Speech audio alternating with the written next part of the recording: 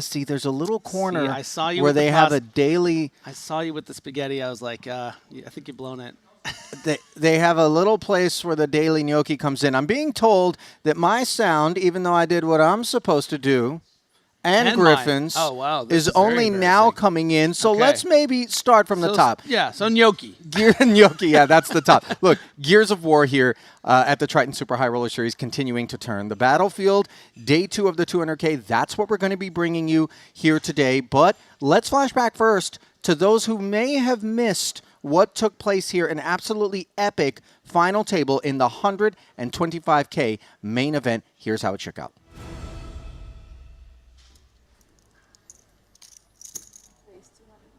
Bryn Kenny would open with ace-7 suited as 9 players came to this final table. Among them was one Elizabeth Chen, who after Phil Ivey moved in with King-Queen, she decided it was time off of the short stack with pocket 8s to get involved. The ace-king-6 board was bad for obvious reasons. The turn lacked help, and so did the river. And Elizabeth Chen was unable to find the spin that she needed here at her first ever Triton Super High Roller Series. First ever cash, and what a lovely one it was. $478,000 for the 9th place finish. I mentioned the name Bryn Kenny moments ago. I'm mentioning it again this time, but because it was his time. Pocket 9s up against pocket 10s, a queen, a deuce board. He wasn't even on hand to soak it up in direct nature. Looking back at the monitor, and then heading straight out of the arena. Failing to find the needed 9, $580,000 pickup for him, an 8th place finisher. Then Wai Kin Yong, who absolutely was savaged here at this final table, brought a big chip lead, coming in, 2 queens, 2 10s. You're thinking, okay, the listing ship will be righted, right? Of course. Ace-King-7 on the board. Why wouldn't you? Turn is the 4 of spades. Let's just count it down. Prepay, 5.1. Oops. 10 of clubs. The Devastator. And you really cannot overstate how well Wai Kin Yong took it. $800,000 taken. 1.6 million. Courtesy of a disappointing 7th place finish. Then Nikolai Vaska-Boynikal find himself with 2 kings up against Samuel Jews. 2 queens.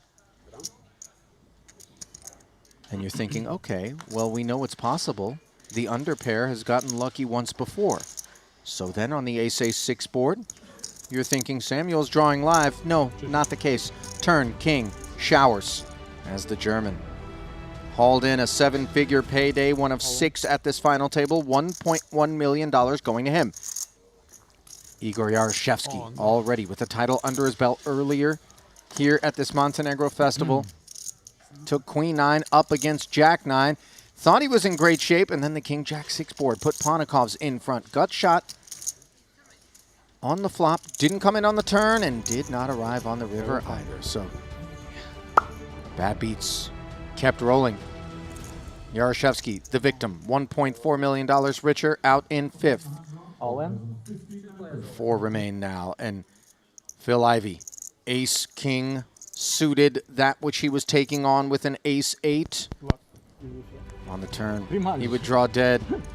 Vaska-Boynikal started to surge at the right time. Ivey taking home $1.8 million, deep finish for him, and a big cash. Then 3-handed action. Took quite some time before an all-in and a call was achieved with any consequence. On this occasion, it was Ponikovs, who found a jack on the flop, ran into an ace on the turn for Nikolai. Hands were shaken, and $2.2 million was awarded as Alex would finish 3rd. Then the Montenegrin, the hometown man, Dejan Kalođerđević, decided with so few chips, let's try it with jack deuce. 6s are what Nikolai woke up to. Note that it wasn't just a jack available to Dejan on the flop, but the gut shot as well. 7 outs on 2 occasions. But neither the turn nor the flop could make him a winner. And you see the immediate impact on Nikolai. Dejan left to collect $3.2 million for the 2nd place finish, but that extra large trophy, the Jacob & Co. Epic X Watch, and the $4.7 million lion's share of the prize pool went to Mikolaj Vaskavoynikau, who was very much in a flow state in the moment, showed tremendous vulnerability, very emotional, more so than I think our typical regs would find themselves being in that particular spot. And this is incredibly just his 6th start, his 6th event played. And what's his batting average in terms of FTs? Pretty darn good. That's 4th FT of 6. Performances. We've seen him on so many feature tables, and incredibly, taking down this main event. Not someone I was super familiar with before I saw him here at the Montenegro stop, but clearly a force to be reckoned with. Yeah. Griff, you went with pretty darn good. That is astounding.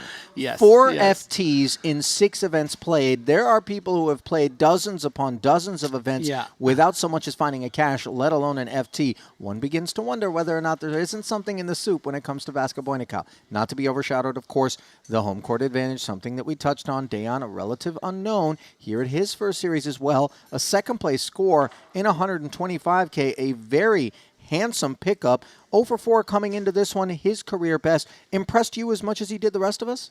Yeah, and it was nice to see sort of a hometown native, make a run here, represent Montenegro here. It's been such a beautiful experience for me personally being in this place. So to see him there was pretty special. Ponikov's I do want to sort of jump to though as well. I mean, he's someone that has been playing so extremely well all series long, and that 3-handed battle was so interesting. It just went on. It felt like for ages. They were just really chipping away back and forth, back and forth. Yeah, Alex, it was his 12th final table, and yet he still doesn't have a title. And we begin to speculate and wonder if there isn't something sometimes, needlessly so, maybe looking for a little bit of drama, admittedly, with regard to when we get into those stages, if there aren't adjustments, little, things, or like heads-up battles, for example, if you come up short on multiple occasions, I don't think we're altogether concerned about Alex Ponikov's 3 of those final tables, by the way, that he has made out of the 12 in main events. So obviously, knows for the big stuff. We know that there are a few who we can say that about. Phil Ivey, the fan favorite. I mean, you cannot overstate the impact he has on just audiences, the draw, the worldwide appeal. Our streams, no shame in it. The minute he busts, we lose several thousand people because that's who they're there to see, and all eyes were definitely on him at the FT. Yeah, I mean, so many people were just typing in the chat, Ivy, Ivy, Ivy. They obviously want him to be successful. He's one of the true original heroes. He's still doing this. I mean, how many are not only still doing this competitively, but really at the highest level at these Triton stops? Very few, and Ivy is just a representative of the old guard, and you can see the reverence that he carries when he walks around the room. Now, you talked about him being a hero. He could actually play the role of villain when it comes to the Ivan Leal Player of the Year award race. More on that later. Danny Tang hanging on to the lead. There was some villainous things afoot for Waikin Yang. He really took it well, but there was nobody that was going to park their bones in that seat, in that main event final table, no matter how many chips you handed him, that was going to perform any better, because he took an ace-queen up against king-queen with Yaroshevsky, king on the river on a queen-high flop. That was brutal. And then, of course, you saw the bust-out hand there where the 10 rolls off on the end, and that was part of what propelled Mikolaj ultimately forward to the championship. But he just was there was no hope in that spot. He didn't do anything wrong. He just brutality. Yeah, but lest we forget, the incredible hand against Chris Brewer, final 2 tables as well, with the queens to the aces. So this is just how the game goes sometimes. I mean, sometimes you're on the good end of it, like he was against Brewer, and sometimes just you get to the FT and everything just isn't going your way. And there was nothing he could have done. Listen, he's already got 2 extra-large Triton trophies in the case, 2-time main event winner, running out of wrists on which to put watches. So, as we teased earlier on, let us turn our attention then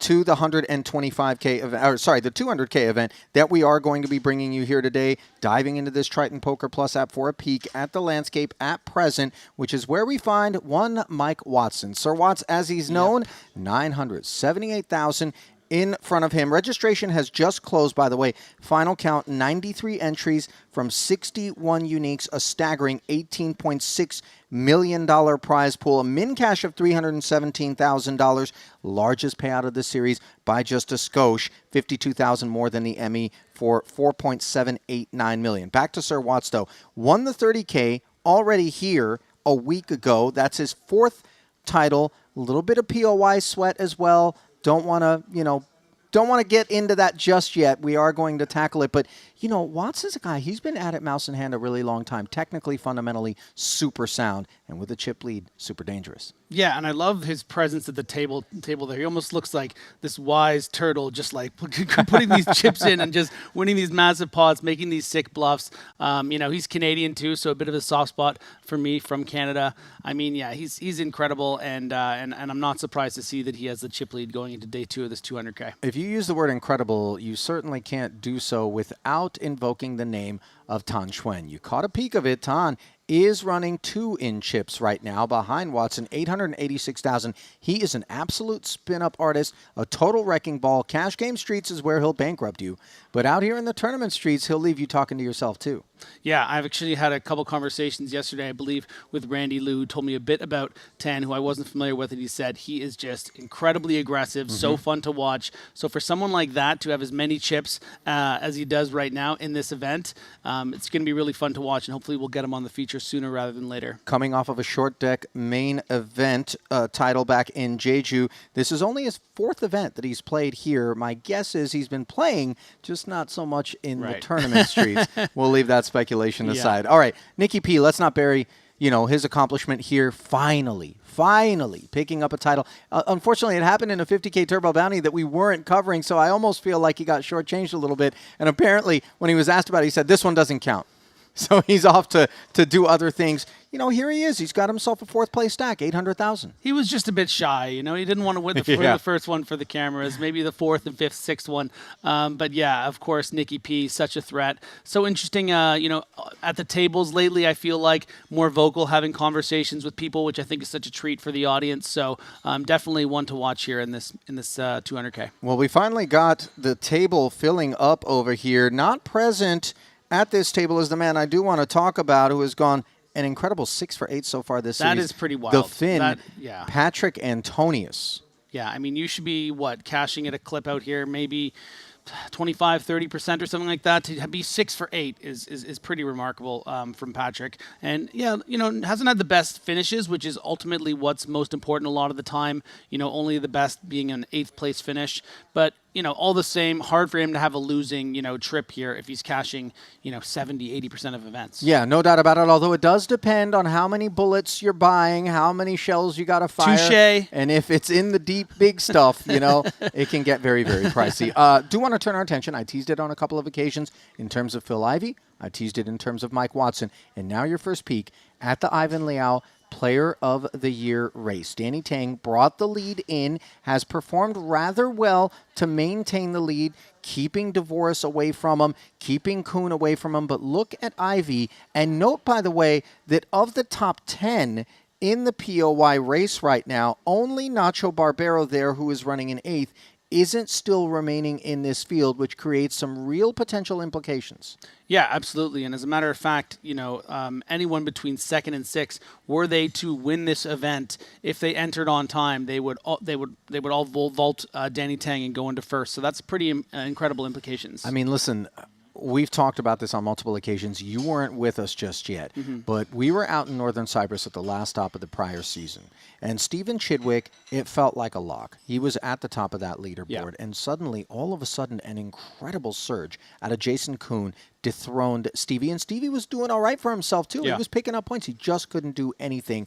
One has to wonder if that sort of surge isn't still afoot. It will matter, though, as to whether or not you're willing to get in there and play 4-card. No short deck on the docket, so you're going to have to play some PLO in order to pick up the points necessary. I believe Danny is definitely going to be buying into those things in the effort to take it down. TBD with the rest, though.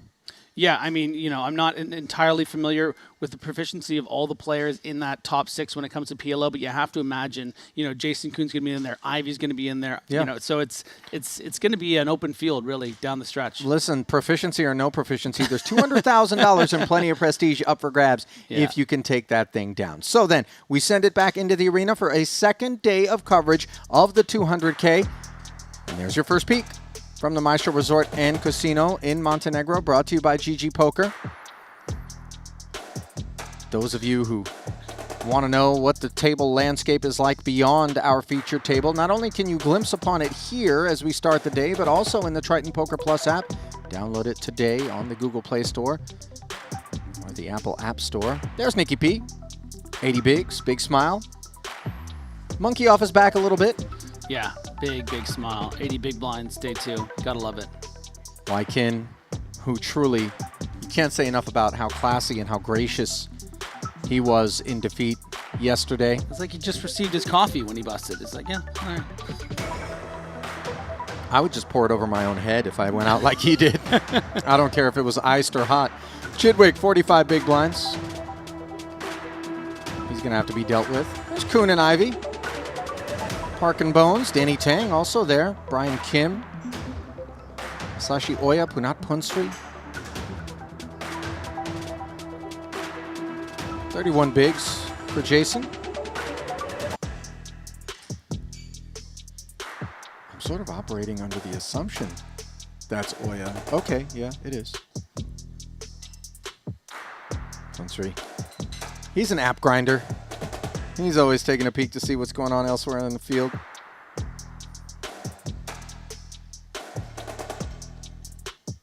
Look at Triton co-founder Richard Young. Feels like a possible max late reg situation for Richard here. 20 bigs, exactly. Would be a heck of a coincidence. Well, there's Boss, the other half of the co-founder. Tandem. Parked across from El Conquistador. Adrian Mateos. 61 bigs for him. To the direct left of David Yan. Might that be Malinowski? Sure seems like it. There's Limitless. As we creep around, Victor, just 15 bigs. Paul Fua, how much is he working with? 37 bigs, okay. We see you, boss. How about Alex Kulev? He's had a heck of a festival. 20 bigs, perhaps a second bullet anytime I see that number. Like it, yeah. Ben Heath, also there.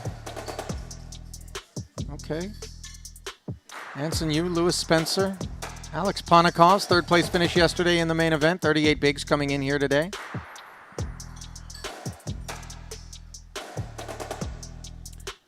Really feels like he was one run it away yesterday. Lewis Spencer, 17 blinds. Patrick Antonius, by the way, is going to park between Spencer and Ponikov's. There's Tan Chuen, second biggest stack in the overall field, 89 bigs. Also at that table, Xu Liang. He's been impressive on the opportunities we've had to observe. Chris Brewer, 32 bigs in front of him, a spot of tea to start the day, get that gentle caffeination. Vyacheslav Buldigan, 18 bigs. I can't stop looking at Mario Mosbach's. What looks like he threw some cotton candy in with the wash, perhaps. You know, I don't do a lot of laundry, but I know enough not to throw a bag of Skittles in with the laundry. I'm not going to miss him in the room. My Little Pony vibes. I like it. Grafton, 26 bigs. He's doing a spot of tea, I'm guessing. You've worked with him often enough. Is it tea or coffee for Squiddy? Oh, I should know that. I think coffee. Really? Maybe you know what? The buzz, the energy levels on Sam, this is not a tea level deployment. Exactly. Caffeine. You're right. It's got to be just black with heaps of sugar. 21 bigs for Ivy. And having a laugh with Jaffe. Yeah. It's nice to see. Is that Saliba between them? Just taking a peek. Here's the first look our at the feature, yeah. Yeah, walk us through it. Michael Watson, our tournament chip leader with 98 big blinds. Dan Smith had a great day yesterday, finishing with 82. Artur Martirosyan is so dangerous, so we should keep an eye on him at this feature table. You know who's also dangerous? Bads. Badsy. Take you to the Bads lands. Santosh, 40 big blinds. Elton and JNT bringing up the rear. Yeah, looks like another bullet. Or perhaps a first max late reg, unclear. For Jean-Noel Torel, what is clear is that he is an absolute knuckleballer on the mound. Good luck trying to hit his pitches. 5 and 10K with a 10K ante, 25K in orbit, the price of poker. These were just moments from getting things away. It was not Saliba, by the way, between Jaffe and Ivy at that outer table, but Yeray Iribarren, who is an absolute cash game beast, playing under the Spanish flag.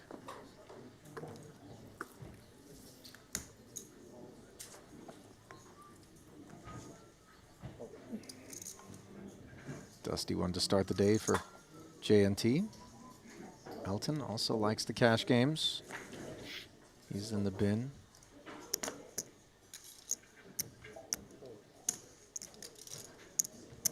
Now Artur will start his day with 6s.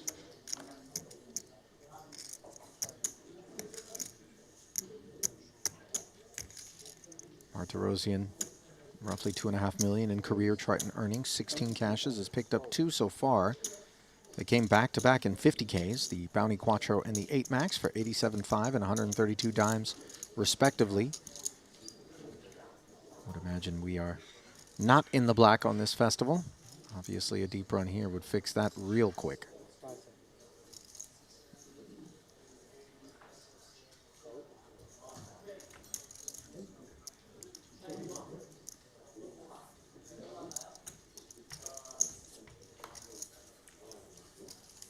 Raise and take it. Easy breezy. Didn't pay much attention down toward the bottom of the leaderboard, but 20 bigs is not the low water mark. Leon Sturm has just 8 bigs coming in. Wai Leong Chan running 50th of 51 runners, 10 bigs in front of him. Henrik Hecklin, 13 bigs. Malinowski, we saw him, 15 bigs, and oh boy, all of a sudden, from white font to gray font has gone Alex Kulev at one of our outer tables. Griff, do you have the particulars? Yeah, so of course Kulev buying in for the 20 big blinds today. Ended up getting in with ace-king against the boss, Palpua's jacks. Standard flip for those 20 big blinds, holding on a deuce 7-4, 3-3. So a cruel sort of irony, buying in, busting in what must have been one of the first two or three hands for Kulev, but that is a painful end to $200,000, that's for sure.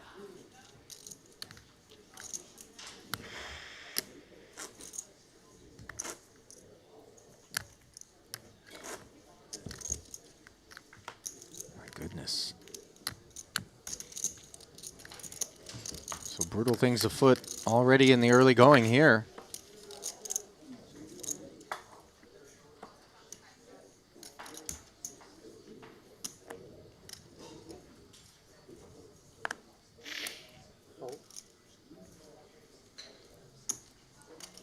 We did touch on the fact that only 15 players will be paid.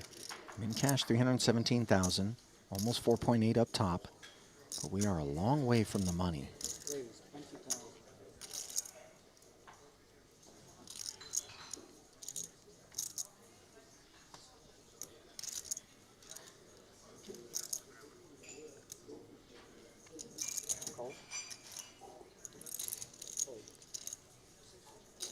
Dan Smith going to call 40-ish big blinds effective on the button.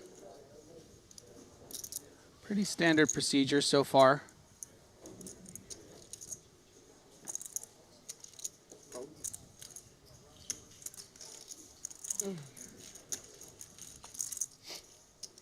Suvarna getting a bit creative from the cutoff, but not outflopping the 4s on a jack-high rainbow board.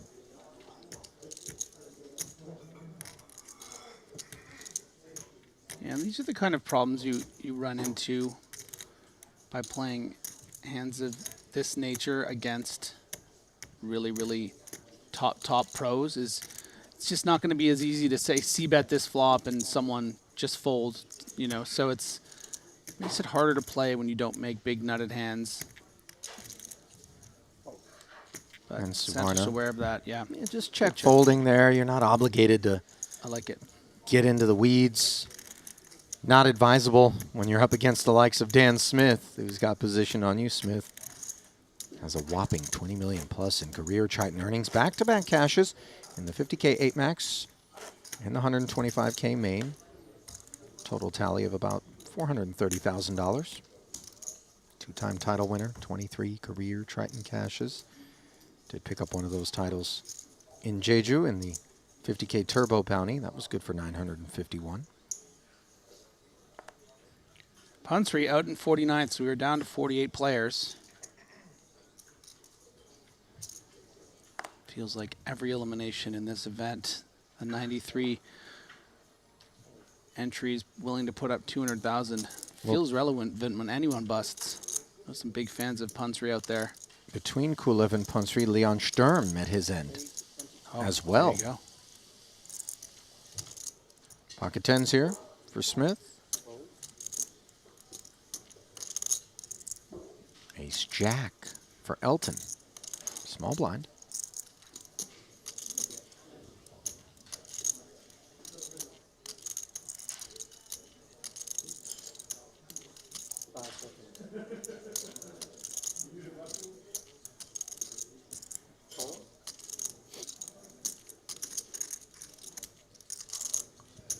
Wow. A flat by Sang. And the wow coming just because of the cooler effects on the tens of these jacks for bads, or more so 85. Elton's decision to play it as a flat as we see the 3-bet come in from It's Makita. just a very, very big hand for Makita to have.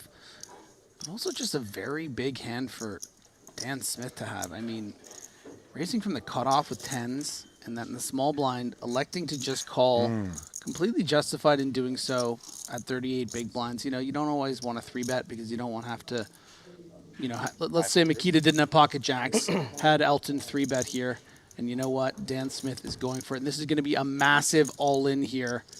You can see how much more Dan Smith values these pocket tens at the cutoff versus this big blind squeeze. And this is going to be a huge, huge pot. Elton's on his feet. I don't really think that he's got an affinity for ace-jack in this particular spot. The trouble for Dan, of course, is that Elton played it as a flat, and now the raise jam from, the jam from Smith, but the 3-bet from Bads is responded to in this manner in part due to the flat by Elton. Yeah. I mean, I think that, were Elton to 3-bet, for instance, with ace-jack, Makita would be 4-betting, and Dan could make a massive fold with tens. But with this action, yeah, and Makita side calling off with the jacks because he recognizes this is going to be tens, ace, king plus. He happens to have the exact hand that he has dominated. Yeah, and perhaps sensing that that might have been toward the bottom end of the range. Shove on you. Save me. Look, everybody is saying they would have shoved on Makita there, who's woken up with the goods in a great way here against Smith. All in against Dan. King 6-4 is innocent.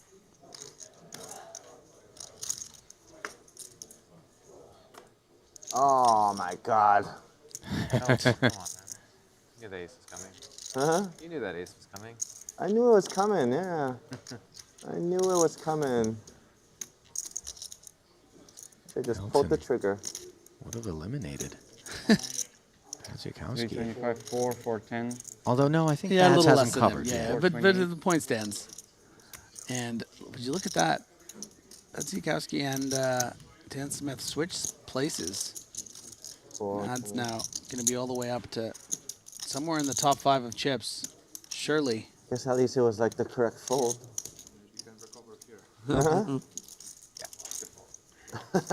Yeah, they literally flip-flop.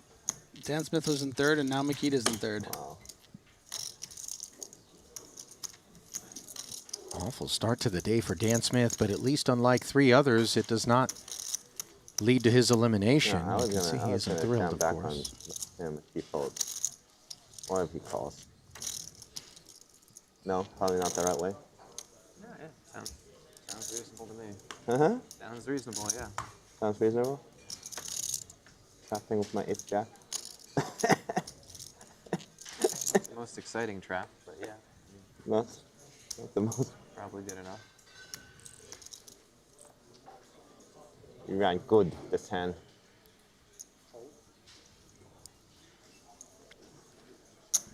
So bad's the mighty double. Pocket sixes for Victor. Played as a limp early. Ah, wow. Don't Very see it often. interesting. Oh, and look at what it does in terms of Dan Smith now. Not 3-betting and not opening with this ace-king suited. Well, depending on his sizing, there is a version of this hand where perhaps, you know, Victor can just, yeah, and look at that. It's only 2.8x. So The limp. had Malinowski, you know, open shoved for 15 big blinds, feels like too much under the gun on one, doesn't it? Seems not good. But a min raise doesn't seem that great either because you don't have any blocker properties. And you're just kind of like, what am I trying to do here? By limping, I think it's, you know, I think it's a fine option. I think he's going to be able to see a flop or back shove if he thinks Dan Smith is just ISOing what maybe Dan Smith perceives to be some middling strength hand that might, you know, fold. Fives get binned. Oh, Sir Watts. Ace, queen. And look at all the awkwardness that ensues just courtesy of Victor's choice to limp up front.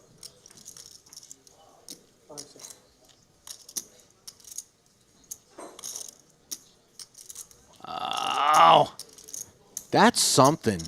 To have the stack that Watson does and to simply bow out with the ace-queen. Does he maybe think that the limp jam is somehow about to go down from Malinowski? Just given early position limps are not something that we're accustomed to seeing? he just has a deep understanding of both of their ranges here. He recognizes that, like you said, as Victor flops a boat. I had a good little. I was excited about that thing I was going to say, Ali, but this is a full house on the flop. Well, no, point taken that Watson has a deep comprehension and appreciation for ranges as played. He's out of the way, and obviously well served to have done so given the presence of Smith with the ace-king suited. Now, Smith has himself a really ugly board texture, and the action checked over to him. 996 doesn't feel like it's supposed to be interacting with the range of the limp call from Malinowski. 25K the C-bet from Dan. But just look at how Malinowski somehow was able to find this flop with an SPR of like 1.0. Like he still managed to get it into it here. Had he min raised this, he would not have been afforded the opportunity. Dan Smith would have 3-bet, 40% of his stack. So this is just so cool, and now he's gonna definitely get it all. Oh my goodness, what a poor development this is. Watson might be thinking, oh man, this would have been a good spot.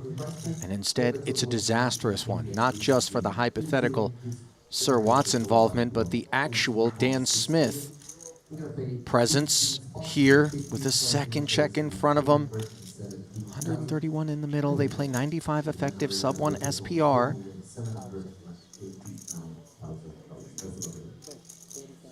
What's the sizing here from Smith? 40. So looks like he's going to try to get it across 3 streets.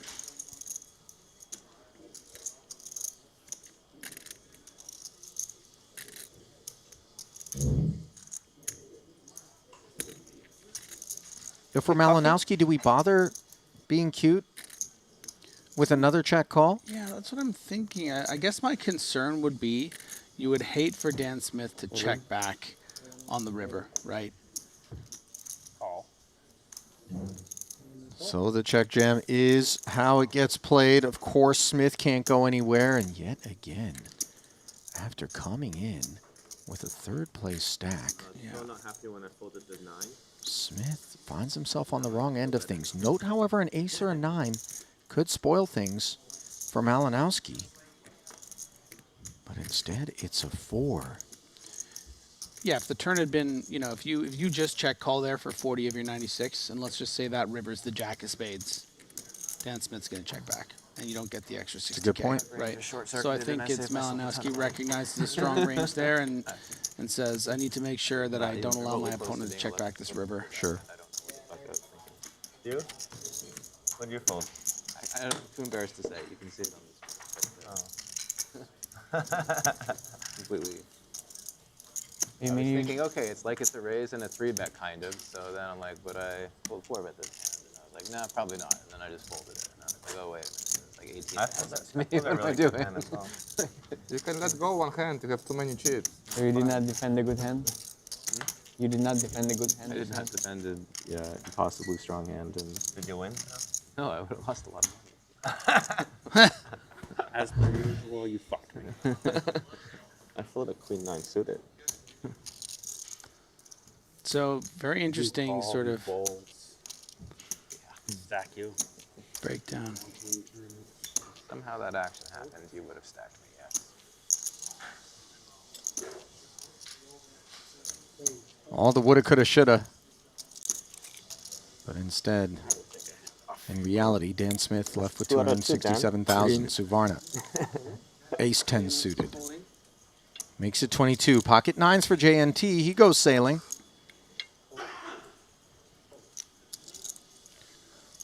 Yeah, and in all the ways that Dan Smith could have been unlucky early on here on day 2, even just that ace-queen fold is unlucky because it came 6-6-9 ace, you know? Well, you want to talk about unlucky. Oh, here Yet we go. again, a pocket pair finds itself covered elsewhere in a pot. On this occasion, Martirosian with jacks.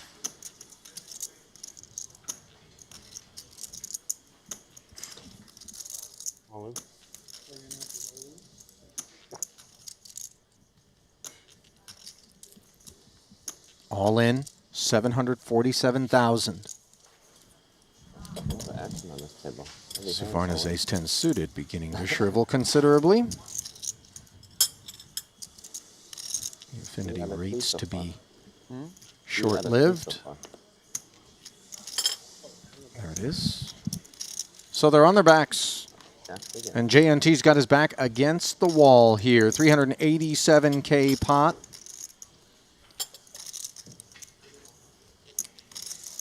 On his feet is our VIP. Two-time main event runner-up in the 200K, in need of a 9, and instead he's got an ace-5 3-flop. Might be looking for a 9. Do I have one in my pocket? Maybe one under the rail? Ah, I left it at the buffet. Hate when that happens.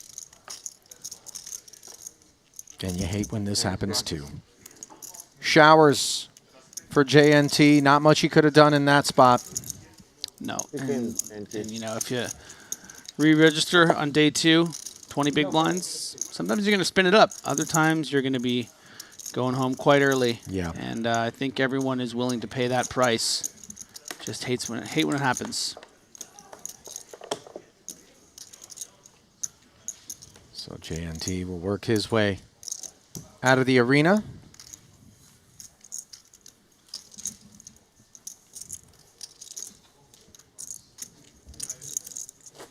Ponikov's also was showered just prior to JNT. And what did it to Alex?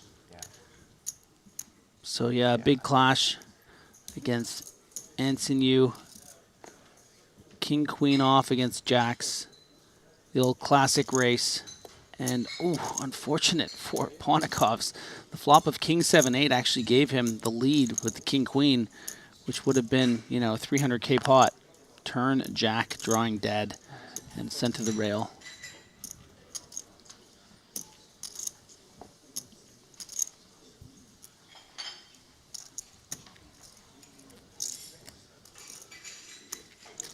Ace-5 here for Martirosian, as the beats apparently have not been relegated to simply here at the featured table. Maybe we get down to this 15-place money bubble a little faster than we would have expected on the day. TBD, still early here in the 200K. King 8 for Malinowski in the big, checking back. 9-9-3, couple of diamonds, ace of diamonds relevance for Martirosian. Oh yeah. Can have the best hand so often here. Can certainly start betting just to clear out equity.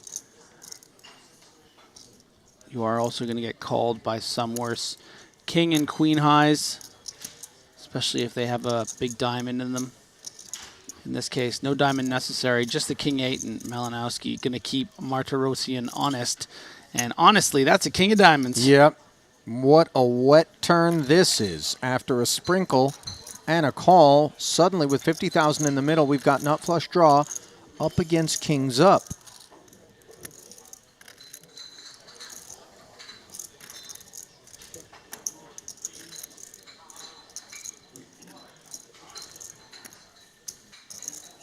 Martirosian does not barrel again. Obviously a willingness from our opponent to call. We do need to be mindful of some of the 9x. Yeah, but Malinowski wants to charge Martirosian here. Having turned that king, going to fire out a bet. Quite significant one, about 60%. Matter of fact, on. exactly 60%.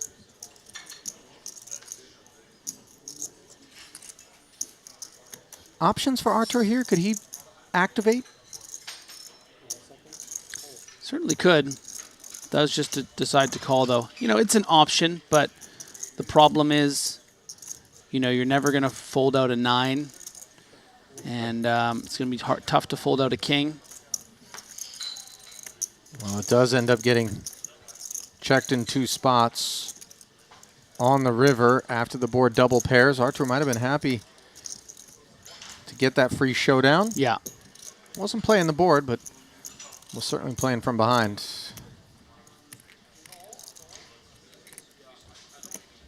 So Wiktor Malinowski of Poland taking that pot down. Diving into his profile on the Triton Poker Plus app, we can see 3 million plus over the course of his career. 9 cashes in total. Limited involvement here in Montenegro? Yeah, 2 for 4, though. And, you know, had some near finishes. 19th in the 50K, 12th in that 100K 8-handed event. Had a nice run in the main event in Jeju. A lot of people are aware, known as Limitless Online. Yep. You know, I do wonder, how old is that movie now? And do you think he made the screen name because of the movie or because it's just a great word? That's interesting. Maybe the screenplay was an adaptation of his online exploits. Expressed as I a do forget Hollywood what happened film. in that movie. Did Bradley There's Cooper some play kinda- this guy in a yeah, movie? I thought it was like you take some pill and then you're like a, you know, super senses or something like that for a Right. while. I can't, I mean, it's old. It's got to be well over 10 years old. That's what I'm saying. I just mean, like, I can imagine, you know, someone being so into that movie, making it their screen. You got to make your screen name. You're like, oh, Limitless. Movie's 13 years old, by There the you way. go. Makes me feel old.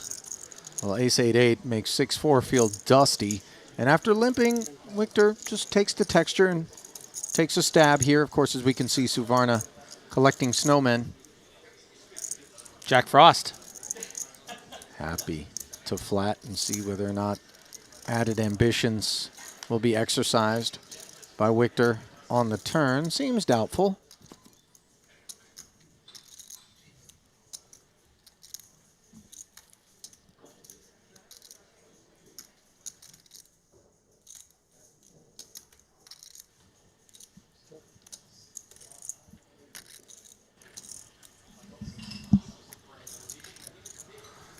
Oh, check, check.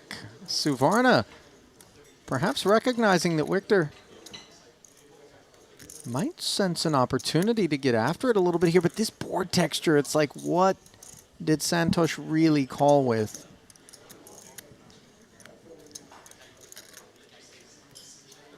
So it might work here. The thing that I find interesting about this hand is I think, oh, wow, it's really going to work. I think Wiktor now really thinks that Santosh could have something like a queen high, you know, a jack high, some sort of float that won't be able to call a river bet.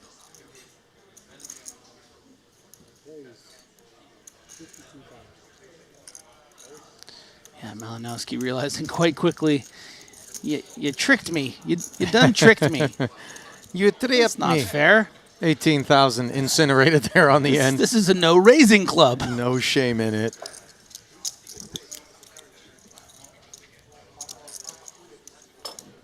On the topic of clubs, you ever play poker at a country club game? Yes. At a country club game, what does that mean? Yeah, Just like at a golf course, you know, the guys from the country club, the No, members have get you? together and they play. You got a Well, story remember for me? there was a scene in Rounders from that, and I used to think, Right. no, that doesn't really happen. Yeah, I played in a country club game. Nice. I played in some real interesting. I played in college. The University of California Police Department. Nice. I became familiar with them due to just some over-exuberant choices behind the wheel of one M3 that was quite a bit more car than perhaps I needed at that point in my life. Yeah. But then they came to learn that I play poker, whatever. Next thing I knew, I was dealing the police home game. Stop. And playing while dealing, by the way. Get out of town. Yeah. That was another interesting one. That's great. Ace-4 suited. Elton. Min-raise up front. Martirosian. Looking a bit curious in the cutoff here. 55.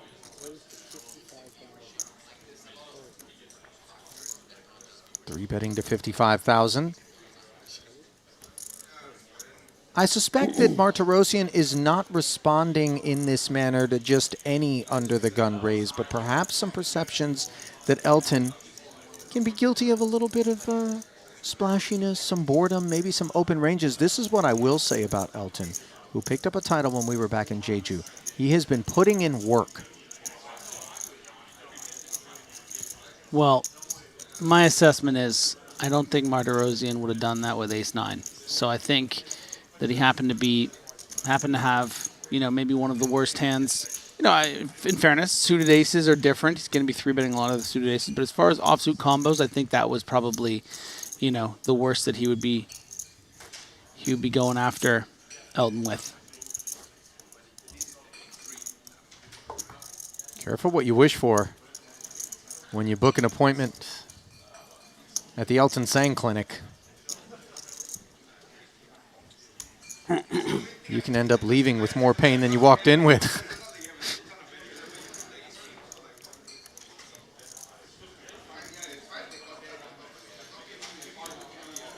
King 7 suited for Sir Watts.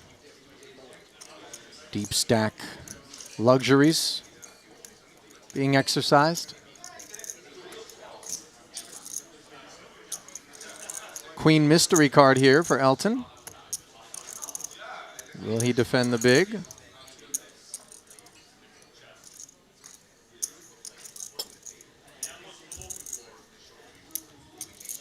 Get our answer. Emphatically with the reds. Get rid of these Get rid of small these denomination reds. chips. 7-6-4. Top pair for Watson. Doesn't feel like whatever that second card is for Elton, bar or queen, that it's anything interacting with this board. Now, the queen doesn't interact either, but Yeah, I think Elton might be in there with some suited sort of 3 through 8. But yeah, a lot of queen 9, queen 10, queen jack. oh, he's going to speak up. This is a range advantage posture. Leading for 18,000. We do see this from time to time.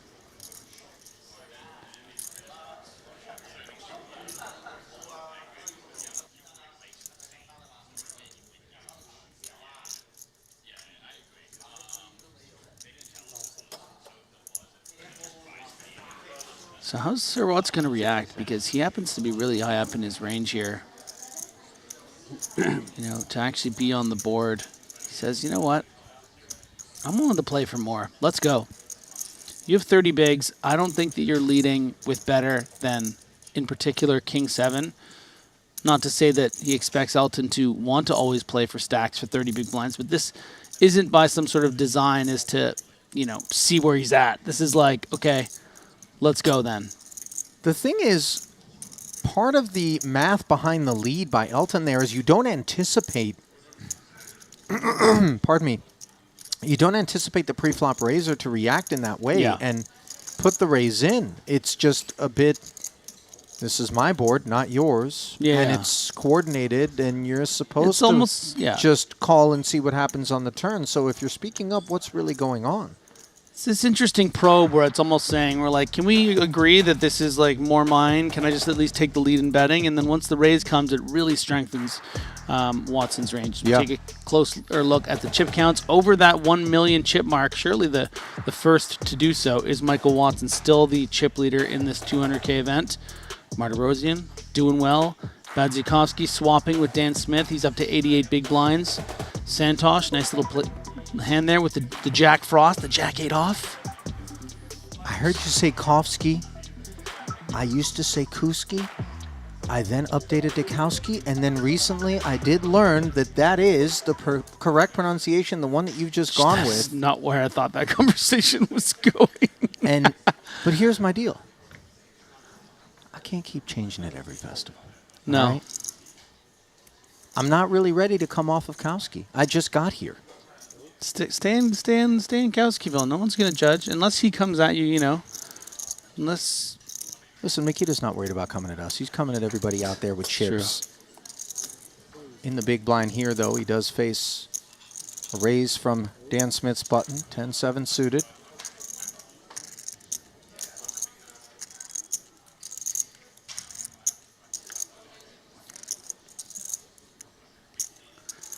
There is Mikita. Quite famously, the one of the most studied players in the game. Someone who puts an incredible amount of time and effort and commitment into the training and the studying of.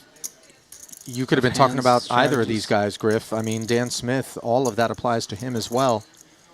And Yeah, but so I've many heard, of I've our heard Triton stories regs. about Mikita. He really Oh, likes okay. the work. Yeah, yeah. No, he's an animal. Listen, Dan Smith's not allergic to effort, but certainly did not find a favorable board here. Nonetheless, ace high will draw the 35K forward. Bottom pair on this board. Do see some occasions on which players will simply check fold with bottom pair when they lack prospects on boards such as these, so as not to play guessing games and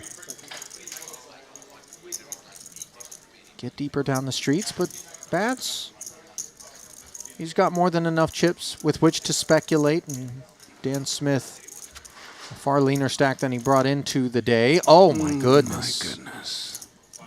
Drop a nickel in the machine and give me trips. Mikita smashes this turn. He's just praying that Smith has a big ace. He's already watched Dan get punished on a couple of occasions earlier on the day, thinking, my turn.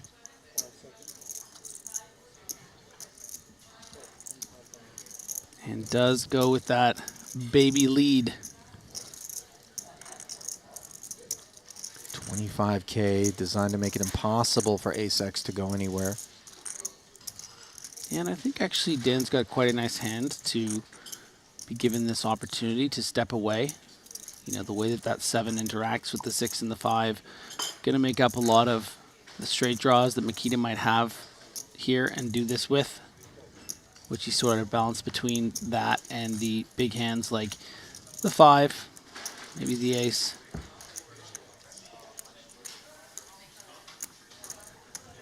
Smith, of course, no prospects with that 10-7. Uneventful muck.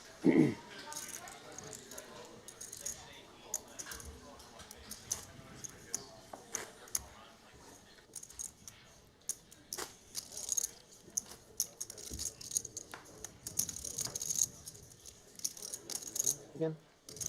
Dan looks composed and no worse for the wear in spite of things truly unraveling in a way here for him on the day. Now sits with sub 20 big blinds. We talked about the pressures of that stack depth for those who chose to max late reg at the top of this second day here in the 200K. can find yourself spinning it up or spinning your way right out of the building. I can't help but think about the meme of the little animal in the burning, the animated animal in the burning house. He's like, this is fine. Oh, right, in the foreground? Yeah. We're talking about the... Just such a brutal start to this day 2 for Dan Smith. Doesn't seem fair. Raise and take it there for Victor.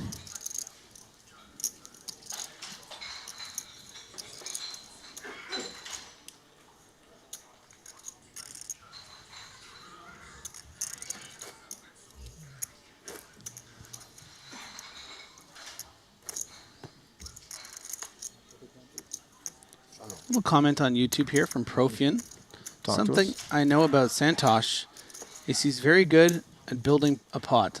I call him the engineer. Oh, I like it. I like it too. The engineer.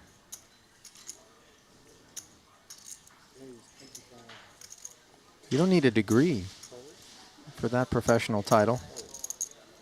You just need to have a lust for action. Elton saying certainly qualifies as being cut from that cloth.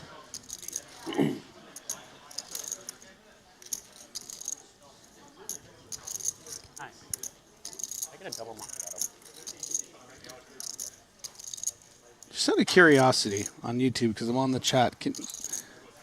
Some people tell me if you're on that Triton Poker app. I want to see our Triton Poker Plus app, people, because I want to bring something up about the app, which I just find so remarkable. Top pair for Martirosian. That's the more remarkable of things on display here. Malinowski under the gun.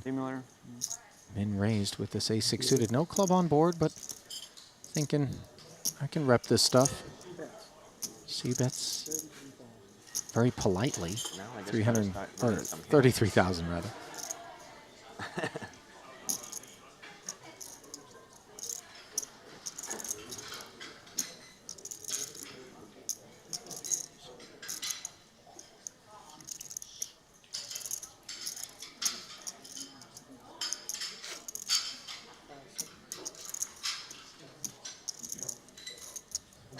Artur responds.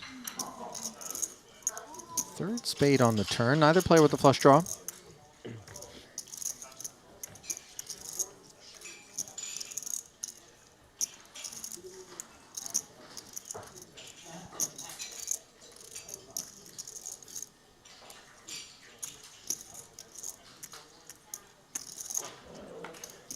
Second check out of Martirosian. This time a check back from Victor. 4-liner shows up on the board. Texture only getting worse since the flop for King 7. Yeah, it would have been very difficult for Malinowski to find a bet here on this turn. It's a very one and done kind of card. You have no spade blocker in your hand. You know, there is maybe a small chance you'll consider trying to bluff this river, but it's extremely difficult. I mean, spades could also hypothetically check raise you on this river. A queen might still check call. Yeah, and he's aware. It's not the kind of animal that you want to poke and prod Martirosian. He'll bite ya. Artur, quite a successful Triton career under his belt. 2.4 million plus in career Triton earnings. Took a minute for him to find his stride. Got shut out at his first 2 festivals. We'd hate for that to happen to those of you at home. In terms of our good friends at GG Poker, do not get shut out. Sign up today. New players, deposit a minimum of $20. Get yourself a full sign-up bonus, $50 Global Millions ticket. All you got to do is use the sign-up code Triton_2024. And, of course, Rush and Cash Fridays going down as well. You can pick up free dollars. All happens at the world's largest online poker room, GG Poker.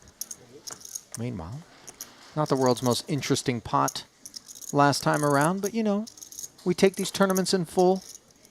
It's not all highlight reel stuff. Leave that to the edited iterations. And that is what is so crazy about, you know, the coverage here is the reporting of every single hand that is played and shown through the app. You can click on any player and you'll see every hand they've played basically. Have an extra person behind recording it all. And that's why we're able to get you up-to-date chip counts and all those hand histories right away. Pretty amazing system here at Triton.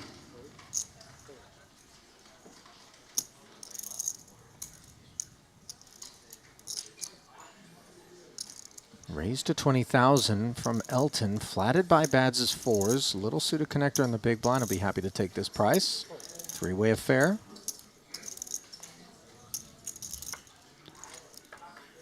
Pretty fair fight between them. 75 in the middle. Queen, Jack, 8, and the fairness diminishes considerably, courtesy of a gut shot and second pair for Elton.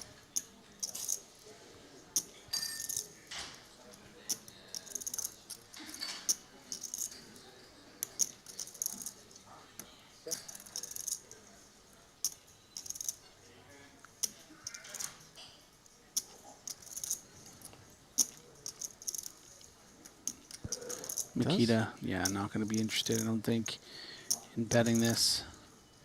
Too many ways to lose. Prove me wrong. Do it, Bats. Make me a fool. You asked. I did.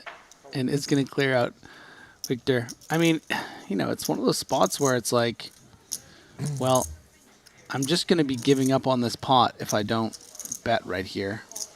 And technically, my range on this texture is probably the strongest once Elton checks. So why not just bet, see if I can clear out the big blind, see if I can assess if Elton check calls. Maybe he has something like, you know, pocket tens when he check calls. Maybe I can bet on later streets. Maybe he has something like an ace-jack, in this case, a jack-10. So let's see if Makita keeps his foot on the gas pedal. You know, the pot is slowly creeping up a little bit. 125, 233 back for Elton. This may have, in fact, just been a one and done for Makita.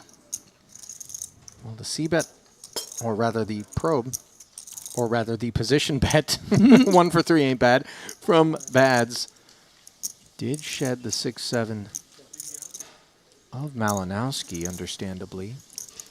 But in turn, understandable was Elton's choice to hang in there as he checks once more.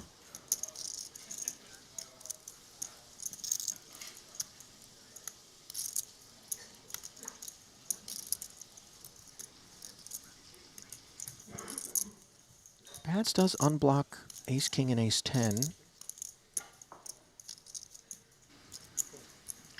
Yeah, I think ace-9 suited also reasonable. You know, spade, club, or diamond. Very dry river, and I suspect Bads, with a third check in front of him, may feel like there's some showdown value as played.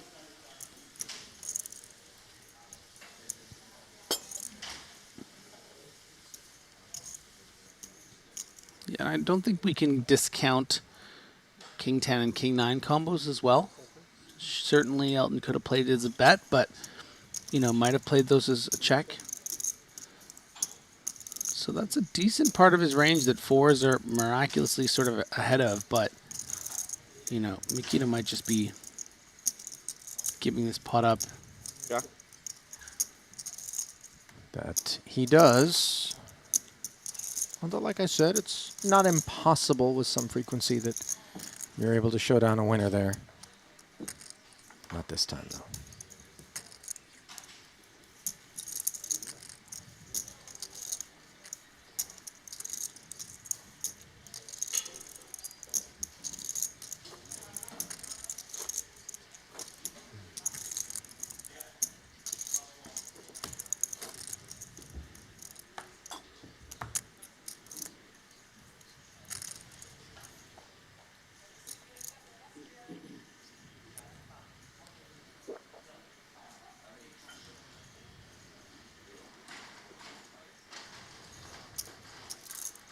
Ace-8 suited here for Dan Smith.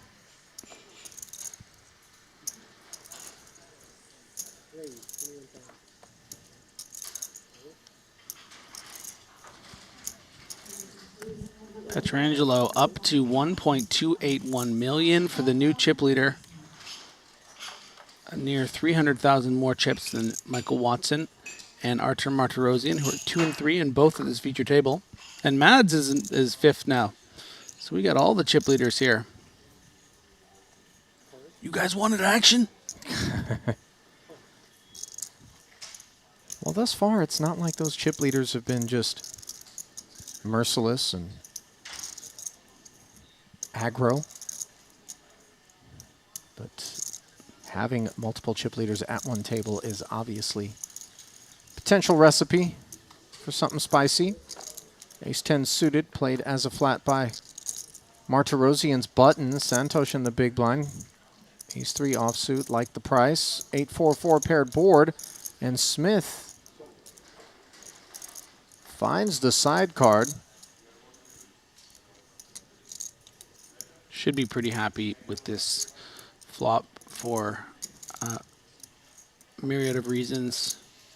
First and foremost, he just shouldn't really be up against a stronger range from either player. Sure, Santosh can have some fours sometimes, but when you think about what Martirosyan is flatting with, could have nines, but, you know, if he has any kind of pair, it's going to be, you know, through that 5s to 7s range, and then worse 8s in the form of maybe a flatted 9-8 suited, some 7-8 suited. So most of the time, you're just going to have the best hand, and you might get floats from worse hands, similar to what Artur actually happens to have. But no hard on board, just going to let it go, and Dan Smith finally gets a little blood back. Yeah, it's been transfusions in the wrong direction. Yeah. He's been the donor. Yeah, he's been given. He's been generous. Nice to see him get a little back. Some, you know, notable eliminations, and frankly, Ali, I think every elimination at this stage is relevant as we go up to 6,000, 12,000 with a 12,000 ante. Yeah, last one we saw was 47th JNT. Where have we gone since then? So Orpid in 46th, the main event winner, Mikolai Vaskaboynikau, also eliminated in 45th. Hecklin, 44th. Waikin Yong in 43rd. Leonard Mao in 42nd. And then the two Brits, Benjamin Heath and Sam Grafton, 41st and 40th place. We are now in that 39 down territory. So we're getting, you know, things are starting to get a little deep. Number of relatively lean stacks still remaining. A lot of teenage depth out there from 33rd down to 39th. Phil Ivy's still in. Look at that. 24K out of bads here with ace-9 off under the gun +2. Watson plays the king-queen suited as a flat. Mike Malinowski be thinking a cold press is available. Just folds the ace-jack on the button, no less. Pocket nines for Suvarna, though. Small blind. This a better candidate than the ace-jack in your estimation to try to pull off the squeeze, or can we just flat and C3? What's your preferred course of action? I think in this particular situation, wow, it's close. I don't know if I would 3-bet. I think I would prefer to shove for my 30 big blinds or flat. I mean, Mikita's going to have obviously a relatively wide range with this stack, going to have a lot of hands like an ace-9. Sir Watts could have a pretty strong hand in this spot. Probably not frequently enough a better one than pocket nines. I think he does flat 10s, sometimes even jacks in this spot, but most of the time going to be weighted to hands like king-queen suited, maybe ace-jack off, sometimes ace-queen off, and it's sort of talking about the higher up range. So, and you can see now does get the call and would have just won all these trips pre-flop. Instead now we're getting to this like, okay, 1 SPR, and I'm in a flip situation when I would have just been able to take it down pre-flop. But you know what? Sometimes you just flop top set. Ali, like, 107, managing to retain the king-queen suited of Watson, which just is 2 overs and some backdoor prospects. But Suvarna with a chokehold on this one. Love to see a check so much from Savarna. 45. 45. Well, a downsized c-bet, not the same as a check, but obviously an invitation to continue for a wide array of kit. Yeah, I would just say that the problem is when we start talking about Michael Watson's range here, going to be a lot of big suited hands like this.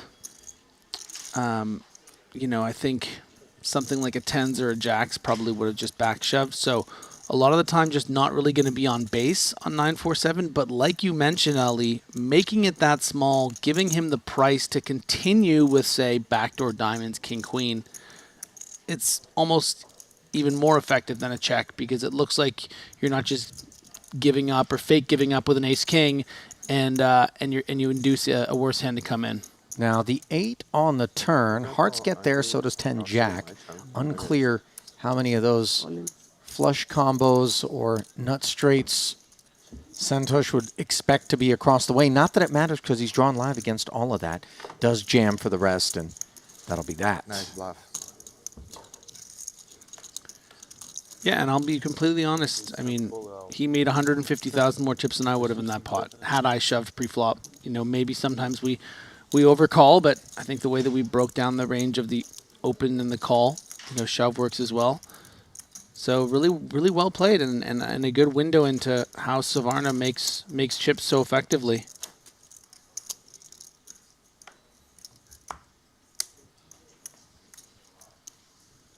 Those aren't always tournament chips that he's making either. He and Elton love to burn the midnight oil in the cash game streets here at all these festivals. It's a good thing we got blackout curtains in the rooms, that's all I'll say. Ace-9 once more for Mikita. Obviously a lot of exciting things happening here in Montenegro. But I have to say, you know, these six-figure buy-ins, they really draw a lot of interest, not just from the people at home, but the players. I was having a conversation with a player last night and mentioned that, you know, he happened to be at dinner with a few other friends and then saw a bunch of other players at the same restaurant, and then the big queens to aces brewer hand was happening. Someone had it up on their phone, and everyone just gathered around the phone like it was, you know, like the moment in the Matrix, like Morpheus is fighting Neo. Like it's just this like crazy clash, you know, with so many millions on the line. So just really, really great stuff as Mikita opens the ace-9 here. Somewhere on the continuum between professional and enthusiast or fan lies every one of these guys. Yeah. 9-4, not in great shape pre, and not so pretty post on the Jack-7 deuce board.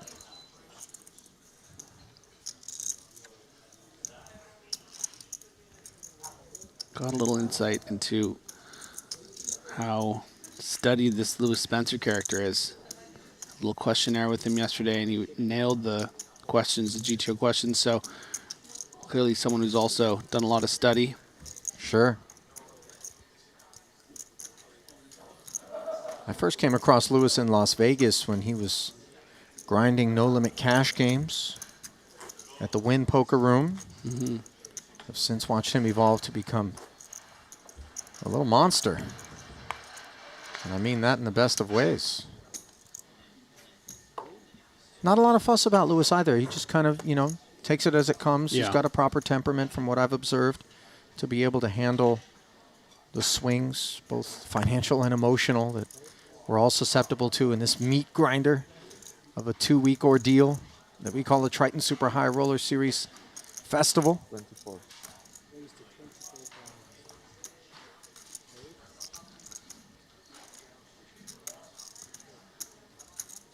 Yes, maybe some players that might come off a bit unassuming are actually the ones that are most capable of handling the pressures of being in this cooker.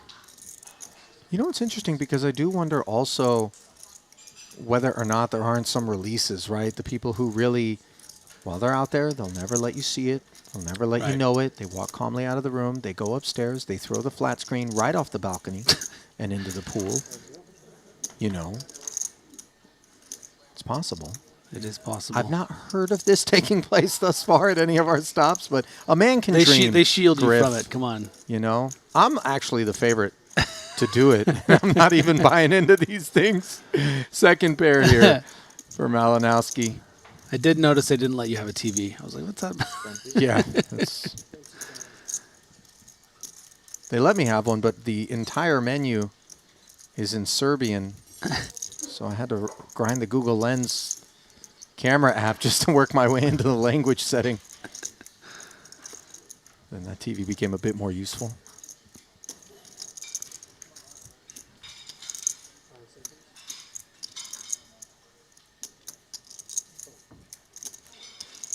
So Elton I trying think to this- get a little tricky here with the lead, but Yeah. This was not necessarily the board that Elton's supposed to be doing that on, right? No. The king, queen, 3, 2 clubs against a pre-flop razor? it's interesting to me too because you said that he's been doing a lot of work, and I think some of the things maybe that I've noticed about Elton is just like, maybe on the fly a little bit. He's trying things, seeing how like this is going to work with this kind of hand in certain situations, and like, there's a little bit of a brilliance to it where I think he's just adapting and figuring out what works best for him. And obviously that was a bit unorthodox. Sure. But Raise.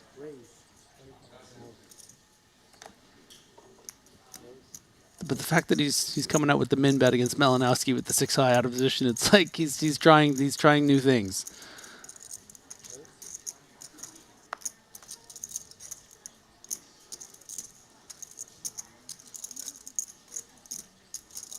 Ten-9 suited.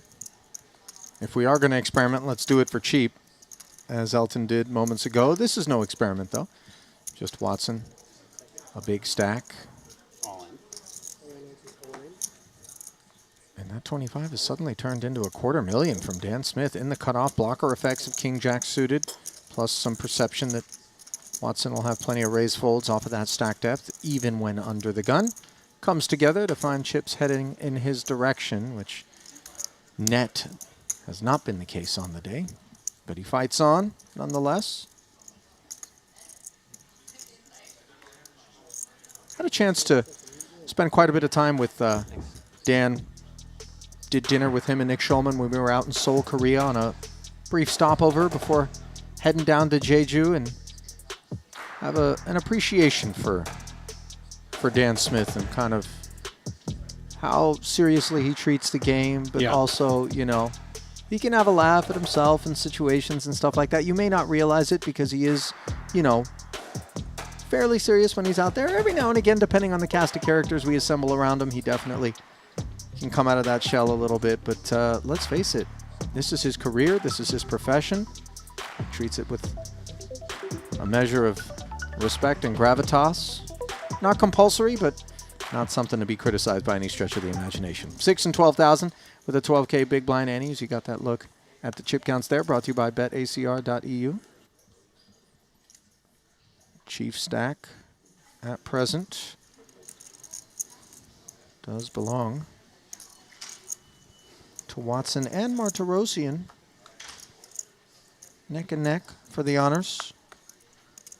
Bad's not far behind, hunting the 7-figure club. 24. Here's Lewis Spencer on the hunt with ace-9 suited.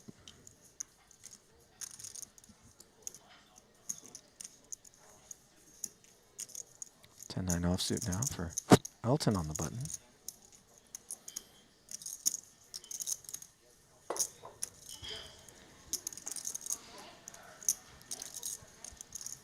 Here's a question for you, Ollie. Okay.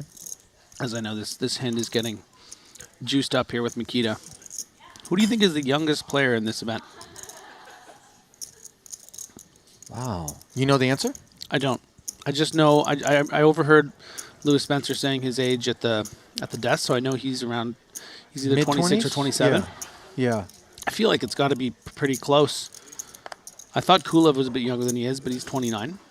I think Leon Sturm is the Oh, youngest. yeah, he's quite young, right? Yeah. I think he might even be 23, 24, if I'm not mistaken.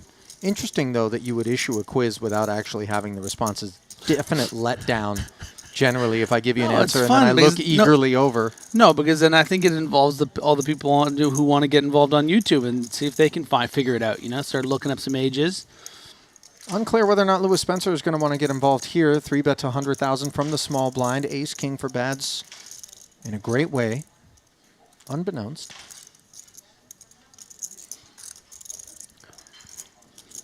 All in.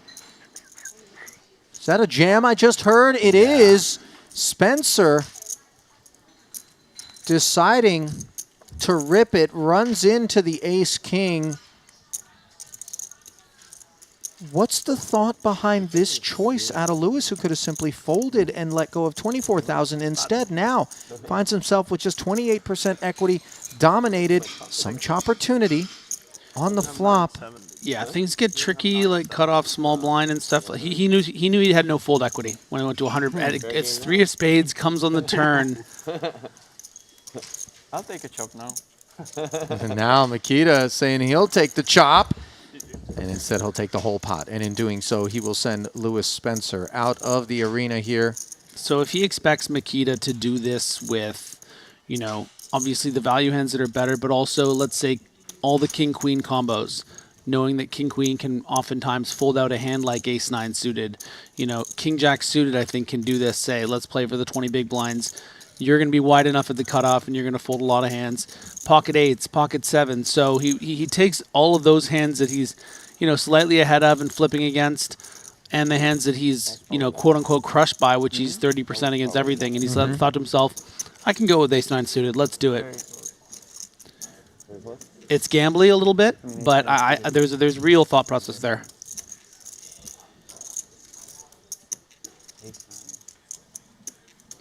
It looks like Elton was actually inquiring with Makita because he, too, was a little bit struck by the choice from Lewis. And I believe Bad's saying it was close.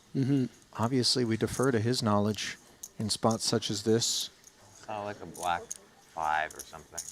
Yeah, Lewis Spencer would not have been putting it in there were it not close. But yeah, I think it's probably a bit, you know, sometimes you want to color a little outside of the lines, maybe try to get a little lucky against someone like, I mean, the thing that I think also part of it is Makita is the most capable of like understanding these ranges as well. And he's gonna know that Makita could just maybe do this with like, you know, king 10 suited even. Sure. And just get some folds. Sure.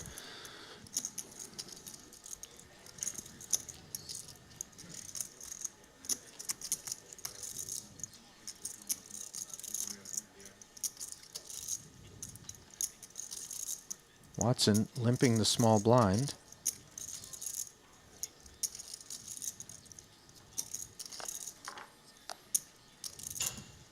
Queen 9. Artur to check back with an ace-high pre.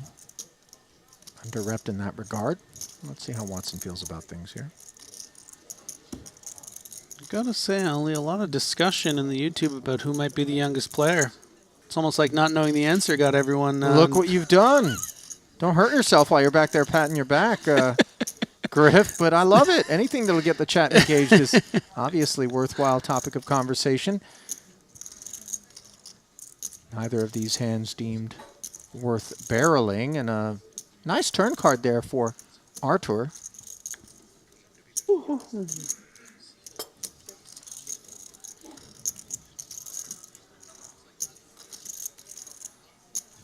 Watson not getting ambitious with 10 high. Yeah, I think part of it for Michael Watson here is thinking 10 high is going to be good a decent amount of the time. Recognizing if he bets, he's not really going to get a jack, king, or ace to fold. So let's just check.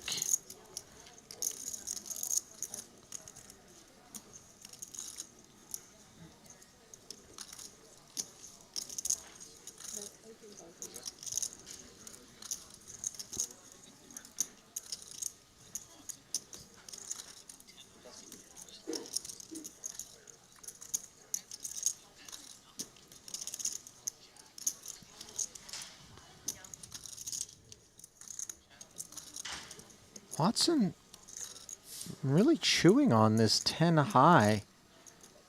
eventually does let it go. Yeah, just thinking about all the combos of, you know, ace high, queen X, 9X that would bet there versus all of the potential bluffs. Yeah, sure. Ranges just get so much wider, right, with these blind v blind double paired boards.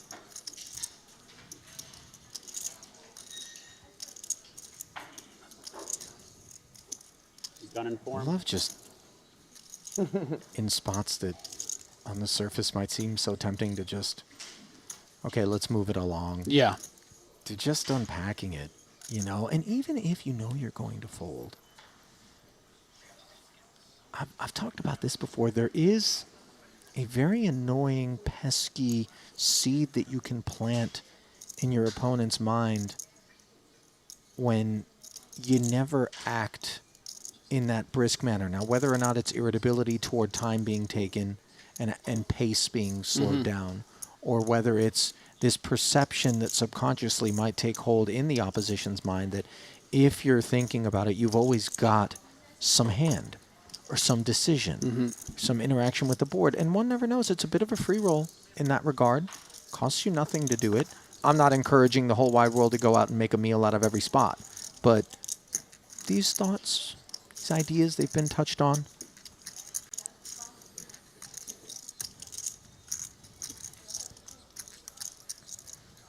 Martirosian. Jack 9, small blind.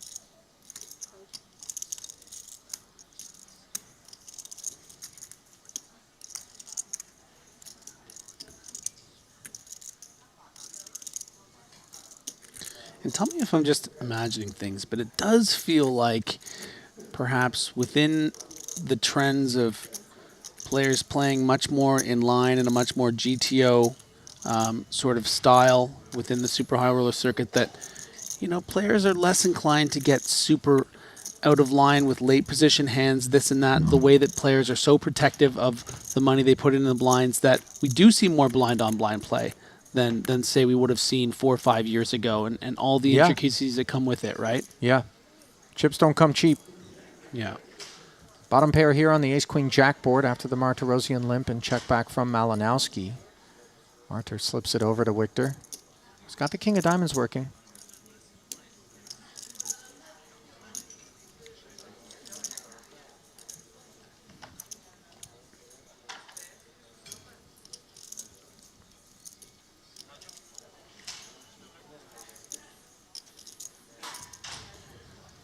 So Martirosian technically with the lead here, but a lot of ways for Malinowski to catch up would have been in the form of diamonds, a king or a 10. Instead, the 3 of clubs rolls off.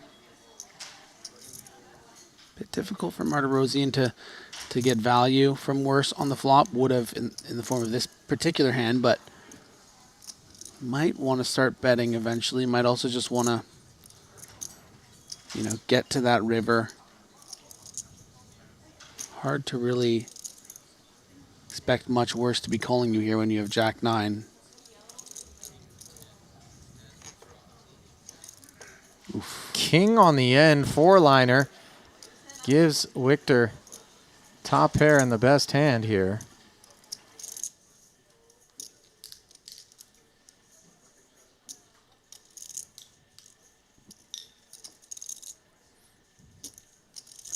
Arthur hasn't shown an appetite for the jacks to this point. It would seem like a strange time to suddenly get hungry. You ready for the river bet? Do it. There's no limit to your abilities, Malinowski.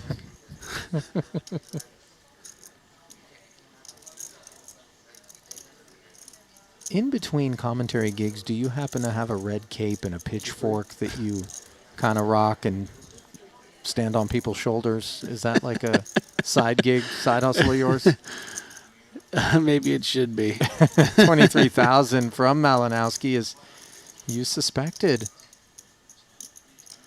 Is this just targeting Queen X, Jack X value? Yeah, I mean, the way that these blind on blind hands develop when nobody shows any interest until the river, you know, what you need to be prepared to call down with, increases significantly. If Martirosian has a 3 here somehow, or a jack to check down, you don't want to just let Malinowski just bet with 7-8 offsuit here because you haven't decided to bet.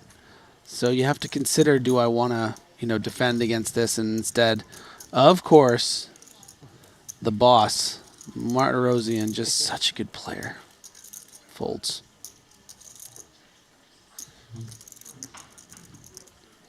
Should say a boss. Yeah, there's a few of them circling around, that's for sure.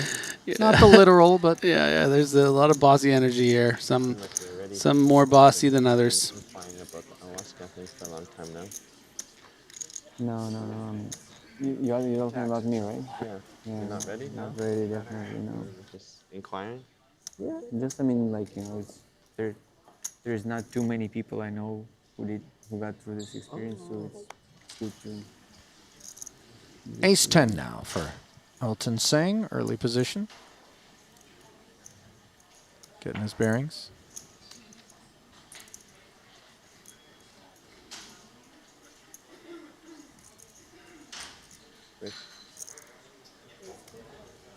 Raise declared.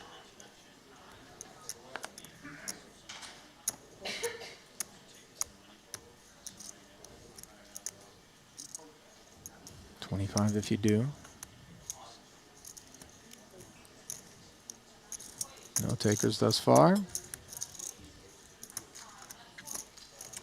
One thing I know for sure, if I'm gonna be in a desperate state of life for some long period, then it's definitely a good thing to try. But I'm not there. I don't think that's the case, actually. No, It should be the reverse. Actually. I think when you're desperate and it's hard to find the solution. It's like it's your chance. Like it's to raise the stakes and maybe there is solution. But like if you're not desperate, then you fight. I mean, I find solution myself first. Let's hope you don't get to that state. Yeah. Well, or maybe when I'm older and like decided, okay, there was so many experiences in life, I want to raise the level, then maybe. Yeah. That also helps. How old are you? 43. Yeah. Let's see, I have another 10 years. Oh, shit. Yeah. Man, you guys are young. Crazy.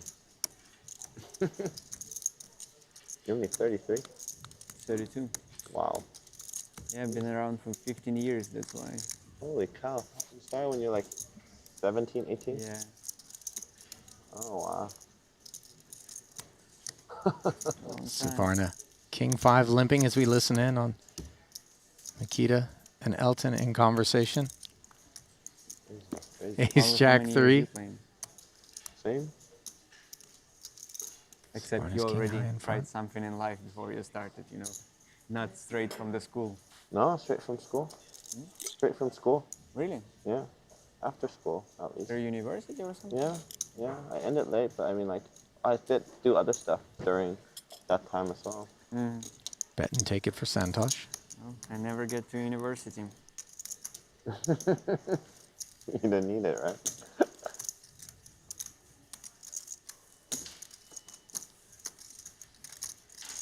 Interesting exchange there. I'm not sure what the audio levels are for those of you who are streaming us live, but the assumption by Mikita was that Elton had tried something else in life out prior to finding poker, and Elton suggesting no, right out of school, right out of uni, hopped right in. Mikita also sharing with us that he's been at it for about 15 years now. One wouldn't be faulted for thinking that's an extraordinarily long time to have been playing poker considering his age relative to that time span.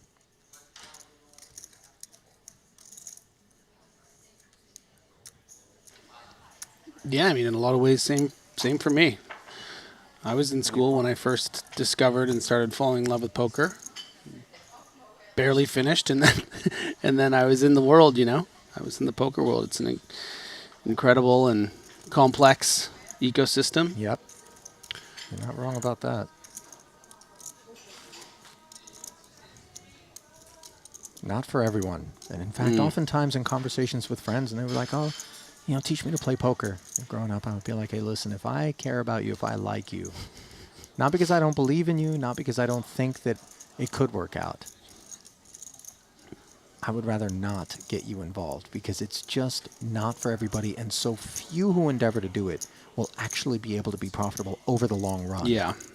And even those who are, it's not all the glitz and glamour that, you know, we observe kind of in the, you know, in these festivals at times, these feature tables and whatnot. It can be very, very heartbreaking. 24,000 the raise from Bads up front as the two turn their conversation to one had with chips as opposed to words. Elton did defend with 3x, checks it.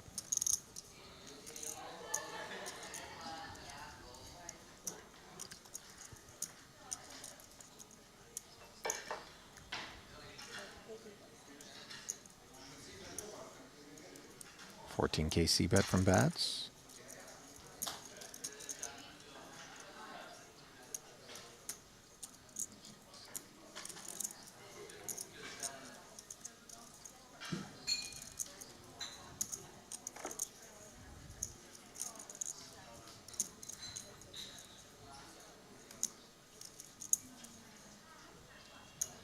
Elton gonna peel, and if you had to speculate as to what that side card is now that he has both defended and check called this flop, what are you thinking? Club combos make sense, do they not? Yeah. More combos of potential clubs than, say, pocket threes.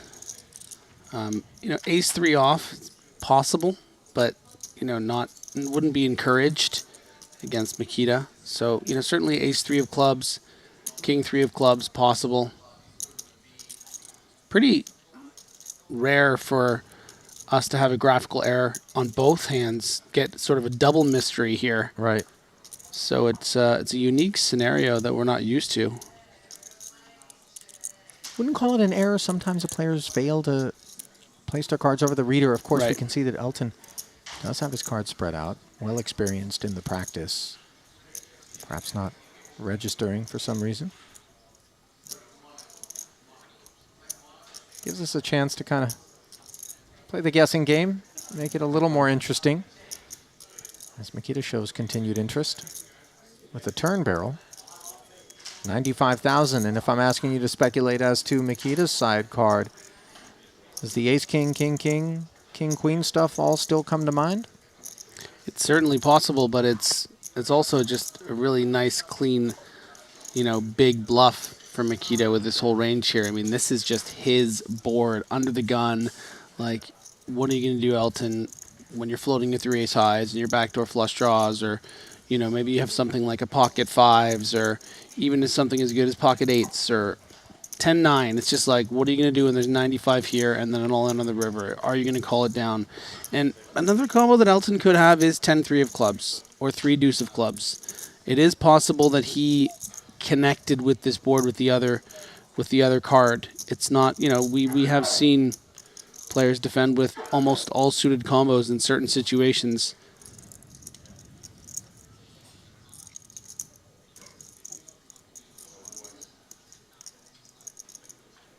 He's going to let it go. Second barrel gets it done.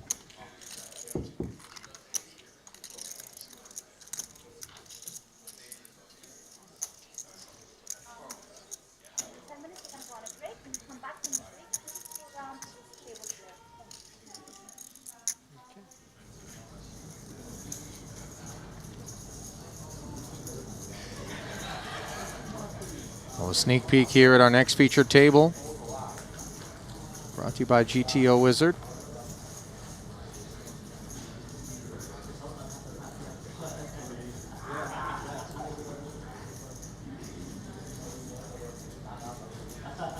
Seth Davies, David Yan, Nikki P, Chidwick Tang, James Chen, Tan Xuan.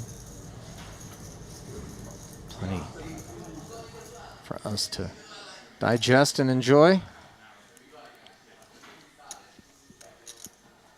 36 players remaining here in this 200K.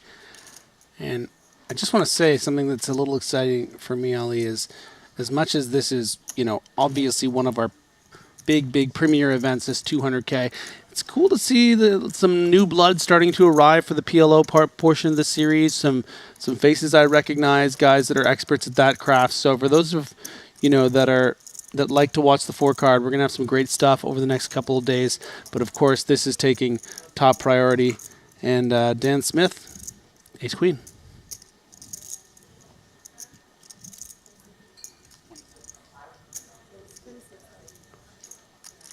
$26,000 to go, says Dan.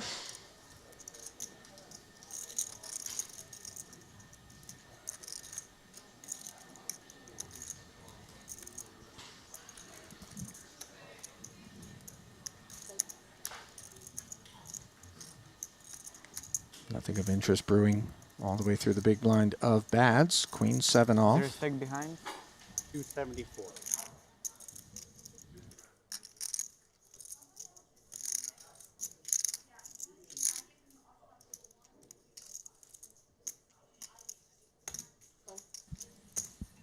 Bads digs in.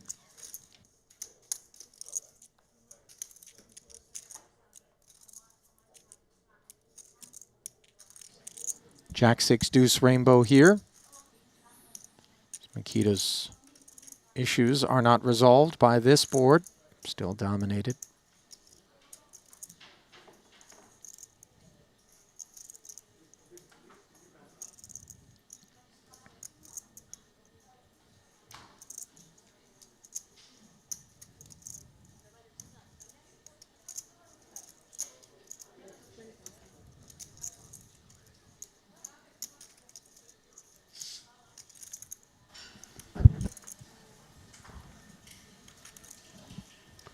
And Bads check folds to the 20K from Smith.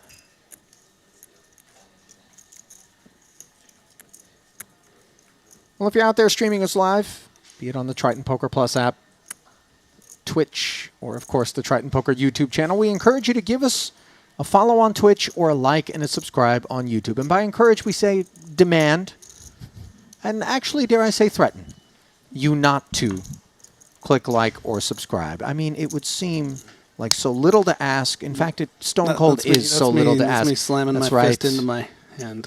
That's Griff, The enforcer, they call me.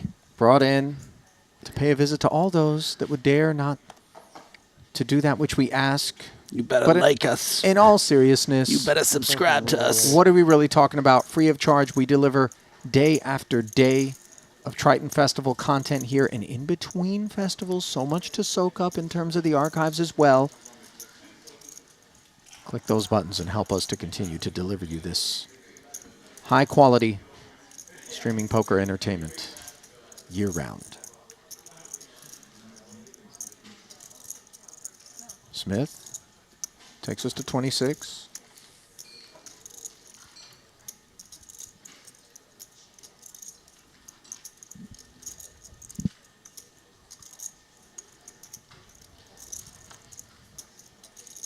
Watson. Big blind defense. You know, I do the big thing here. Aces and fives on the topic of big things. It's a big thing, yeah. And then all of a sudden, you know, we kind of have this not so riveting stretch of action, and I feel like, did I oversell it? But, you know, such is the nature of the beast. We're talking about a $200,000 buy-in. Only 15 players going to get paid. Biggest top prize that we've had thus far at Triton, $4.8 million roughly. Eclipsing the 125K main, but 317K min cash will only be found by 15 of our remaining 36 players. Yeah, I mean, this is live poker. We're showing you every single hand. And just the nature of card distribution, sometimes there's going to be some lulls. I applaud you for recognizing that it hasn't been the most exhilarating level. Having said that, the great thing about having these players compared to your average players in like any kind of a different main event, you're seeing the best of the best playing at the highest level. So even if it is, not as exciting as maybe normal, when we see some more big hands, you know, watching the way these players navigate some of these spots can still be quite intriguing. Sure. No doubt about it. 36K check called by Watson. Now here we are. Smith, appetite for a second barrel? Yes, no? Would seem a bit out of line to me. But he does have the ability to represent that ace. Nevertheless, checks back. 9 pairs on the turn. That is a card that counterfeits Watson. He hates to see it.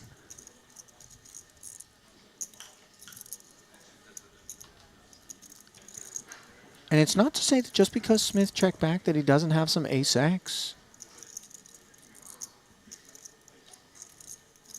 Presumably that ace-X would be a kicker that plays at this point, ace-7 or greater. If that's the case, then Watson would have issues. But given it is the 9 that presents itself, Watson is going to lead, and this is a blocky 36. Yeah, obviously Michael Watson isn't happy with how this 9 changes the actual hand strength. Also very relevant that it's a 3rd diamond backdoor. But going to also understand that this ace is going to be very good sometimes, that he is going to have, you know, some missed hearts here. But Watson, you know, Dan Smith does not have a good candidate to either bluff catch or, you know, perhaps bluff raise, maybe with a big diamond in hand, try to get real tricky.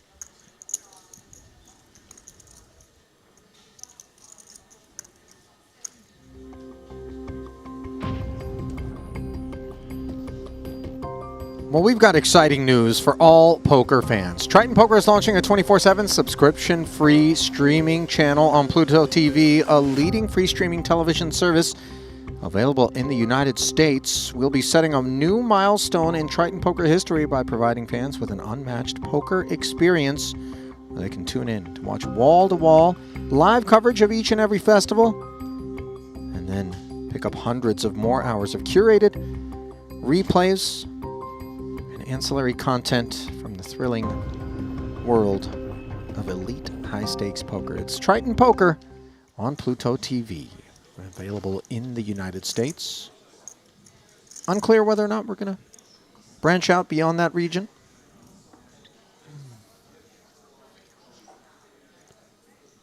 What, past Pluto, deeper into the stars. Other galaxies? Is that what you got on your mind? Mm-hmm.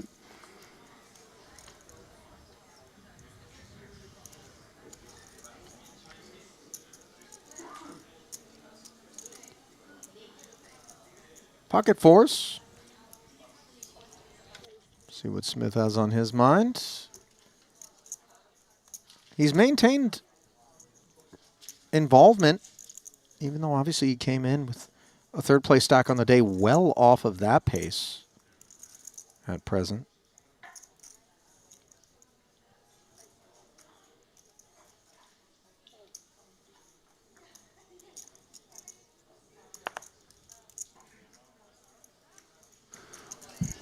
Let's go, Elton. Pocket aces Trappy, played as a trappy. flat.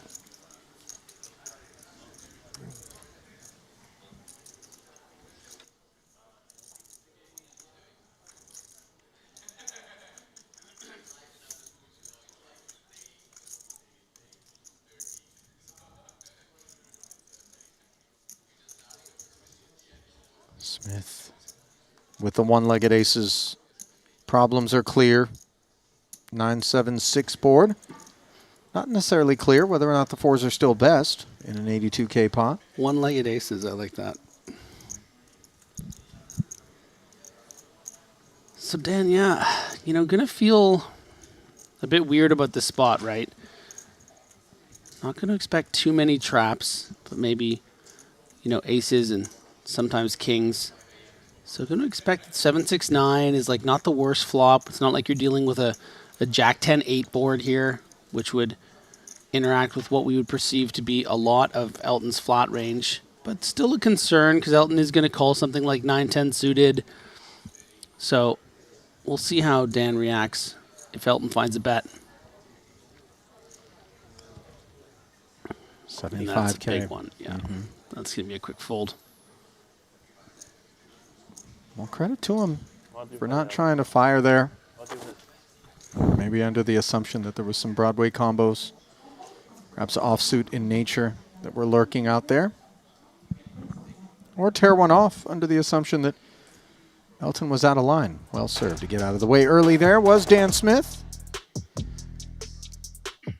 So give you a look at the chip counts here on the way to a scheduled break. Players on their feet, headed elsewhere in the room. Nikita Baziakowski.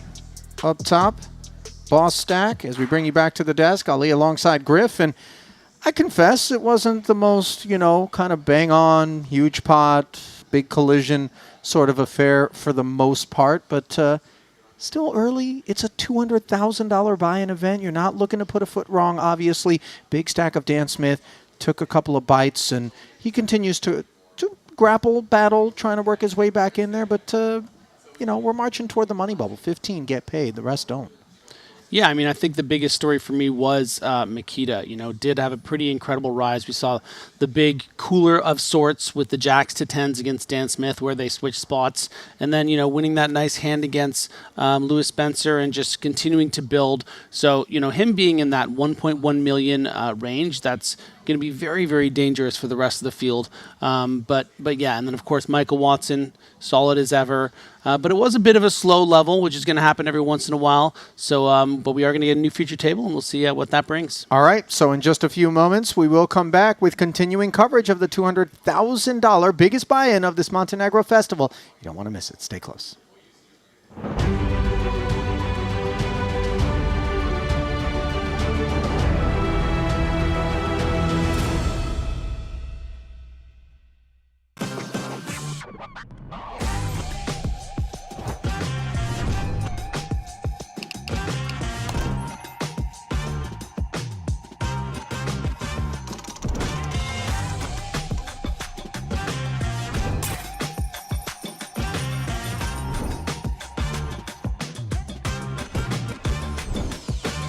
Want a $50 Global Millions ticket on top of the full GG Poker welcome bonus? Sign up with promo code Triton_2024 and deposit a minimum of $20 to claim your ticket. Brace yourselves. This is live. And the show goes on. Oh, wow.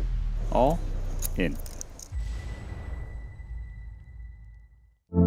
In poker, every small decision counts. Introducing the Game Changer, Daily Dose of GTO. This is your free guide to mastering GTO strategies in just 5 minutes a day. Join the thousands of players transforming their game and results. Gain the confidence you need for high-stakes decisions. Scan the QR code now to get your free copy and follow GTO Wizard on Twitter and Instagram for exclusive challenges and giveaways during this Triton series. Welcome to BetACR EU, the premier platform for sports enthusiasts and the newest way to engage with the Triton Live series. Experience the pinnacle of sports prediction where every game, every match becomes an opportunity for victory.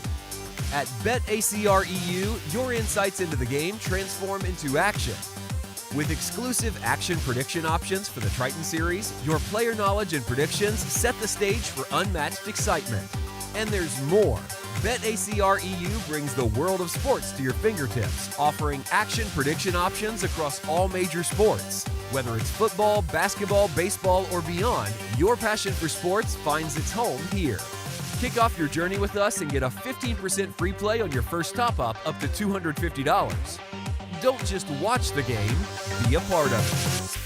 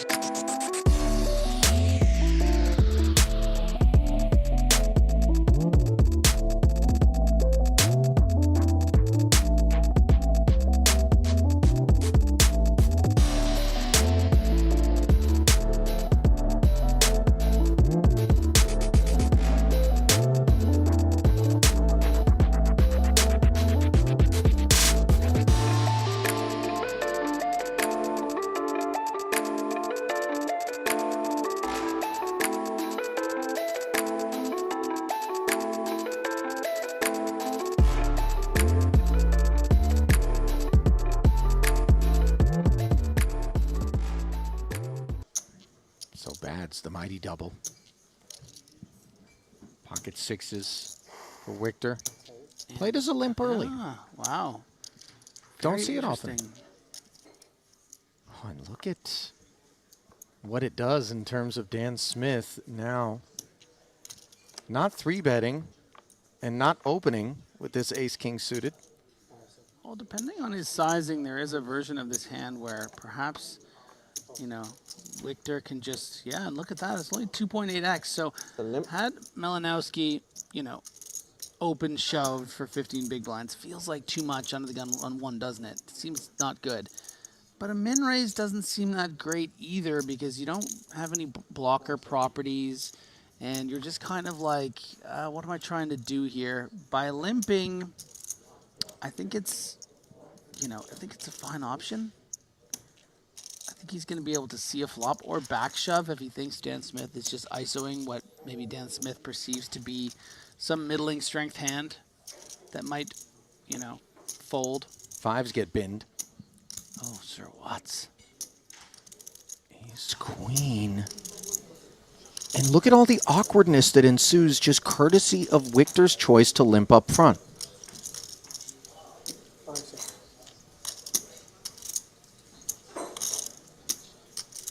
Oh! That's something. To have the stack that Watson does and to simply bow out with the ace-queen. Does he maybe think that the limp jam is somehow about to go down from Malinowski? Just given early position limps are not something that we're accustomed to seeing?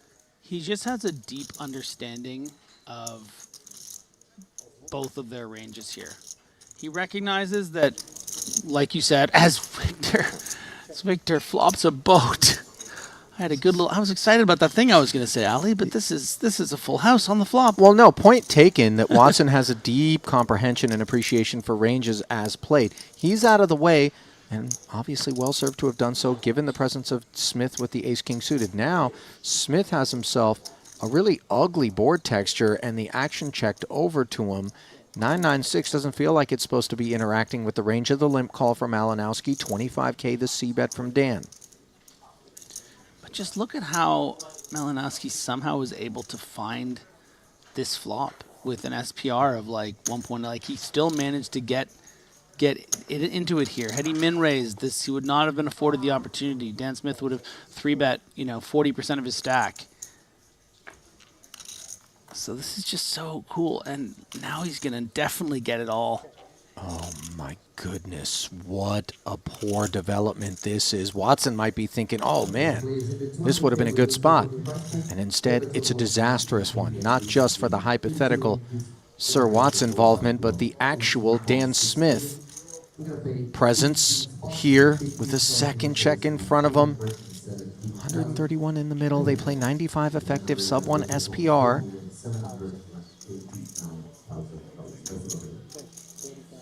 What's the sizing here from Smith? 40. So looks like he's going to try to get it across 3 streets.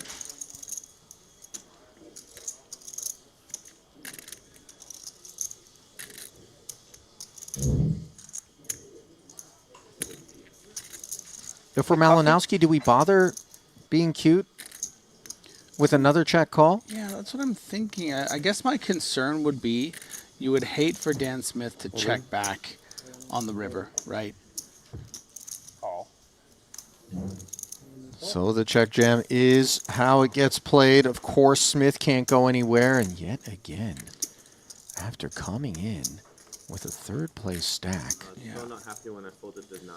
Smith finds himself on the wrong end of things. Note, however, an ace or a 9 could spoil things for Malinowski.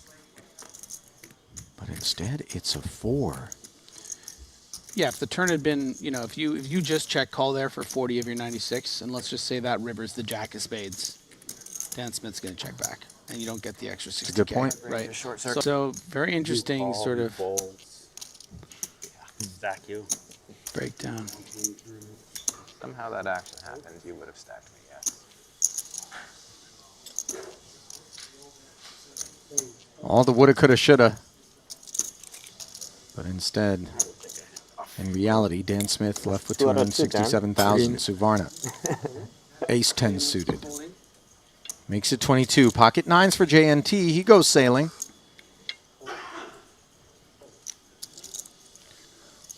Yeah, and in all the ways that Dan Smith could have been unlucky early on here on day 2, even just that ace-queen fold is unlucky because it came 6-6, 9 ace, you know? Well, you want to talk about unlucky. Oh, here Yet we go. again, a pocket pair finds itself covered elsewhere in a pot. On this occasion, Martirosian with jacks.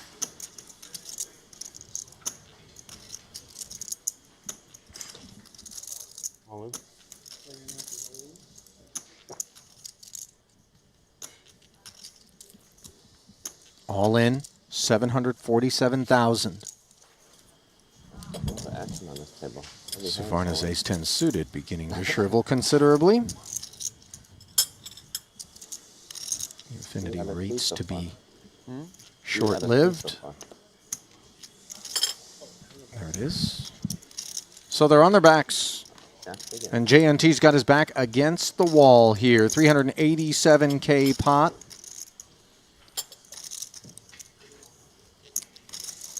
On his feet is our VIP. 2-time main event runner-up in the 200K, in need of a 9, and instead he's got an ace-5 3-flop. Might be looking for a 9. Do I have one in my pocket? Maybe one under the rail? I left it at the buffet. Hate when that happens. And you hate when this happens too. Showers for JNT. Not much he could have done in that spot. No. And you know, if you re-register on day 2, 20 big blinds, sometimes you're going to spin it up. Other times you're going to be going home quite early. Yeah. And I think everyone is willing to pay that price. Just hate when it happens. So JNT will work his way out of the arena.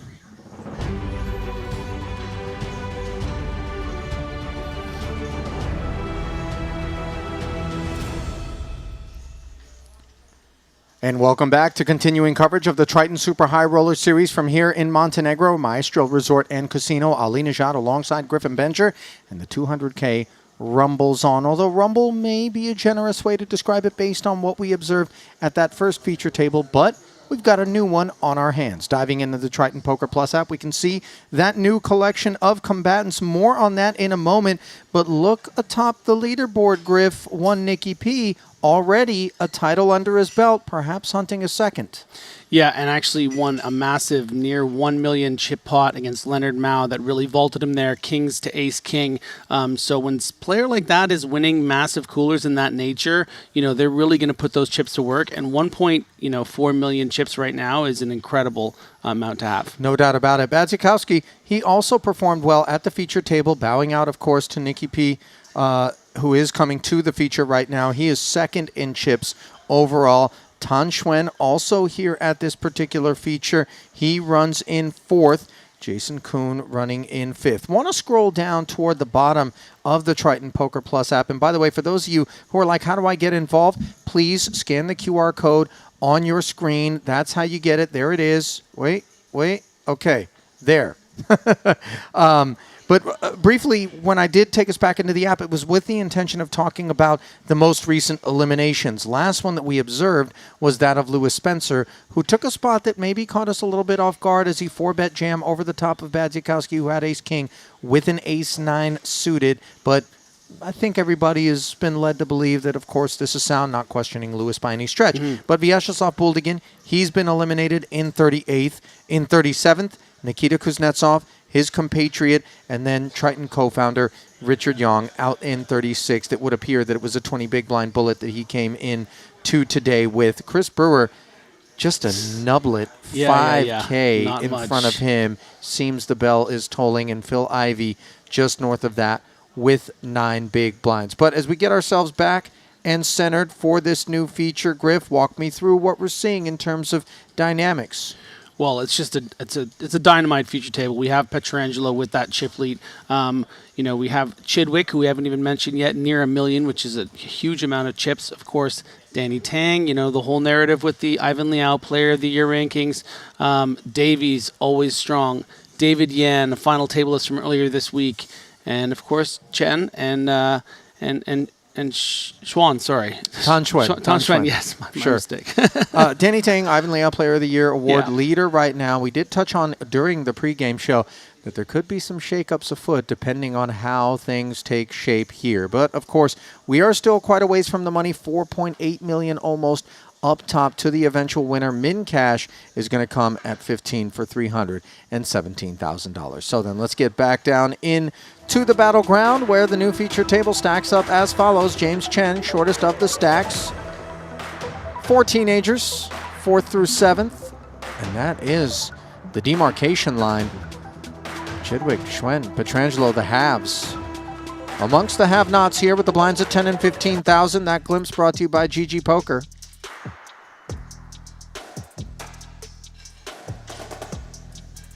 Spins that which is going to be pursued here. Yeah, and expect some more all-in confrontations here with those 4 stacks, 17 big blinds and under. Check if I'm missing. So close to the bubble. Huh? You making fun of me? No, no. A great couple That's a good days draw, I mean. for Nicky P. That would be It's his first Triton title. This is, we got more to complain about, right? Is this too early for bad It's not soft hand for hand, is it? 20 away. Pocket eights for Tang. 20 off the money? Okay. 20 off the money, average stack is 30. 14 big blinds here. It's gonna Considerable feel- pressure on him, right? Yeah, but it's just a bit too good to just sort of shove to try to fold out equity from a hand that might shove on him, like let's say a King Jack. You're trying to get hands like this to peel, to flop a 3 and continue, you know. Hard to get pocket eights on the button when you have 15 big blinds. Let's try to get a little more money here. 9-3 defends, flops the gutter on the King-Queen-10 board, which isn't Danny's favorite.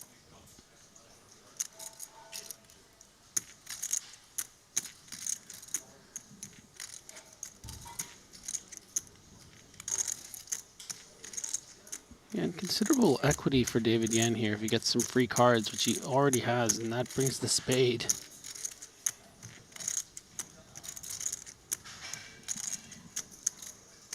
Backdoor flush added to the equation for David Yan, free of charge after the Danny Tang check back.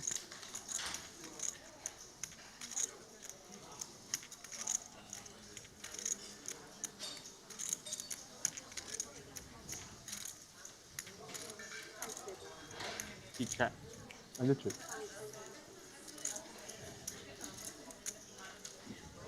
Yan has checked again.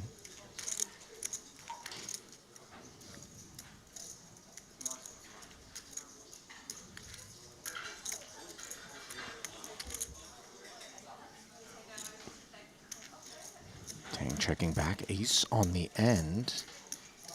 Unclear whether or not this is a card that could activate Danny as played. 4-liner on board. There could be some ace-X combos that would play it in this way as a button open. And what a relief this is going to be nice for wave. Danny.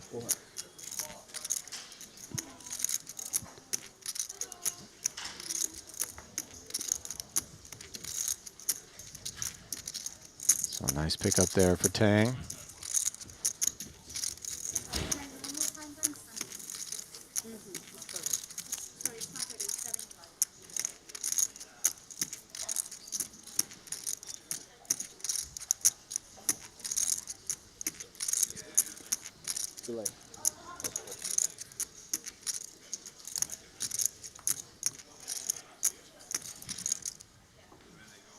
Get a look at Tan Xuan for the first time. Danny, by the way, $16.5 million in career Triton earnings, 5-time title winner, 34 cashes. Already has 3 final tables here in Montenegro and a 15th in the 50K 8 max. It's going to take a little something to dethrone this Player of the Year winner. Yeah.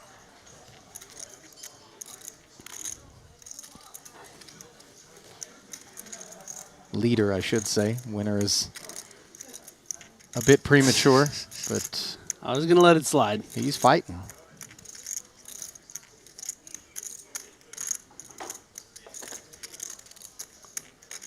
David Yan with 14 big blinds. Going to be happy to get all the chips in here from the small blind. Perhaps just deciding how, at what form that's going to happen. And it's just going to be a shove.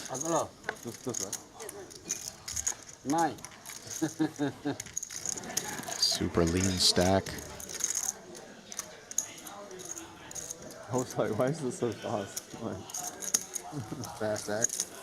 Yeah, fast action, that's right. Yeah, it's kind of rough, blind versus blind. I mean, it's fine, I just forgot for a second and I'm like, okay. Fuck me.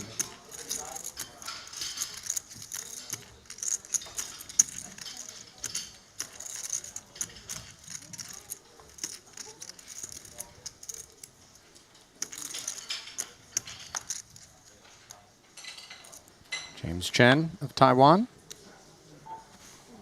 likes to do most of his damage in the super high stakes cash games over in Macau. No damage in mind here. 8-9 suited. Stephen Chidwick. Stevie. 20 million plus in career Triton earnings, 2 titles, 40 cashes. That's certainly the trajectory that Tang is on. Yeah, not often you see sort of a 9/8 suited with someone, even in an early position when they have a lot of chips, but Chidwick just so aware of his surroundings, recognizing all of these short stacks that can shove on him, not having a single blocker, maybe understanding that there won't be a lot of post-flop play, a lot of ways to work through the streets, and just open fold the 9/8 suited. Tang making it 30, and Tan Xuan asks for all of it, covering mightily. And Tang annoyed here because he has to fold such a beautiful hand that we see as a pure flip against the 4s. And Tan Xuan just asserting himself early on here on this featured table. That he is. Fresh off an incredible Jeju, and well, really incredible finish to Jeju.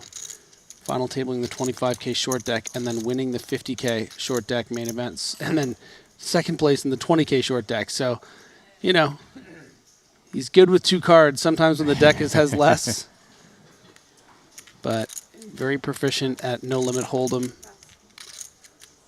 I mean, assertion could be considered Tan Xuan's specialty. When you watch him play short deck in particular, he is scary. Scary good. So is he considered one of the better short deck players then, I Yeah, guess? I have to maybe the imagine. I best? mean, just based on the observations, the opportunities that we've had from here in the booth. See, in London, he won the 100K short deck ante only for 1.88 million. Pretty impressive stuff. Very much so. James Chen with pretty impressive stuff as well. Ace-King suited. Tan gets caught. Speeding. Standard here. Blind on blind, 10 big blinds. Can't fault Xuan here. And can't hit a queen for a winner. As the gutter is no good against the Ace-King, a 9. The only clean path to ending James Chen's run. And instead, both players find a king on the river. So, a clean double here for James. Blind versus blind against Tan.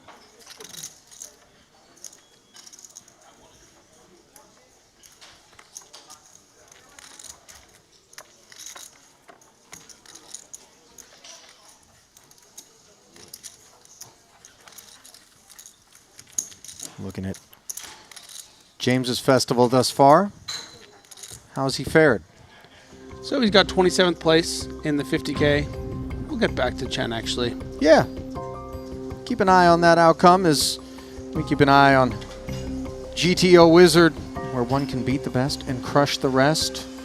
It is the #1 app for poker players who are looking to hone their craft, utilized by even the best around.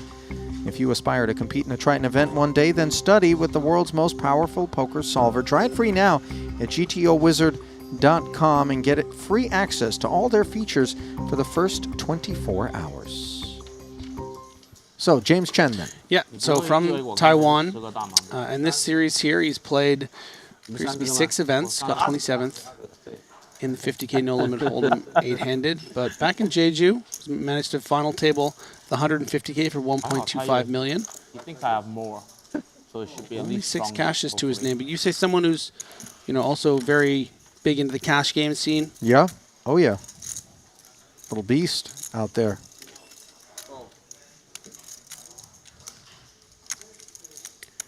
Has been doing Tritons for absolute ages.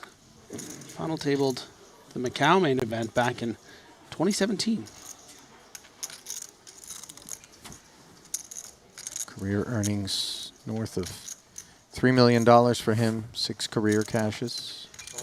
James Chen, that is. Petrangelo, Ace-7 of diamonds. 35,000 if you do, he says.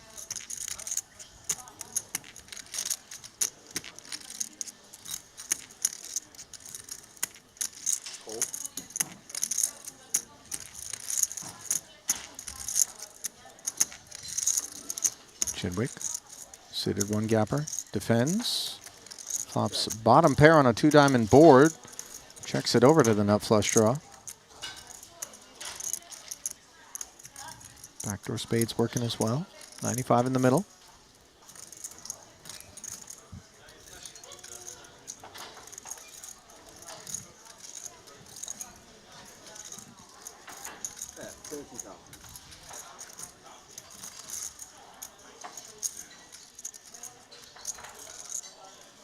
$30,000 to C-bet.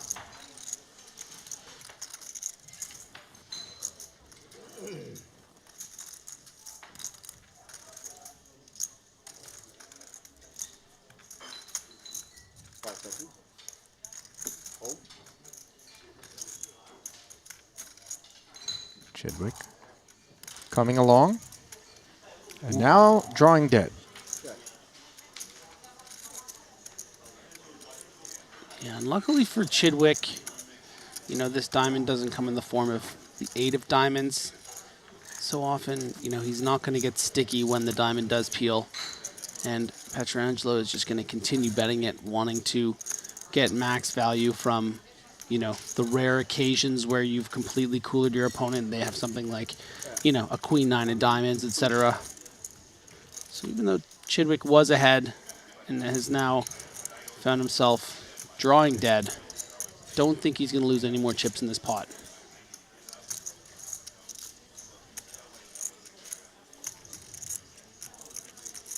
$120K.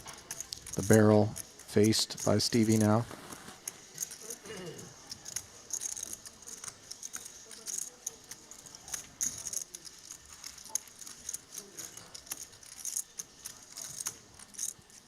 Does find the fold, as predicted.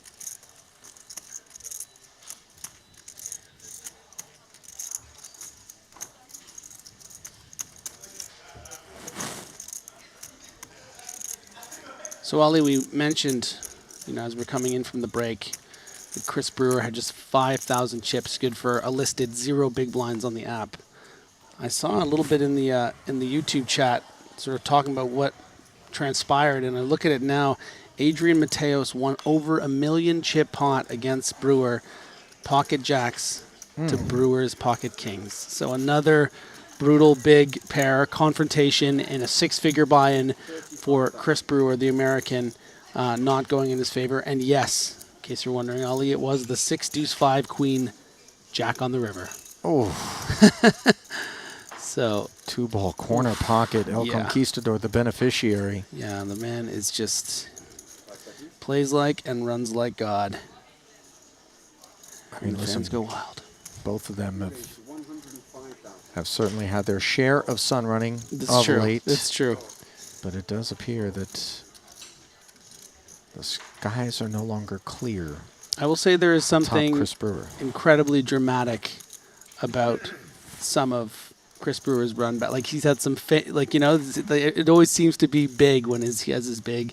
You know, he had that famous one many, many years ago, and now these two here at Triton. Nice 3-bet. Look at that power poker from the cutoff, the ace-6 off. You know, not necessarily standard by some measure, but a situation that Schwen is just, he's prepared to battle, just going after the chip leader. Yeah, the Jack-10 offsuit open. Finger wag with ace-6 off.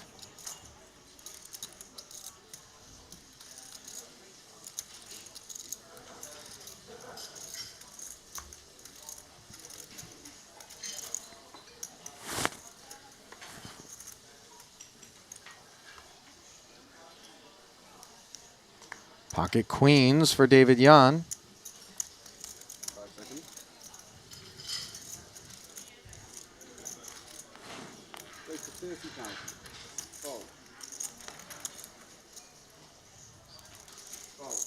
Baby suited connector. Schwan not looking for trouble.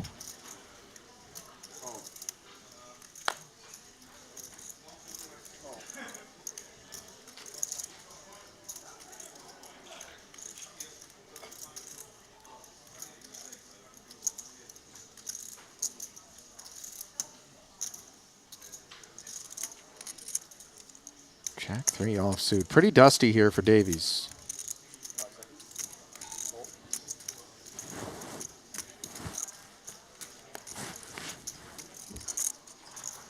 But Davies wants to play around in the sand. 10-7-6, and this is some coarse grain stuff beneath his toes. Looking at his chips.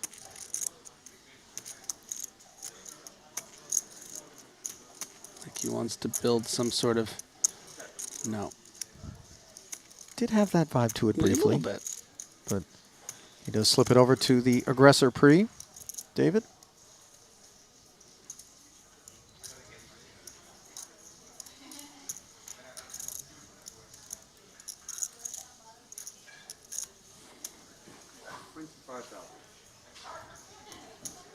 Jan, 25K.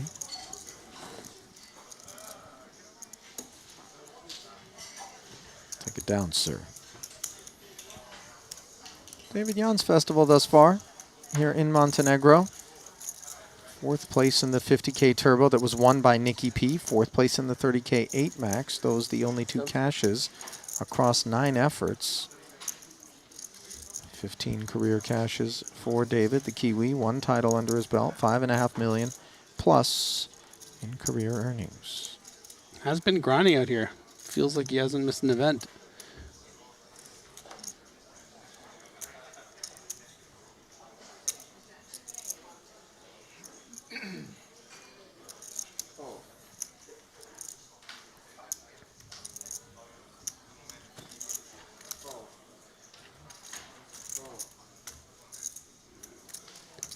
David Yan did win the 200K in London for over $3 million. Yeah, that was something. Yep. Chidwick suited connector here.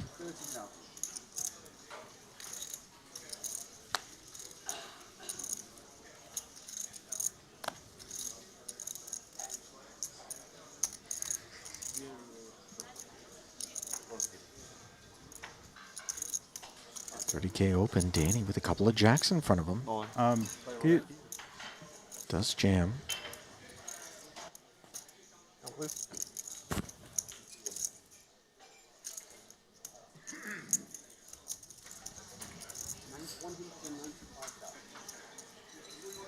Another 165 on request out of what is just 10 high at the end of the day. Right to be unintrusive cards, but I'm not sure whether or not Chidwick is going to... Yeah, I mean, I'm sure a part of Chidwick just wants to run this thing out, but, you know, just not right for that amount of chips, unfortunately. It's the non-optimal part of him, if there is even such a part. Yeah.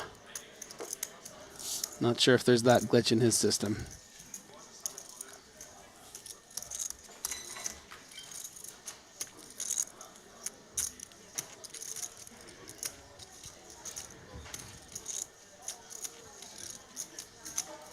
Oh, Danny's been scrapping. I mean, he, you know, scratches and claws. He'll really fight for his life in a tournament. Sure. Still sub 20 bigs.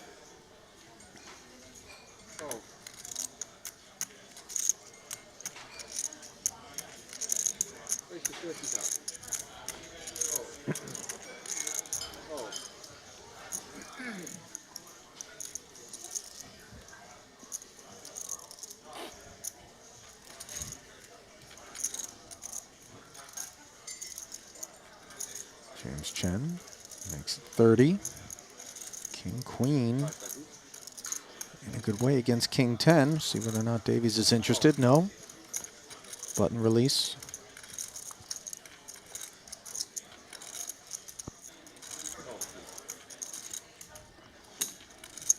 So I kind of messed up thing about the situation. It incentivizes you to get this bad.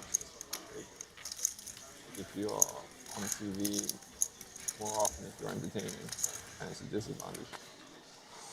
You're incentivized not to.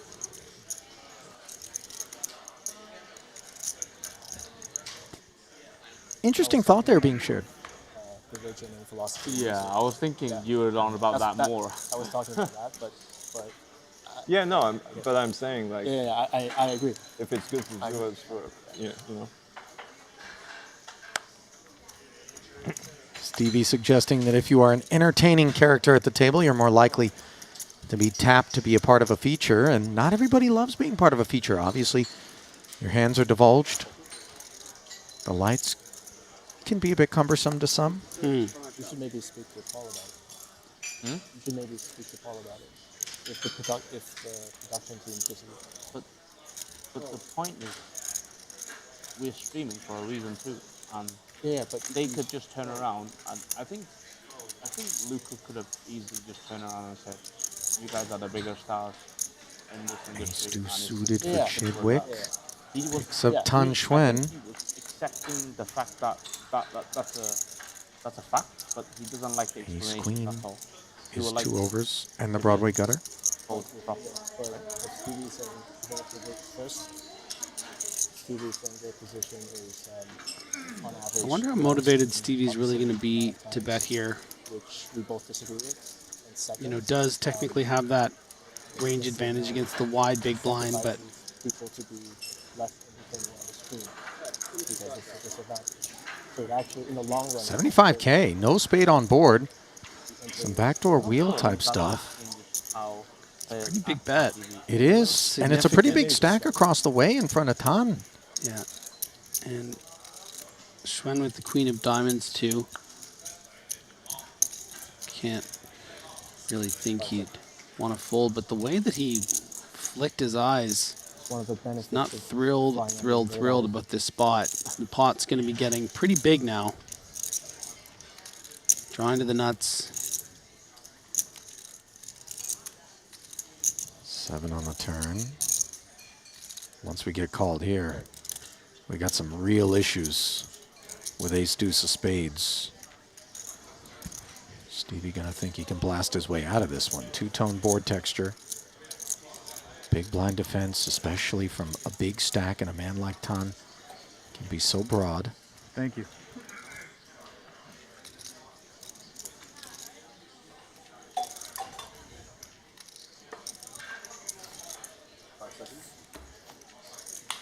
Yeah, my assessment of that flop bet would be to just prevent a lot of floats from things like a 7-9, 7-8, even 8-9 sometimes with such a big size. Put a lot of pressure on hands like a 10x, fold out 3x. Now the decision to come out again swinging hard, it's just gonna work. I mean, so just reads the situation so well. I mean, Ali, like, 200,000 what the with ace deuce. No real future whatsoever, and Tan was in such a great way. Can't know it, of course, no pair. So good. Yeah, no, I mean, Just the two that's the overs. He reason, lets that's go, and fine. you're so Yeah, right. I wouldn't I think it would be keep just arguing. that he just stay that. Like, instead that's of trying definitely to the World argue Series through it. policy, for example, right? Yeah. During the main, like, you know, you're a known player, you're more likely to be on. Yeah, and then Like- you kind of have to sign their agreement Yeah. to play, and that I mean, we all you're willing. agreed whatever they ask us to, right? So, Yeah, I agree with you. If you But- just straight up say it, that then you just yeah, then you don't have to Yeah. waste time talking about it. yeah.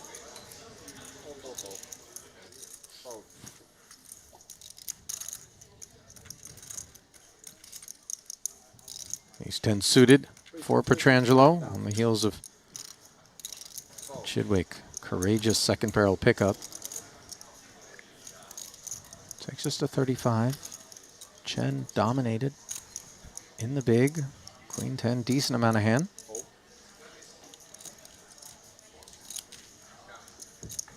Makes the call. 95 in the middle, 10 in the window, and a couple of fives behind it. This is trouble on the horizon for James Chen. Yeah, quite significant trouble, actually. Just 20 big blinds here. I mean, I think Chen could certainly play this slowly and just call, but you wouldn't really fault him to start putting more money in. How under-wrapped this Queen 10 is. It's quite a nice kicker. You can maybe get, you know, a flush draw to shove over your check raise. So there's a lot to consider here. And yeah, does decide to play it as a check raise. Prepared to play for it all. Welcome. 20 was the C-bet sizing. Of course, the boss stack of Petrangelo, not just here at this table, but in the overall field, is anticipated to maybe get a little friskier than others. Maybe that has something to do with this decision by James, but once he hears 130 cross Petrangelo's lips, he begins to question where he's at. Unblocks hearts. Not sure whether or not that's a part of the equation for Petrangelo as a 3-bet here. I think it is. I think 10-10-5 Rainbow might be more inclined to just call because you have one of the best hands you can really have here on the button, Ace-10 on this 10-10-10-5-5. But because clicking it, you might get Chen to shove in, say, a flush draw that was check raise, semi-bluffing. I think I like this a lot. And also you're going to potentially get in those weaker 10Xs that are still feel like they're too high up in their range to possibly fold. Chen doesn't feel too comfortable, does he? No, and you can see why. All in. Still thinks his hand is too good. Yep. And I'm inclined to agree. Just spot of bad luck here. Wasn't lost on him the prospects of maybe being second best. Yeah. And obviously sharing the 10 makes the task that much more difficult for him to retain his seat here in a 685K pot. Yeah, 5, queen, or a 10. Instead, it's a jack. And that'll do it for James Chen. He won't be finding the money here in the 200K. And Petrangelo continues ascension. The ascend is real. That's going to bring Nikki P all the way up to 1.75 million. Second place being the 1.36 of Makita. Send me the list for tonight's lines up.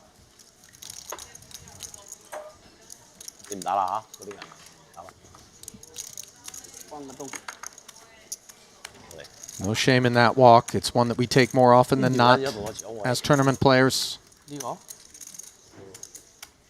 Sometimes out of the money, sometimes in it. Nature of the beast. You know, when the camera was panning, walking Chen out there, I noticed like half of 2 people, and I knew who those people. I'm just so used to seeing them now. I know what half of Malinowski and half of Savarna looks like now. Pocket queens here for Seth Davies. 玩輸咗翻到嚟即刻爆埋。都冇三。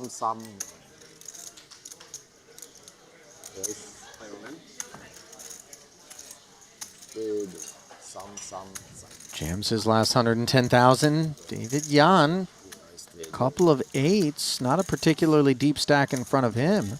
A big decision here for David Yan. I mean, going to be slightly ahead of Seth Davies' range, but there's going to be 4 players behind, and then you still have to beat whatever Seth Davies has. I think that David might put this in, but it's pretty close for those reasons. Does get jammed. He'll be happy to be able to claw back 140 of that jam, given his circumstances here. And Davies poised for a double with cheese here in a $250,000 chip pot. You have 10? 10? Queen 10? No way. Well, he so desperately wants to usher in his direction. King 7-4, helping the effort. No. Oh, just 10. All of a sudden, the turn not quite as helpful. Given the arrival of 4 additional outs for David. But the river is clean, and Davies will double.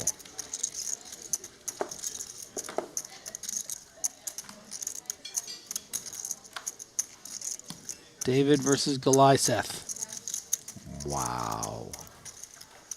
I see what you've done there. Too I much. do think there was some heavy lifting required. But, you know, I applaud the ambition. I'm I brought not it one. up the stairs, you know. You know, you did. It's You cumbersome, and we scraped up the walls a little bit. We don't know how the pyramids were built. No, we have know a that there was dresser. plenty of sweat associated with the process.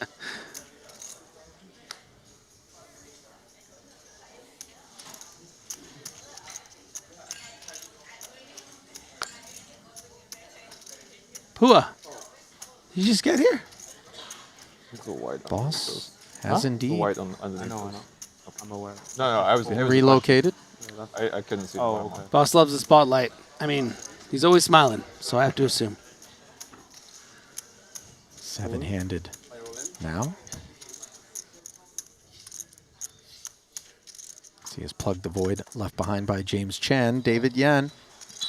Hole left in him with pocket 8s versus pocket queens, and now he takes his remains and pushes them forward. Stephen Chidwick, Jack 10 in the small.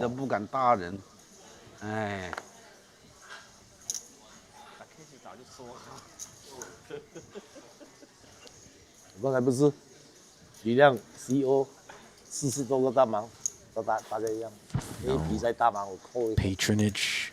你后卫还好一点的，我的前卫麻烦。我的前卫大盲怎么后卫啊？哦，你让也是 we'll 大 take 盲 it. 啊？哦，不可能不来嘛，开出来一个 AU 赢了一个2万块嘛。我是开个10勾，妈的，扣2是这样打的嘛，保留他的命这么重要，除非你跟钱过意不去。乱推乱打。哎，很谨慎的。 15.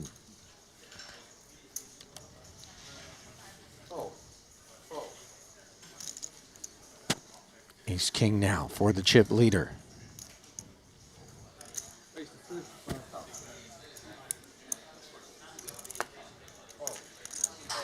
$28 remaining right now.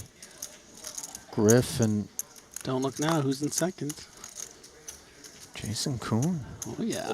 Running behind Nikki P. Bad's in third. Ding Biao has ascended, along with his compatriot Shu Liang. They run 4-5. 係要去嘅，不過你可以唔去。你加到你先新聞。 Yes, true. Good point. Nobody wants to tangle with Petrangelo. He looks a little bit disappointed about it. I could see why. Ace King, good hand. Confirmed.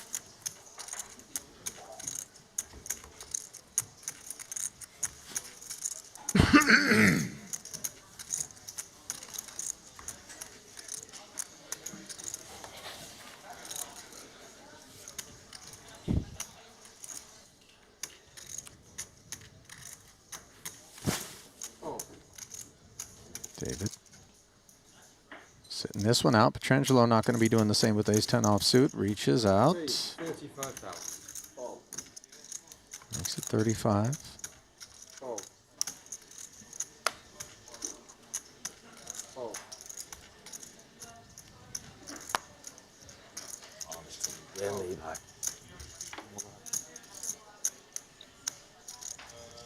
每一排没输到筹码，还赢一点。早上来打和，最大的牌都该的给。早上来打和。 Deliberations for Davies with the Jack-7. 1对4。 Yeah, interesting. Elected to call the Jack-3 off against David Yan, but when he was more significantly short. CO 开。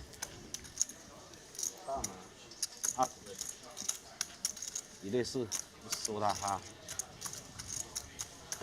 可以啊，可以啊。 Hurts to get those 2.5 blinds shaved. 实量位置错了，没有 CO 啊。实量人家 hijack。我看着，他不是 button， 有特地看了一下，因为我那你是不是大盲？对，他是不是 button？ 哪个？那我怎么样做 CO？ 这里没人嘛，大哥。一个人不是这个不是人啊，这。那伤跟你聊天真的伤头的，有时候，哇操！没人，一个。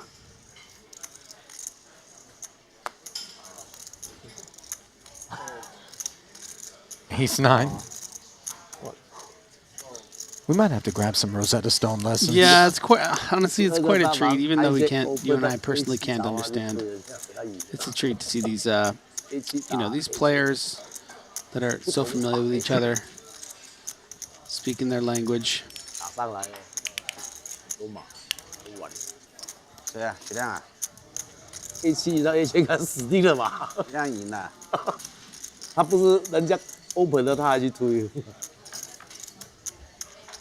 Jan defends with Jack-7 and flops top pair against second pair here. Well situated. Really, Ace-2.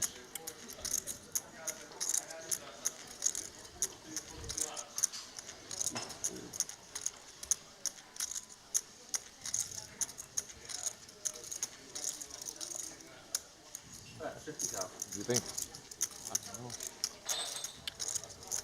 50K C-bet from Tan after the check. This is great. David. This is great for David. David's, understanding that this isn't a bet designed to fold to an all-in for 130, right? Why would you bet 50? So does put all of it in and will get quickly called from Schwen. Showing the bad news. David Yan, a significant 80-20 favorite here. Can he survive? 355K in the middle as 50 became 130 in a hurry, courtesy of the check jam on the turn. Jacks and 7s. Ace or a 9 need to be avoided as diamonds aren't a concern for David Yan. And he takes his turn doubling after Seth doubled through him. I'm not going to doubt you at all, huh? Ace. Ace what? Yen. Yen. I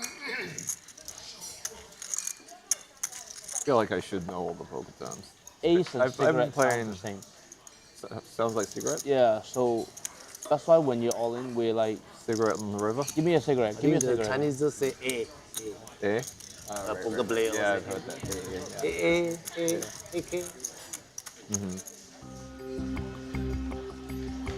Well, check out the all-new betacr.eu, your exclusive hub to predict your favorite players' action in Triton events. Receive a 15% bonus up to $250 on your first top-up. Join today and elevate your sports engagement experience. It all happens at betacr.eu.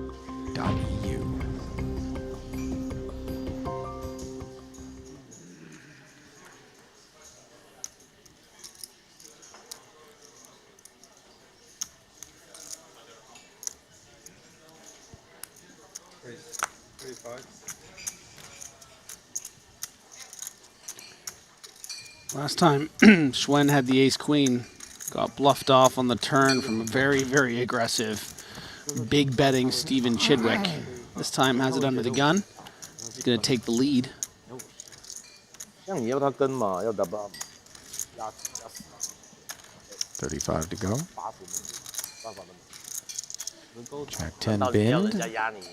Out of the small, Petrangelo peering over with ace-9 suited to see what's what. His issues are evident. Not looking to bloat one. Defends. Ton, of course, also deep stacked. Ace 6-3, and escape hatches are, for the time being, unavailable to Nick Petrangelo, who rates to lose some biscuits. Yeah, and it might be about time. Been on such a sick rush to get up to this chip lead. Now he's going to have to hold on for dear life against Schwen, who I imagine is going to be betting well more than one street.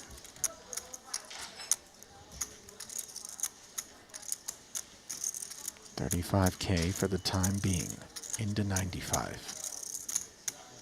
105? No, 95, forgive me. Had it right the first time. Petrangelo calls, board pairs, and that does improve his prospects in terms of chop outs. 6, ace, or king. Yeah, it might prevent Schwen from winning 3 streets here. Might put in a big bet on the turn to get value from those ace-x now, and then maybe consider whether or not to bet the river, because your opponent does have, you know, most of the 6x's here compared to you. Could also check and play it safe and then get that value on the river, but that is just, wow. So Nicky P is just finding the impossible ways here. I'll tell you what, I like what I see out of Ton in terms of that check back on the turn, because he does have that reputation and that taste for just let's barrel away. Yeah. Got, you know, that bit of that aggro gene in his double helix. But the check back there shows he's mindful of the 6x combos, mindful of the fact that he's up against a big stack. And disheartened by the arrival of the king, he does check back a second time. You see him shaking his head. That one's slipping through his fingers.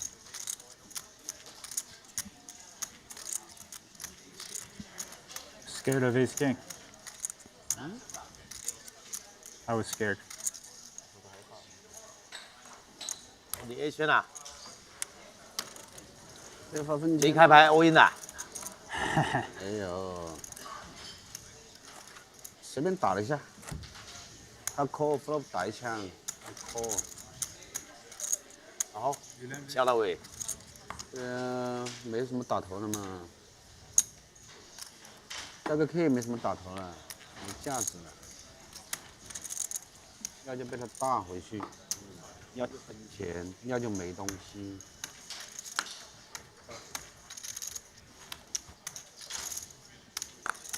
Ace 10 suited after the chop up. That is what Boss greets in the hijack.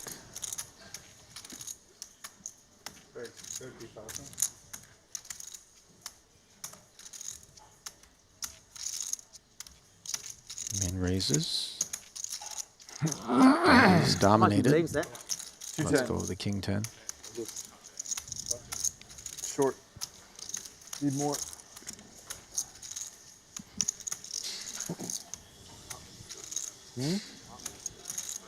Apartment steak. Apartment steak? Yeah, your short stack. I never heard that one before. Yeah, I just made it up. Level up to a condo. House. Townhouse. Nice hands here in the ace 10 of spades and the pocket eights. Playing pretty deep. Maybe that one's gonna. Maybe that one's gonna stick. 40, 45 big blinds effective. It's gonna get bigger. Petrangelo's defense yields a very good-looking board for eights. Not so much for the ace 10.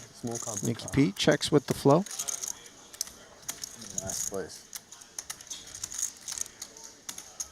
All the people who busted are throwing much worse than you are. Except for not bust. The secret, you know? It's the underrated secret. I'm gonna try, man. I'm gonna try, right? 20K C bet from Boss.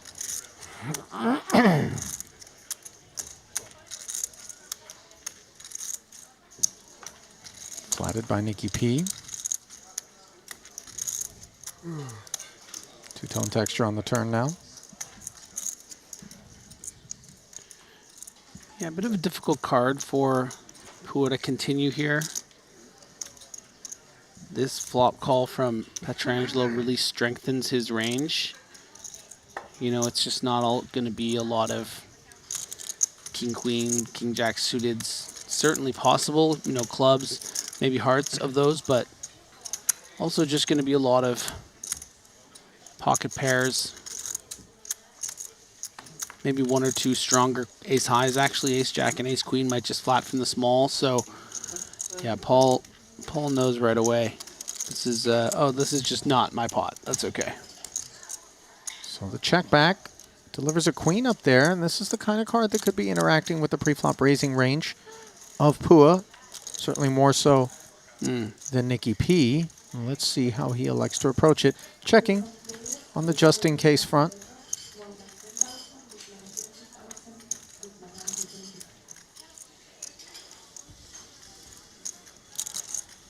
Okay, surrender.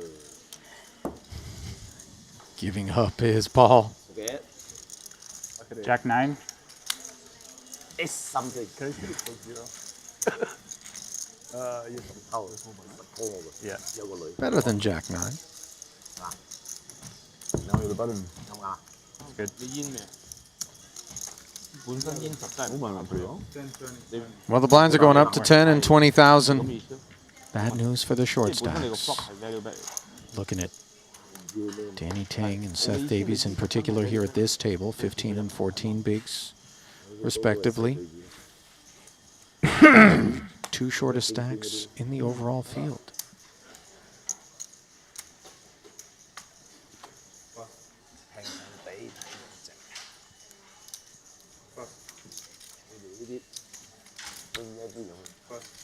We're at 10-20 now, right? Yeah.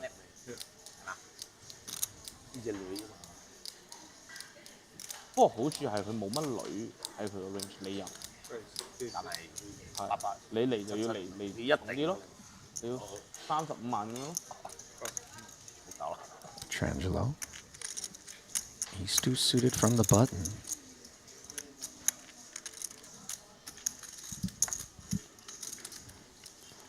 Some unfortunate news out of the rest of the field. Phil Ivey has been eliminated in 28th.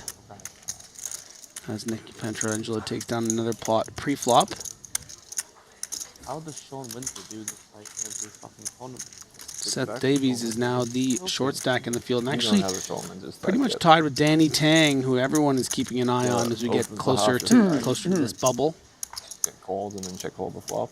Patrick Antonius with 17 big blinds in 24th. Worth mentioning. And the top of the leaderboard still looking much the same. Pietrangelo, though, really significant chip lead, actually. 99 big blinds, second closest. The one and only Jason Kuhn, 65 big blinds. So a 35 big blind lead on second in chips. That is pretty impressive. Pocket five's impressive enough to warrant an open. Deems Paul here at the new blind level ace 10 for David Yan versus under the gun. No thank you, he says.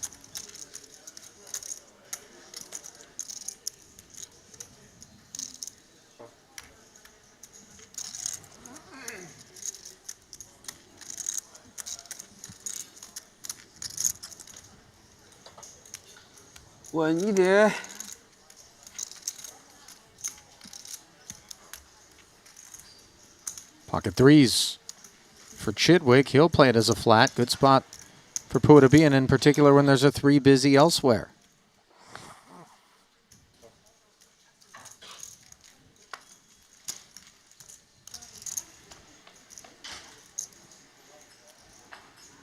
King, Jack, 7. Couple of hearts. 3 overcards for both players.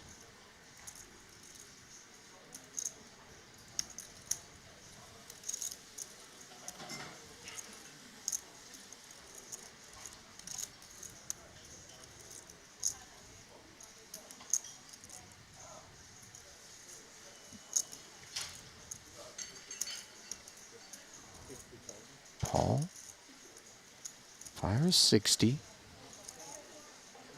Half pot exactly. Yeah, it's a pretty strong bet. We often talk about sort of that small blind flatting range, how oftentimes it's going to be on this Broadway texture. So the fact that Paul is confidently betting half pot, going to make Chidwick, it's going to be difficult for him to sort of represent that. Nice takedown from Paul. Very much so.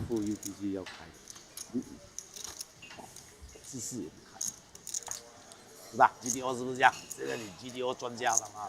他44秒开，33一定开，22看心情也是开的。C-bet earns him the pot. As Chidwick cannot fight. 西沟同花， Jack's here for David Yan. Plenty of fight available to him. 想也要想。想大米。 Raises it up to 40. Uh-oh. We picked a fight at a bad time. Tan Xuan. Pocket queens. Yeah, massive confrontation about to happen here. David Yan, just 16 big blinds to start the hand. Unavoidable.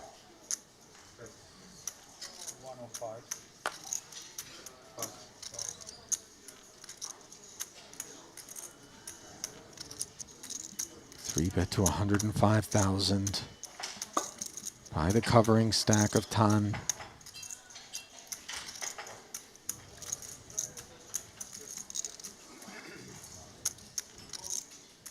Really no escaping. Yeah. For David, 305 back, 65 more on request. Could this be the end of the lone New Zealand representative here at the Triton 200K? Yeah, all in and a call. Yep. On their backs. Writing was a bit on the wall here. Perhaps there's some fine print, and it says Jack on the turn.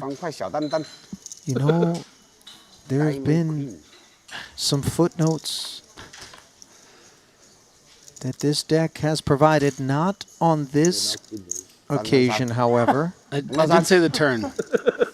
Okay, King 10-3, so far so good. Well, hang on, never mind the hooks. Clubs are issues as well.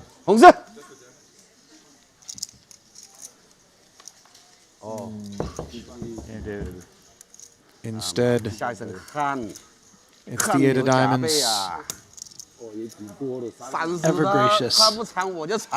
We love David Yan here at Triton. That we do. Tan Xuan loves a good cooler.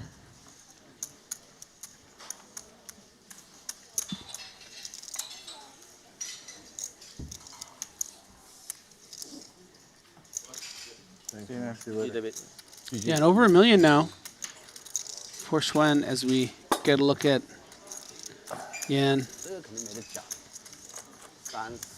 Showers for him. Has his family out here though, so he'd have the day off. Spend with them. Sure. 10起步吧。99也有。没有99不干。那10几个大帮。30万，我很正义筹码的。这是向前冲了呀。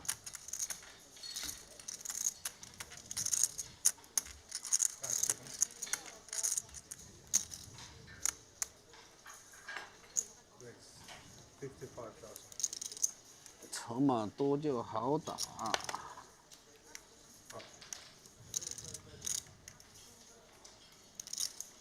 Pocket deuces, making it 55,000 for Chidwick. Boss with 6s. C-bet the 5s against 3s a little bit ago. Surveying the landscape here. This or this green one? That's a. It's one of those strange spots. You kind of have justification to do any of the 3 actions. I guess call, fold or shove, really. You know, you do have 30 big blinds. Going to be expecting a lot of raise folding from Chidwick. Maybe you aren't thrilled about playing this out of position passively against someone of that caliber. But yeah, it does go with call, I think, is the safest course of action.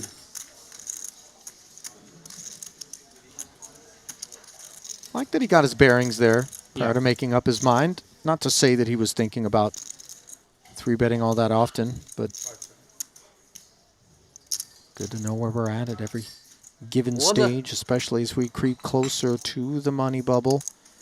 25 remaining now. Shortest stacks in the room are at this table. Danny and Seth.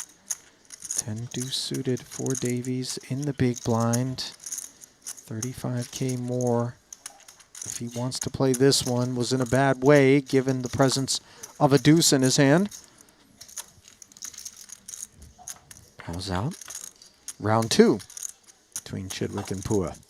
Ace, Queen, 3 monotone. Again, Paul's got suit coverage and the better pair.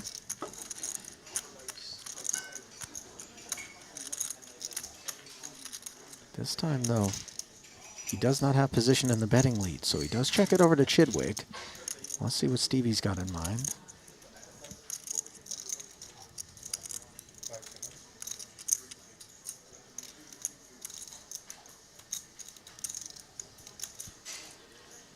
He too is one that likes to take his time.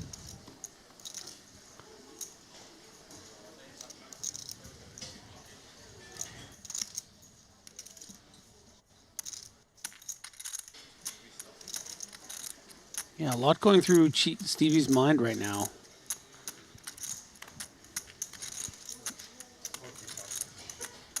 Does finally come out with a bet.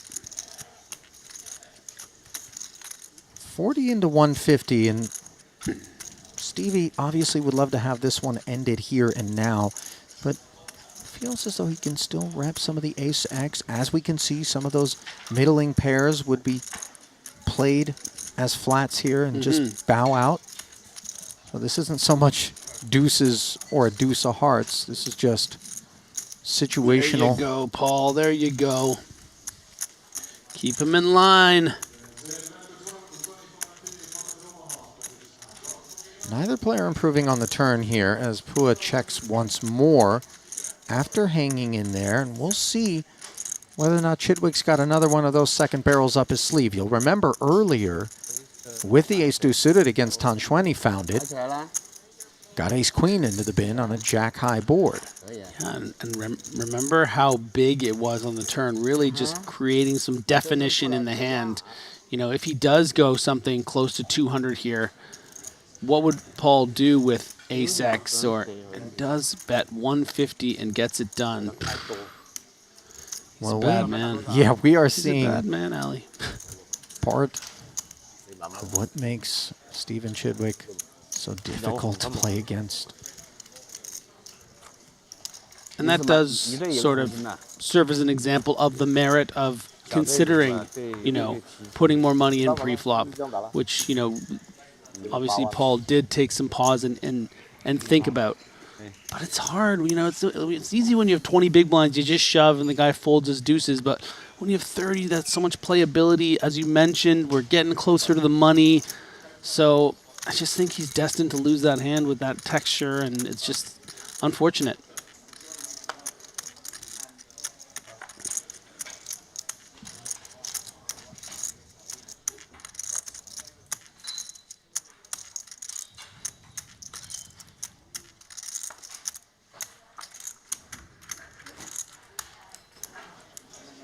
Nicky P getting a walk. Let's look at the mountain of chips that he's assembling here. In the neighborhood of 2 million now in front of Nicky P. So our boy, friend of the stream, Jonathan Jaffe, was in the middle of the pack there, all the way up to 4th. Eliminated Isaac Haxton in a pot worth about 900K. With pocket kings against the king-queen of Isaac Haxton. Was not all in pre-flop. It was a raise and a call, and then the queen-deuce-deuce flop Turn 9, river 6, and got it all. So Jaffe in a great position now with a little over 1.1 million chips. By the way, all of that information is being sourced in the Triton Poker Plus app. Download it today on the Apple App Store, Google Play Store. Yeah, all that information I just got, that's not someone relaying it to me. That's me literally just seeing the leaderboard on the app, clicking on Jonathan Jaffe's name, seeing his graph, seeing where the spikes are, and then the hand history is right there. It's really, really incredible.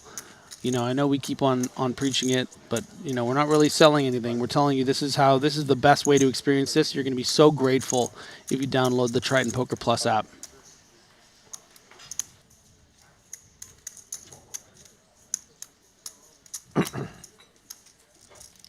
Tan. Little finger wag out of the big blind. He's not intimidated by big stacks. Nicky P limp folds.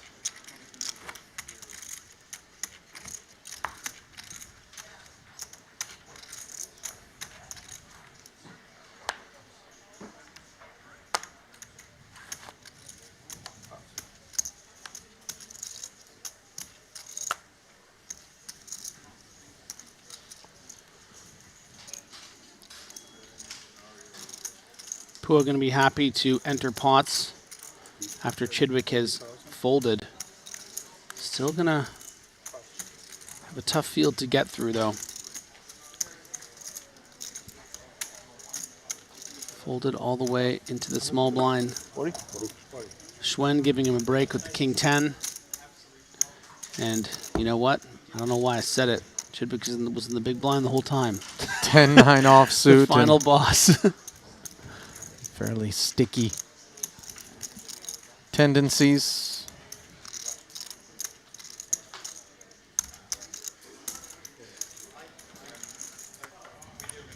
Chidwick gets involved. King 4-4 board. 1 diamond. Action checked over. 110 in the middle.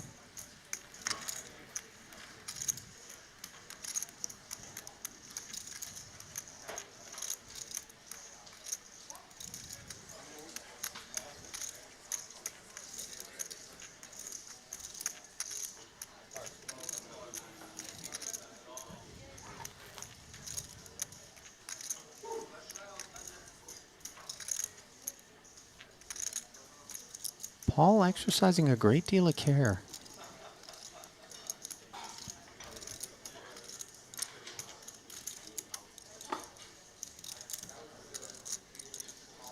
You know, I checked. Yeah. Oh, there's the care. It happens to the best of us. Okay, he was not aware. Yeah. That the action was on him. 20. It happens. And Just now, 20K C bet. Now careless let's move on. abandon. 20,000. No. I didn't know it's on me. I don't know why it's Stevie thinking. I was thinking, why is Paul thinking? Yeah. So, a generous assessment saying he's with the carrot. It's such a standard C bet, right? And it's just it's funny that those things can happen sometimes. You know, it's interesting. I appreciate, and you know, some might have misplaced sentiments that it's because it's Paul Pua that was in that situation there that the time bank isn't being extracted. But I have observed on multiple occasions the sporting initiative from all of our regs, and you know, it happens to them all. Not often, but when it does, and it's quite clear that it's not any sort of angle or whatever. Oh, okay. I've seen at least one other occasion, maybe just one, but where someone didn't realize the action was on them and they didn't get penalized any cards as well. No. Sorry. Maybe I have it. Maybe. See Danny begging for mercy. Sub 10 big blinds. Queen 7 actually a nose in front of Jack 10.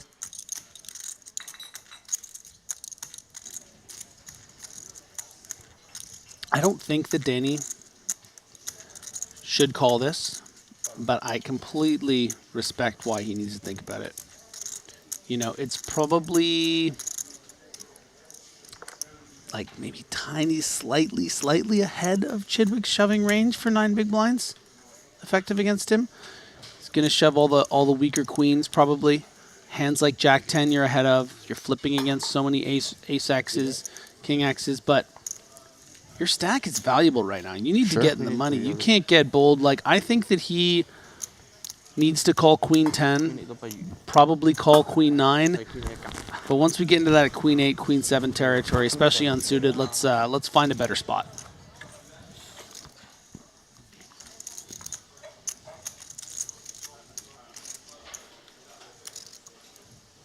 Danny agreed. 我早就溜出去了。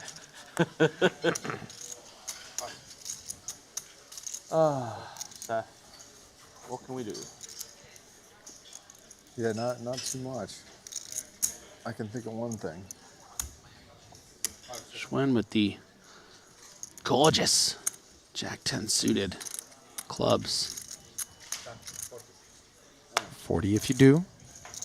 3, 4, okay. Just 25 remaining.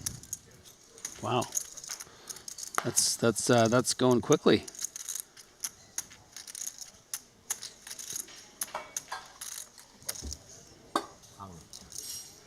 Ah, 反派可以 all in 了。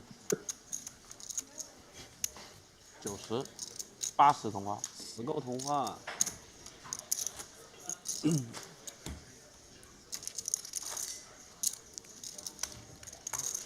多 BB。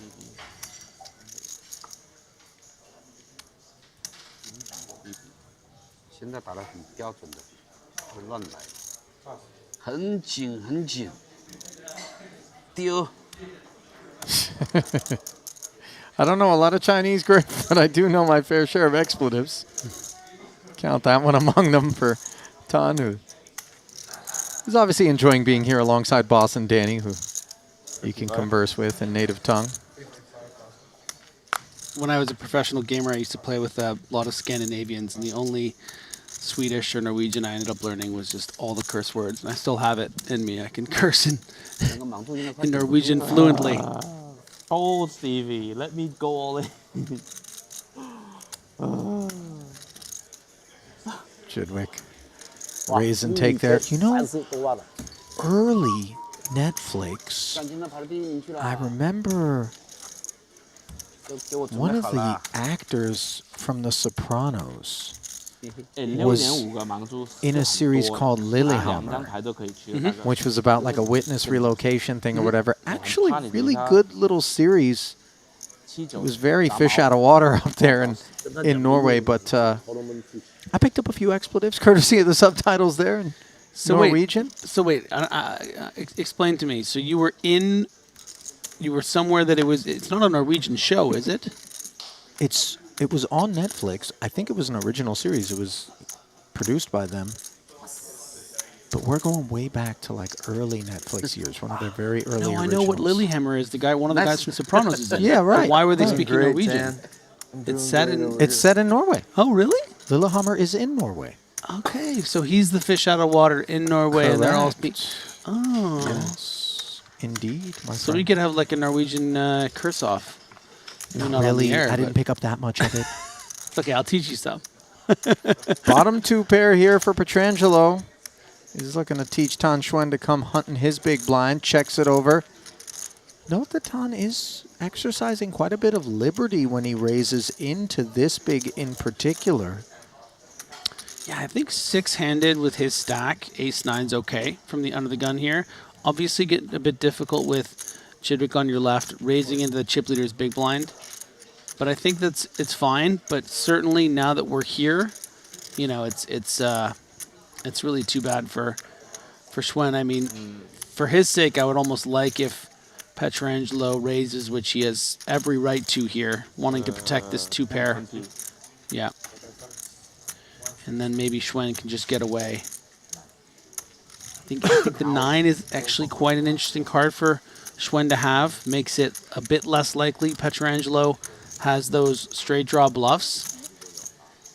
And Schwen is going to know that. Maybe I just let him have this one. You know, maybe I let him check raise me with the 4-5 of spades. And the reason why we do check raise hands like this too is because you know, so often it is just a straight draw with a backdoor flush. Like so, we have to have it sometimes, you know. Sure. And 7-6, one of those combos. Yeah, let's get some chips in the middle. Yeah. If you do actually have something Let's serious. do it. And if you don't, happy to take it here. Omaha. 20? Was it 25K today or 25K. 25?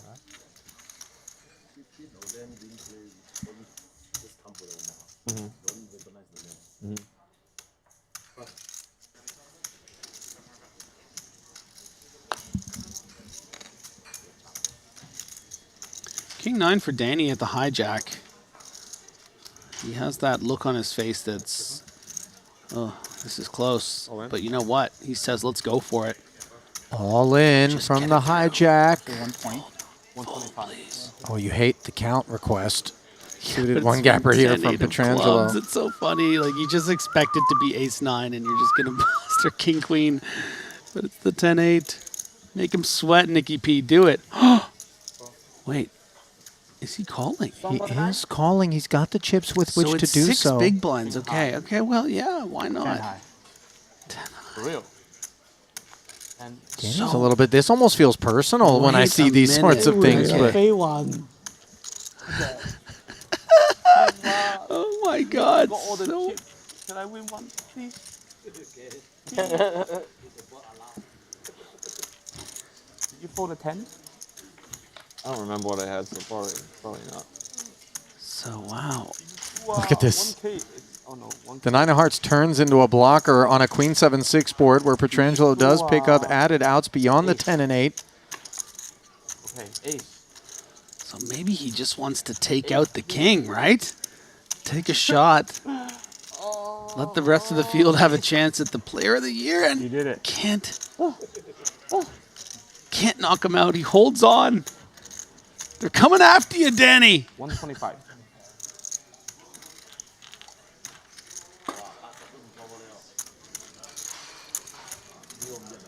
So, Meaningful. you know, yeah. Double there. 15 Huge, bigs total now for huge. Danny. Yeah. I mean, look, it wasn't 9 blinds, right?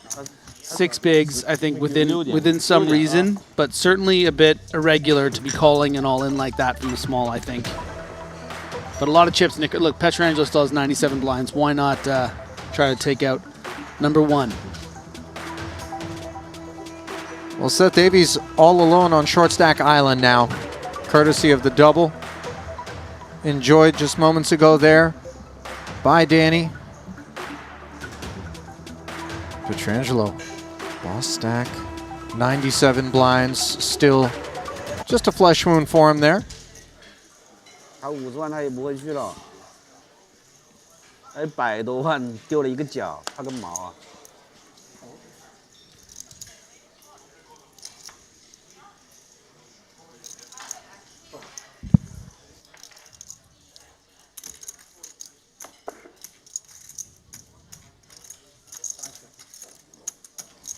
还是顶不住了，稳不住了。That's all I got. Davies哇！ jamming, and Chidwick in the big blind wakes up with the ace-king. What an awful feeling this is going to be here. 24个了。 Can he escape? Steven Chidwick has played so well the last level or two. Now a chance to win it all in. To get himself over that 7-figure mark. Ooh. All right. Turn. Opportunities for Davies, who says, all right. Hits the ace, but as you can see, the jack kicker does not cut it. Good luck. And that will end his run here in the 200K.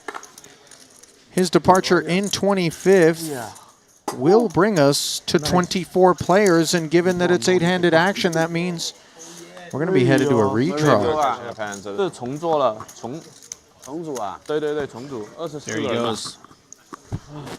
We have to catch up Unfortunate hands. to come so close. Okay. And that redraw is going to happen right now. 9 spots left between now and the money bubble being burst. Danny trying to be on the inside of the membrane. 15 big blinds, looking to ward off all of those who are attacking his Ivan Leal Player of the Year award lead. And on the topic of leads, Pietrangelo holding the overall one here in this 200K. We're bringing you back to the booth. Ali alongside Griff. Do want to touch on some of the other departed names. James Chen, we observed his demise. It came at this feature table. Michael Soiza out in 29th, Ivy in 28th. 27th was Ike Haxton. We saw David Yan, and of course just now Davies falling in 25th means that Brian Kim and Anson Yu, along with Danny Tang, in that 14 and 15 big blind stack territory are the three shortest remaining in the field. Nick Pietrangelo, as I talked about, is up top, scrolling up to where he rests, and Jason Kuhn and Jonathan Jaffe split him and Stephen Chidwick as we saw them operating. It did look like Jaffe just popped up to 1.95 million there. Oh, wow. Now he's going to be the overall chip leader when we come back in the quest for a champ, or at least as close as we're going to get, TBD, as $4.8 million does look for a home. But let's chart a course for the money bubble for now, shall we? Just a few minutes. Redraw break. We'll come back and unpack it all. Stay close.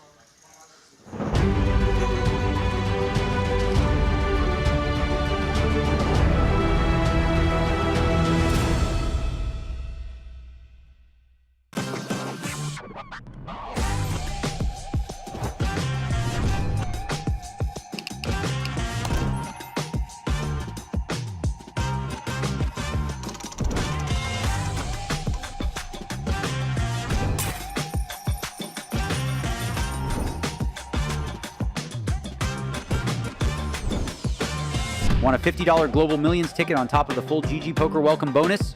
Sign up with promo code Triton_2024 and deposit a minimum of $20 to claim your ticket. Brace yourselves. This is live.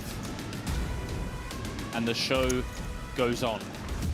Oh, wow. All in. Take your game to the next level with GTO Wizard. Practice against GTO on all your devices. Study any situation using our revolutionary AI-powered solver. Upload your hand histories to uncover your biggest leaks. We have hundreds of hours of coaching from top pros, cutting-edge theory articles, and custom study plans to help guide your poker journey. GTO Wizard, the #1 app for poker players. Welcome to BetACR EU, the premier platform for sports enthusiasts and the newest way to engage with the Triton Live series. Experience the pinnacle of sports prediction where every game, every match becomes an opportunity for victory. At BetACR EU, your insights into the game transform into action. With exclusive action prediction options for the Triton series, your player knowledge and predictions set the stage for unmatched excitement. And there's more. BetACR EU brings the world of sports to your fingertips, offering action prediction options across all major sports. Whether it's football, basketball, baseball, or beyond, your passion for sports finds its home here. Kick off your journey with us and get a 15% free play on your first top-up up to $250. Don't just watch the game, be a part of it.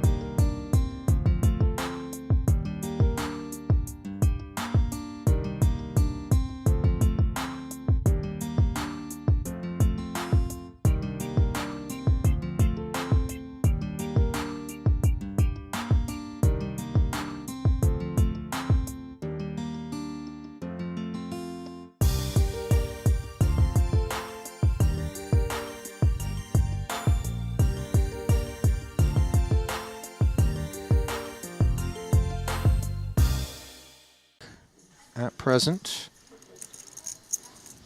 does belong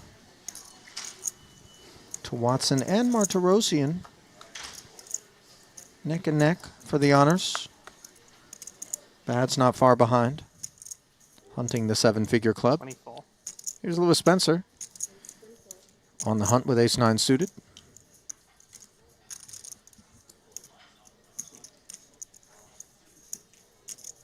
10-9 offsuit now for Elton on the button.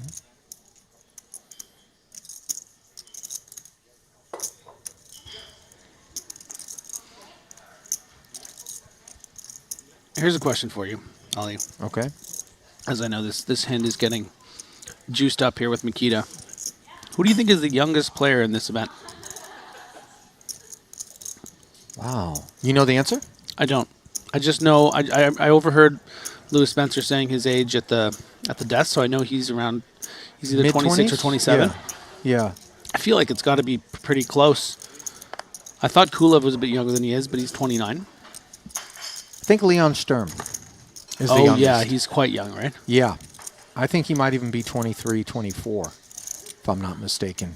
Interesting, though, that you would issue a quiz without actually having the responses. Definite letdown, generally, if I give you an answer and then I look eagerly over. No, because then I think it involves all the people who want to get involved on YouTube and see if they can figure it out, start looking up some ages.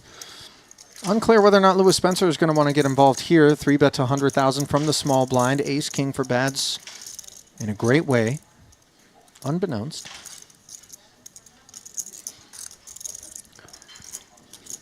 All in. Is that a jam I just heard? It is. Spencer deciding to rip it, runs into the ace-king.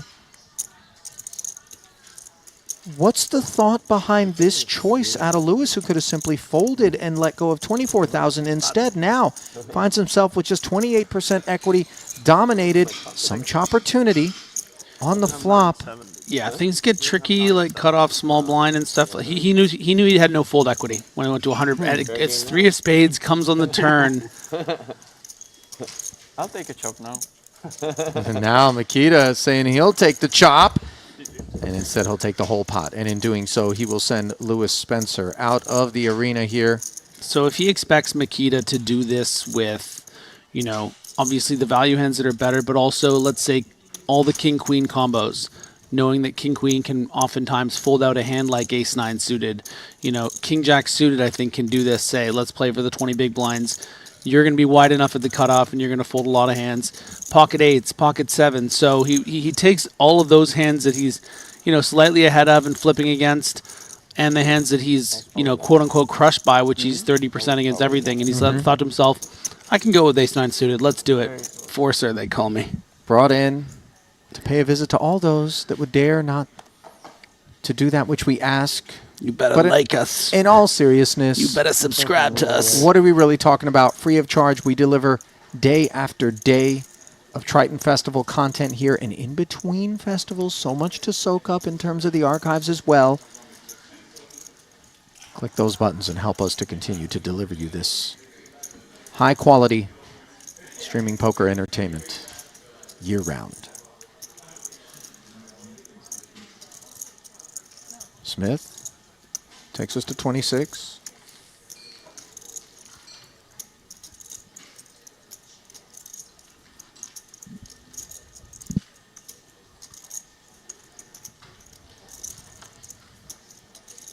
Watson. Big blind defense. I do the big thing here. Aces and 5s on the topic of big things. It's a big thing, yeah. And then all of a sudden, we kind of have this not so riveting stretch of action, and I feel like, did I oversell it? But, such is the nature of the beast. We're talking about a $200,000 buy-in. Only 15 players going to get paid. Biggest top prize that we've had thus far at Triton, $4.8 million roughly.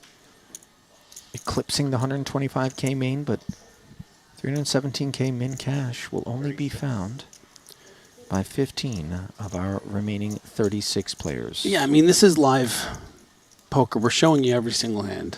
And just the nature of card distribution, sometimes there's going to be some lulls. I applaud you for recognizing that it hasn't been the most exhilarating level. Having said that, the great thing about having these players compared to your average players in like any kind of a different main event, you're seeing the best of the best playing at the highest level. So even if it is, not as exciting as maybe normal when we see some more big hands, watching the way these players navigate some of these spots can still be quite intriguing. Sure. No doubt about it. 36K check called by Watson. Now here we are. Smith, appetite for a second barrel? Yes, no? Would seem a bit out of line to me. But he does have the ability to represent that ace. Nevertheless, checks back. 9 pairs on the turn. That is a card that counterfeits Watson. He hates to see it.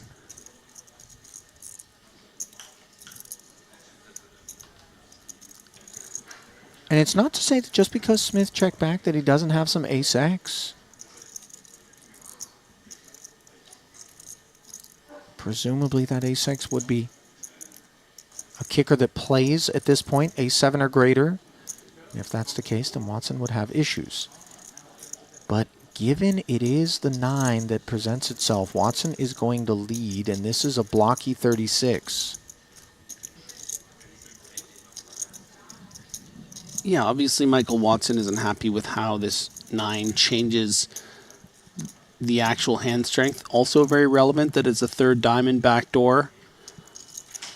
But going to also understand that this ace is going to be very good sometimes, that he is going to have, some missed hearts here. But Dan Smith does not have a good candidate to either bluff catch or, perhaps bluff raise, maybe with a big diamond in hand, try to get real tricky.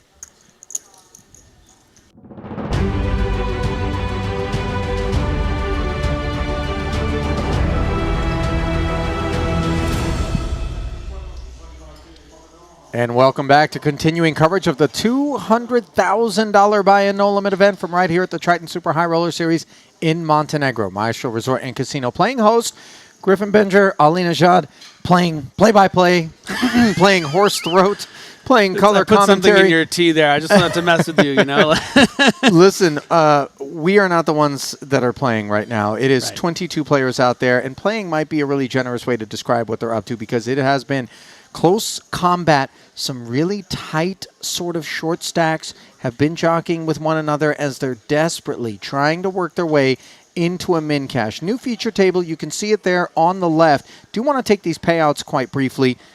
It's 317,000. It is static. We got the little pay bands, as you can see, until you make it to the final table, which will be 9 players strong. This is a 3-day event. We aren't going to crown a champ until tomorrow. So that whole discussion of it's a marathon, not a sprint, you want to take your time, might have led me to think that we wouldn't have seen some of the things that we saw, spots that were taken or whatever, extra barrels, but the guys are getting after it out there, and of course it's always a delight for us to observe. And the new crew, Griff, I want to give you a peek at it here, involves, drum roll please, Mike Watson, who came in as the chip leader today but has ceded that lead to Jonathan Jaffe. Yeah, and it has been, like you said, a bit cagey, but with a table like this, you look at Jaffe with the 2.1 million, who is our new chip leader. O'Dwyer, I mean, there are some guys here with some artillery. I mean, you look at Ding Biao and the series that he's had and how much he's prepared to battle. Yeah. Michael Watson, who's had an incredible series here in Montenegro. I think this is going to be making a really interesting feature table. Hence the reason why producer James and company have tapped it to come on down and get under the lights. Maybe they're begrudged about it. Maybe they aren't. It doesn't matter because we are the beneficiaries and we're not far removed from getting it back down there. Do want to take a quick peek down toward the bottom of the leaderboard, however, where we find the desperate, perhaps the concerned even. Brian Kim, Anson Yu, Danny Tang. Of course, the last of them, the guy who is trying to ward off all of these nips at his heels It's been a difficult process, but he can pick up more points and big ones given the multiplier here in the 200K if he can find the money.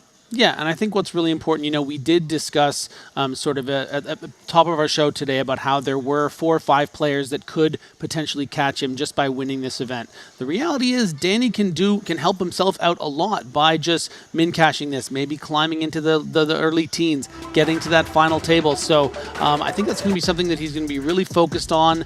Very important for him to make the money. All right, here is a look at the entire room. Split between 3 tables here. Feature, center stage, outers on either side there, brought to you by sportsbet.io. We play 10 and 20,000 with the 20K Big Blind Ante. Yeah, feature table, obviously a lot of heavy hitters.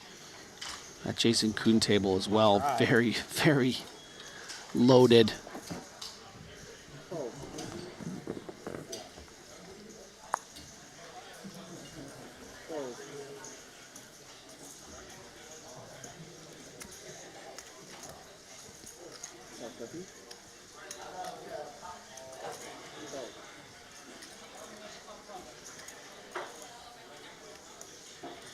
There is Watson. Ace 3 cutoff, not enough. Shaman O'Dwyer now with the puck and King 7. He's taking us up. Christoph Vogelsang.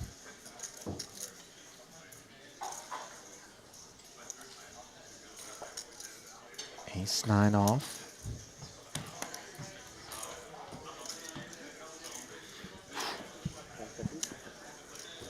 Lost 2 already?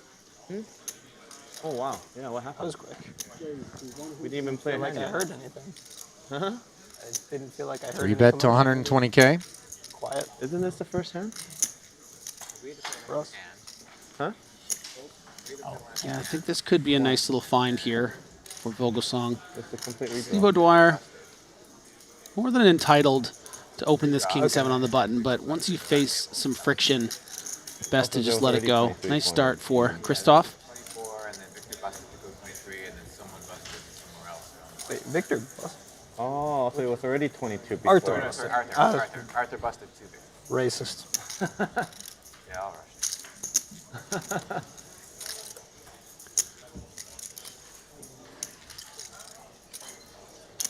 Vogelsang currently 15th of our remaining 22 runners.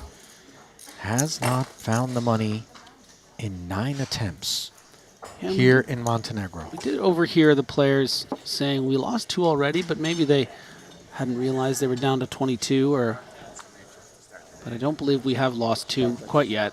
That'd be pretty fast. Still showing 22. We'll keep an eye on it for you, of course, which is what the app is so good for. Shu Liang and Artur Martirosyan, the most recent casualties behind Seth Davies. And why don't we find out how Jonathan Jaffe did get to over 2 million chips? Because he was already doing quite well, but it looks like he won a really big pot against Shu Liang. Aces to ace king, winning 760K. And yeah, a cooler like that, especially presuming if it happened in late position. Excuse me. Yeah, He had the aces, did Jaffe? Yeah. Not quite aces. Ace 5, though, and the button comes together to be adequate for an open. Deems Christoph. Fresh off that little pickup. 3-betting the ace 9 versus O'Dwyer's open from the button, and this one rates to get through.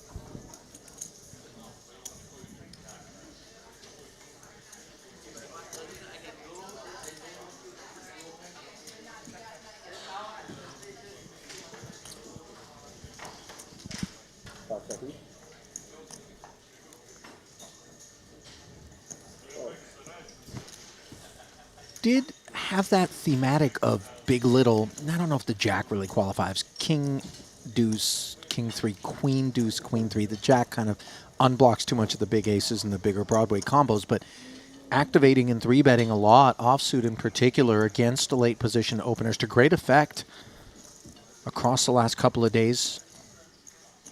on our feature tables.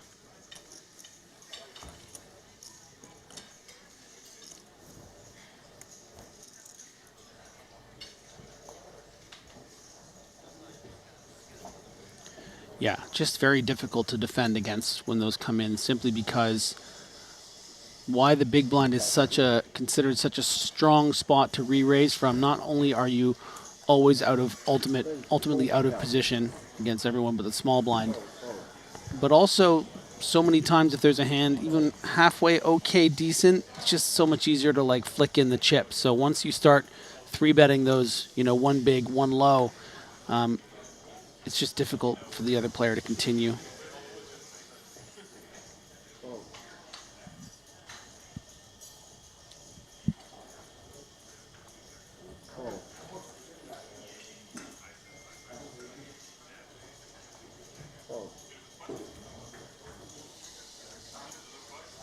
Raise and take from the pocket fives for Elton. Currently 5th in chips overall.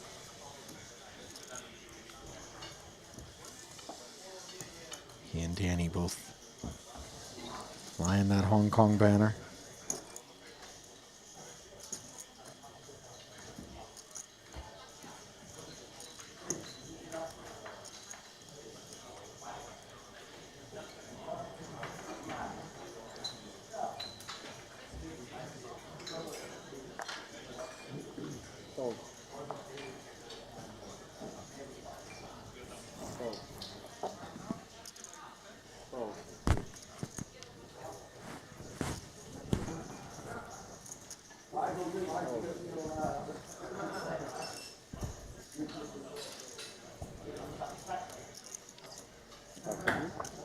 Ding Biao. Ace 4. Makes it 45 to go from the button. 2 8s now for Elton. In the big blind, covering stack. See what sort of appetite he's got. Oh, wow. Going for the 3-bet.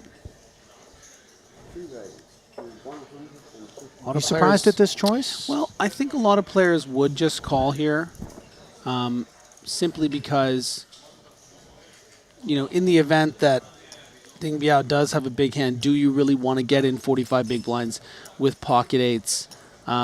So it can be a bit tricky, but it also feels tight to just flat. Ding Biao is going to be opening so wide on the button. So he was, prepared to play for stacks there and is just going to win it so much pre-flop. Elton, very aware of the situation. I don't think he's 3-betting and then getting clicked and folding, you know what I mean? He said to himself, let's do this.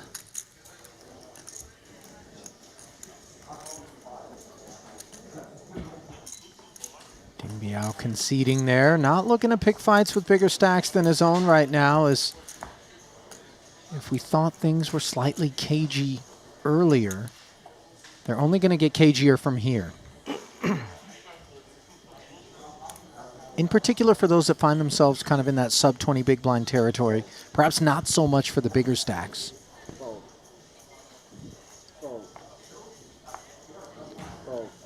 Masashi Oya, our 22nd place finisher. 5 seconds. 45. How'd it go down?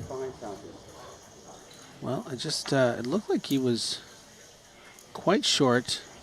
Just lost it there for a second, but I'm going to get it back up. Looks like the bulk of the damage was maybe the hand prior to the bust. Yeah, so Paul Pua. Yeah. 9s against ace 10.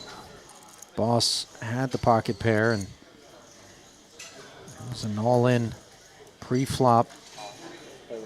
Masashi covered by 70K, couldn't find the ace or 10. Yeah, Paul Pua 9s against Oya's ace 10 off, all in pre-flop. So Pua now increasing his stack.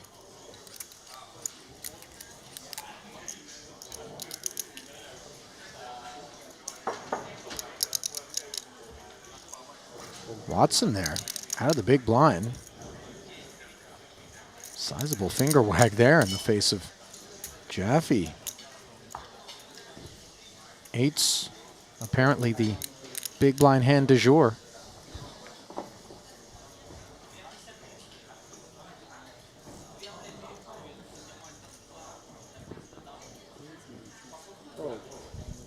It's always a bit of a statement for me. Granted, it was pocket eights, but when we observe people who aren't just simply deferring to the procedures of a big stack at a table, the ones who are willing to fight back and say, you know what, I know you're being a bully out here on this playground, and I'm not having it. Of course, risky business. The bully can just stone knock you out sometimes, but, you know. Yeah, but these are the kinds of things, I mean, you need to fight back against these guys. If you play a hand like pocket eights defensively on that stack against their very wide pre-flop range, you're out of position, you know, comes Jack 10, maybe you call once, maybe I mean, you saw what Stephen Chidwick did with ace deuce of spades on Jack 10X, Yeah, right? second barrel. Got ace queen to fold betting 200K like 2 levels ago. So, yeah, I think Elton knows what's up, and yeah, he's not going to be pushed around. Well, that which is up right now is the price to proceed for this ace-jack, as Symbolos took us to 45,000 with king-queen off. Jaffe further upwards with ace-5. Elton bows out. Now it's back over to Matas. Yeah, and I wouldn't count Symbolos out in the form of potential shove here. Very difficult to do, don't get me wrong. We're very close to the bubble. But one of, if not the chip leader, has 3-bet you. And you can see how effective it is. Especially against a hand like king-queen that like you feel like if I'm wrong, I'm just dead. And you never want to be that in a 200K buy-in. You know, Yeah. that's why it's so effective as pressure, right? Like, we know, of course, he would have folded the ace-5 to a shove. But it's just like, can you do it? Can you pull the trigger? I mean, yes, are there blocker effects versus kings, queens, ace-king, ace-queen? Sure. But do we want to risk it here in a 200K as we close in on the bubble? Do we want to flatten play one out of position against a guy who can well afford to just continue to strike blows at us down the streets? But that's another separator, I think, in a way. When you see players like Adrian Mateos, we see them shoving those hands in the 4-bet spots. The king-jack suiteds, you know, the Petrangelo, for instance. We've seen him, I think earlier this week, he 5-bet all in with king-queen suited or something like that. Like, this is gears that these guys maybe that have had a little, well, quite a bit more success here on the Triton Tour, feel more comfortable just like trusting their instincts. Someone like Matas, who in his own right is an incredibly talented player, someone I'm quite familiar with. You know, do you really want to 4-bet shove the king-queen here when you're trying to make the final table of a $200,000 buy-in? You have investors, you have people want. It's tough, you know.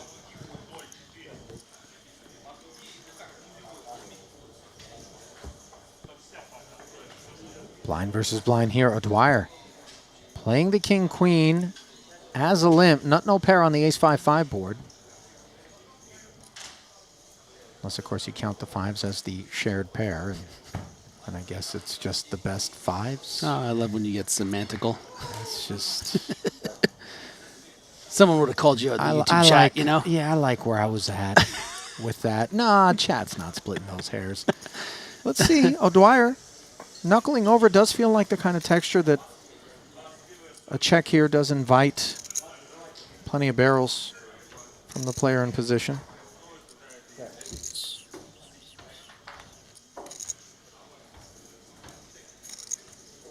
Eight on the turn. Diamond draw arrives.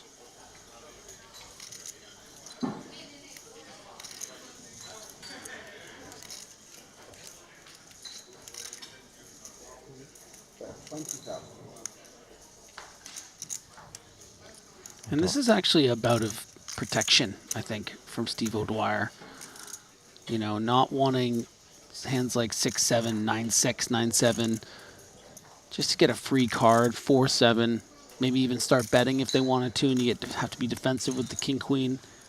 And some of those straight draws aren't necessarily going to always call this amount. Sure, the open-ended portion, the 6-7s. And more than just that, clearing out equity from a Jack-9 off is nice. You know, you don't get rivered and maybe you have to call a river bet, which Vogelsong, of course, will absolutely do with just the ace over. Check to the river. Dwyer, tidy pickup there. Haven't really kept tabs on what the Shaman's been up to so far here at this festival. He is the shepherd of superstition here at the Triton Super High Roller Series. I can't think of a festival that he has not attended. He goes all the way back to 2016 in the Philippines, does O'Dwyer. Front and center, plays a full schedule every time. Fresh off of 8th in the 50K Turbo, by the way. $100,000 pickup So Steve, in that one Steve for the and I two-time actually title winner. have a deep connection on something. Ali, I don't know if you knew about this, but Steve and I are both Irish Poker Open winners, joining the likes of Mickey Finn and Darren Doherty. You know, I'm relieved, as relief will not be what's in store for pocket eights here, Christoph going under the hood with the jacks, to hear you tell me it's both being Irish Poker winners, Irish Poker Open winners. Irish Open Poker winners, yeah. As opposed to being people who have actually won an event and then taken their chair home with them Yes. under the belief that said chair was lucky, Yeah, I'm which familiar. is something that O'Dwyer did once upon a time. Vogelsang doing more expected things, namely 3-betting with these jacks out of the small, Matas out of there. Back over to Jaffe. So this is going to be, I mean, playing 35 bigs to start the hand is Vogelsong. Jonathan Jaffe can justify a shove. Call might be a bit more standard, but yeah, it does just shove and Rip go City, goal. a double check by Christoph, and he's like, let's go. And this is approaching a third of Jaffe's stack that they're spinning for here. Yeah, I don't blame Jaffe here. I mean, he needs to protect his opens as the chip leader, and this is a pretty strong hand at a short-handed table. Gonna need an 8. Ace, queen, queen. Jacks doing just fine. That remains the case. And Christoph needs to fade the snowman, which he's done. So this is a site we've not seen much of, and granted, Jaffe's only been with us for a short stint thus far here at the feature table, but in terms of his chip graph, blips like this are few and further between. Chips heading in the outbound direction. So Christoph will haul in some Jaffe bucks.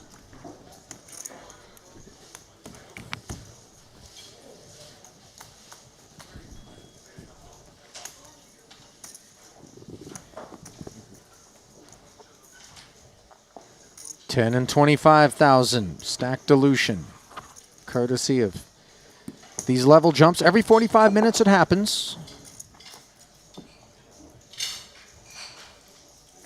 Not sure how consequential the difference between the 50-minute levels that we played in the 125K main and the 45-minute levels that we're playing here are, but I know that players do appreciate just being able to sit back and proverbially relax a little bit and not be terrified that every other orbit, it feels like their stack value is getting hacked away at.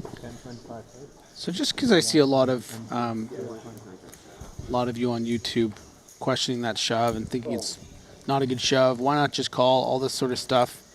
And I think that the thing you have to understand is, you know, yeah, Vogelsong happened to have pocket jacks there, but with the amount of re-raising and stuff we see from these top players, putting pressure on other people's opens, we see it's like Vogelsong just as well could have had ace-3 suited there, or maybe a king-jack off, or, you know, a myriad of the other hands, maybe an ace-10 off that's prepared to 3-bet fold. So, you know, or does have a value hand like ace-king, ace-queen suited maybe, that would be a flip against eights. So, you know, these are just the way these things work sometimes.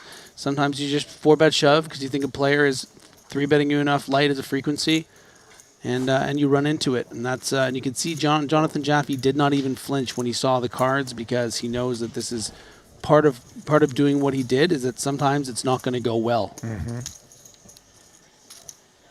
Prepared to accept those occasions is Jaffe, as he will fight on still with a healthy stack, but one that has company up at the top of this leaderboard in the form of Christoph Vogelsang, who did double through. Meanwhile, ace 6-3 board with a couple of spades. Rates to get interesting here. Pre-flop min raise from Elton, flatted by Christoph. And then Ding Biao came along. He checks. Let's see what Elton's appetite is for a follow-through barrel here with the flush draw. 50,000. Yeah, I reckon they're going to send Ding Biao out of this hand. This is a 2-horse race here. 50K into 185 is welcoming. And it's a board texture that isn't supposed to retain a whole lot of hands that aren't interacting in some sort of meaningful fashion. Everything ace through 6 combos could very well find the muck with ease. Yeah, and it's actually a lot easier in Elton's shoes here.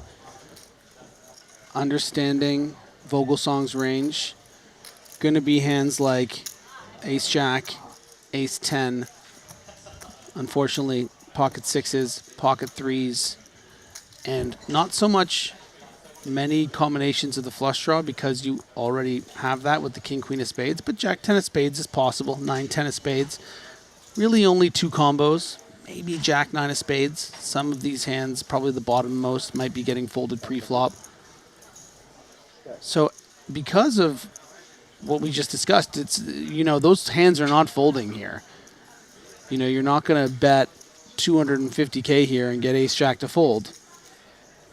So Elton's hoping that by checking, maybe if Vogelsang decides, might get checked back, can see this free river, but probably going to be face to bet, and then I'll be very curious to see, based on the sizing, if Elton decides to continue.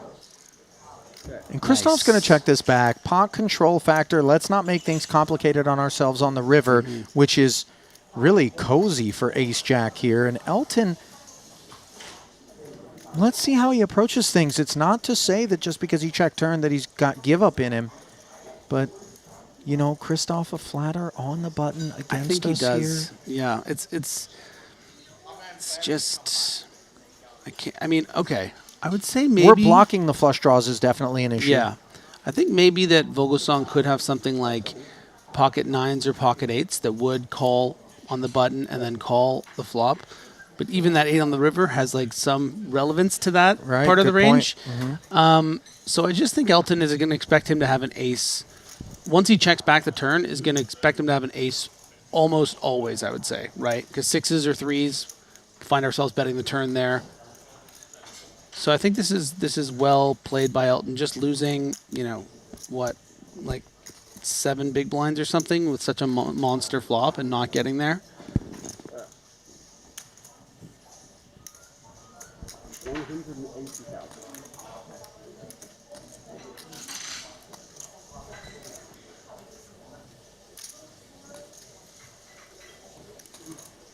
Heroism would be so much more inviting if we didn't have the king and queen of spades in hand here. There are the 3 combos we discussed, right? But that's pretty much the extent of it.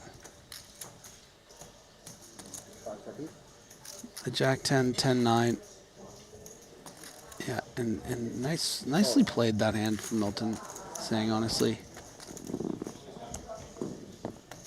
I don't know, man. I was looking for barrel. The last one being for just all of it. Let's play an insane pot. But, you know, these are the self-indulgent fantasies. Unfortunately, you're stuck with me on this timeline where I went check and bet. So, great question here on YouTube from AIVT or ALVT. How did Sang get 1.1 million? Well, if you download the Triton Poker Plus app, you can find out exactly how he got it, because you just click on his little profile there. He's in 6th in chips. You hit view profile. You don't even need to view profile, actually. That's what tells you all his scores.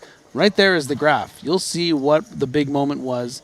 You know what? I'll spoil this one for you, because I like to spoil, you know, people that ask good questions. So he won a massive flip, ace-king suited, against the pocket queens of Artur Martirosyan. The board came 9-8, deuce, 5-8. Backdoor spades. So Elton actually backdoored into that spade flush. 9-8, deuce of spades, 5 of spades, 8 of spades. And that pot was worth over 1 million chips. So there you go. All there on the app. I'm telling you. You tell no tall tales. At least not in reference to the app. Ace Jack here for Jaffe. He's going to dip his quill into some ink here.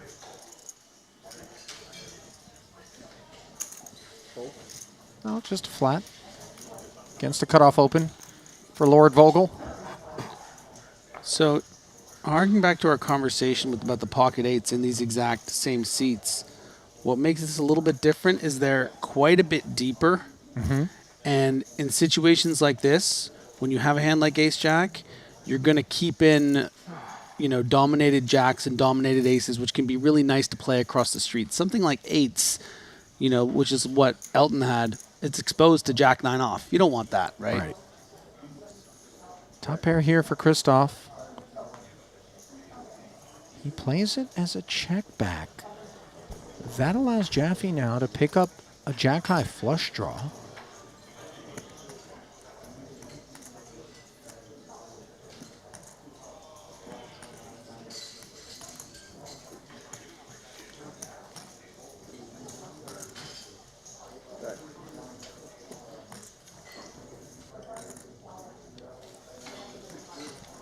Checks it.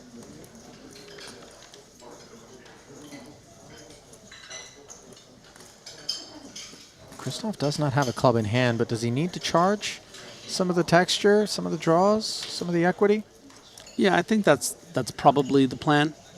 I wouldn't be outraged if he checked, but I think he's going to want to start charging those 9x hands like this that have the kind of equity that Jaffe has. You are running the risk of potentially getting check raised sometimes by some sort of a combo hand. You know, if Jaffe had something like King 10 with the King or 10 of clubs, I think it would make for quite an interesting check raise here. But Jaffe's, you know, he knows that's going to happen sometimes. He still wants to try to get value from the weaker hand. The 9-8 with the 8 of clubs is going to be happy to call here. Ace on the river, Barry Greenstein. Hit him with it, Barry. This is nasty. As somehow Jaffe called this 55K, more so with the intention of finding a club than anything else, I would imagine. But the ace now rolling off. Maybe this is the better card in his mind, just given ace of clubs, king of clubs combos for Vogelsang would leave that jack of clubs in a bad way. Does end up going check, check. Don't muck that, Jono. Christoph does happily find the check back on the end, and unhappily will return some of the chips that he took off of Jonathan to sender.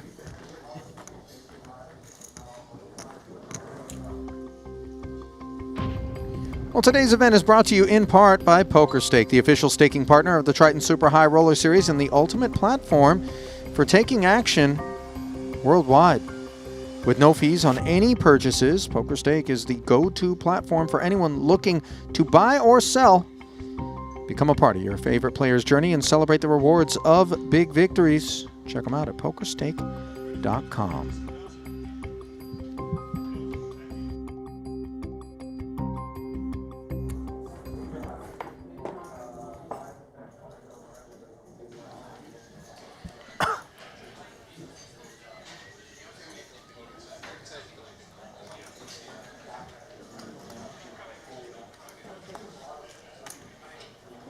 Ace Jack. Did so well moments ago for Jaffe. Watson putting it to work, understandably, under the gun. I'm proud how you got through that with Ivy coming to say hi there. here You at the know, booth. I was going to kind of keep the mystique of Phil Ivey under wraps there, but way to blow the lid off it there, Griff. You know what I mean? Why am I so awkward? Why can't I just keep it together? Wow. Ace Jack for Matas. Slides it into the bin, not looking to tussle with Watson. You win. There's Definitely a weird tight, dual but- dynamic, isn't there, though, Griff, in terms of, okay, under the gun, the Ace Jack, weird, right, for me to get involved. But it is the big stack. The range should be broader. There should be higher frequencies of opens as it stands. Yeah, And so Yeah, I mean, maybe sometimes the Ace Jack becomes a little bit more desirable. Michael Watson's not the chip leader of this tournament anymore. When he's raising under the gun and we're getting close to the money, his range is quite a bit tighter than it would be had he have the 85 big blinds he had earlier. Right. So I understand when Shimbalas folds so quickly, you're thinking, oh my gosh, that's so tight. He had the same hand as him, blah, blah, blah. Well, he probably thinks that he's about breaking even against that opening range. There's going to be, he was what, at the hijack, I think? There's going to be 4 other players behind that could wake up with better or just squeeze or just get into the pot for cheaper. You know, you're avoiding getting coolered in situations like, let's just say it does come ace high. Watson does have the ace, queen, ace, king. It's just not the spot that I think that he wants to mess around with 20 big blinds. It's a very specific stack size as well, right? More so you want to enter pots as the aggressor or shoving over an open.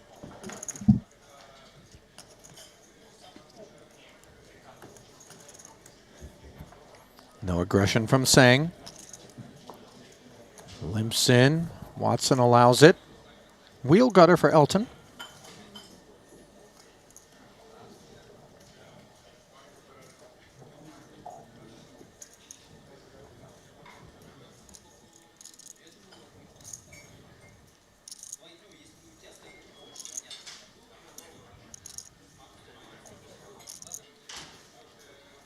And this hand a very good example of the wide nature of these blind-on-blind confrontations. 5-3 against 6 deuce. Gah. I'll First take bet that. wins. Yeah. Yep.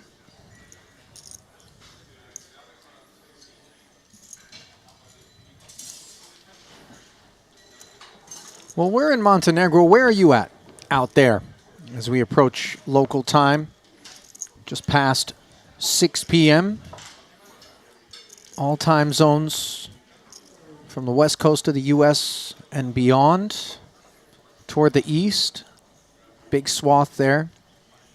I'll start. I am Could be also in awake. Montenegro. Nicely done, Griff. We appreciate that.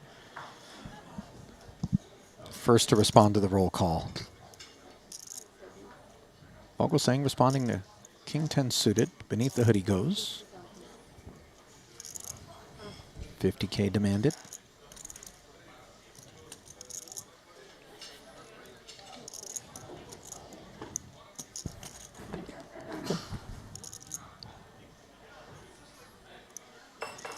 Ace 5 in diamonds, no less, for Elton on the button. 44 bigs deep to start this one. Vogelsang has him covered. Second biggest stack. Do it, at Elton. the table. Hit him where it hurts. There it is, 150.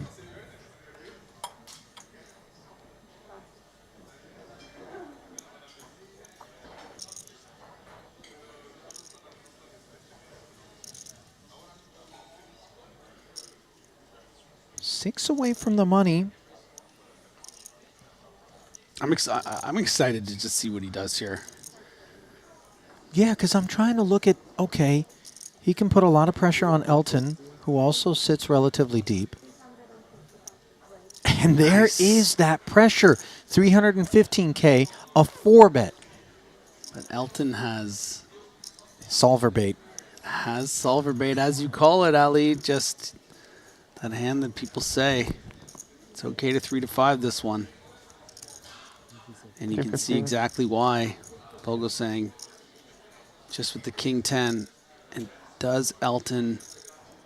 I mean, I know he has it in him, but in this moment right now, is he prepared to do it? How much of this 4-bet, as we see Elton Very conceding effective. here Yeah. is tethered to the situation versus the actual merits of the King 10 suited itself. Yeah, it's just it's just such a very specific spot, right? Like this close to the money, you have him covered. There is bubble pressure.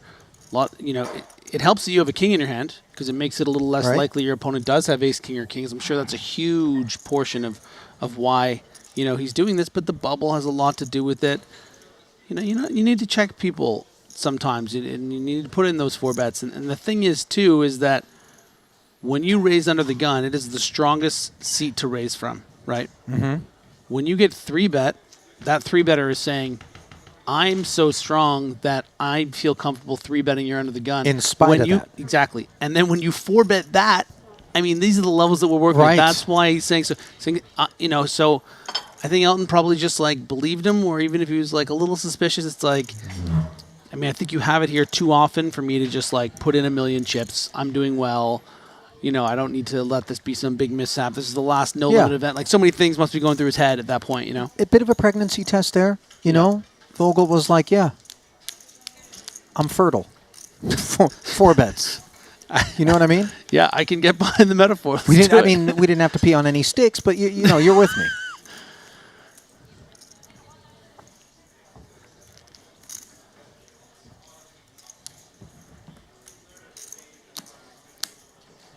Would the 5-bet have been then kind of a... Would that have been a termination of the... Why'd you have to say it? You didn't. Everyone knew where you were going. You didn't have to go. It's so crazy because I took a step forward and I was like, do I want to walk down this path? You decide. You're like, I'm doing it. I'm going down there.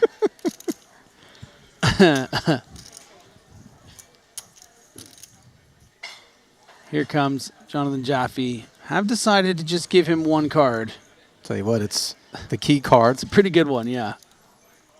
50 if you do.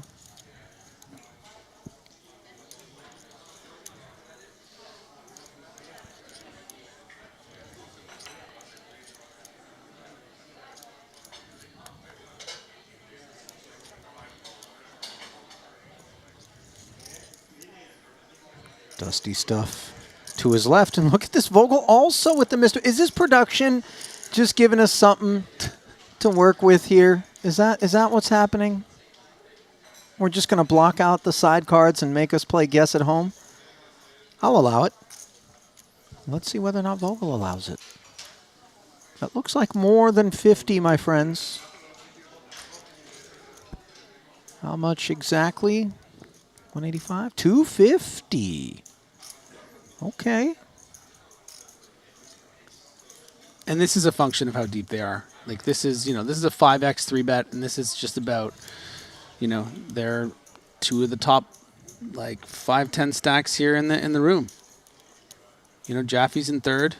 Actually, matter of fact, they're 2nd and 3rd in the whole tournament. So, yeah, you're not going to be messing around when you 3-bet in general, right?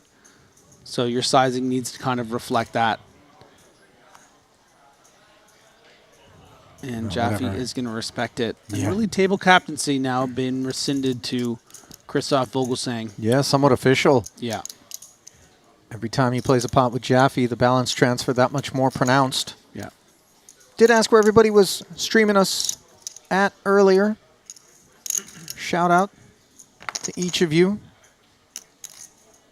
Do see the Scandies are involved. Stockholm, Sweden. Daspa in Denmark. Not sure if that's officially Scandinavia. I think it's just Norway, Finland, Sweden. There's some weirdness there. You're right. Yeah, big shake of the head there from producer James. Cursed for no reason. Listen, you Brexited, James. Just cut it out. Enough out of you. Finland's not Scandinavia either. It's just Norway. Really? Okay, look, we learn something every day. Denmark is. Finland's not. I hope I haven't been calling Antonio Chip counts. Scandinavian all week. GG Poker. Getting a peek over there. Gitarina, Copenhagen, we see you. Texas, Michigan, Istanbul, Germany, Berlin, Alaska, Milwaukee, Wisconsin, Waukesha as well.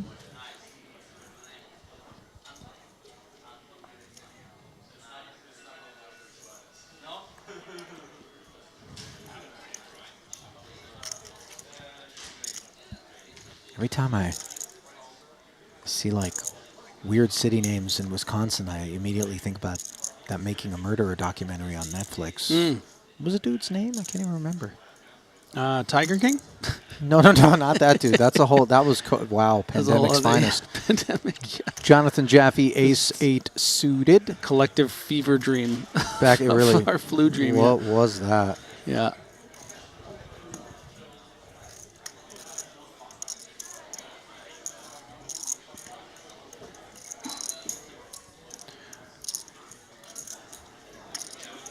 Okay, guys, I don't know how many times I have to tell you.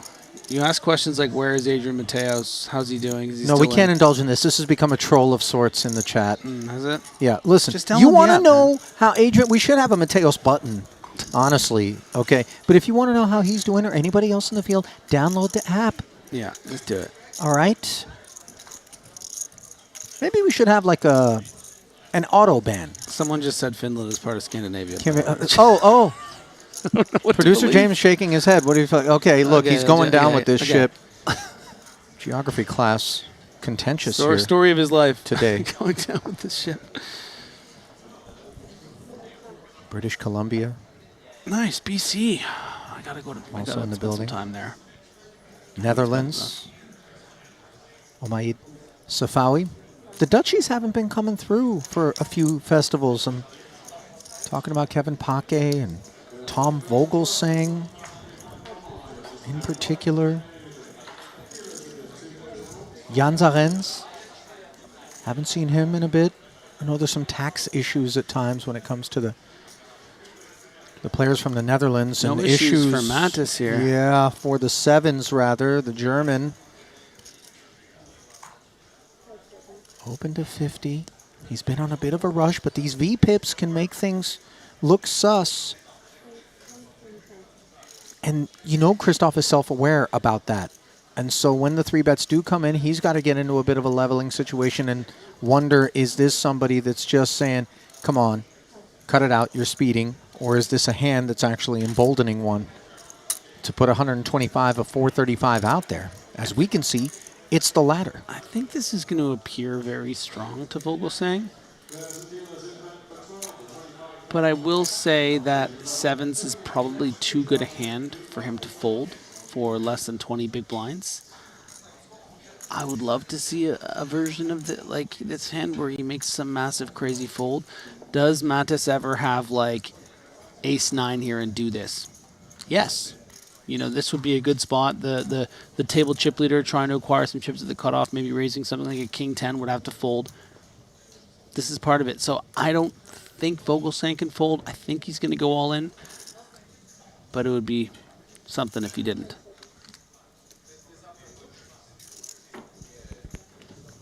Let's it go. Just another 75K. And that is a deeply respectful piece of deference. That's really good. From Vogelsang. Avoiding a potential disaster. Listen, cutoff button, 18 blinds, like pocket sevens. The guy could be light, but just so in tune with these spots. Especially considering that we saw him just pull off the 4-bet, right? Yeah. Against a 3-bet, and here just decides to step aside. So he's taking a lot into consideration, the variables all being processed at any given time by Christoph. A lot of people in the chat just acknowledging what a legend he is. You know, I mean, I did suggest that he could have something like ace-9 to try to get a 3-bet bluff through. Maybe not that often, actually. Maybe he really is mostly loaded as we get to this, you know, 200K bubble, right? Just 4 places away. 6 places away, pardon me. I mean, I don't know. It seems like a really, really good fold.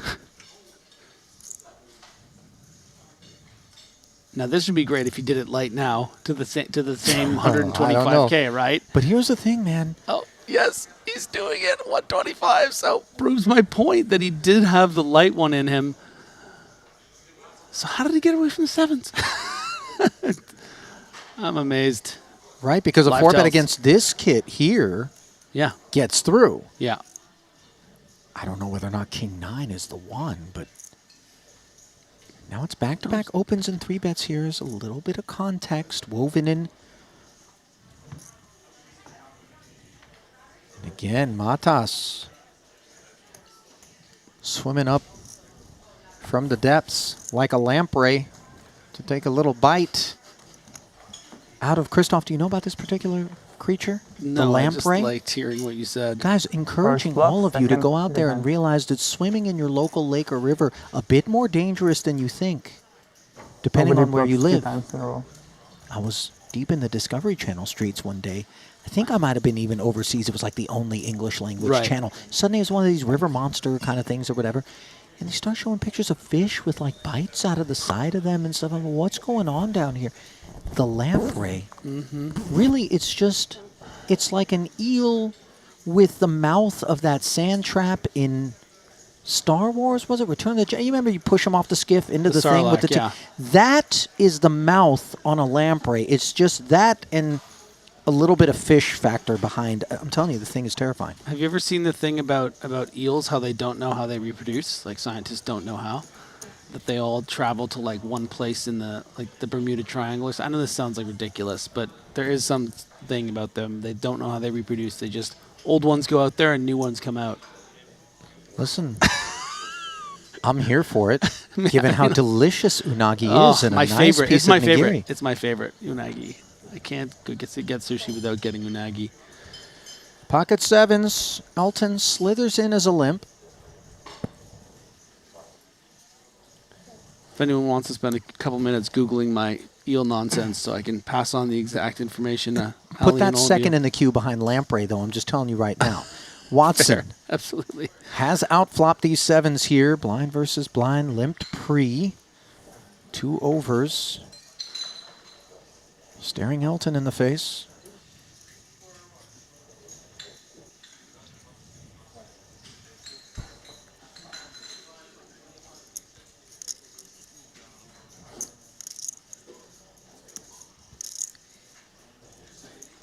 Plays it as a check. Watson a check back. Yeah, you'd hate to get check raise here with your 8-6. Stay a little under-repped. Start getting value later if the board runs clean. This is not clean, but as we can see, is still well ahead. I think that Sir Watts is going to turn down this turn. Turn down Sir Watts! Wow. If only there was a way that you could go back 7 seconds in time and prevent yourself from having immortalized this stream with whatever that was. I know what it was, DJ Snake, but I'm just saying. It's okay, Griff. Not everything that's passed these lips has been quality, I'll tell you that. That didn't come out quite the way that I wanted it to, but in any case, 2 streets of checking here. Run down. Value town now, I think. Could make a really tight check back. The spade isn't ideal. But in the case Elton has something like, oh, I don't know, pocket sevens, for instance. Maybe an ace-4. You want to get value, and Michael Watson agrees. And you see Elton immediately recognizing, okay, the way that I've played this hand invites this sort of barrel on the river to lay claim to 75,000, and so he does keep him honest. And by the way, I think that's a mandatory call, because that can be a 4x value bet as well, I think, to get called by ace high or something. So Yeah. no fault. It could also just be dust. Yeah.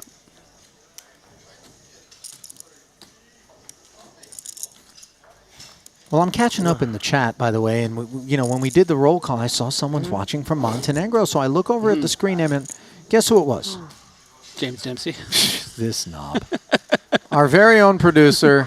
Yeah. I got it. First, you told me you're in Montenegro. Then he's out here telling me. Well, now he knows.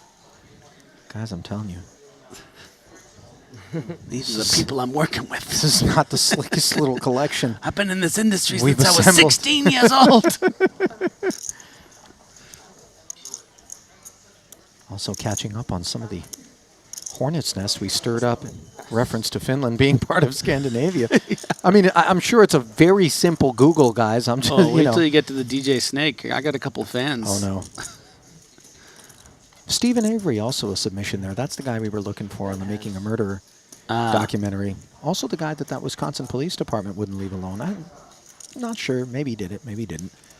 Watson not doing it. Steve O'Dwyer is going to do it. One would think.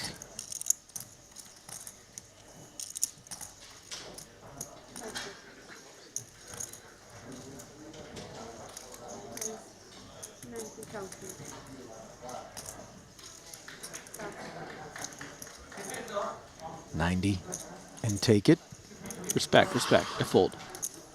I feel compelled to mention that since Shaman O'Dwyer offered me one of the trinkets that he went out, I believe, into the northern part of Japan to like a temple of sorts dedicated to luck and good fortune and whatnot, and bought a bunch and then was giving them out to other players in the field, which, by the way, one needs to question, is this actually a good luck trinket, or are you, you putting a little voodoo out there on your nemesis? But I have been terrified to not bring it. Every single Triton festival since then, a little gold Buddha is always with me, even here in the booth. I've actually parked it up here on the booth just to demonstrate to Shaman O'Dwyer that I am in compliance with the dark arts. Yeah, actually a good friend of mine got me a dream catcher for my birthday, but she's kind of got like some witchy energy, so I'm just hoping it's good dream catching stuff. I know the thing you're talking about, the feathers, the net. Yeah, you put it above your bed. It looks like some hybrid between a snowshoe and like a jerry-rigged like fishing thing. Yes. But she put all these references to our friend. It's really beautiful. It's nice. But has it been working? I mean, I haven't put it up yet. You caught this assignment. So I left for like the day after my birthday. I haven't put it up yet. Wow. Yeah. I feel like that could be dangerous, Griff. Yeah. I've been dreading it a little bit. Like, what happens when I get home and that thing is, yeah. Careful. There's like real coyote, like real bits of coyote in your dream catcher. Yeah. I don't know that that's legal. It's I'm no, not saying they're in danger. Trying to get a photo for you. There's like a little I got them small all over skull of an animal and stuff. My neighborhood in Vegas, sometimes you get woken up, man. Those things start howling middle of the night. They got like some poor rabbit met its end. Yeah. If it is, by the way, rabbits, just the sheer volume of howls that I hear, we're talking about a real modest portion of meat each of those coyotes are going to be indulging in. Just, it's not a lot. Anyway. Queen 5. Christoph. Going to try to snack on Matas, who's had the better of him. In exchanges, and here, dust for Symbolas. If he 3-bets here, okay, gets out of the way.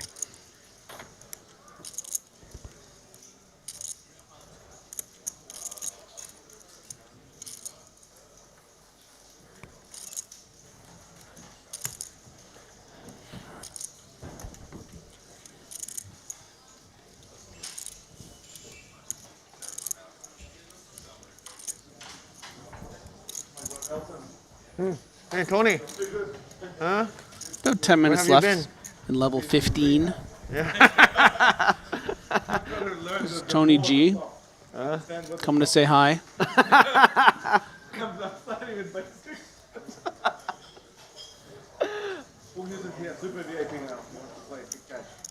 Omaha tonight? What are we playing? Jaffe with perhaps one of the weakest hands that he would consider opening under the gun 7-handed, but it's going to go for it. Good luck. Jaffe does like to push the envelope.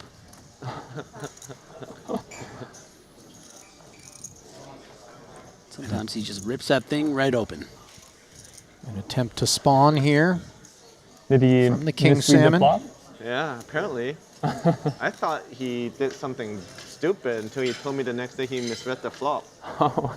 Omaha flop comes 996, single raise pot. He put in like, the pot was like 100,000 in there. He put And in like you are 21st place 900,000 finisher. on the Okay, this is definitely not a 3-bet to 50,000. That would be a 7-10. flat, guys. No flush draw, no nothing. 4-way. Local saying speculating, dominated. Yeah. What did you have? 9-6? I didn't have anything. Rui had a 9. Ace Queen 3. And he was like, "Thank you very much." Yeah. And Tony thought the flop was 689. Wow. When it was 699. With anything. Yeah, it was. I was like, That's expensive. huh? Expensive mistake. Yeah. Nice bet from Jaffe here. No fear. Got the backdoor nut flush draw. You know, like. Hoping you're up against the portion of Vogelsong's range that won't continue, like some pocket pairs. In this case, 7-6 of diamonds, the perfect kind of hand. He potted the flop as well on a 996 board. He just potted it. It got raised, and he's like, "Oh," and shipped it in. 950,000. Wow. Watson, what's the real score? That action, Tails I'm from pretty the sure felt. he misread the report, right? No way he was From Elton? that bad. I don't know. I mean, yeah, good game. I mean, first of all, like nobody pots the flop, but maybe he does sometimes with the nuts. I don't know. But 3-betting kings is just like Fold.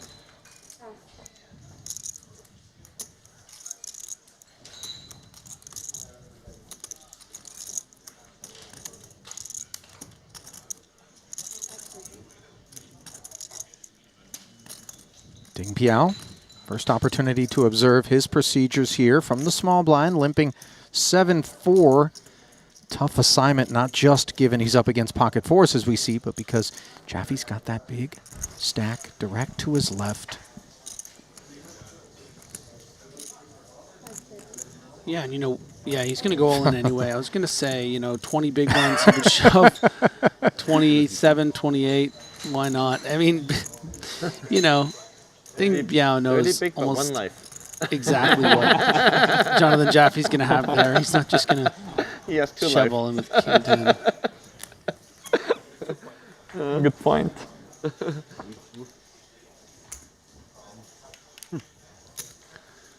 I love that, by the way, from Ding Piao. He looks over with the smile, kind of like, okay, man, sorry. I didn't No, mean so to-" you know what it was, I think, was that Elton said, well, he has 2 live, laughing course. about how it has to be a small pair. So it's just funny that, when that happens, it's almost always those deuces through 6s, whatever. It's like, oh, you have 2 live cards there. You can go for it if you want. You've got that 9-8 off. Oh, God, that was 30.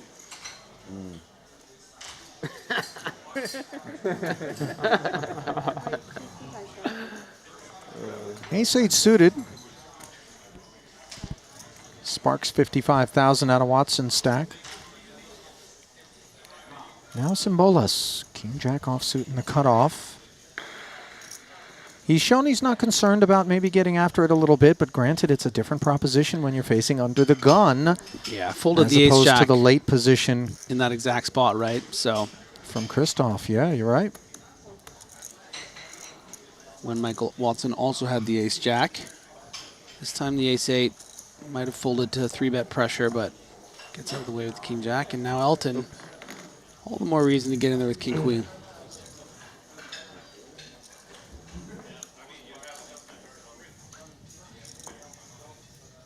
Queen 10-6, top pair for Elton. Nut flush draw for Watson. And suddenly we got a little cookout.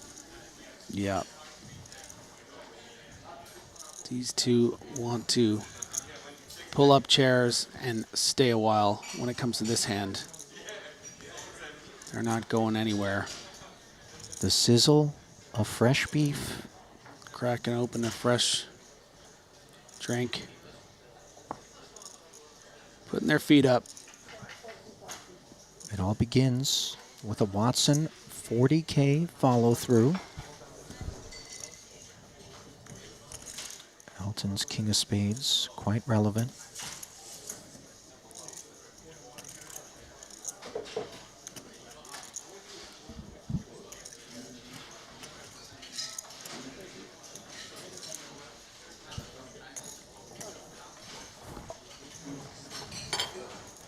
Sang Plays it as a flat, and now the spade rolls right off. Top pair and the second nut flush draw, and somehow Elton finds himself drawing dead. 2 1/4 in the middle. And things felt tasty on both plates moments ago, but now all of a sudden it's little more than gristle for Elton Sang, and a nice fat ribeye for Watson. Yeah, this is very big trouble for Elton. King of spades in hand as well. Like, all the reasons to continue against pretty much any size here.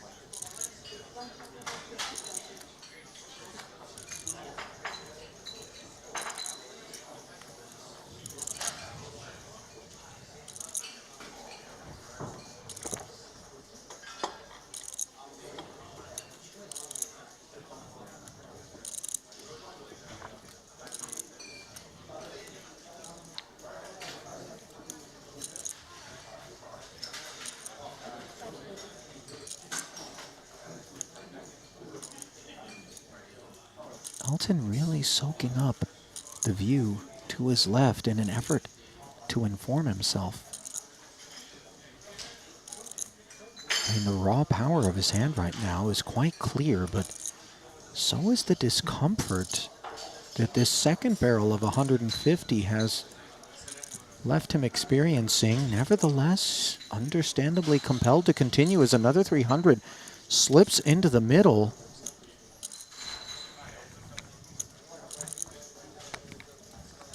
Deuce on the end. It isn't all that often, as we presume that Elton is going to check Griff, that we encounter the 3-barrel. Pre-flop raise, fire 1, 2, and then 3 shots of escalating caliber in our direction. When it does happen, though, it tends to be one or the other, polarizing. So let's talk about some of the hands we can imagine Watson having as a bluff here, right? Ace-Jack with the ace or jack of spades. Ace-King with the ace or king of spades. Doesn't really raise any other ace of spade that isn't suited, I don't think. Maybe ace-9 with the ace of spades and the 9 of offsuit. Ace-7, he's not opening. Ace-8 off, he's not opening. So all the other spade combos for him with the ace are going to be flushes. Could he have jack-9 of spades? He might open that under the gun, but it's a pretty tough table. He's starting with like 40 bigs. Maybe not that often. 9-8 suited, I mean, we see people, we saw Chidwick fold that with 65 bigs in early positions. So I think it's going to be weighted pretty strongly to value, and then those combos of ace-jack and ace-king that have bricked out here. I don't even think really that he opens king-jack off with, say, the jack of spades under the gun. Now note that he does block that semi-bluffing combo with given the the presence king, of the king of spades in his hand. And maybe that skews his perceptions of Watson's hand more toward the stuff that has us in trouble. Yeah. Would ace-queen behave in this manner? I'm not sure, but, you know, something like tens or queens might. Yeah, certainly could see that. Maybe wouldn't bet this much, but certainly possible. Pocket sixes also an option, so I don't know. It's a really difficult one. You hate to be bluffed when he does just have, say, ace-jack or ace-king with the spade, which is, frankly, a mandatory 3-barrel, I would say, in a lot of ways, once you bet the turn.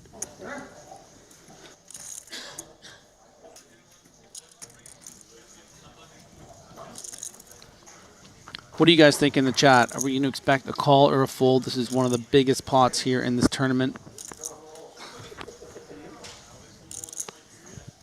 What a juncture here for Elton. He does say call. And Watson rips the Band-Aid off, showing him the ace-8 suited. And you can sympathize with Elton's decision there. Obviously, the opportunity is so ripe for Watson to apply max pressure here as we march toward a very thick bubble. But it is a costly one ultimately for saying. Yeah, and the thing too about having that king of spades, it's just like so many less flush combos that he can have that you start thinking maybe it's going to be, you know, it's nice to have a big spade in your hand, and it just unfortunate. So with that, we take a minute to acknowledge the good folks over at sportsbet.io and their contributions to helping sponsor this particular Triton Super High Roller Series. It's where you can go to experience smooth crypto betting at all times with no lag and a user-friendly site and app that welcomes even beginner punters with ease. That ease extends to deposits, wide range of digital currency support. Check them out today at sportsbet.io. Fun, fast, fair. Fold, fold, fold. Checking in on Adrian Mateos, did win a big all-in confrontation to get up to 8th in chips, pocket 10s to Chidwick's pocket 9s. Finding perfect folds in small blind. I know it means so much to so many of you to hear about it, even though you should just download the app. We behind? Or? You say questioningly when we just had a 4-time bank river hand.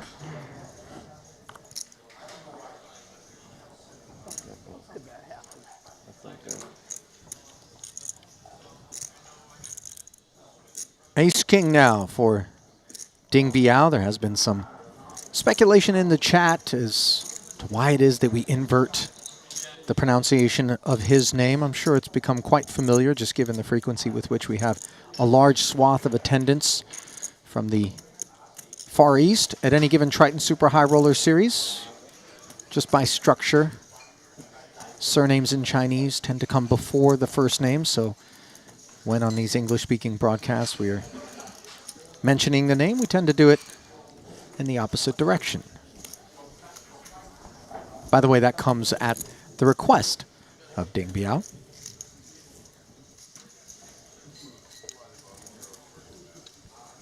So now taking liberties with that one. We're playing another hand? Yeah. Carlton still digesting what turned out to be a bad piece of We're barbecue. one behind, now we even. Everyone's playing. Never seen Christoph in such a rush. I had to look at the clock.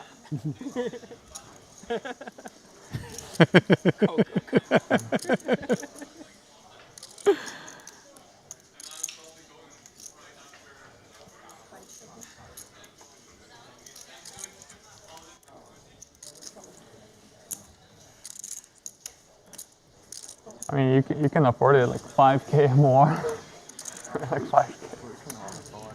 Jaffe, No, ace you on the can cutoff afford here. it. I'm not. Watson, by the way, has surged into second in chips overall. That was a very big pot. Trailing Petrangelo. Elton just 160 back on the button.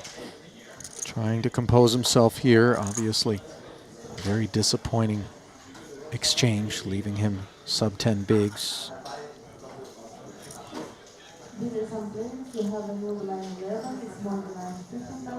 Shaman O'Dwyer, 9-3 suited in the big. Relinquishes. 19 remaining, 15 paid.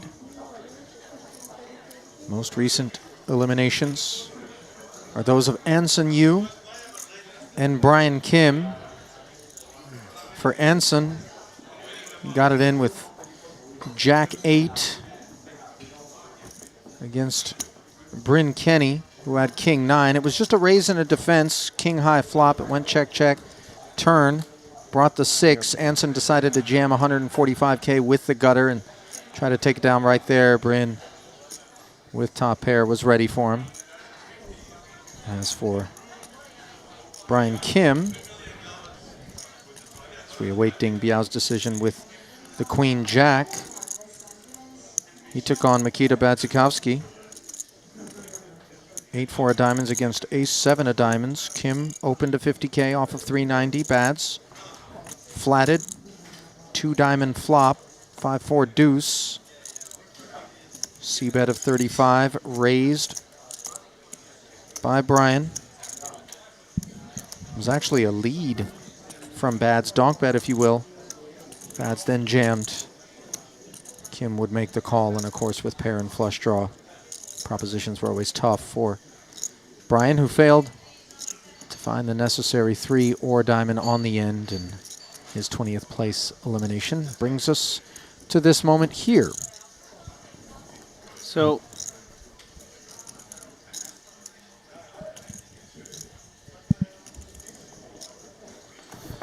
So Watson here, you know, so often these flats on the button are going to be, you know, suited broadways, some medium pocket pairs, I would think.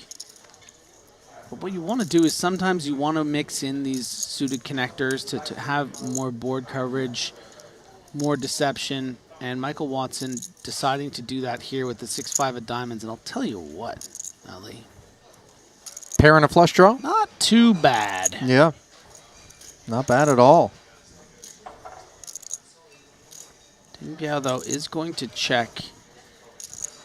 Doesn't want to let this pot get out of control. Hope maybe to get a free turn. And this is a lot of hand when the pre-flop raiser does not follow through. Watson well aware. Drops 50 into the middle, just quarter pottish. Note that another queen jack did get bin pre-flop by O'Dwyer, so makes the proposition that much more difficult for the 2 overs in the gut shot, along with backdoor diamonds, which are content to try to keep this one relatively small for the time being, given, of course, the bubble implications. I really like the way Ding Biao is playing this. The big stack of Watson staring him in the face as well. No assistance staring at him from this turned 3 of clubs.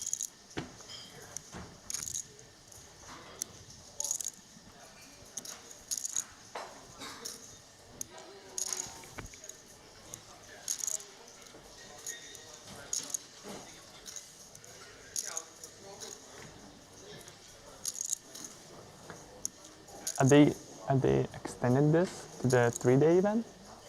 Are they? Watson. Did you checks make this back 3 days the event? turn? Are you gonna? It's 3 days. Are you at all surprised by that decision there?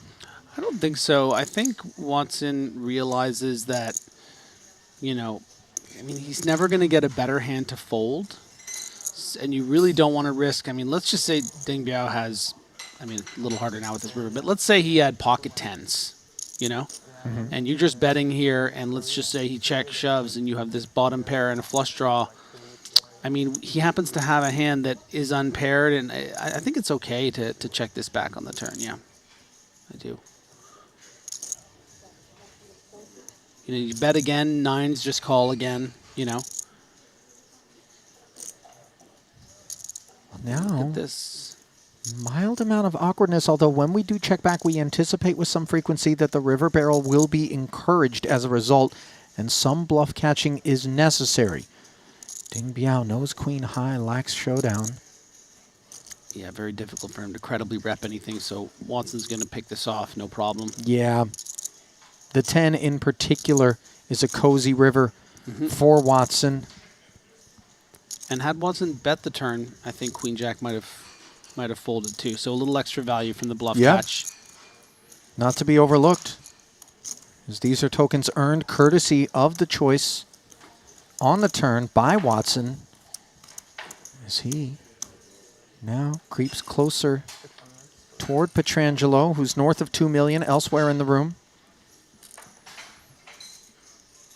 Jaffe, 3rd in chips. Vogel saying 4th in chips. So 3 of the top 4 right here at this feature.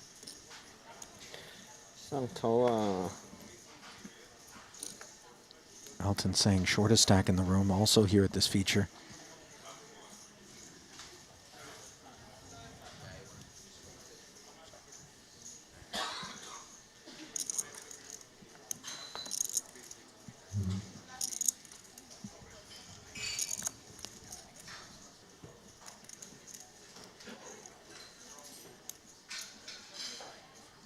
60.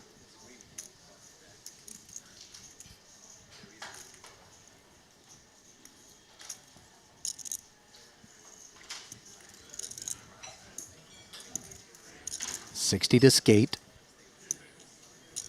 Puck plus 10-7 suited. Responsible.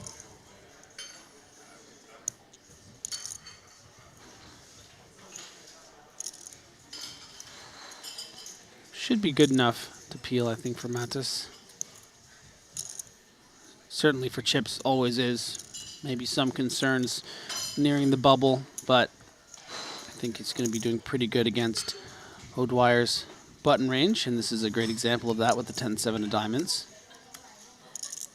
Oh, never mind. What were you doing? What were you thinking? Bottom two pair, the development for O'Dwyer. Gutter for Matas, who defends and checks.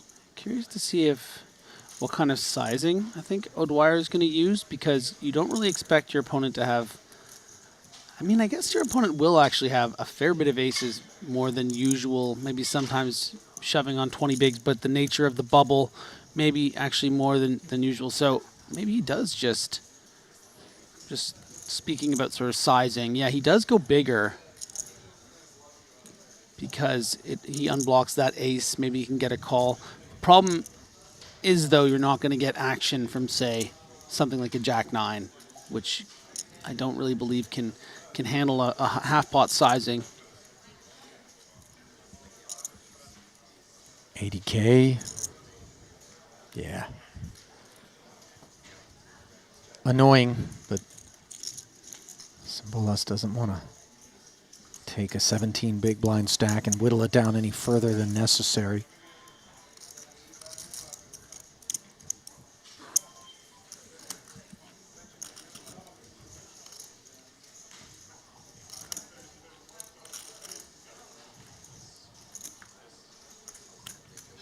Dwyer has just 2 cashes thus far here in 9 attempts.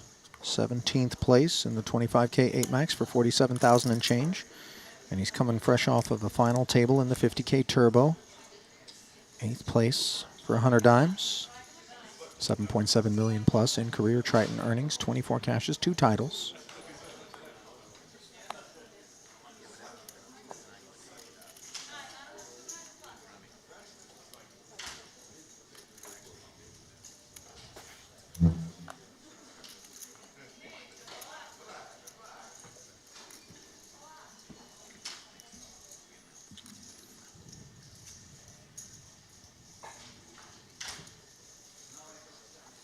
Ace-8 now for Matas in the small blind. I think this is going to be pretty easy for him with the 17 big blinds of Ding Biao. Yeah, they're Shove. roughly level in stacks. Yeah, shove and hope. Yeah. Ding Biao. Hope's answered. Has to concede.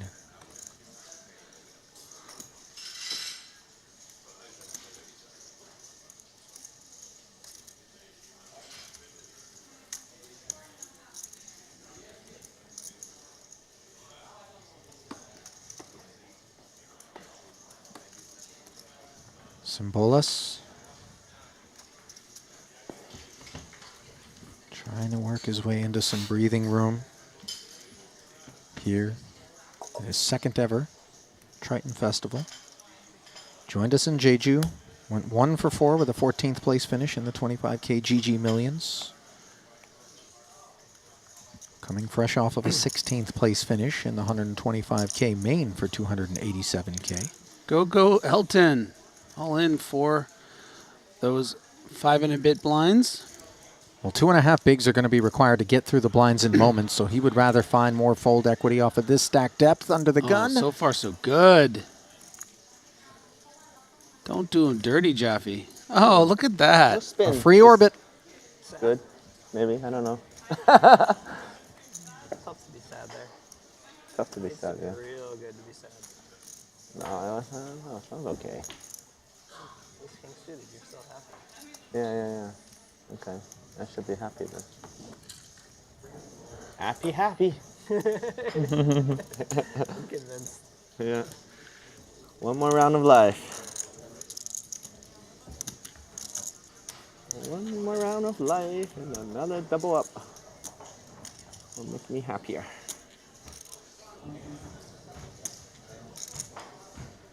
For Mike, would be even better. Some of that chips back. 8-9 suited up front here. Oh yeah. Thank you very much. You'll notice the Triton gear a lot of these players are wearing, and I can tell you, speaking from experience, some real nice to the clothing, the hats. Got myself a couple of real nice pieces.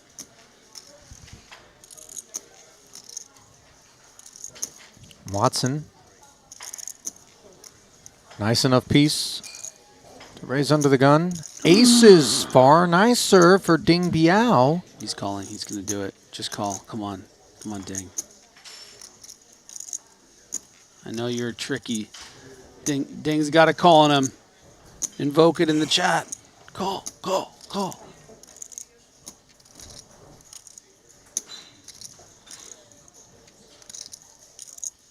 It is an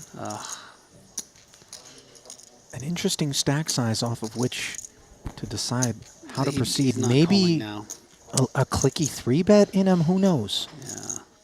I just feel like when you take all this time, you kind of, I mean, I don't know.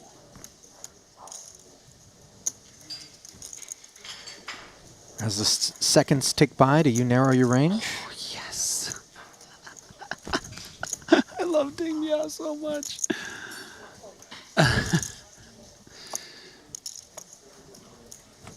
It really gave this performance of that he was thinking about whether to shove or fold, and then he's like, you know what? I like my hand too much. I'm calling. I don't know. I think it could be read into as potential cuspiness. Like, do I fold or do I get involved? I mean, there's more than one way to read it. Yeah, yeah. I think it was a good sell job. Not in Watson's head, of course. I guess the nature of the hand is that there are so few hands he would ever be flatting with that he has to make it the whole dog and pony show, like make it seem like a special circumstance that he's really considering, and now that's why he's calling. He would never call quickly. It would be such a glaring, unusual thing. And Michael Watson has flopped some equity, but I can tell you the radar is up. He is scanning the room with his genius. Yeah, checks it. Yeah. And he's found the Wi-Fi signal right there on Ding Biao.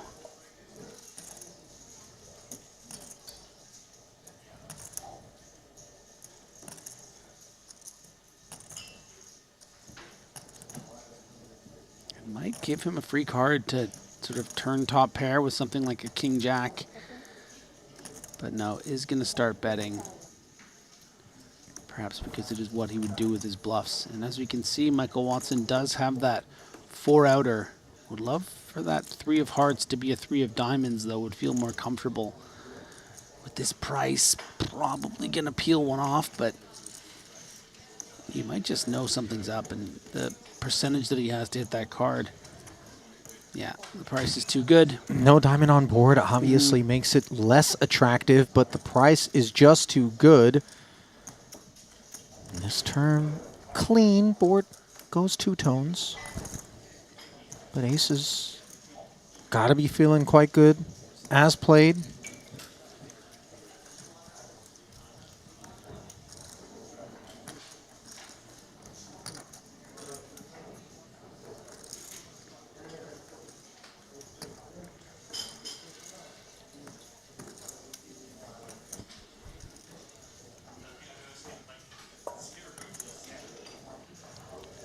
Perhaps something to the tune of about 100.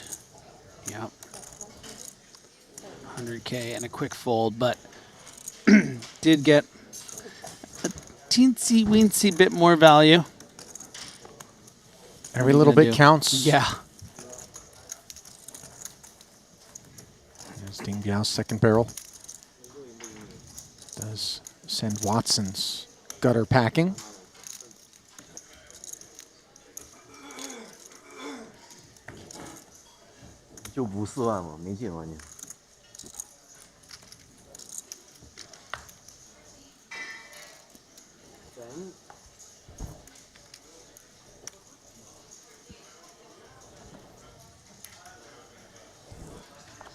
Everyone's favorite conquistador. Give us an update. Winning a big pot against, I believe, Ton Schwen. Plus 520K for Adrian Mateos. That's healthy. Yeah, no showdown, but was all in on the turn on the King 8-4, King 2 clubs. He's now 4th in chips. Ace-2 suited. Heard from out of Christoph. Early position, Elton. Ace-5 in the small, wondering whether or not this is an opportunity.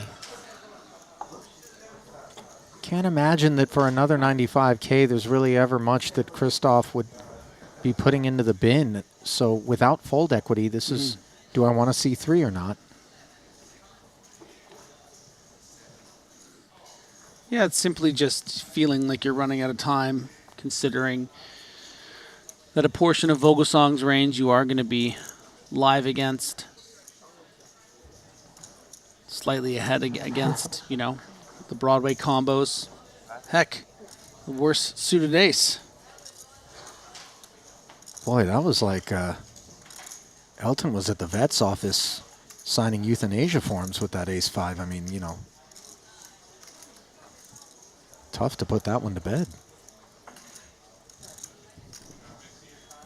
Ace, king, deuce, top pair against bottom pair. Watson can far more afford to defend against these aggressions. 2 big stacks involved.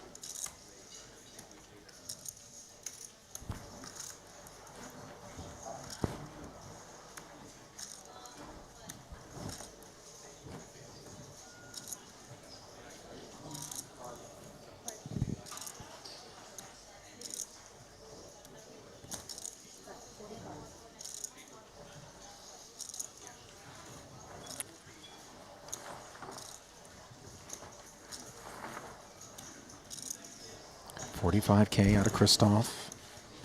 That club on board, of course, could leave Watson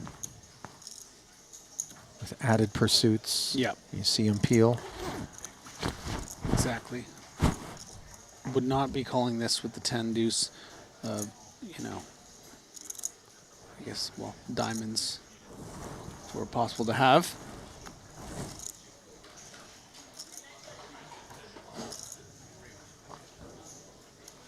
Eight of diamonds rolling off on the turn. Watson checking again. Whether or not Vogelsang wants to bet here in the hopes that he'll be able to decide how the pot plays out on the river by encouraging more checks out of Watson on the end. As we can see, there's a chance to potentially take it with a bet, but he does check back. Dusty river.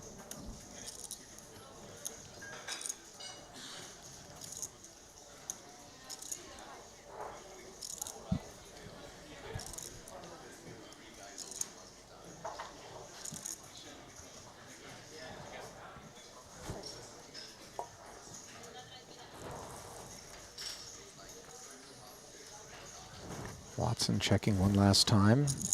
Christoph could play this as a check back just to avoid any depositing of our ace-deuce into a blender by Watson. Not that as played we expect a whole lot of that. Yeah, I mean... What are we targeting, King X? Yeah. I don't think he will. I think you make a good point. But it's just... It's not really the... you know, sort of chip leader on chip leader of the table kind of thing. It's not really, I don't think there's a lot of check raise bluffing here on the river from Michael Watson, but there might be some check calling from something like a King 9.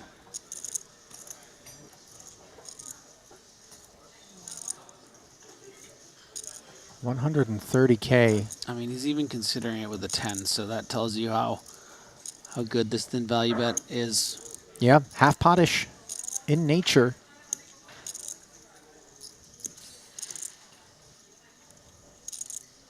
And I imagine it's this check back on the turn from Christoph, which keeps Watson more interested on the end. But the check bet, or the bet check bet line rather, is one oft employed. Yeah, usually value. Yeah.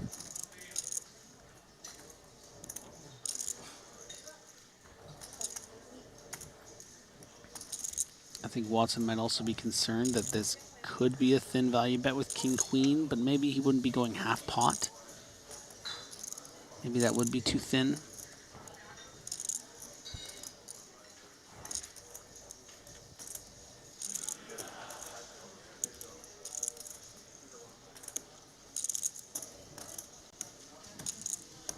And Michael Watson might be becoming his own worst enemy in this hand. The longer he tanks, the more worried I think we become that he's going to be too curious. And there it is. Vogelsang proudly furnishes the ace. As you mentioned, the deeper into the tank that Watson went, the more one feels that that ace is going to be good, which as we can see, it was. So nice value. Had a Christoph there.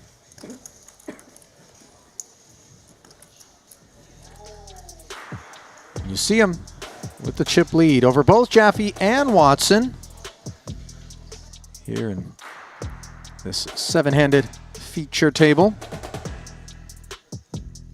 Vogelsang running second behind Pietrangelo as Jaffe and Watson run 3-4. El Conquistador elsewhere in the room, Adrian Mateos running fifth. Average stack currently 979,000, good for 33 big blinds. 19 remain.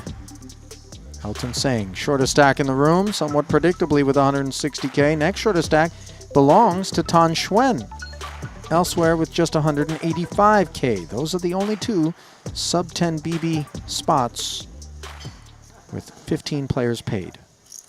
And some relevant short stacks out in the rest of the field. Paul Pua is in 17th of 19. Got Patrick Antonius is in 15th with 19 big blinds. Danny Tang vying for that, of course. The Ivan Liao Player of the Year honors is near the bottom with 15 as well. And then the two extreme short stacks, Tan Xuan and Elton Sang, both around 5 or 6 blinds. So they're the ones that are really, you know, not trying to hang on, but trying to find a double, because you're not going to be able to survive to the final 15 with that kind of stack. Other notables still in the field, Santosh Savarna, Stephen Chidwick, Malinowski, Bryn Kenny in 8th place, Mikita Bads, obviously right there, Mateos.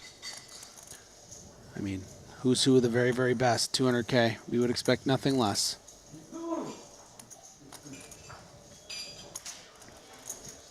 Just a reminder, first place, 4.789 thousand, which is actually 52,000 more than the 125K main event. So we'll be our biggest tournament winner here, the Triton Series, whoever takes this down. Could it be one of the names I mentioned? Possibly. Almost $4.8 million will go to the eventual champ in this one. Generally speaking, 200s, 250Ks are invitational events at the Triton Super High Roller Series. First occasion on which I can recall that we've had it as an open event, which I was a bit curious to see how many runners we would get as a result, but 93 in total, a healthy number of entries. Yeah, that sounds like a lot of entries. Total prize pool, $18.6 million. So even though the main did draw a larger total prize pool, the way this one is going to shake out, we are awarding a slightly bigger first place payout. And Elton rewarded for the restraint that he demonstrated with the ace-5 in the small blind. 2 queens, cut-off jam. Will he get a spin? Ace-10 suited for O'Dwyer. One would certainly expect he will. Oh, yeah. And Steve is incentivized to 3-bet this and try to clear Christoph, or that's risky business just given that Vogel could wake up and shower us? I think it's a bit of a concern on the 25 big blinds here. He does jam. He's going to do it anyway, yeah. Yeah. You don't want to Most of it will be pulled back. It's real. Very real. Yeah, and Elton. Steve, Don't look sort of that an way. Don't Elmer look that Fudd way. look on his face. You kidding me? Right 5 here, bigs, you got better than right this? here. Hey. Stay in the zone. Don't look over there. I'll look for you. Flop. Jack high. Look, Elton trying to read Jaffe's space. As Jonathan recommended, he not observe the board. He probably flinched there. Yeah, a little bit. Added equity. Ace or queen. Queens are blockers right now. Good. I'm good? Okay. And saying finally feasts his eyes on an official Play by play. double. I like your look. It was like this, that. Scaring me for a little bit. I'm big blind poker. I'm not very good at it.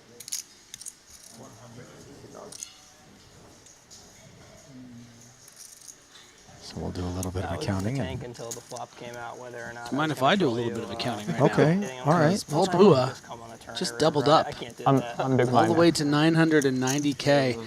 Ace Queen against the pocket sixes of Nicky P, Nick Petrangelo. All in pre-flop. Ace Jack 5, King 4, and the boss in 11th place now. Nibbling on the chip leader here, fresh off of that 12th place finish in the 125K main. His first cash in 5 attempts. Just took a little bite. Play out, bad, you know, run good. That's all I need to do. You know, just a little bit. Tell you what, when it's been a bit of a famine, every little nibble. And it did drop Petrangelo to invigorating. I haven't 6th. seen your So cards when you called. chip leader now only 57 big blinds. That's remarkable. I mean, we're used to seeing much bigger. Thins out quick. Yeah. 45-minute Pull the levels. flush down there. Huh? You can't pull the flush down there. No, I didn't have a flash. And yeah, Tan Schwen unfortunately was not able to get pocket queens and was vanquished in 19th.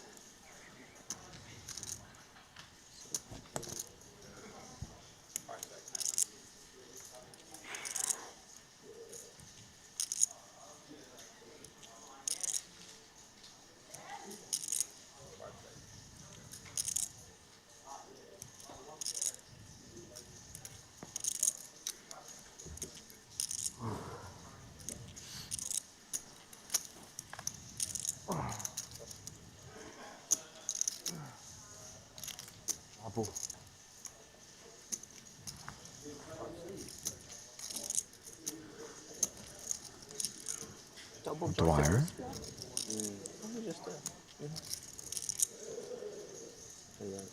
After doubling Elton. Jams, 615. Yeah, 20 bigs. Doesn't want to get tricky and raise and then have, you know, a big blind shove ace 10 or something and you have to flip at the bubble.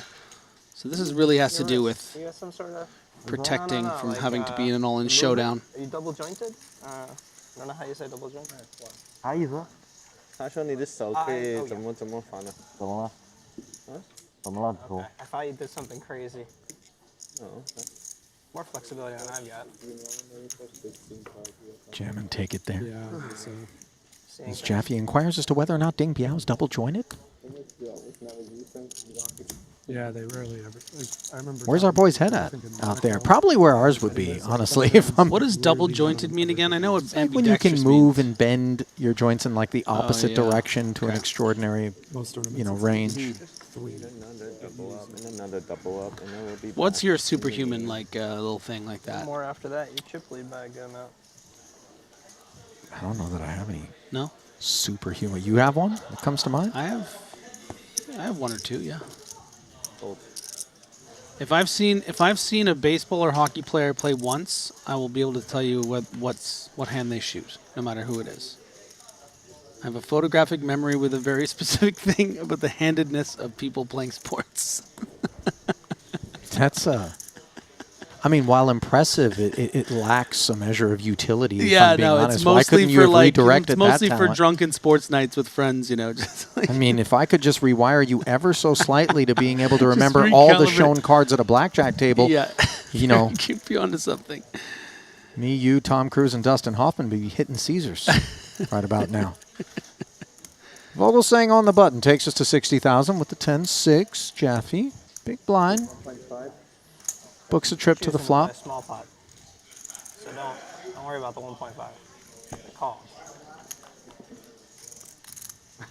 Yeah, Jaffe respecting the dynamic of the two big stacks and, of course, just calling this ace-4. Which turns into top pair. Yeah. More than we can save for 10-6.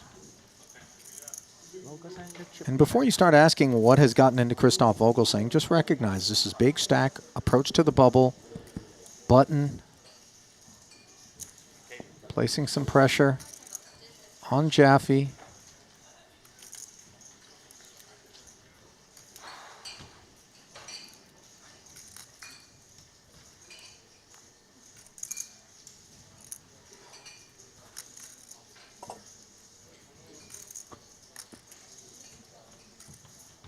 $45,000 the C-bet. Of course, this is not what we wanted to see when we sprinkled those chips in as Christoph.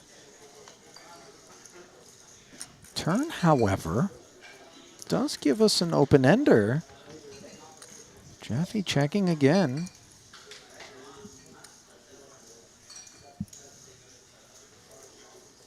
It's a bit tricky because even though Vogelsang has now turned equity, you know, you're unblocking all the pairs and a lot of continues Jaffe's going to have, or those ace-X, and, you know, something like Queen-Jack is probably going to call again with more equity. So, yeah, we do see Vogelsang not get too crazy with it. No.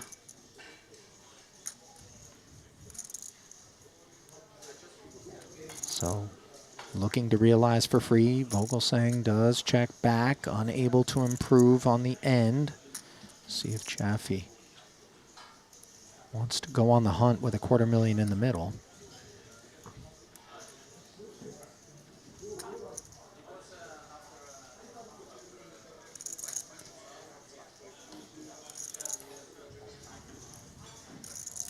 There's an answer.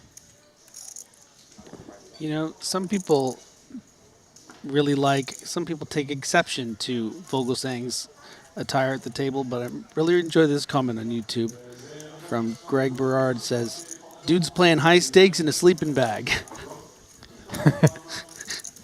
Is that like the mountaineering sleeping bag where you get like you cinch yourself in there? You look like a he looks like he really prepared. He went to Mountain Equipment Co-op and just got metamorphic caterpillar chic. I mean that sweater looks real comfortable. I gotta say.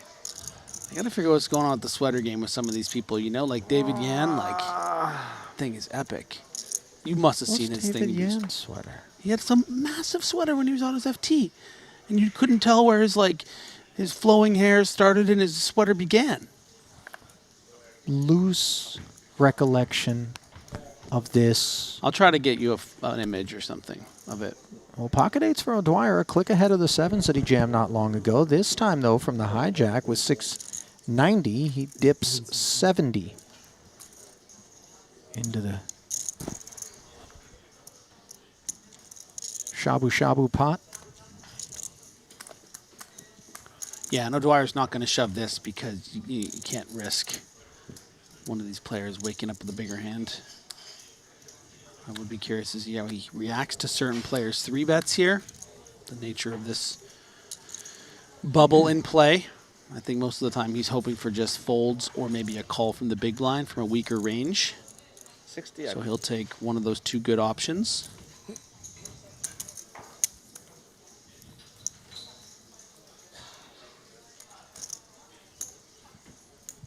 Danny Tang holding in there. Trying to honor his late friend with a win at the Ivan Liao Player of the Year rankings. A lot of competition here. That's all I need to do. Final 18. It's true. Once per orbit, you're safe. Yep.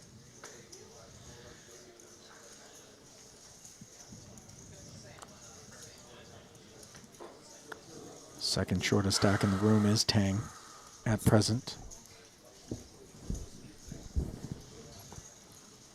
As the Hong Kong duo brings up the rear of the leaderboard with 18 remaining. Tan Xuan showered in 19th.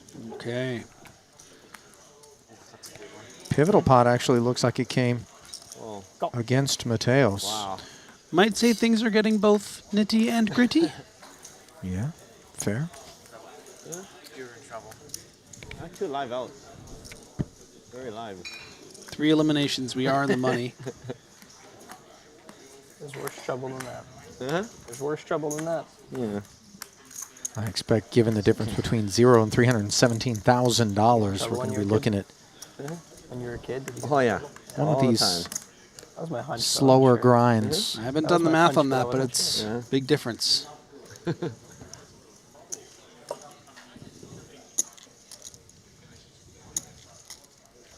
I mean, 317. I just did it.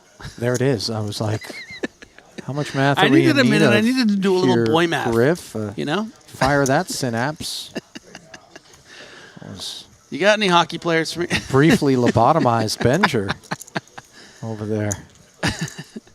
Jaffe, gonna pop up the ace-10 off from the cutoff. Technically our tournament chip leader actually with 1.7 million. Just ahead of Vogelsong in second, Mike Watson in third. We actually have 3 of the chip leaders. 1, 2, 3. 735, I believe. 8s jamming from the big here. We don't anticipate this sort of posture from O'Dwyer off of 26 bigs total to start this pot with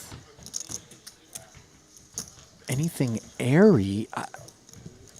Unclear how Jaffe feels that ace-10 offsuit is going to perform. He does want to chew on it, though. So let's talk about O'Dwyer's range.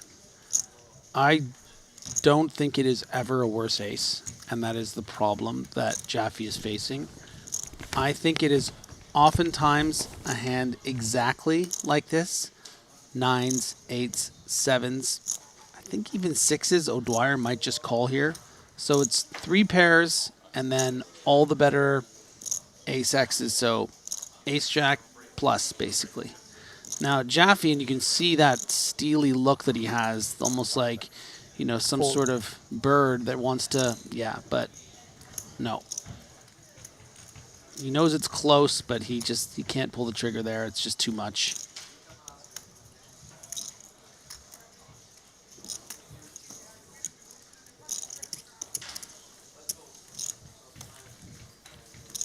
Steve, happy to take that one down, and we're going to be happy to bring this crew to the main stage. Next feature table, Suvarna, Nikki P, Paul Fua, Bryn Kenny there, Danny Tang as well.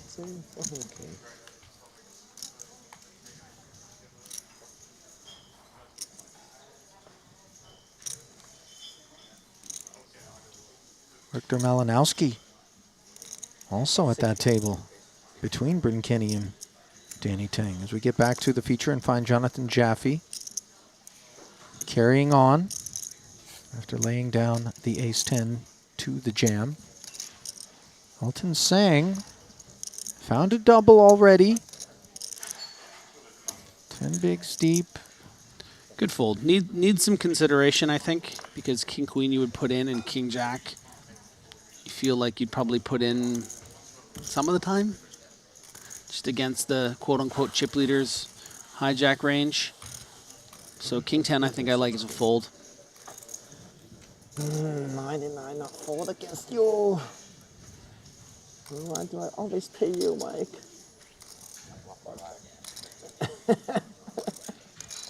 Ace-9 will defend for Christoph. Again, these 2 bigger stacks tussling here. They can afford to do it, but we use that term somewhat loosely because it would be so harmful to wind up in the sort of altercation that would leave them without the luxuries of a big stack as we work both toward the bubble and beyond it. Forget it. Both with the wheel draw, but note that Jaffe's 7 dangler. What a weird double is gutter preferred. this is. Yeah. Deuce or a 6. Ace-9 currently in the lead. Jaffe plays it as a check back. I feel like you had a good hand to call that. Just got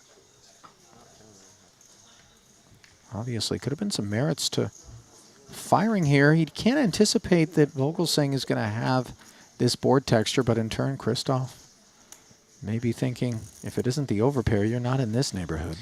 Yeah, I just think that they're supposed to kind of operate quite cautiously against one another. Mm-hmm. You know, they are 1 and 2 chip leaders in this entire tournament. The difference between,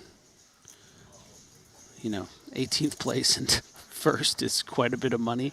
And they're the only 2 players that can really hurt each other. So, do you want to be betting the double gutters and then getting check raise and feeling like you have too much equity not to call, and then suddenly you're in this inflated pot? And then also, if you do lose this hand in that kind of way, that's less leverage you have in future hands against players that have less chips than you. So the caginess here on display. Ace-9, actually a winner at a showdown. Were Vogelsang to check over to Jaffe, though, quite credibly, he could potentially look to rep this king. I'm just not sure he feels the need. no, I think at this stage, it's interesting. Maybe he would bet to try to fold out the odd 3 or 4 and even a 5 that Vogelsang might have. So yeah, good instincts. He's considering it. Oh wow, he's really gonna do it. Ali, that was good. I didn't see that. That was very nice. Well, you pointed out that there could be some combos that the Ace-7 falls to. Of course, as we can see, the Ace-9 that would have arrived in this manner, defending the big and checking 2 streets. It's a very intelligent bet. It was a great deduction that you had made to get here, but it made easier by the fact that you could see, really see the 2 hands and everything like that. Like, he's seeing it in a way without even, and wins that 165,000 chip pot that, I don't know if I would have won. So another example of what makes these players so incredibly special. I got to tell you, the opportunity to have had Jonathan Jaffe in the booth with us on a couple of occasions already here in Montenegro. If you missed it, definitely go back and hunt down his attendance, as he just had so much sage wisdom to impart. In particular, a heads-up specialist, so he really likes to be here for that part of the program. But Any one of us. he just struck me as all that you could ever ask for in terms of a poker coach. And you can see him wearing the GTO Lab patch there. That was a lower Tied up with level, so you can definitely do it at this level. the likes of Orpin Kisachikoglu in that project there. And I think it's in part just kind of having listened to him throughout those stretches that it felt as though if it were checked to him that maybe he would find that bet. Instead, we move forward. Well, he did find the bet and did win it, but nonetheless, pocket 3s, hijack, rip. Well, he would be so happy to take a spin against King 3. Win the blinds once in orbit. Come on, Elton. Small wins. This orbit. Small wins.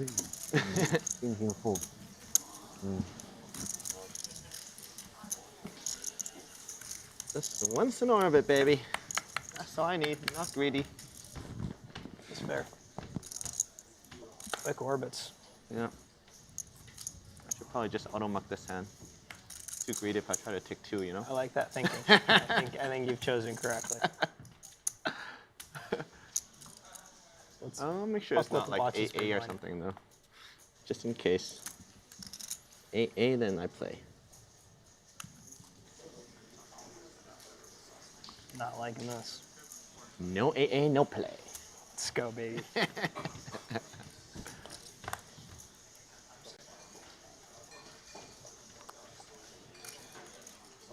What are we going going to our first non-folders anonymous, calling stations anonymous meeting. Oh yeah. We gotta find one. Calling station. Ace Oh, king man. suited. Oh man, we need a hotline for that. 1-800 stop Good hand. calling. Good hand, ace king suited. A hand I like.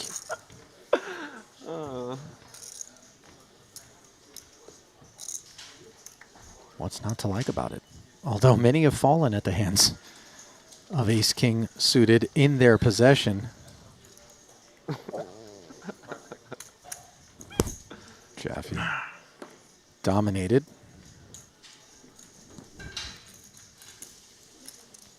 Digs in, as does Christoph here.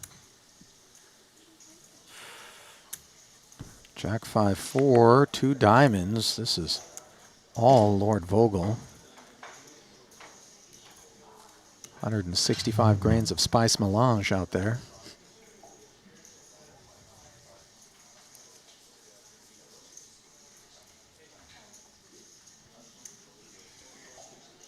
You see it, right? Like if he lifted the shades and it was just bright blue eyes, you wouldn't be surprised. He's got that Dune look. Yeah. 40K. Yeah, Jaffe. Into the bin. Don't want to get caught up in them sandworms. Those things are gnarly. That's actually one of the things my friend put in the dream catcher is a little water of life. Like this tiny blue thing. I thought you were going to say sandworm. Like, bro, this ain't a dream catcher. Your boy's on like a weird ayahuasca trip with a craft kit. It's a girl. She's a witch. Oh, your gal. Sorry. A witch. Okay. That's Wicca. Yeah. She's not part of that West Memphis. Oh, no, I don't think so. I never asked. I probably should have. When I got the dream catcher. Oh, that's why your name's familiar. Last hand off the level. Suited one gapper. And we got Chris who wants my money.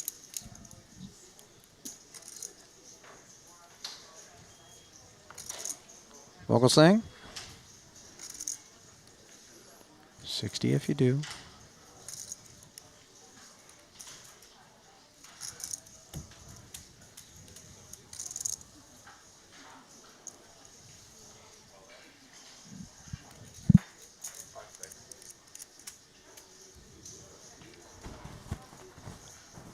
Elton wants to wake up with it. Only 60, has to right? get through 9-7 of clubs. Wow, dominating with 9-8 off. Little does he know it. Yeah.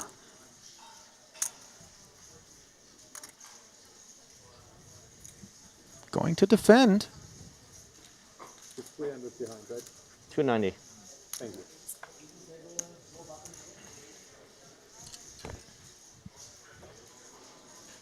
And there's second pair on a queen high board up against backdoor clubs and a gut shot. Mm-hmm. This is what the deck has cooked up for the short stacked Sang.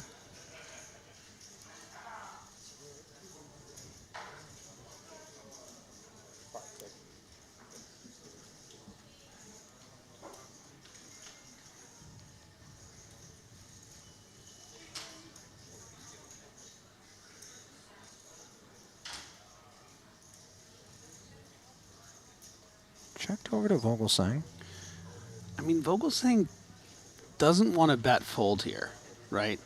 So, yeah, we can see him actually tap the table here because of that principle and turns the absolute stones. Now note that Elton's not drawing dead, but what a devastating development this is on a board texture that doesn't seem like it's supposed to leave Elton with concerns. On the strength of second pair in the gutter, he does lead out.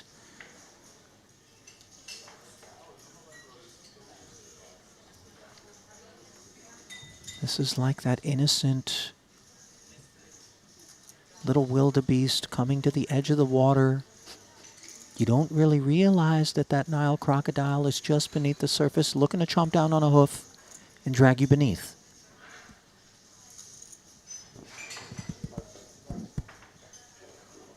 And the ambush is on. Oh, this water tastes good.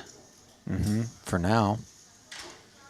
Board pairing queen is actually a nice card for Elton, but when we get called, we are questioning somewhat Vogelsang's pre-flop raise, check back flop, call the 80 on the turn. There might be more merit to checking. I don't know. I mean, like, would Vogelsang check back and then call a bet here with like ace jack or ace 10 or something? So, you know, if we can't get the value, then pursuing it is so risky. yeah. And what are the bluffs if we do check and then face a shove? Like maybe we want to be able to find a check fold here, but man, you have 210,000. We're about to go up to 40K big blind. You have effectively 5 big blinds left. Yeah, he puts all but one chip in. Or no, you know what? He's bet 80,000. Yeah, this is leave not 130. quite that. Okay, very interesting. Now 130 is only going to be north of 4 bigs should Elton find the fold, and I would imagine the rest is going to be on request momentarily, as we can see.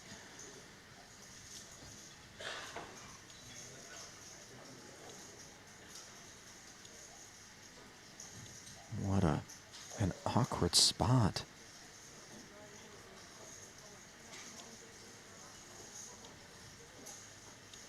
We're about to observe.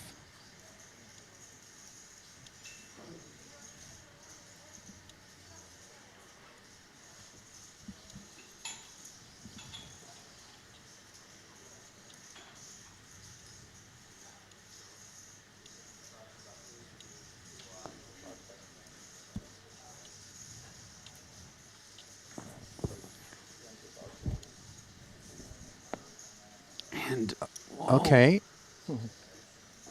Christoph's actually looking completely away now. Very interesting. Goes full Revenge of the Sith on us.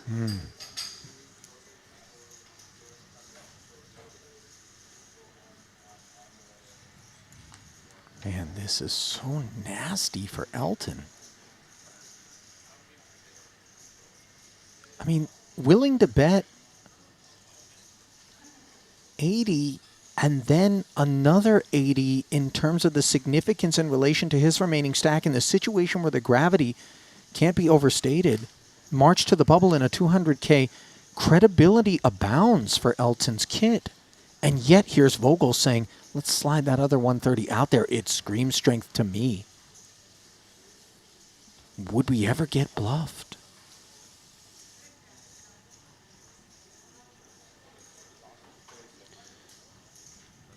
And a bit of meditation from Elton saying, is he ever see a bluff here?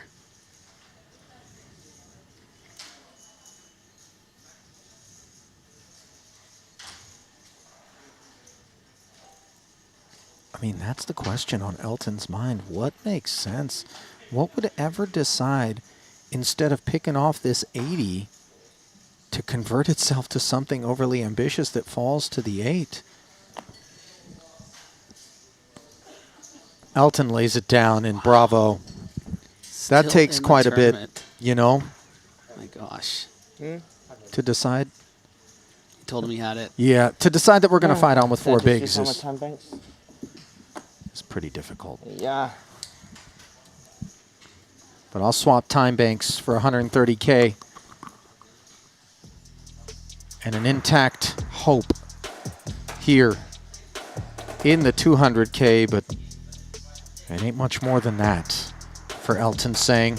As when we come back, we'll play 20 and 40. Peak brought to you by betacr.eu. Is, boy, 3 bigs is a rough spot to find ourselves in on the way back, not just to the action, but here to the booth momentarily. Players going to a break. Ali and Griff with you. And credit to Elton saying, man, you know, that the bulk of the damage done when he was a non-believer, it was the king, queen, king of spades, top Very pair, tough. Mike Watson Yeah. with the nut flush draw. But he's kind of fought since then, there's no punting. You know, a lot of times these cash game players, you kind of like, okay, well, let's get it over with. I'm going to spin. I'm going to have something that can keep me excited or interesting, or I'm not. And I think there has been very much an evolution of Elton saying in that regard, no give up, no white flagginess, and he gets to fight on for a shot at that min cash of 317 as a result. Yeah, no, they're seasoned at this point. They know. I mean, they've learned so much probably from these exceptional tournament players around them. So to see that hand with that 8-9, just finding a way to still be in the tournament, we've seen what you can come back from in these things, and just never giving up. It's something I think a lot of players can really take a lot from, whether you're watching at home or you know, in game. What we haven't seen yet, though, is Rasty and Randy. And Griffin and I are going to be checking out, handing the booth over to them to bring you home on today's coverage. The 200K is going to march its way toward the money bubble and beyond. Don't go anywhere. Continuing coverage from right here in Montenegro comes your way after this.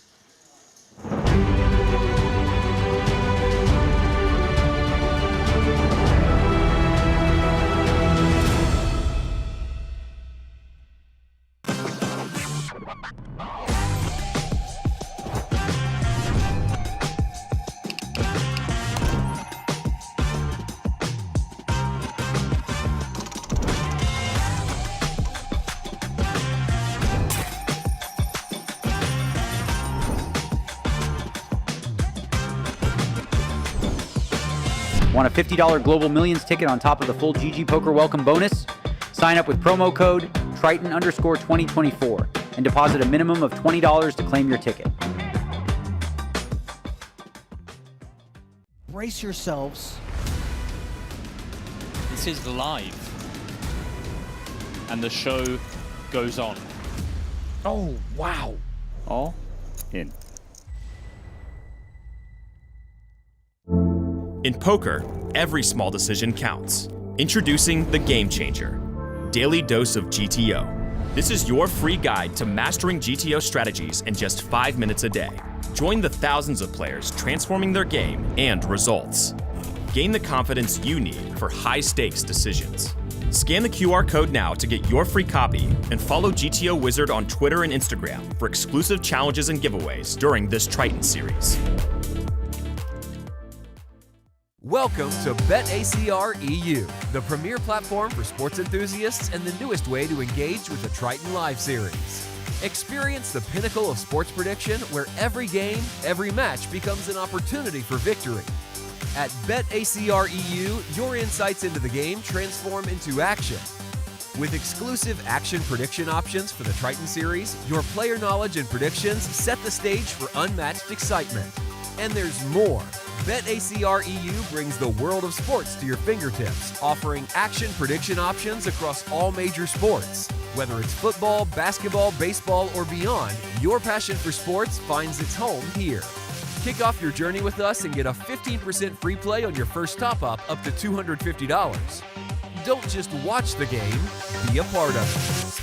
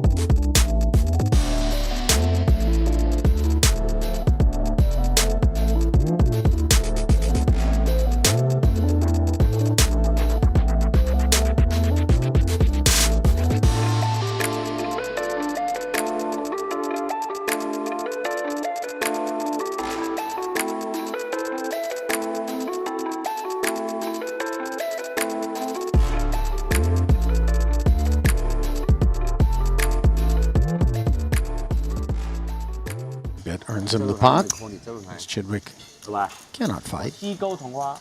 真的。 Jacks here for David Yan. Plenty of fight available to him. 想也要想，想大米。 Raises it up to 40. Uh-oh. We picked a fight at a bad time. Tan Xuan. Pocket queens. Yeah, massive confrontation about to happen here. David Yan, you know, just 16 big blinds to start the hand. Unavoidable.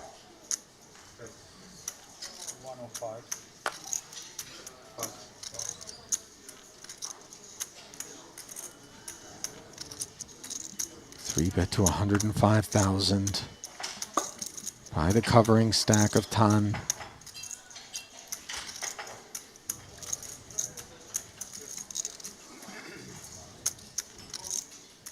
Really no escaping. Yeah.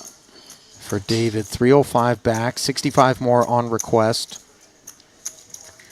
Could this be the end of the lone New Zealand representative here at the Triton 200K? Yeah, all in and a call. Yep. On their backs. Writing was a bit on the wall here. Perhaps there's some fine print and it says Jack on the turn. You know, there have been some footnotes that this deck has provided, not on this occasion, however. I did say the turn. Okay, King 10-3, so far so good. Well, hang on, never mind the hooks. Clubs are issues as well.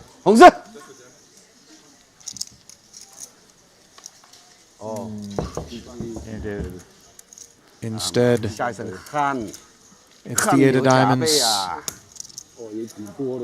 Ever gracious. We love David Yan here at Triton. That we do. Tan Xuan loves a good cooler.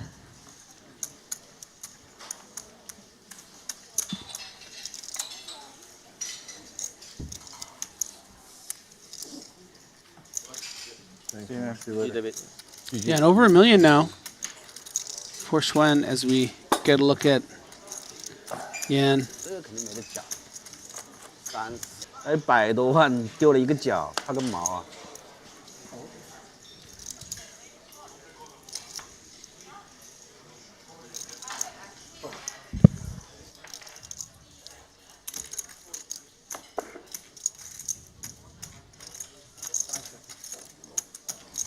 还顶不住了，稳不住了。多个。 Davies. 哇。 Jamming, and Chidwick in the big blind wakes up with the ace-king. What an awful feeling this is going to be here. Can he escape? Stephen Chidwick has played so well the last level or two. Now a chance to win it all in. To get himself over that 7-figure mark. Ooh. All right. Turn. Opportunities for Davies, who says, all right. Hits the ace, but as you can see, the jack kicker does not cut it.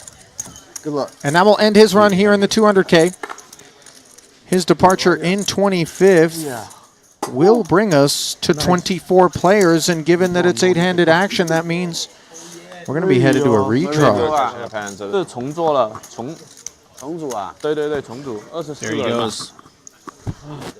Pick up So in that one for the two-time title winner. I have a deep connection on something.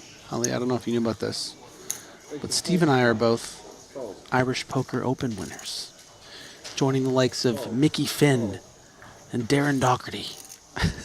You know, I'm relieved, as relief will not be what's in store for pocket eights here, Christoph going under the hood with the jacks, to hear you tell me it's both being Irish Poker winners, Irish Poker Open winners. Irish Open Poker winners, yeah. As opposed to being people who have actually won an event and then taken their chair home with them Yes. under the belief that said chair was lucky, Yeah, I'm which familiar. is something that O'Dwyer did Yeah. once upon a time. Vogel saying doing more expected things, namely 3-betting with these jacks out of the small, Matas out of there. Back over to Jaffe. So this is going to be, I mean, playing 35 bigs to start the hand is Vogelsong. Jonathan Jaffe can justify a shove. Call might be a bit more standard, but yeah, it does just shove. And Rip Vogel- City, a double check by Christoph, and he's like, let's go. And this is approaching a third of Jaffe's stack that they're spinning for here. Yeah, I don't blame Jaffe here. I mean, he needs to protect his opens as the chip leader, and this is a pretty strong hand at a short-handed table. Gonna need an 8. Ace, queen, queen. Jacks doing just fine. That remains the case. And Christoph needs to fade the snowman, which he's done. So this is a site we've not seen much of, and granted, Jaffe's only been with us for a short stint thus far here at the feature table, but in terms of his chip.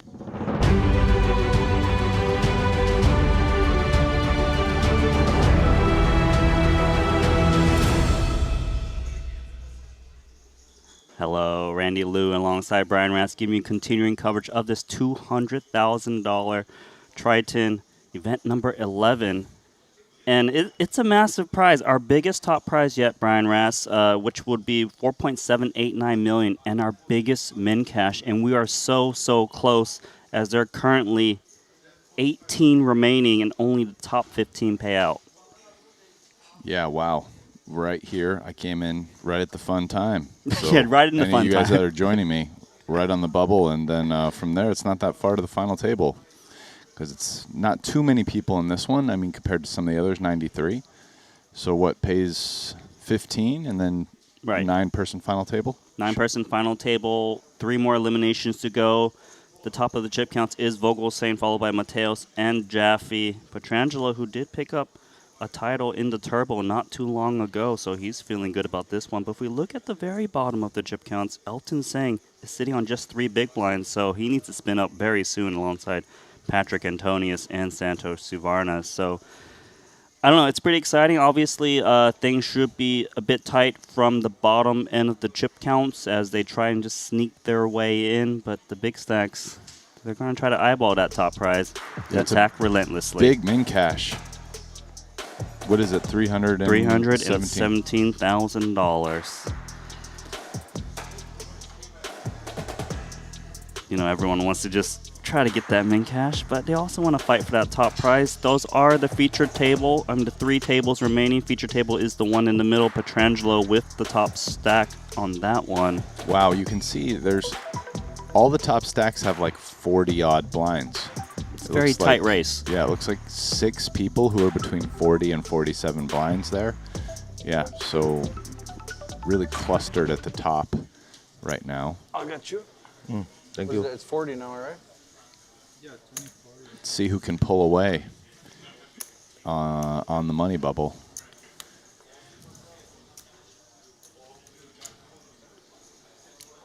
Kenny is first to go with King 6 suited. Bryn Kenny actually finished 8th in the 125K main and 9th in the 100K this trip alone, so he's on pace to catch another big one.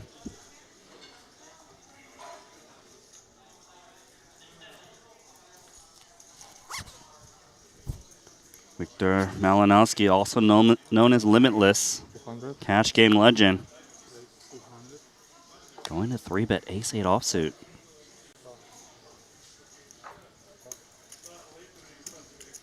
Yeah, just taking his ace blocker and going for it here. He kind of caught Bryn Kenny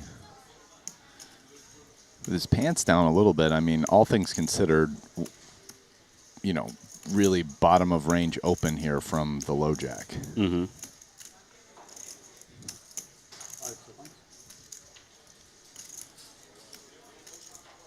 Fold. And that bottom of range is going to fold. Nice play from Malinowski.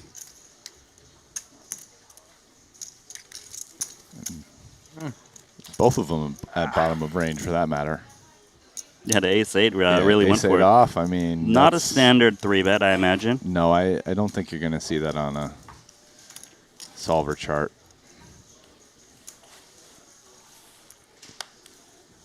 Malinowski has $3 million in Triton earnings, cashes a lot of our 100K buy-in events, but hasn't gotten that very huge score besides a third place in the 100K main for 1.2 million, but no titles yet for him.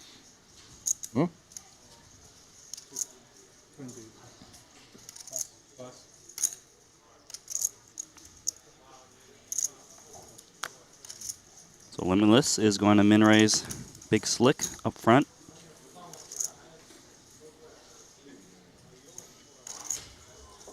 Kenny now king 10 offsuit. Round 2. Yeah, it feels like he's going to call, right?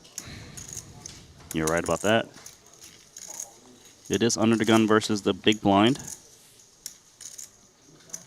It's a king high flop. This is trouble for Kenny. Yeah, it's pretty connected, so there are some runouts where he doesn't have to lose a lot of chips, but he's definitely going to lose some unless he hits a 10. And it feels like 2 bets are going in mandatory for him at least. 180. For now, though, it is 180 is a big bet. It's 180 into 220. Wow. 180,000. This might change things a bit. I mean, can you really fold top pair here? I mean, I don't think so. It feels like a check call and see what's up on the turn situation. But versus 180, you're instantly kind of worried, I would say. You're thinking about, wait, this guy might even just rip it down on the turn. What am I going to do against that? Because Malinowski's making a big statement with this big bet against that 800K stack. Yeah, which now has 635 back. It does set up like a pot-sized turn play. Now, I would expect this to go check. And why is that? Well, I don't see Bryn betting his hand here. But for Malinowski, is it because you don't mind a heart dropping off, or what is it? I think he's going to have some other hands like ace queen, ace 10 off with the ace of hearts that like way prefer betting here. As a, you know, ace king, it starts to get hard to get called by worse now, and you don't mind if another heart comes, if you know, because you have the best heart. Mm-hmm. So it just seems like a really nice candidate to check back. You're going to have a ton of other hands with the ace of hearts that want to bet more than this one. Well, Limitless agrees with you, Brian. The 2 blanks out. And so a heart did come, but the run out was pretty dry. That said, I wonder, I mean, I don't know how much a block makes sense as Bryn, mostly just because of the really large sizing by Victor on the flop. Mm-hmm. Like, Victor is betting 90% with ace-jack. Like, well, he is going with block, 145K. It's a little bit bigger than a block, and probably big enough that Victor's not going to raise him. So it was an effective price set.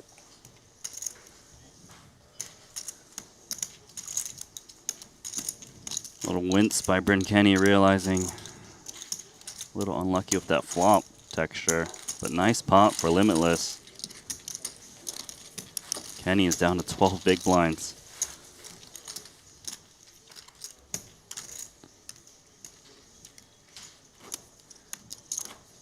It's just like not great for Bryn after bet 90% and then check back turn. It's really dicey because if some of the other like natural hands that Bryn's beating on the flop. Maybe like ace 10, queen 10, normally with a heart, but you know, maybe not. Ace queen. A lot of those hands bet again. On a turn. Yeah, and it's like how much weaker value pots the flop. Like I actually can't really name a hand for you, Brian. Yeah, like does he Limitless ever do it with a jack? Do you think? I personally don't think so. Yeah. So it's kind of an ugly situation for Bryn on the river. But the problem when he checks is that most hands better than his are going to value bet. Mm-hmm. And they probably bet more than what he bet. So, you know, unless he wants to check fold, he probably lost less by betting whatever it was, like 30%. I understand. Yeah. Interesting river spot, anyway. Well, nothing to analyze here. Paul just took it down with big slick.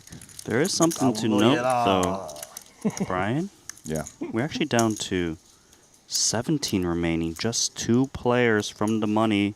Last elimination was Elton Sang, who got in his last 3 big blinds with ace-9 into ace-queen of Watson. Couldn't find a pair. So 2 to go. Patrick is now solidly in last with 8 blinds, 330K.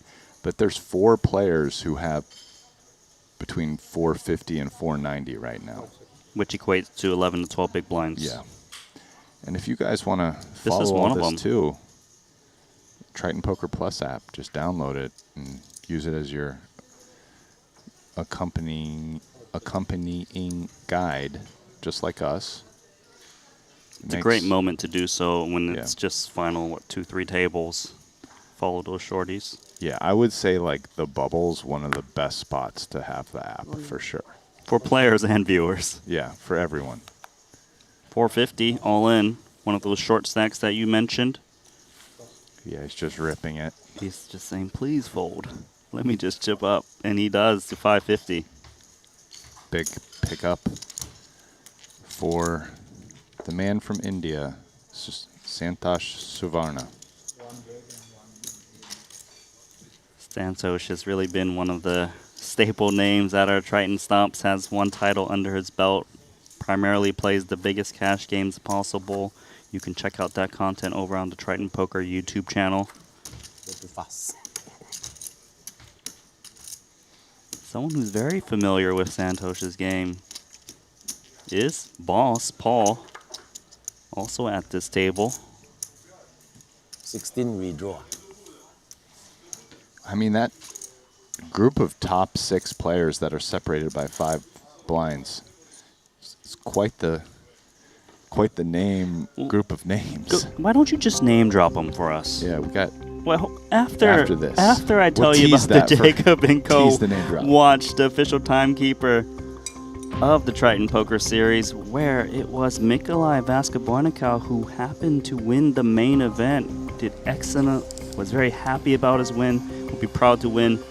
Wear that watch to finish off this series, and there's another one available in the 100K PLO main in a few days to come.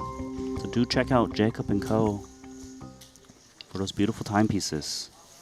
Do you want to name drop those names for me real fast, Brian Rass? Yes, sir, Randy. The top 6. Well, actually, it's really the top 5 now. But even if you include the 7, it doesn't make it worse. So, Christoph Vogelsang, number 1. Michael Watson, number 2. Adrian Mateos, number 3. Victor Malinowski, number 4. And Nick Petrangelo, number 5. Kuhn just lost looks like 7 or 8 blinds. He was in that group, but he's now in 6th and basically tied with Jonathan Jaffe at 33 blinds. Yeah, it's safe to say this is a pretty stacked remaining 17. Yeah. So we can, get a little bag, throw their names in it, pick out 9 names, and it'll be an amazing final table. Yeah, this final table is going to be sick. Doesn't matter who makes it. What does matter is who's going to make the min cash.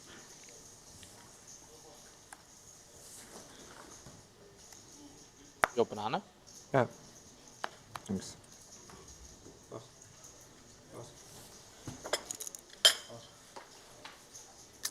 I mean, even the 2 tournament super pros who are still in this are awesome and amazing to watch, and great poker players in their own right. The boss, Paul Foy, and Suvarna. So no matter what, we're going to get a good final table. It will be good. And they are no stranger to high stakes. This is a $200,000 buy-in, $4.789 million for first.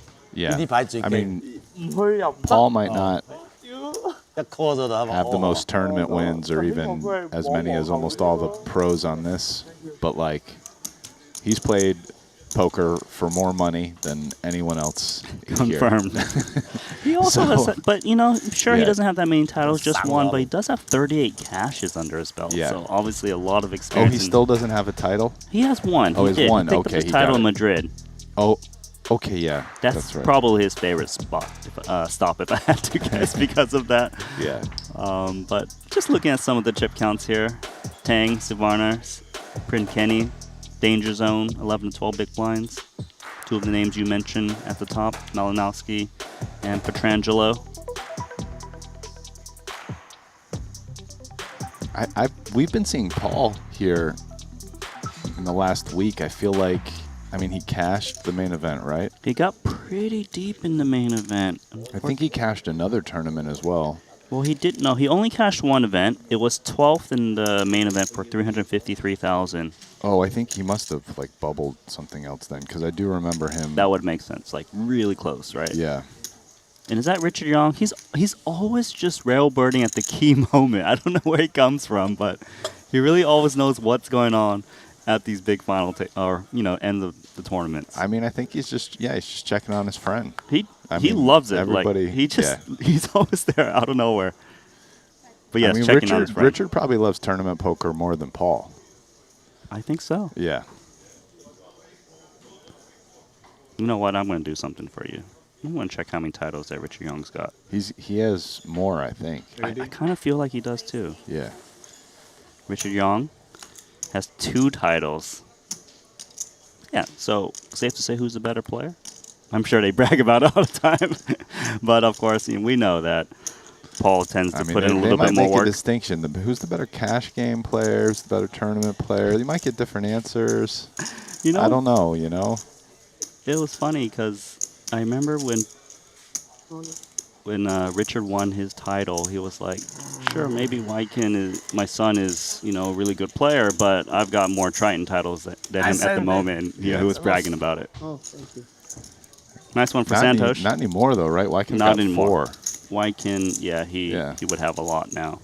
Yeah, I think he has 4. He was looking good to take down that main, and all of a sudden, just went crashing down, Yeah, as a that lot was- of the people did. I mean, that was a brutal run of cards right there. That's what that was. That whole tournament just had such brutal hands, and exciting, of course, for us.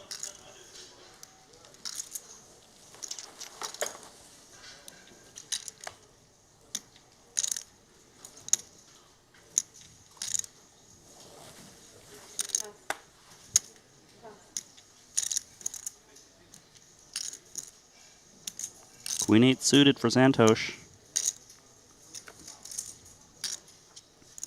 Not interested? Yeah, he's a short stack on the bubble. Yeah. Just it's past that in the cutoff. I like the decision. A7 for Paul. Into small. Ripping into Kenny's short stack. With the ace. Doesn't look like Kenny can call. A small note about Santosh. For me, I actually think his tournament game is quite good. He plays our biggest cash games. He can rebuy. You got big stacks, so he splashes around a bit more. But he seems razor focused in tournaments. I'm not sure what it is, and he doesn't have that kind of same willingness to get into pots. And he can conserve at the right time, but still attack in timely manner. Yeah, so he tightens up. Yeah. And just plays probably better pre-flop. Yeah, Yeah. I think he's actually quite a solid tournament player.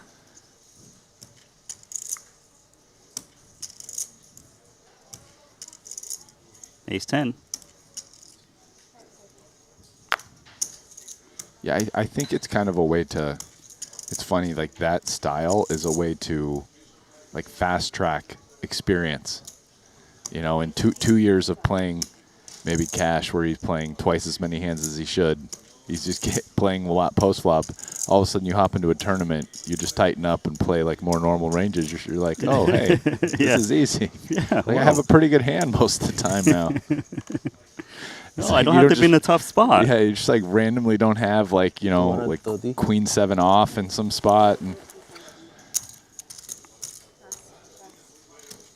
Paul gonna 3-bet pocket jacks.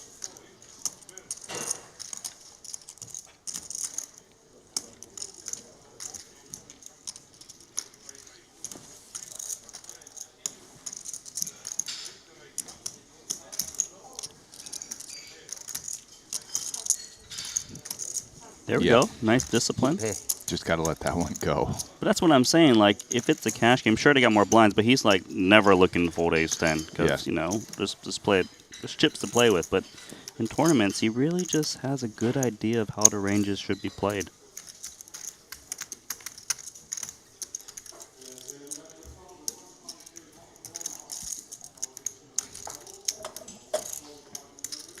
Paul's chipped up some here. I mean, he's starting to approach the top stacks. Yeah, there isn't one, like, supreme chip leader at the moment, like you mentioned. They're just separated by just a few blinds. Really, even anyone in the middle can just come out of nowhere to the top. Oh, yeah. If one of the guys around average stack just, like, doubled up, they'd be the chip leader. Average stack is 27 blinds, and the chip leader is 44.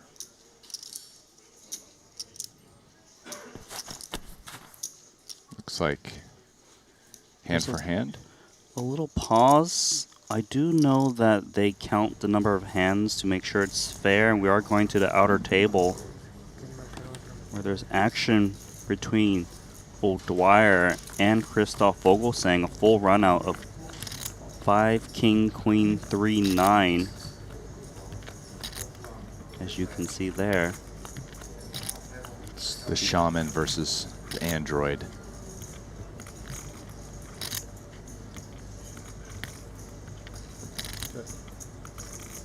So guys, you see that QR code on the top right, scan it, download the Triton Poker Plus app, and you can see all of these outer table hands, all of the action. You really just get the full experience right there. Especially if you're watching from TV, just bust out your phone and scan it. Doesn't take too long. Free download for the app.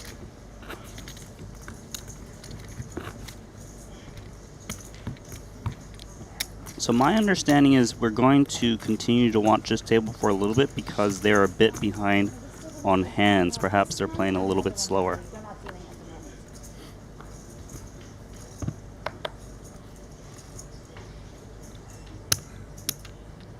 All right, folded to Shaman. The Shaman on the button. Looks interested. 80,000. Going to min race.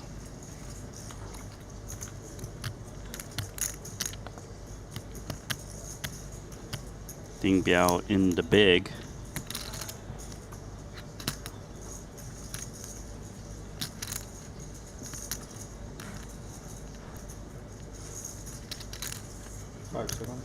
Cool. So it looks like they will be seeing a flop. 4-4 deuce rainbow. Looks pretty dry.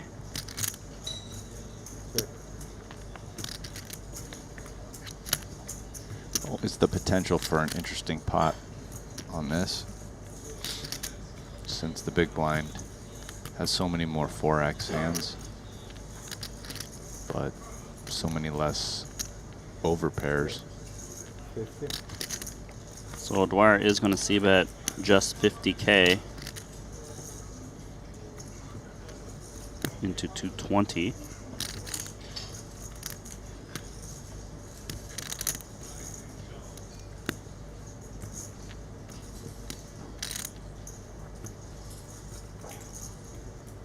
Ding Biao's thinking, which he, well, it looks like he's counting on a raise. He is, Brian.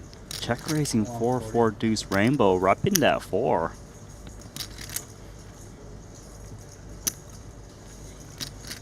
is exactly what I was referring to. Classic. Because the big blind has more 4Xs, right? Small c-bet check raise. Now all of a sudden the pot's not so small. It's not comfy too because O'Dwyer often just have 2 overcards, right? 2 big cards. Yeah, which looks like he probably had because he's not laying down 2 pair. Nice one for Ding Biao. Actually captured a 4th and 3rd place in the first 2 events here in Montenegro. But hasn't cashed since then. Looking all right in this 200K. Well, this table is really behind. We're going to play another hand at this one to play catch up. Yeah, these guys are playing slow. Raise. 90,000. This is a pretty tough table. Yeah. Agreed. So imagine just walking in on like day 1 of the WSOP main and taking like the 8 seat right here. I'm like, can I unregister for some of my money back? Like, no. Man, this isn't what I signed up for. I thought I was getting something a little better than this. Nice to see Jaffe at the table. He's been in our booth a few times, giving us expert knowledge and insights. Perhaps the commentary run booth is on hand for him.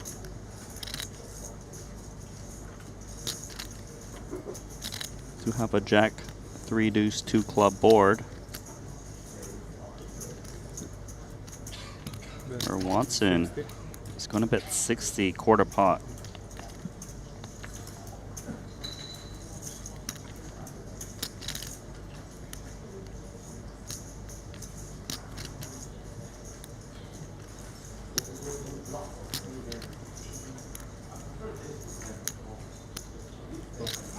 Jaffe gonna check call. King of spades now. Check.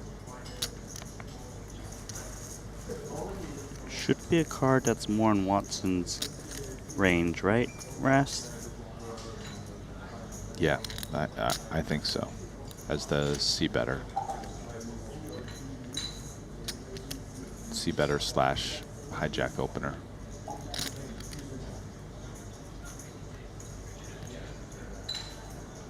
Definitely some King X combos that Jaffe's just check folding.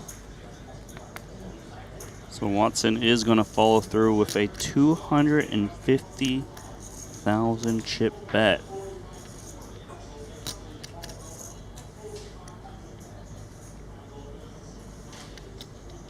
Yeah, and that should be 3.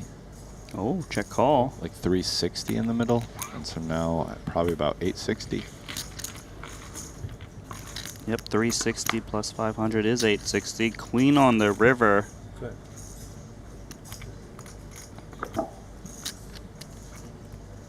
This is pretty good run out for Watson's range, I would say. Even some of his like very natural bluffs on the turn kind of got there in terms of now being able to beat a jack, right? Hands like ace queen, queen 10, queen 9, ace 10.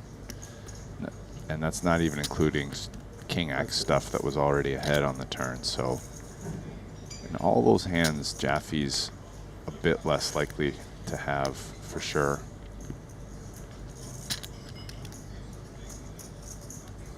So Watson does have a range advantage. Whether he bets or not, unclear. Perhaps that's going to be clear now as he grabs lots of white chips. Let the dealer count that one out. 600K.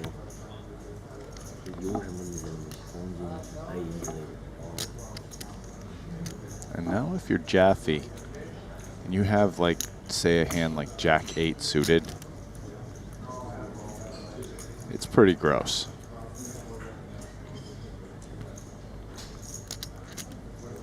Can Watson go as thin as 1 pair ever with this run out? Yeah, I think so. I think if he can beat a jack, basically, He can especially maybe like ace king for sure, king 10. I would probably like check back like queen 9. Do you find ace queen close then? Yeah. After this size turn and this size river. Like I'm probably betting ace queen here. And then just like close my eyes. And when my opponent hasn't called in like 25 seconds, I'm then you're feeling pretty good about it well, now. Please call me now. Yeah. And then they call, and then the chips go the other way, and you're like, what just happened? You're like, No, I'm just kidding. You use 3 time max to call the king? With king 5 of clubs? What's wrong with you? So Jaffe is deep in the tank. Seems to be a very tough spot. Tosses in one more time bank. Yeah, I mean, I feel like Jaffe's most likely hand here is a jack. In terms of what's calling flop and turn and now just disgusted on the river and not really sure what to do. Yeah, certainly if he had 2 pair, he would have called by now. Yeah, no, 2 pair is not folding. I mean, I think on the bubble, it's just calling. Well, he lets it go. I mean, it's a huge commitment for him calling this bet. He only has 845K. Watson now plays 2.1 million with that pickup. I mean, maybe because you're asking for like 3/4 of his chips, you could say like in this particular spot on the bubble, maybe I'd check ace queen, but I'd normally value bet it, right? And just lop off your like bottom couple value bets potentially, right? But it always gets a little murky when we're close to the money. Yeah.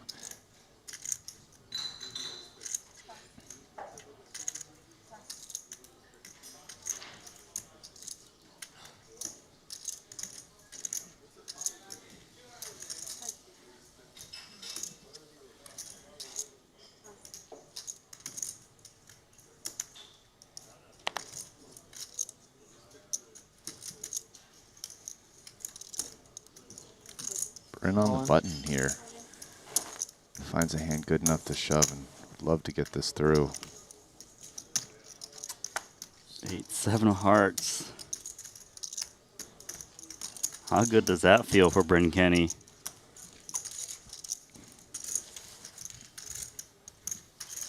Up to 10 big blinds. Yeah, and Danny's really short as well, so Good there. Not as tight as you think.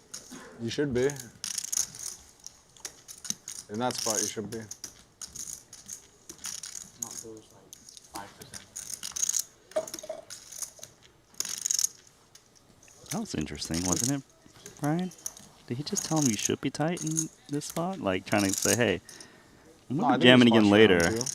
Make sure you fold. I think you splash around too. I don't think you're super tight.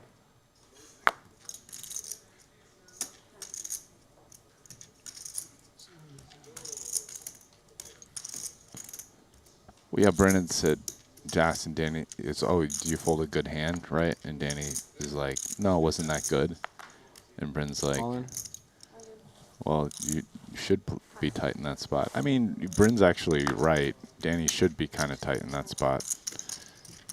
Maybe just a little Danny, friendly reminder. Yeah, maybe if Danny had like 30 blinds, you just call the 4 or 5 more blinds with 7 and 8 of hearts there and just, 20 blinds or something.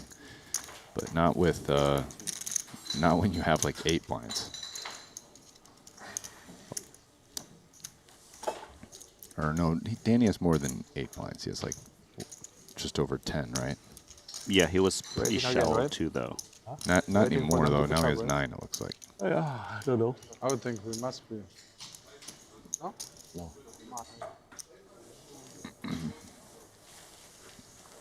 This table gets the award for playing the fastest. Good job, guys. Does Boss and Santo strike you as slow players? No. Yeah, no.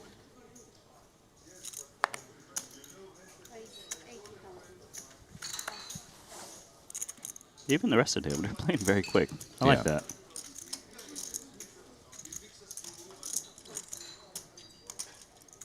So black card. Yeah, I can see. I mean, Is it a pain? I don't know. It looks like a pain. Nikki P will be taking a flop against Boss.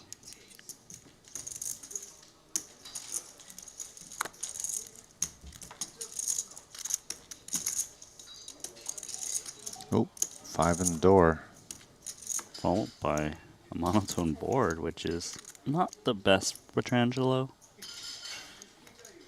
The rest of the board ran out pretty ugly for both players. Paul is still going to c-bet.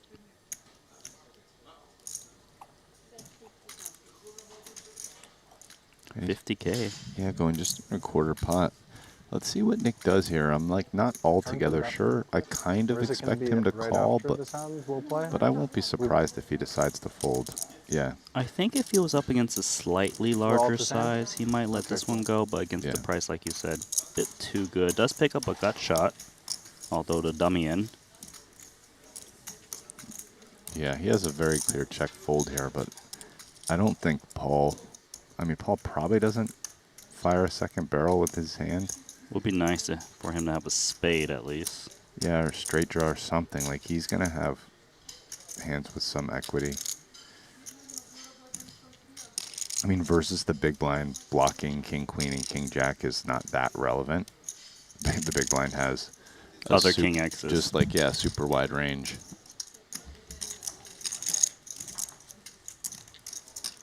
This is where it gets really interesting because the ace is a bit in Paul's range. Yeah, definitely a better card for Paul. Paul would love to get an 8 or a 5 or even a 7 to fold. So he's definitely going to think about betting, assuming Nick checks. If he gets to bet, then he wants to try to target the 8-7-5. Doesn't really think a king would fold, I assume, so find the perfect sizing for the bottom end of the stuff. But he might not bluff here. He's going to think about it.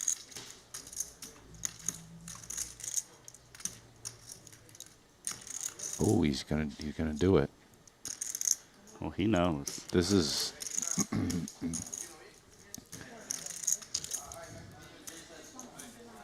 $140.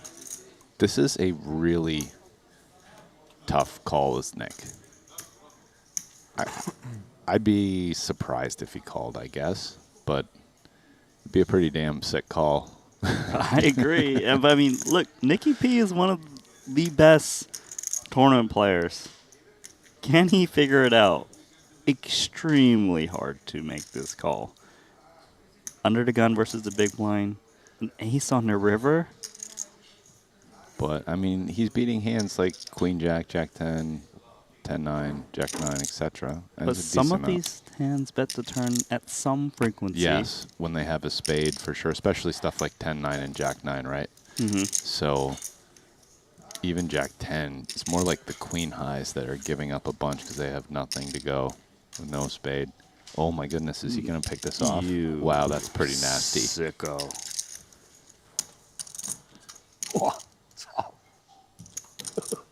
Paul was surprised.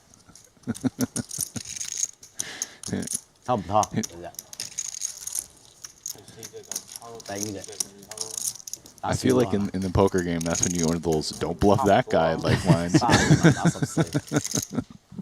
You know. That's sick, man. That's when everyone just nods their head, like.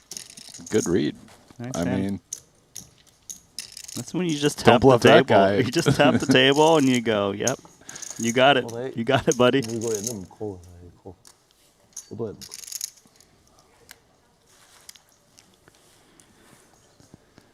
I mean, that's a pretty sick call. I don't know what to say. by That Nick. was sick.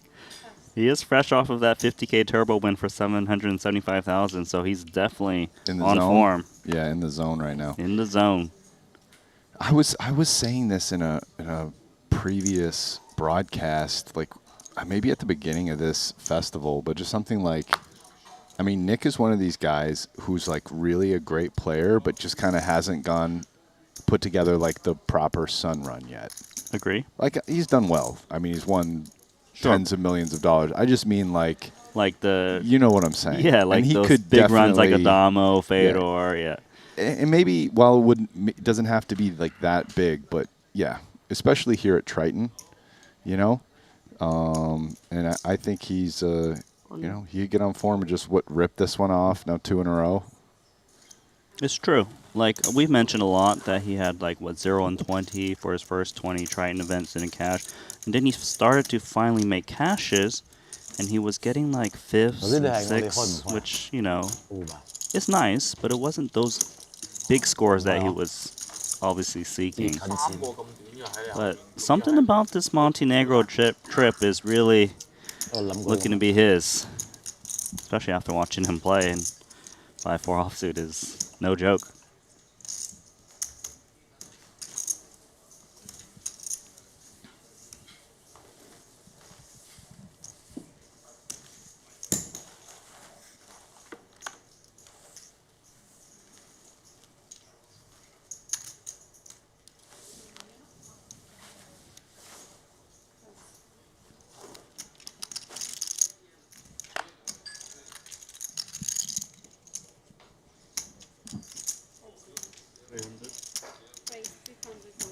$300K for Danny Tang. Can he get it through? I don't know if he can because Boss has picked up big slick rest. Yeah, this is probably going to be showers for Danny here. Unless he can get lucky.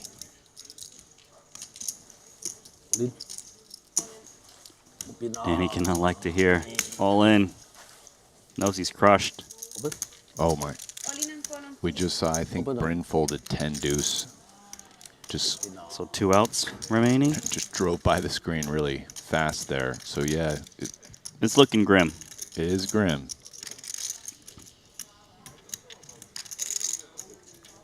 You can see Danny, hands together. Kuhn is still in this in terms of player of the year. I think Kuhn is 3rd now. Not Ooh, too bad for Danny Tang. Picks up a straight draw in the form of an 8. Yeah, those 8s are live. That turn card, though, kills some outs because it's 3 clubs. Danny getting up, but it's not over yet. But it is officially with the rival of the 9. Danny, oh so close, and really wanted to capture some points to add to his Ivan Lau Player of the Year lead. Redraw. As he will have to just settle for the PLO events. You know, I guess he's just kind of anti-sweating Kuhn a little bit in this. I don't know. Who's second, though? It's not Kuhn, right? Well, the main players that are in contention are Jason Kuhn, of course, but Ivy's not in this tournament anymore. Yeah. But Watson has a chance to if he can make a big score, but Danny's not going to be picking up any points there. No. Watson's also at the top of the leaderboard. Number 1, Petrangelo number 2, Mateos number 3. So, Brian, we're down to the final 2 tables. A redraw break is happening at the moment. Final 16, but it's also the Stone Cold bubble. Yeah, it is.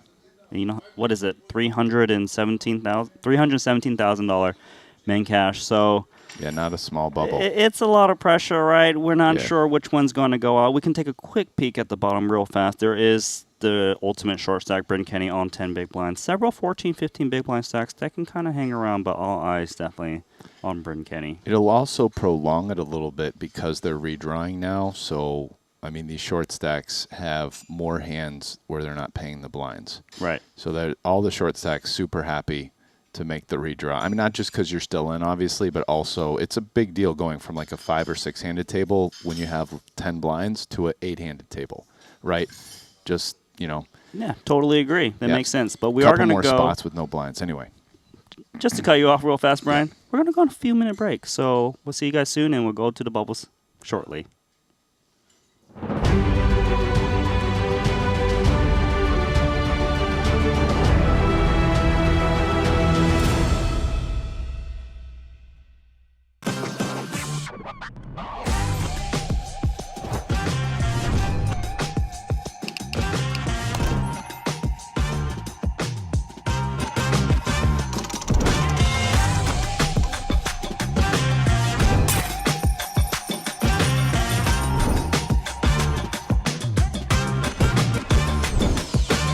Want a $50 Global Millions ticket on top of the full GG Poker welcome bonus? Sign up with promo code Triton_2024 and deposit a minimum of $20 to claim your ticket. Brace yourselves. This is live. And the show goes on. Oh, wow. All in.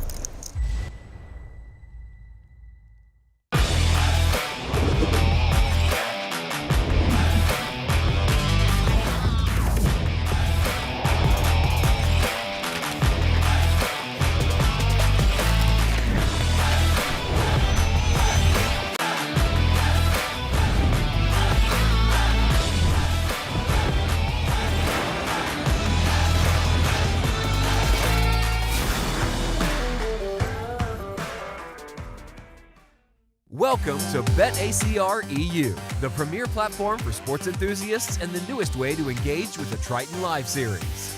Experience the pinnacle of sports prediction where every game, every match becomes an opportunity for victory.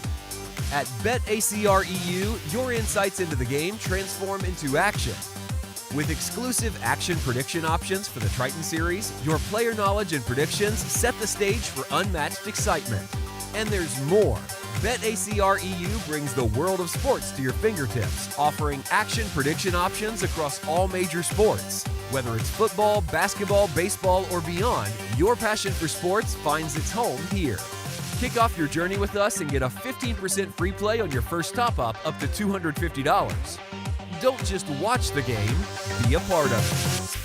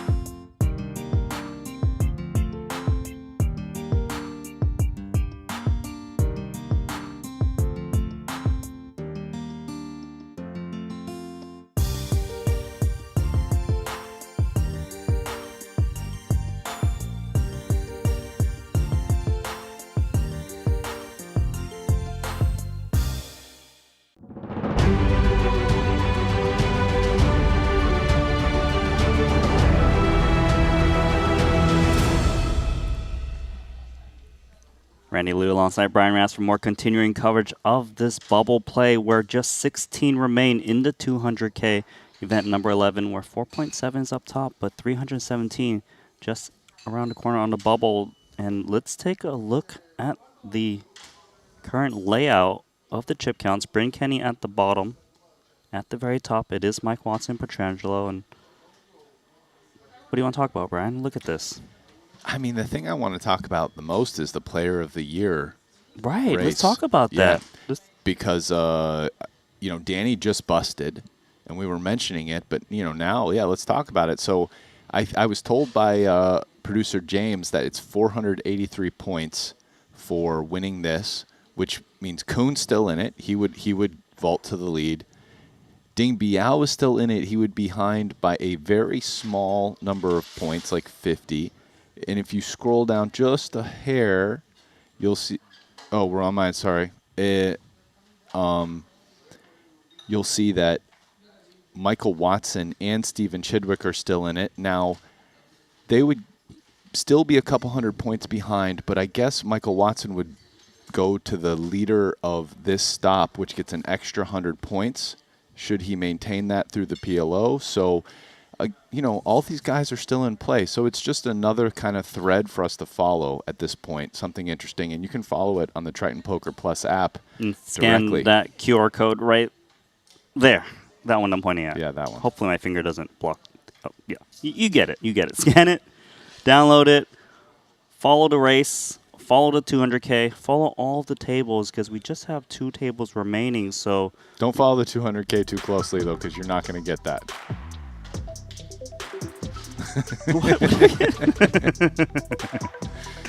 Hands off the 200K. It's for the guy who wins the Player of the Year. Got it. Oh. That was, yeah. I got it. But here we are. 2 tables remaining, Brian. Paul, table captain at the featured table. But look at the big stats. It's 4 of them on the outer table. Watson, Petrangelo, Mateos, and Vogelsang. I mean, definitely a big difference in the chip distribution between these tables, right? One table has way more chips than the other. So we've got a great table, but it is the table with less chips, which is pretty sweet for Paul and Ding Biao, the 2 chip leaders at this table. Pretty good for Jason Kuhn, too, who 1.1, I mean, my guess is that's slightly below average stack, but I think my average stack was 1.2 if I saw, but he's the 3rd highest chip stack at this table. We also got Badziakowski at this table. Like, man, how loaded is this feature? Bads has got 5 Triton titles under his belt. Jason has 10. Like, I don't even want to guess how many combined. Yeah, I mean, at the other table, Kuhn would be in 6th in chips, and here he's 3rd. So Do have something developing here, as it is bottom pair versus the flush draw of Paul.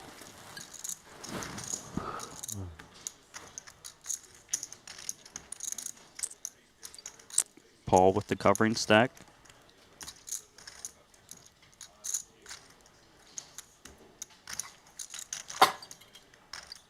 Looks like he's not going to make it easy for Badziakowski. Puts in 1 blind. pretty comfy call for Makita here. Bottom pair, a clean overcard to 2 pair and backdoor spades. The turn is where it gets really fun. He's going to make that call as expected. That's a great turn card for Badziakowski. As good as it gets for not improving. Yeah, 1 less 4. Backdoor spades is now front door spades. Just needs 1 more.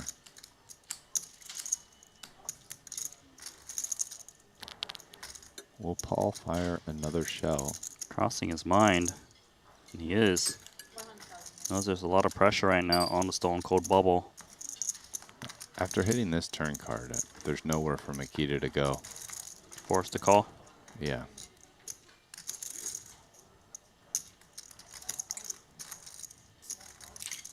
Might have the best hand.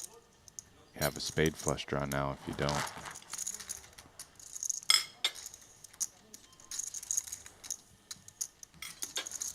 So he is going to make that call, bringing the pot up to 400K.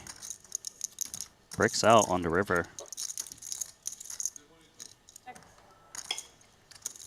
Now Paul just got heroed on the other table. Will he bluff again? Feels like if you bluff again, you are targeting an ace-X. Or deuce. A little bit of deuce. Deuce or 3 with spades, or a flush draw that call, right? I mean, they're probably not calling his naked hands, but like deuce 5 or deuce X of spades, 3X of hearts. I mean, if he bets, this would be an extremely tough spot for Makita.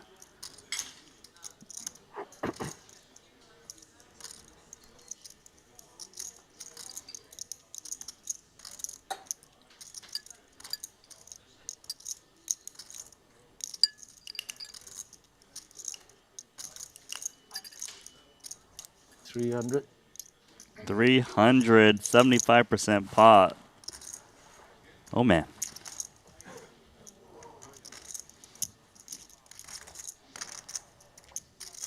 Paul is putting the pressure on here. Another pot where boss is bluffing the river. Will it work? Another call that's not so easy. This is a shades off moment. Makita looks like he's going to fold. He does have a lot of other better hands to call with.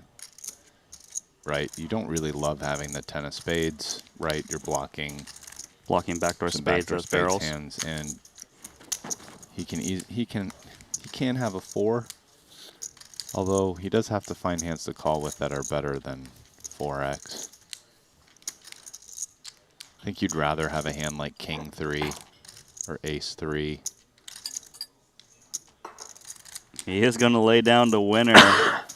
Nice play, boss.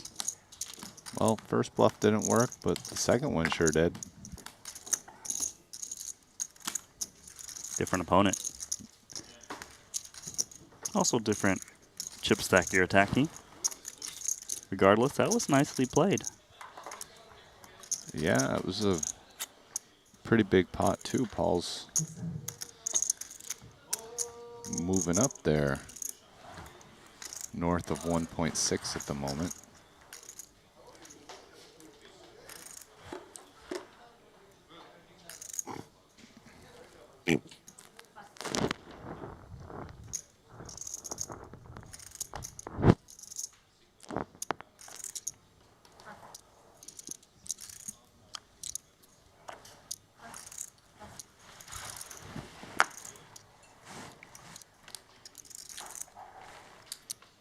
Old Dwyer, 15 big blinds. What will the shaman do with ace 10 off? Min raise or ship it? He says ship it. Kenny's got the same hand, but suited. Oh. This is a pretty gross spot. Kenny's the ultimate short stack. He's got 10 big blinds. Yeah, But versus where's the stone cutoff. cold bubble? It's a cutoff jam, as you mentioned. This seems like a time bank worthy hand. He is the short stack by a decent amount, but there's a lot of people clustered above him from 14 to 17 blinds, 3 players. I guess Yeah. the first question here is Like, how what's wide Steve's is range? Yeah, what is he open jamming 15 blinds? It's not 10 big blinds, very different. Yeah, but part of it though, Bryn doesn't have 15, but the other 2 players did. Makes the call. This is probably the worst suited AC calls. Like, he's not calling ace 9 suited, I don't Ace think. 10 off? Just what I like to see. How do you know? That's actually the best case, one of the best case scenarios for him. Like, I don't think Steve O'Dwyer has aces or kings, maybe not even queens. But what about like an ace, But queen, he ace, could jack? have ace, queen, ace, jack. He might have worse suited aces. I don't know if he has worse offsuit aces than ace 10. There is a chance to free roll. He probably both has sides. some. He could have some suited Broadway stuff that jams. Like, one of the hands Bryn would love to see would be like 10 jack suited. Jack on the river. Nuts. What's a jack on the river? Would have been a much sicker hand if it was anything else. versus Yeah. versus like ace king or something, or king queen. Wow, nuts, and I only get half the pot. Now 6. Complete nuts. 2 It's cards. actually good for Kenny because he doesn't Now I now wish lose I'd the big see blind any of the ante. You even lost the money. Yeah. Lost the money. Yeah, I lost money, but I got to pass the big blind. I bet the rest of the table got excited for a second when they heard the call. Like, quarter okay, is well, what I either lose Kenny's if I out fold. or Shaman O'Dwyer is very short. Yeah. Like, oh, darn, same hand. I owe 1 time, I think. Bad's ace jack.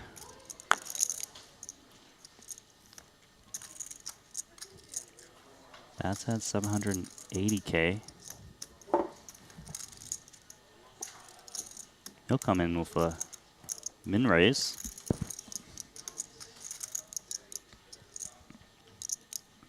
Is covered by Paul. He seems interested. We haven't seen his hand yet. Oh, man, if he can just put a little heat on him, I don't know how Bad can continue. He's. Oh, he passed it up. How happy was Bad to see that? Yeah, pretty happy.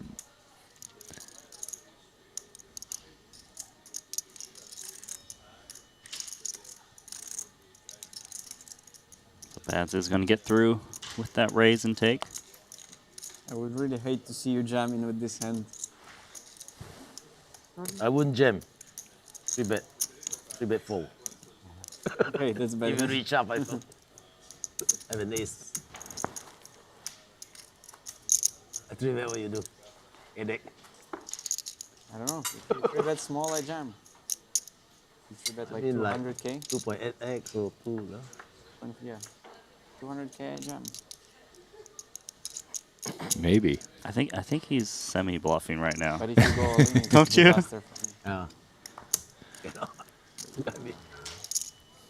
I kind of feel like he's bluffing there. I feel like maybe Kuhn thinks he's bluffing too. He just gave him turning his head, licking his lips. Yeah. Like he was like his bullshit detector is going off. Jam, and Kuhn's like, right. You think Paul's going to fall for that? I think Paul even knows. No, I know. It's all, you know. If there's a chance it dissuades him from 3-betting him, he'll do anything It'd be like this. When they were talking about their hand, they were telling the truth. But when they're talking about what they're going to do, they might be lying.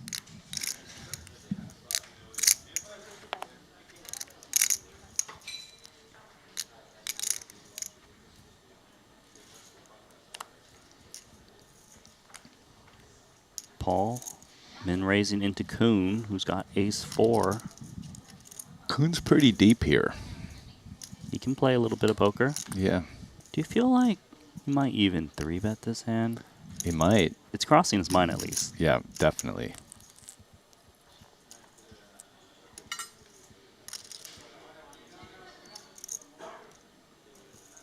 Oh, yeah. You got that feeling he was about to do it. Did you see that deep breath? Mm-hmm. Like the deep breath before he went for his chips?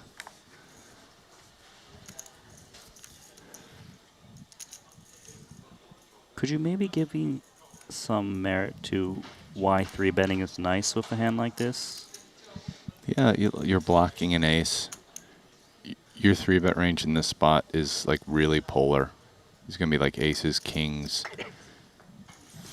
I mean, like... Is it to, and you also give yourself a chance honestly, to win it pre instead of just calling check folding? Queens is dicey, right? And then you're going to do it with some like ace-x stuff. And maybe even some king-x stuff.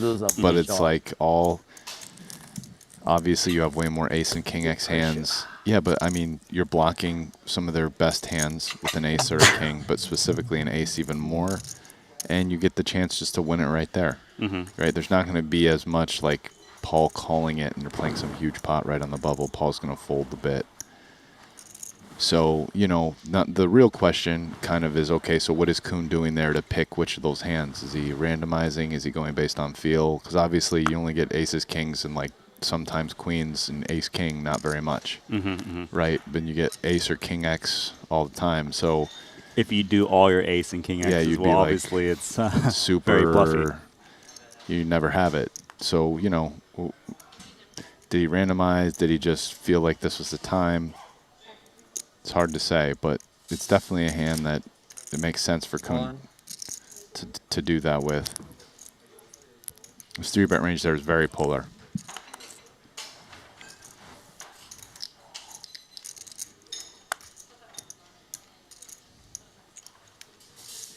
Because, I mean, unlike normal and like a 30 big blind spot there, like, you just call a bunch of really good stuff.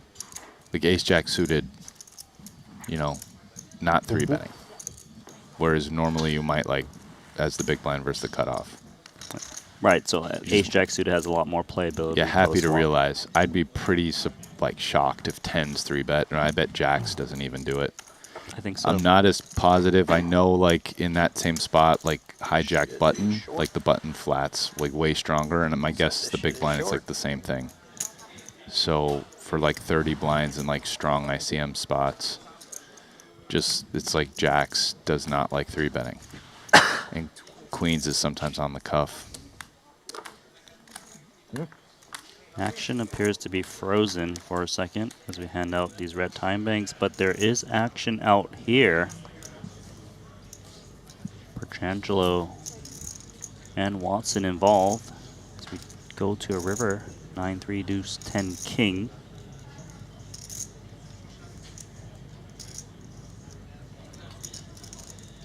Small bet went in on the flop from Petrangelo. Check call from Watson. Check through on the turn. And Watson checking over to Petrangelo.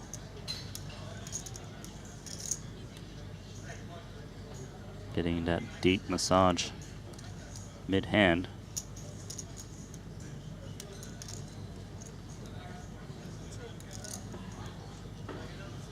Watson shows ace queen high. It's good. And you can see Watson was the big blind and didn't 3-bet. Yep. Just called. I mean, same idea. 2 big stacks on the bubble. Ace queen. Just call. So, you know, not good enough. And also not bad enough to... Not bad enough to 3-bet. Yeah. Like you it. basically just want, like, your super most premium hands and then, like, a small smattering of just ace and X blocker stuff. So, yeah, which is what, that's kind of what I mean when I say a super polar, real polar 3-betting range.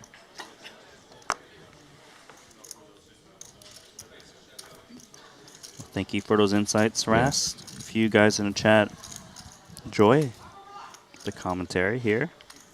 Be sure to give us a thumbs up, subscribe, like, whatever the terminology is over on YouTube and Twitch. We would appreciate it. On. Kenny's been jamming as of late.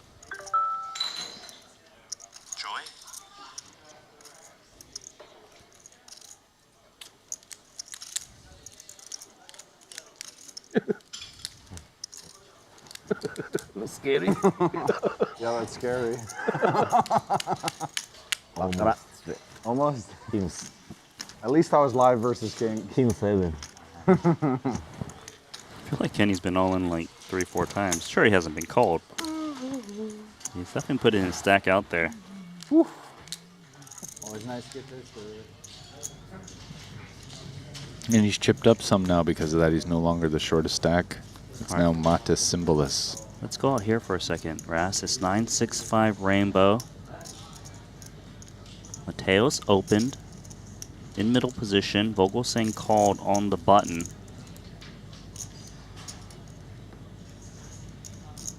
Both players with stacks of 1.7 million or so. The blinds have gone up with 50K big blind now. Correct.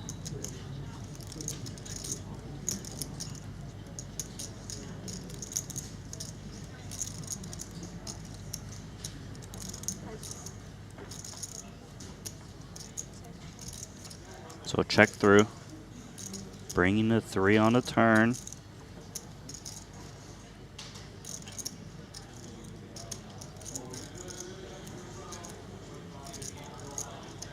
325,000 chips in the middle of the pot at the moment.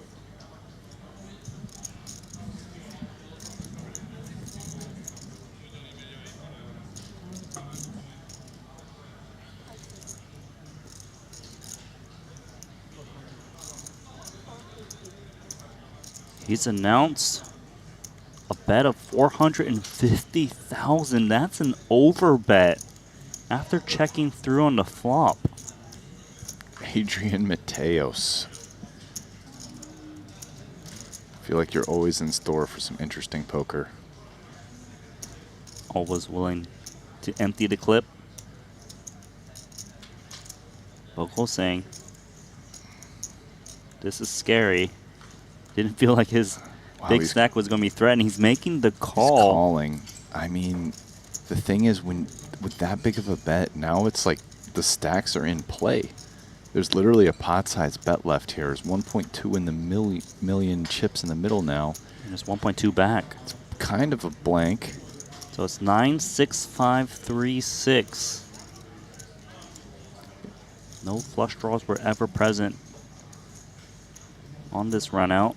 Someone with the 6 makes 3 6s, but beyond that, it's pretty hard for that to change the board or these players' hands very much. It's hard to imagine Mateos having a 6 to check through the flop and overbet the turn. Yeah, right. I mean, Vogelsang might have like 6 7 suited, and that's it.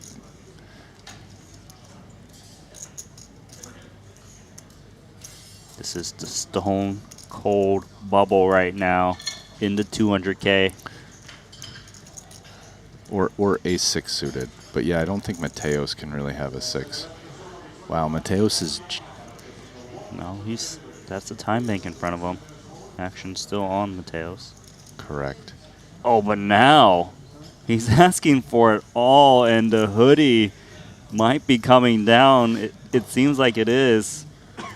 So if you're Mateos, I feel like... I mean, obviously... a full house because you flopped a set or turned a set of 3s, or a straight 7-8 suited, but maybe also like aces, kings. It feels like some overpairs could be in like his queens range. plus. Because again,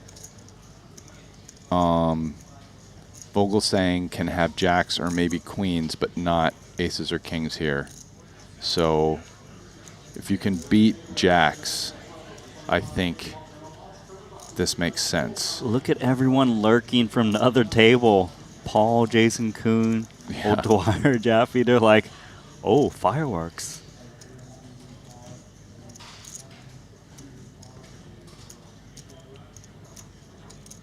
Man, what if Vogelsang is sitting there with queens right now? Is he just throwing up? How sick are you?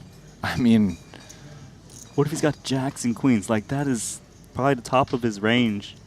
No, he could have a couple ways to have a 6 or a set, maybe. But yeah, those call already, right? Those are already being there. Oh, he's touching the chips, though. I mean, if I'm Vogelsang, are you really folding queens here? I don't know, but I don't ever want to be in that spot, Brian. No, yeah. If he calls and he's wrong, he doesn't get a chance at $317,000. But if he calls and he's right, he's going to be a massive chip leader. How about Mateos for this, just making this somehow an all-in pot at this point with that turn bet size? I mean, he is going to fold. Come on, show us, Mateos. Come on.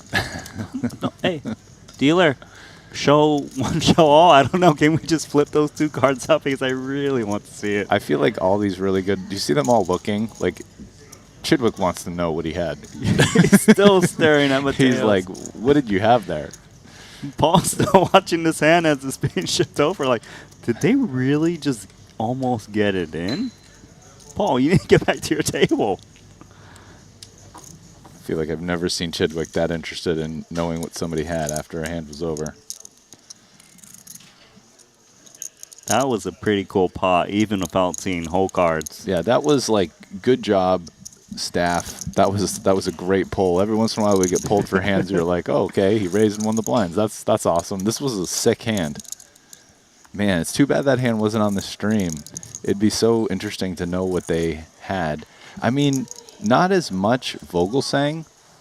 All right, I'm guessing Vogelsang just had something that was like queens or worse. Mm-hmm. But how about Mateos? Like, I want to know what he had. Yeah, like, what's he bluffing with there when he bluffs? And or how thin is his value? I'm pretty like. Or I'm just pretty the line, sure right? it's like queens or kings plus. But the line he took, right? Check through the flop, overbet turn, jam pot on the river. It's not a standard line by any means, even with an overpair. No. Pretty sick. Was fun to watch. But we move on as Boss opens up 200K.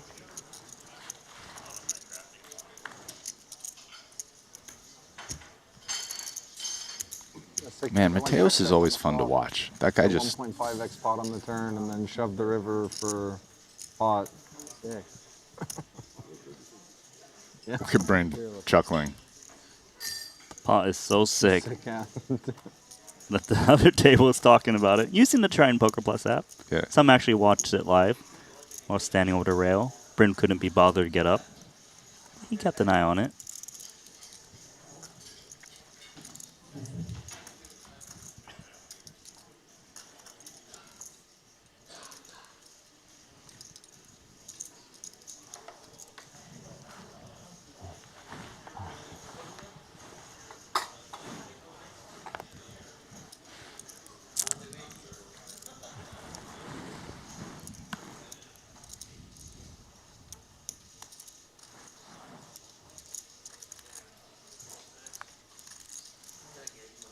Now Jaffe's got ace-jack in the cutoff.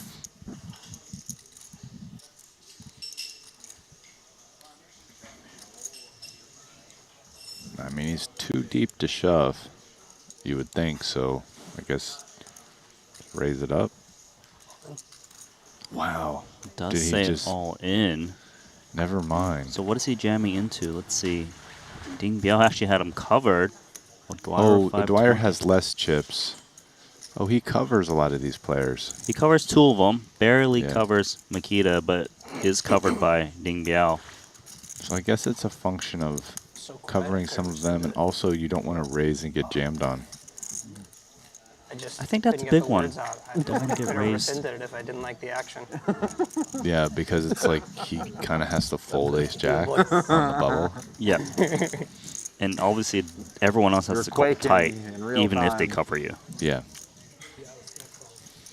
So again, always get to see interesting hands to learn from here on the bubble. Players doing non-standard things. It's very fun. You can try non-standard things, whether it's the cash game streets or tournament streets, over on GG Poker. I mean, I've got the itch after watching Mateos make some epic play, which we don't even know what his hand is, but go give it a shot over at GG Poker. You can also get a 50 Global Millions ticket as a welcome bonus if you do deposit at least 20 bucks using the sign-up code Triton_2024.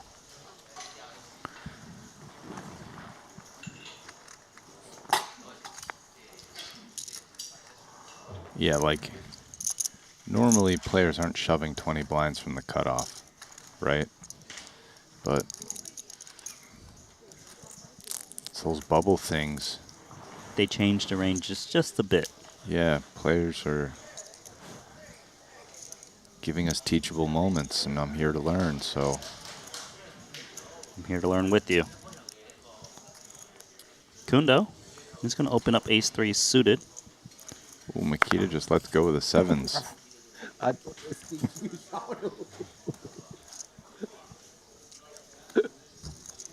Oh. Good roll. Money come. Money come. Don't take it from me, huh?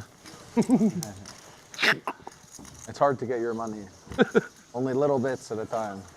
To get a big money, it's difficult. Tough customer. Right player. Back to the other table. Victor Malinowski, also known as Limitless, involved against Mateos in this blind versus blind confrontation. Malinowski did open 3x to 150K. called by Mateos. Now we have a queen 9-7 flop. 2 club texture.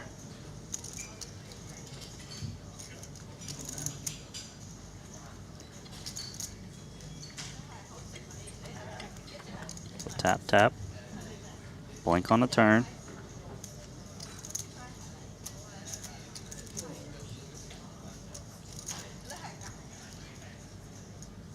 Pot contains 350,000.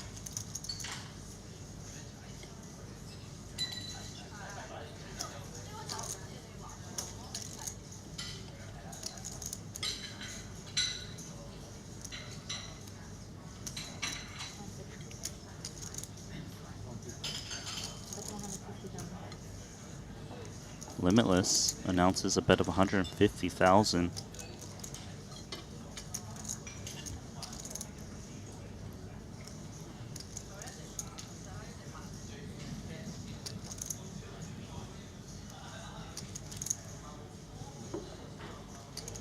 Mateos is glancing over, then back to the board.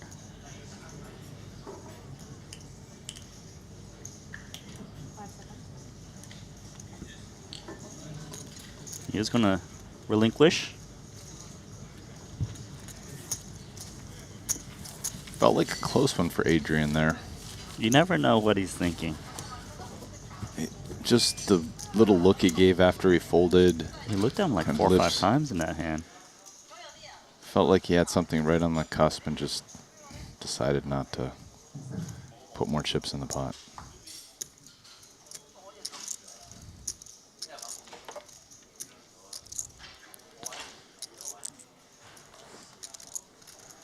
Well, guys in the chat, the reason why you can't see the cards on that table is because it's not the feature table. Sometimes the camera will show us the hand, but there's no card reader. So we try our best to give you some coverage at least. Yeah.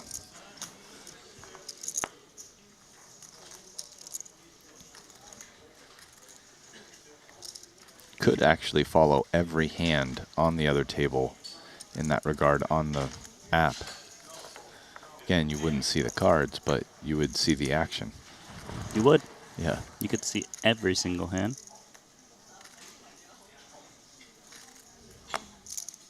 Jack 10 for Makita and Ace King for Paul. What a comfy little spot to just ship it in. You cover both these guys. They don't have that many chips either. Yeah, you got such a nice hand. 500,000. That's got to be a bit deflating for Makita. Like, oh, I was looking to just pick on the big blind of Kenny. Little head shake and a fold. Actually been pretty happy with the way that Paul's been playing at this feature, right? Got that bluff through against Makita.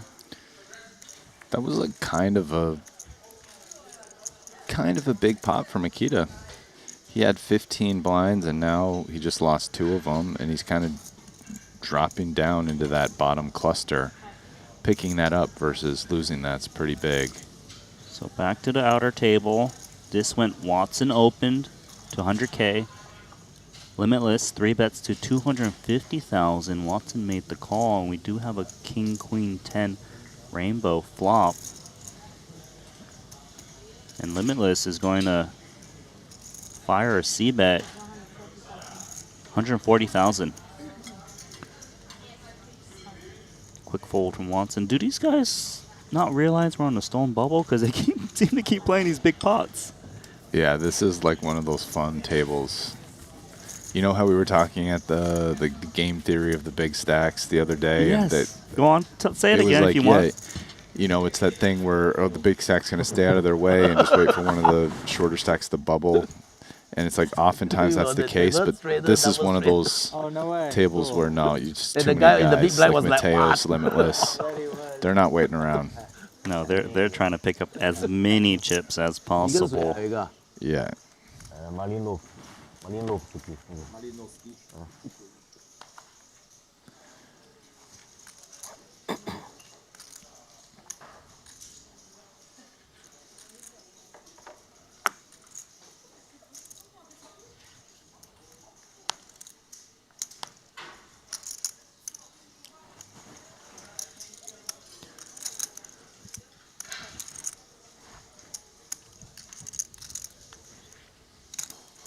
Let's see if Paul attacks. Oh yeah, I think he will. Paul's got a lot of chips on the button. Oh wow, that's a real tight fold in this spot.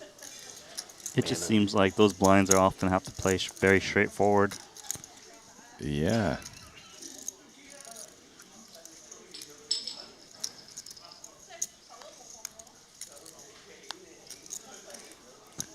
Yeah, I would have liked to see Paul raise that one up. I think he definitely gets to raise 9-jack offsuit there. He can even raise and fold to one of these jams. I mean, actually, you know what? He can probably just ship it. He can just open rip it? Yeah, I mean, these guys have like 9 and 10 blinds or something, and they have to call tight, right? Of course. So, yeah, you just open rip that for sure. Just force them to play, call or fold. Well, he doesn't raise the button, and that does give the opportunity for Bryn Kenny to limp 9-6 offsuit and get the free flop against Santosh. Santosh does have a gut shot. But you know what? It kind of feels like the ace is not really in play with the stacks they've got. No. No. I think that either one of them would have just open jammed like all their ace-x stuff, basically. Even like the king to a certain extent. Right. At least a decent amount of kings. Yeah. A lot more for Bryn Kenny to jam, I imagine. There's going to be a call for Santosh. I like this float because of that for Santosh. Santosh picks up open-ended, but Bryn Kenny actually picks up a 6, which beats the 5. Yeah, so at this point, if you're Bryn, I think you just check. I mean, the 6 is a pretty good card. Yeah, it's a great card, just because Santosh has a decent amount of 5x's. Bryn is just thinking, please don't bet into me. Santosh could have a flush. It's not unreasonable. Santosh has a hand, which it feels pretty natural to bet here. But then again, if you bet and you're wrong, you could be out of here real soon. He only has 375,000 remaining. Takes the free card. 8. Gives him almost a nut low.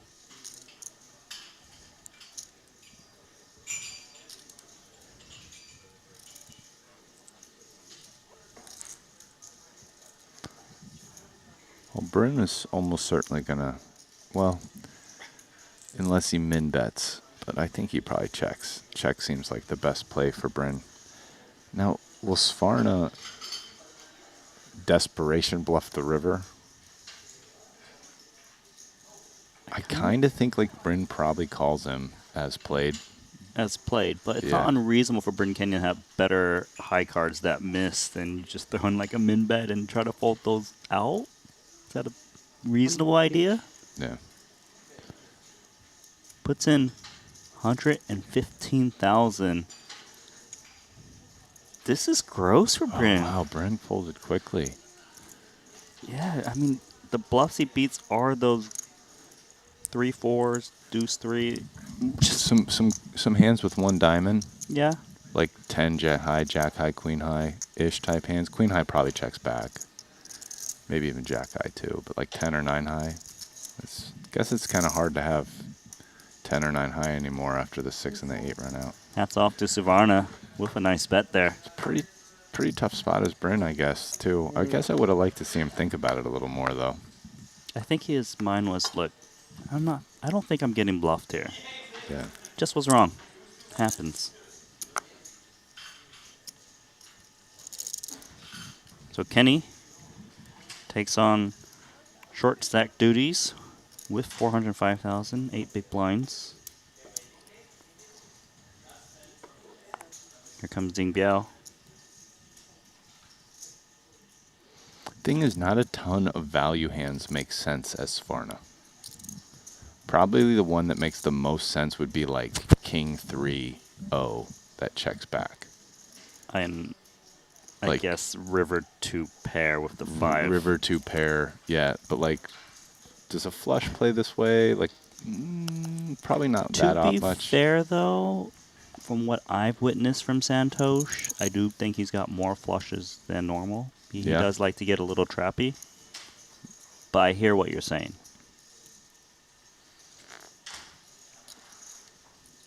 I'm just telling you, it's just these big bubbles. They really shine on the players who can just get it right now. It's very important. Ace-8 has actually got some decision as it throws in the time bank for Jason Kuhn. 325. He's going hard with these ace-X's in the big. He really is. Ding Biao has a real hand here. Ding opened in +1, so it's an early position raise. Which technically narrows Jason Kuhn's value a little bit more, I suppose. Again, I guess it might be the kings, same. aces, Still ace, kings, aces, king, yeah. like maybe queens. I mean, if you're Ding Biao, you're not doing great against the value range, but you're doing awesome against the bluffs. Ding is a fighter, though. He is. I'm very curious to see what he's going to do. I do think there are people that would fold this, but I don't know if... He doesn't strike me as someone that's going to fold this, but you are right that some people would be folding this spot, just thinking, but I'll just wait around. Yeah. He is going to lay it down, though. Nice play from Jason Kuhn. Look at Kuhn just going animal style on the 200K bubble. Like 2 times, man. Just twice now. 你 cover 我要有你的马我就推头，那我牌不是很好嘛 ，K 10啊，我一圈对吧？我们俩马一样哦。 It looks like Ding's talking about it with Paul. Yeah. The other victim of Kuhn's animalistic bluffing on the bubble. Just one time. It was lost in translation, one at a time. Never fold this one. Maybe good fold. For you. I wasn't making good folds there. All right, Ding. We're going to give you ace-queen one more time. Redemption. Good place. No ace deuce. We should see somebody have like ace-king now, and Ding's had enough of this. 4's in the muck.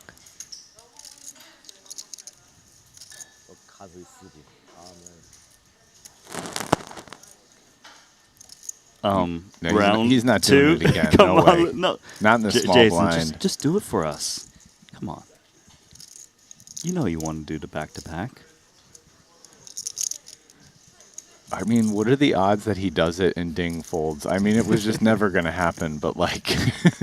It would have been so great. That would have been filthy. I saw Ding Biao look at Jason as he tanked a bit too, like, seriously? You're going to do it again to me? I've got ace-queen once again. Well, Jaffe's got queen 6. He is going to lay it down. He wants to show Jaffe. Free look.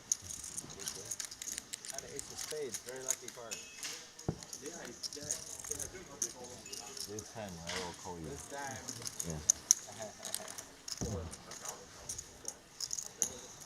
Never fold.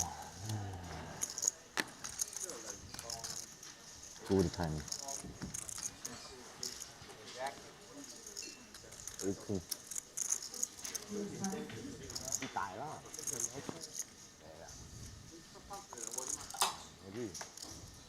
Ding Biao actually told Jason Kuhn the first time what he folded to him. Because they're pretty friendly. He really did pain Ding to fold the first time.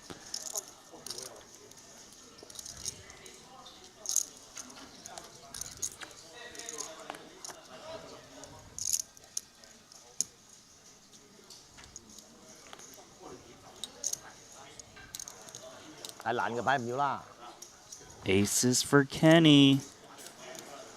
8 big blind stack. He can't min raise off of this stack, can he? From the hijack?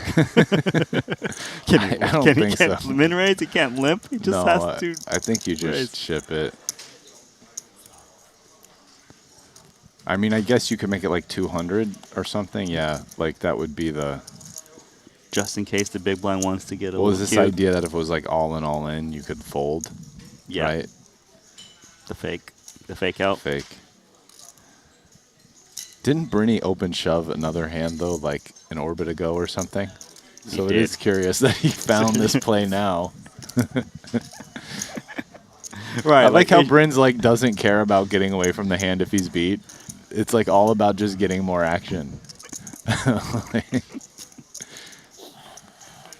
Brandy's like, oh, please, come on. Good fold show, aces. Ruiz, I call. Threes? Yeah. Good raise. You went all in? No, I raised like 3.5 BBs. Raise 2 bigs. Yeah. Mini raiser. I'm happy I didn't min raise. You're happy. Oh, I could have taken the min raise if you had a 3.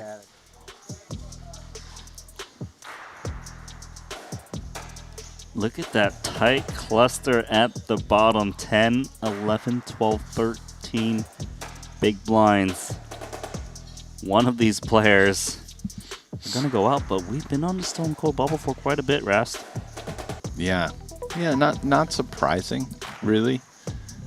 It's a big bubble. These guys are going to definitely take it serious. And But some of these guys are fighting, right? On the outer table, we've seen Mateos and Limitless attacking, going for some chips. This table, we've seen Jason Kuhn. also remember I said 8-handed. It's kind of a big deal. It lets the short stacks wait. I mean, 2.5 blinds every 8 hands. So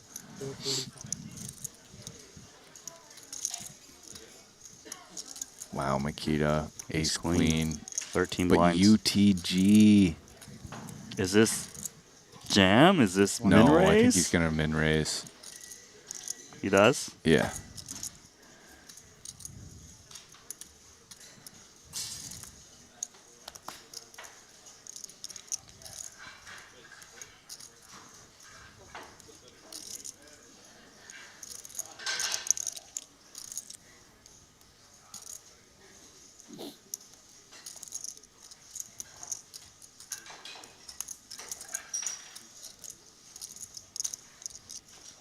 I saw paint. Oh my. Queens for O'Dwyer, but look how short he is.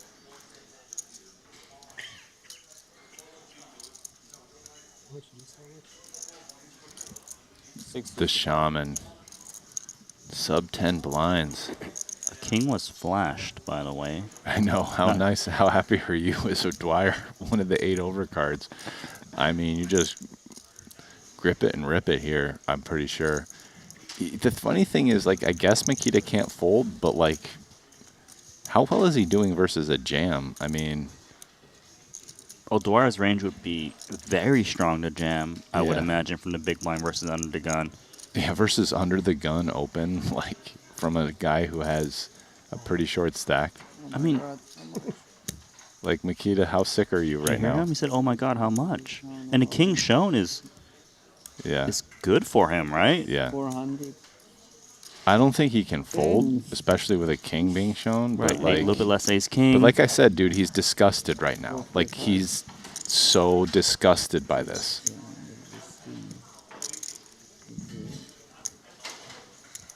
It's only 345,000 more chips. But Makita's only got 555K back. If he calls and he's wrong and loses, he's on the verge of elimination.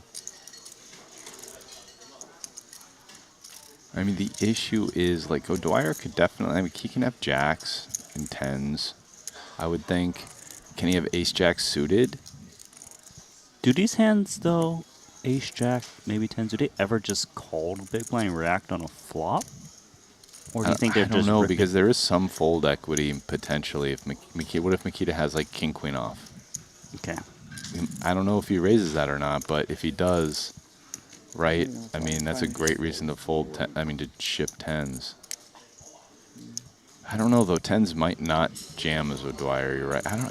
It's hard to say. We don't know. Yeah, That's why it's fun to I don't watch. know. Jacks does, though.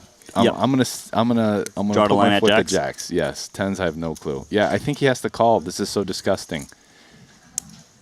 If you're Makita, and I mean, what a spot for O'Dwyer. I don't hear you. You have kings?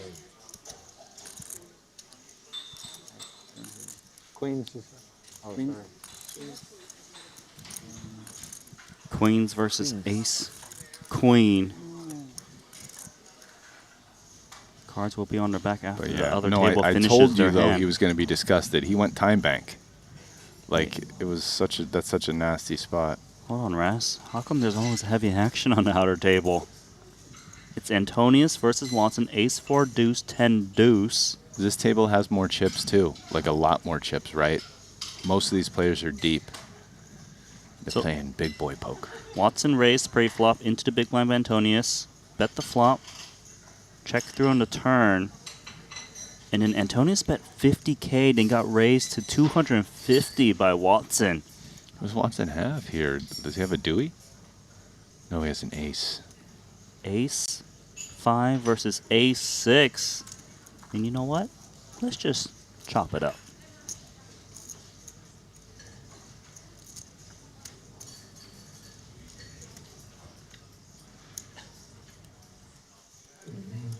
Okay, so cards officially on their back.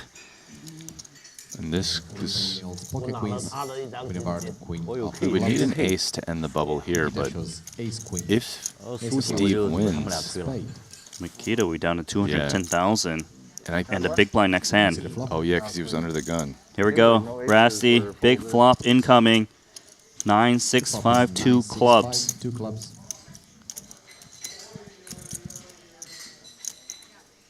Turn please. Turn card, safe for Dwyer. Makita needs Barry Greenstein to ride in from America and save him. He did not get on the right plane.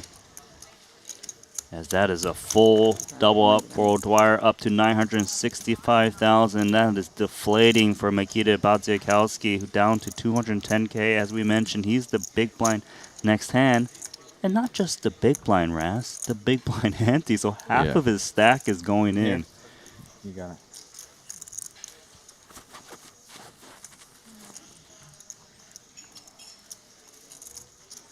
I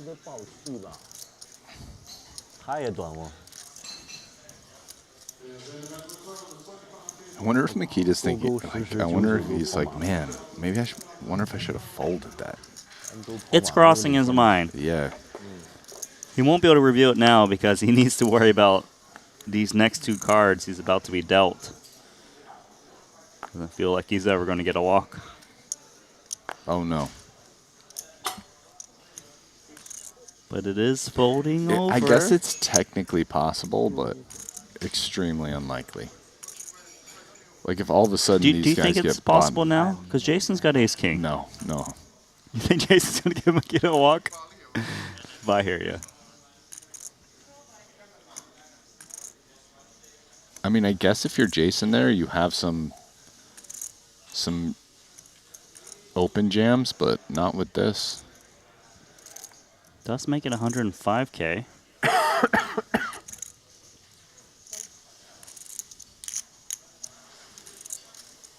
So Makita has to see this flop, right? Or is there, I mean, he's got so much of his stack in there. Well, everyone else is going to wait for him. This is an interesting question, right? Because he has to ask himself, what happens if I wait 7 more hands? Because he can play the small blind, get all the free hands, and maybe the problem is, though, that after folding this and the small blind, I mean, no one's going to play a hand. Down to dust. And it's very likely that short stacks won't play a hand at the other table. I have no clue, but I will say, I mean, like, you know, it's not like I've ever looked up a spot like this or something, but my guess is he should play it just because, yeah, I like this. And the reason why is what you just said. Like, the other short stacks will just wait and orbit. Technically, he could even fold. Yeah, if and he just fold the small blind. But let's go on to a Oh my queen high goodness. flop followed with a 7, 2 pair. Makita's back. You wanted to stay on the bubble longer, didn't you, Randy? You know who I think wanted to stay on the bubble? Huh. I think Makita did. Yeah, he definitely wanted to stay on the bubble. Makita. Can he just lead or check? I mean, I guess you check this. Because it's so much hand. But then again, maybe your opponent is more likely His to put in opponent's 55K if you go on a flop. Well, there's the bet. Nice flop. You're back. Wow. I don't have much. Nikita's our only player shows Queen 7, Queen of Hearts. Kuhn couldn't wait to show that after just light 3-betting the shit out of people in the last 2 orbits. He's like, don't have much, just ace king, you know, just what I always have when I 3-bet people. And the river. Couldn't wait to show that hand. Favor is a 10 of diamonds and Nikita will double up. We'll double up. 395K. Ding, ding, ding, ding, ding, ding. I've actually been there How before. did you imagine how many flops? When you're just like ravaging the table and not showing anything, then all of a Two, sudden rainbow. you get this like the all-in versus like the tiniest short stack, and it's like you have a great hand. You're just happy to show it. Yeah, it's not You're just like I've been running over the table. I'm just, you know, I'm like, who And got you're aces? just like, look, see, good hand. Like finally, you guys see because somebody actually called. You know, like.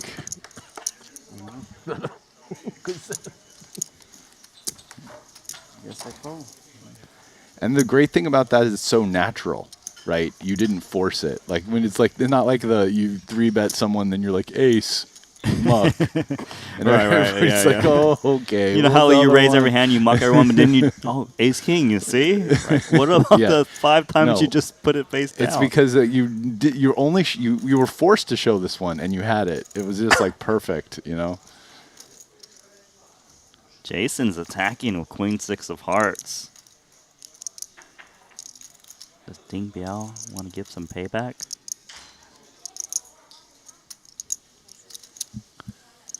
Well, he is going to continue with a flat.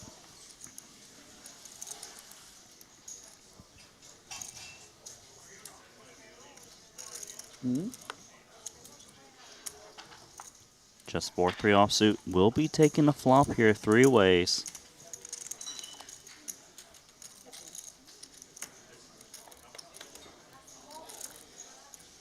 Queen high texture. And look at Kuhn. Running good. Top pair. I don't know why I say running good, but, you know, playing good. Running good this hand specifically. You're in pretty good. He's got Queen 6 of Hearts here. You outflopped Ace Jack. But, you know, I mean, you can't win tournaments when you run bad, okay? It's just the truth. That guy, it's like, I actually didn't run that good in this 1-8. I just played so good. Yeah, that's what knocked your opponents, right? We do have a bet from Ding Biao as he gets checked over to him with the ace of spades, 90K. Yeah, Kuhn has a pretty natural top pair candidate to check because, like, his kicker is so low. He's losing to any other queen that would be in the pot. King on the turn. Gut shot for Ding Biao. Also brings an overcard to the queen, which could be a bit annoying for Jason. It seems like there's a pretty good chance Ding fires this. Let's see. Put a lot of Probably heat. he has a little bit more King X, some hands that floated pre and bet flop. His actual hand now has a gutter. You know, that said, he does have the nut ace high. Gonna check it? Yeah, just decides to get the showdown and realize. Realize that ace? Yeah, he did. Did realize that ace. And pretty dicey run out if you're Kuhn here.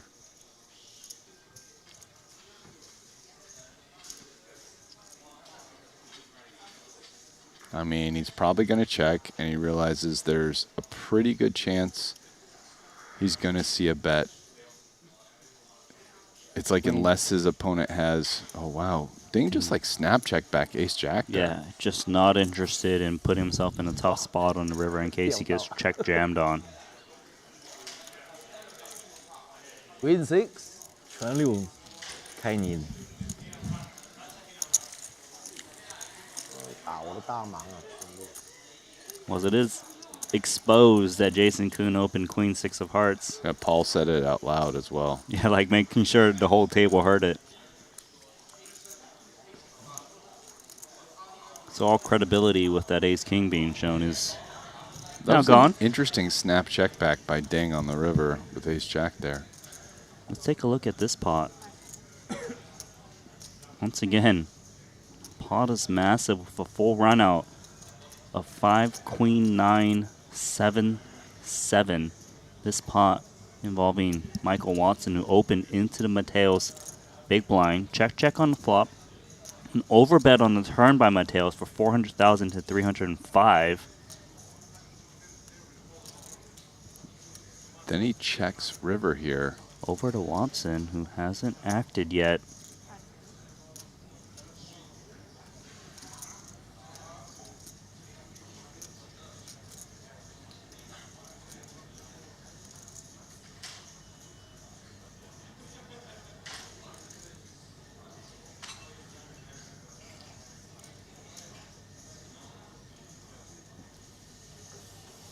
Watson's cutting out some chips. Full stacks of whites. And 50K on top, equating to 550,000. That's half the pot. And a quick fold from Mateos.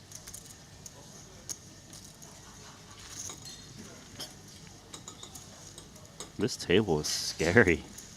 They just seem to always find overbets in a spot where players... Or Mateos is, at least. At least Mateos is. But you know what? Watson said no. I'm going to put some defense there.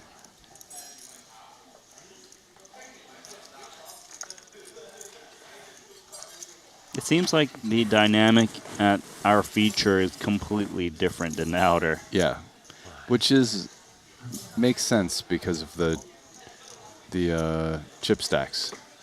Like this is a short table where most of the people are looking to survive, and the other table people are deep. They have room to play pots, and they're fighting, you know, to be the chip leader.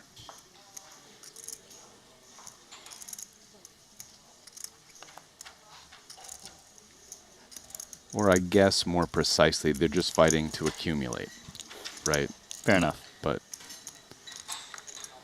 similar concept. Yeah.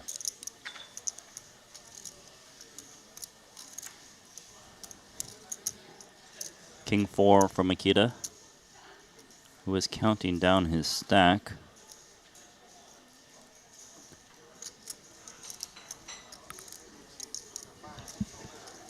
Giving this some thought. Bryn does only have 530K or so in the big blind. You're a bad hand. Paul's gonna put him to the test. Did you? There we go.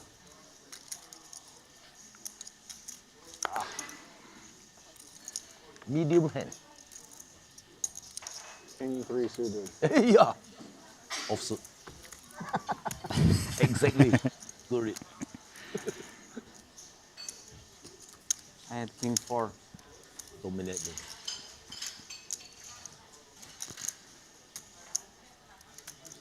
Yeah, Makita, another problem for Makita jamming there is Paul's not that, like, Paul's so deep, he can call, like, pretty... A normal range. Yeah, let's say, okay, this guy's jamming kind of tight. What can I call with? But whatever that is, like, he can just call it. You're right. Like, he doesn't really need to call tight or... So you kind of want to jam into the stacks that, if they lose the pot, they would be in a threatening spot. Yeah, because then they're going to be less likely to call. They have to call tighter. Right, like the 700K stacks. Yeah. Yeah, or like Bryn had 500K, right? I mean, that's really... That's you really call, pressure. you're on now the bubble. Yeah, you're likely to be the short bubble one. stack.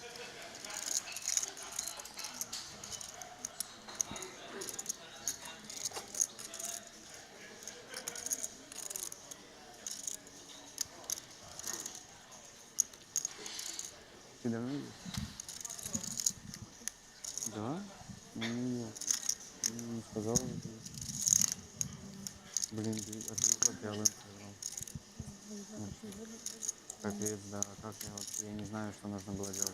Ace-6 for Suvarna in the big. Will he defend his big blind here?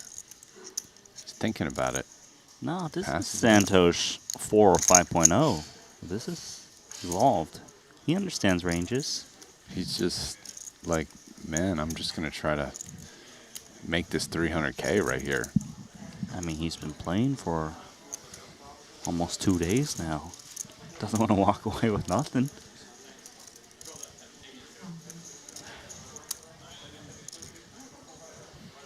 I mean, he does have 2 of the shorter stacks than him at his own table. He just took the big. It's coming around for Makita and Bryn next. So he had a lead. He has a lead on him. He has a lead. And Symbolus is the shortest stack at the other table, who's shorter than all 3 of them, but not by much. Ooh, what's Makita going to do with the ace-6 of clubs here? I mean, he's one of the shortest stacks. I guess you probably have to rip this in, right? In hope. Yeah, 2 of the people behind him are short and have to call tight. Yeah. He agrees. Yeah, but he's doing the thing where... I got a million.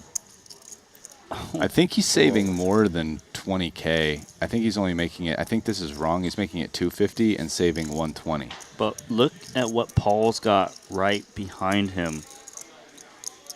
Makita plays 7 big blinds. How sick are you when you see Paul rejamming ace-jack when you're holding just ace-6? A head shake. Makita cannot believe he's in this spot. He knows there's no chance. He's in great shape. Yeah, no, not here. I wonder... There's nothing you can do. This is, let's hope for the best as he drops in the remaining chips. He looks defeated, but we still have 5 cards to go, Makita. Maybe. No, it's not maybe chop. Ace-X. Me too. What you do with the queens? Huh? Queens. Oh my God, there is also 7 If you have big queens. Queens here? Luca Vivaldi. Makita's our only player shows ace-6 of clubs. If the ball shows ace-jack, ace of hearts, jack of spade. Suited for sure, I got. Offsuit, I'm not full. We're gonna see the flop. Makita needs a 6. And a 6 on the flop. 6, 5 deuce, 2 hearts. Heart for a sweat. Can we get a heart for a sweat? Home request by Paul. There is a 3 of No, spades. but chop it up maybe. Chop opportunities with the 4. And the river. The river is a 6 of hearts, and Makita will double up. One more 6 for good measure. Survival. And up to 865,000 in chips, Makita. He's looking good now. He's just shaking his head. He can't believe what just happened. It will come, Makita. I'm such a fish. I'm winning so many all-ins this tournament. So lucky. Sometimes you get to, man. Sometimes you do. Sometimes you And don't. you know what? Makita, you might be cashing for at least 317,000 with that stack.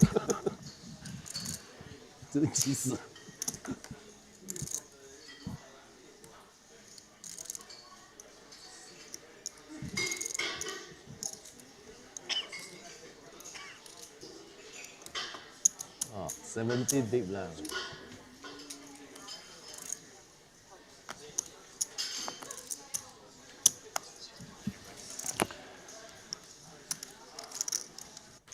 Is a race.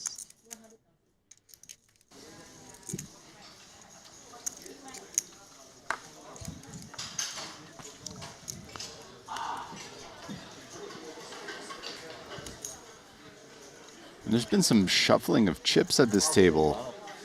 Kuhn is now under $1 million. Paul Foy, who was pushing 2s, down to 1.3. Ding Biao's up to 1.7. How about Jaffe with 2 queens? He's going to be moving up. Oh, yes, he will. He's going to be adding this 225K to his stack. 300.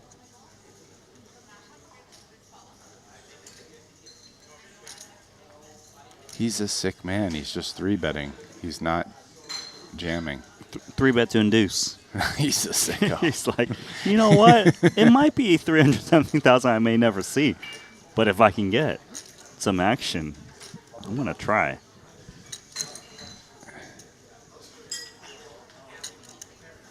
The funny thing is the big blind is that polarized range that would make 3-bet bluffs and maybe get played back a little bit.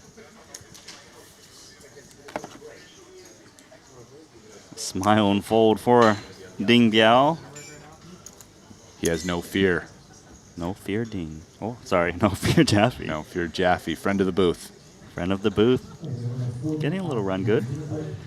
And I do see players getting up because they are going on a dinner break. A full break. We got a No, full we don't time get in a here. full break. You know why?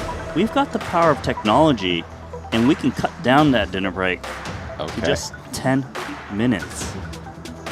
So, no, Brian, you can't go to the buffet and grab some food.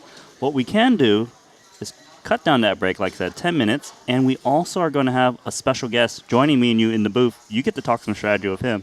And I don't even know who it is. I'm surprised. It's a teaser. Yeah, you guys got to come back. So let's just leave it at that, and we'll see you soon with 3.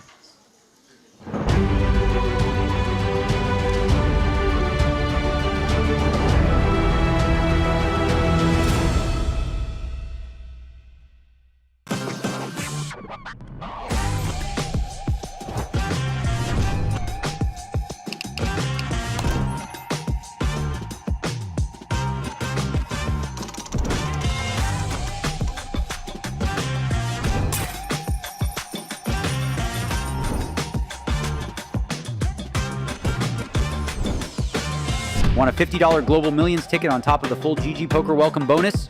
Sign up with promo code Triton_2024 and deposit a minimum of $20 to claim your ticket.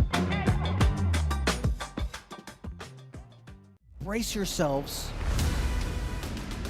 This is live. And the show goes on. Oh, wow. All in.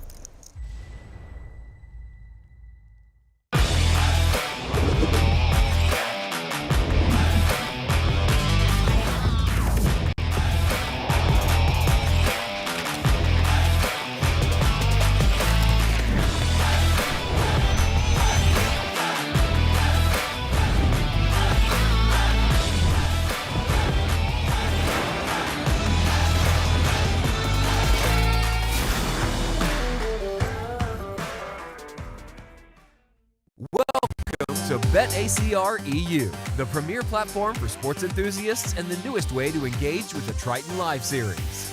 Experience the pinnacle of sports prediction where every game, every match becomes an opportunity for victory.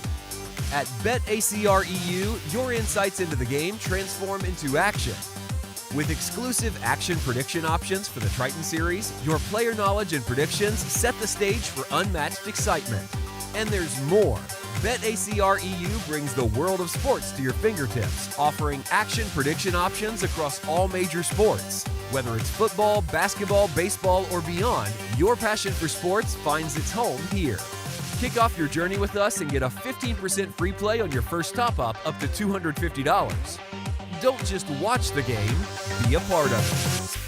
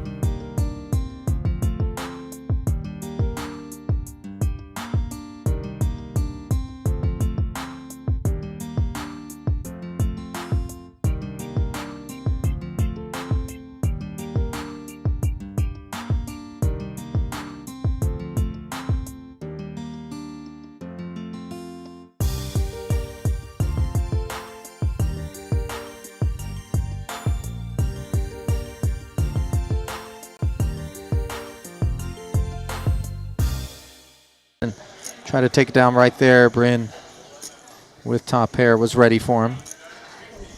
As for Brian Kim, as we await Ding Biao's decision with the Queen Jack, he took on Mikita Badzikovsky.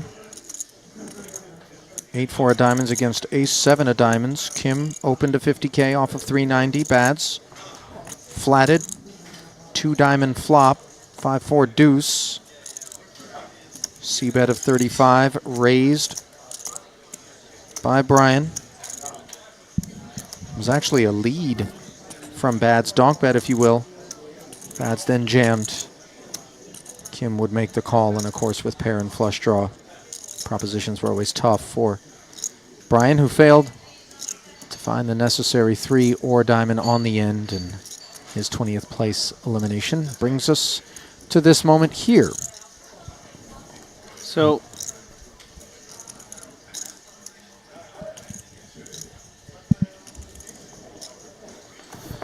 So Watson here, you know, so often these flats on the button are going to be, you know, suited broadways, some medium pocket pairs, I would think. But what you want to do is sometimes you want to mix in these suited connectors to have more board coverage, more deception, and Michael Watson deciding to do that here with the 6-5 of diamonds. And I'll tell you what, Ali. Pair and a flush draw? Not too bad. Yeah, not bad at all. Ding Biao, though, is going to check. Doesn't want to let this pot get out of control. Hope maybe to get a free turn. And this is a lot of hand when the pre-flop raiser does not follow through. Watson well aware. Drops 50 into the middle, just quarter pottish. Note that another Queen Jack did get bin pre-flop by O'Dwyer, so makes the proposition that much more difficult for the 2 overs in the gut shot, along with backdoor diamonds, which are content to try to keep this one relatively small for the time being, given, of course, the bubble implications. I really like the way Ding Biao is playing this. The big stack of Watson staring him in the face as well. No assistance. Staring at him from this turned 3 of clubs.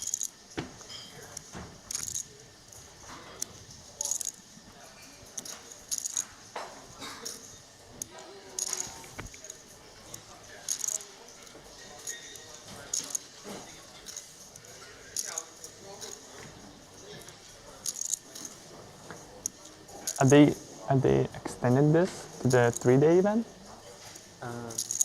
Are they? Watson. Did you checks make this back 3 days the event? turn? Are you gonna?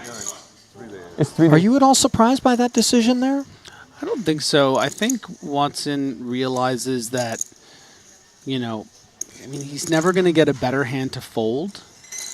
And you really don't want to risk. I mean, let's just say Ding Biao has, I mean, a little harder now with this river, but let's say he had pocket 10s, you know?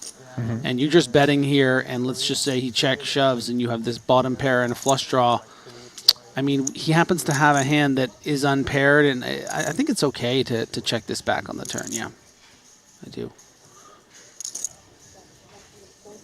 You know, you bet again, 9s just call again, you know. Now, look at this.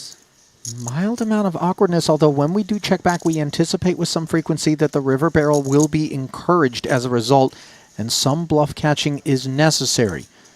Ding Biao knows queen high, lacks showdown. Yeah, very difficult for him to credibly rep anything, so Watson's going to pick this off, no problem. Yeah. The 10 in particular is a cozy river for Watson.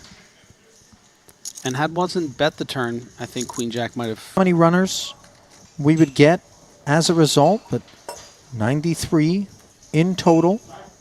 A healthy number of entries. Yeah, that sounds like a lot of entries. Total prize pool, $18.6 million. So even though the main did draw a larger total prize pool, the way this one is going to shake out. We are awarding a slightly bigger first place payout. And Elton rewarded for the restraint that he demonstrated with the ace-5 in the small blind. 2 queens, cutoff jam. Will he get a spin? Ace-10 suited for O'Dwyer. One would certainly expect he will. Oh, yeah. And Steve is incentivized to 3-bet this and try to clear Christoph, or that's risky business just given that Vogel could wake up and shower us? I think it's a bit of a concern on the 25 big blinds here. He does jam. He's going to do it anyway, yeah. Yeah. You don't want to. Most of it will be pulled back. It's real. Very real. Yeah, and Elton. Steve. Don't look Sort of that an way. Elmer Don't Fudd look on his face. You kidding me? Right 5 here. bigs, you got better than Right this? here. Hey. Stay in the zone. Don't look over there. I'll look for you. Flop. Jack high. Look, Elton trying to read Jaffe's face, as Jonathan recommended he not observe the board. He probably flinched there. Yeah, a little bit. Added equity. Ace or queen. Queens are blockers right now. Good. I'm good? Okay. And Sang finally feasts his eyes on an official double. I like your look. It was like this, that. Scaring me for a little bit. I'm big blind poker.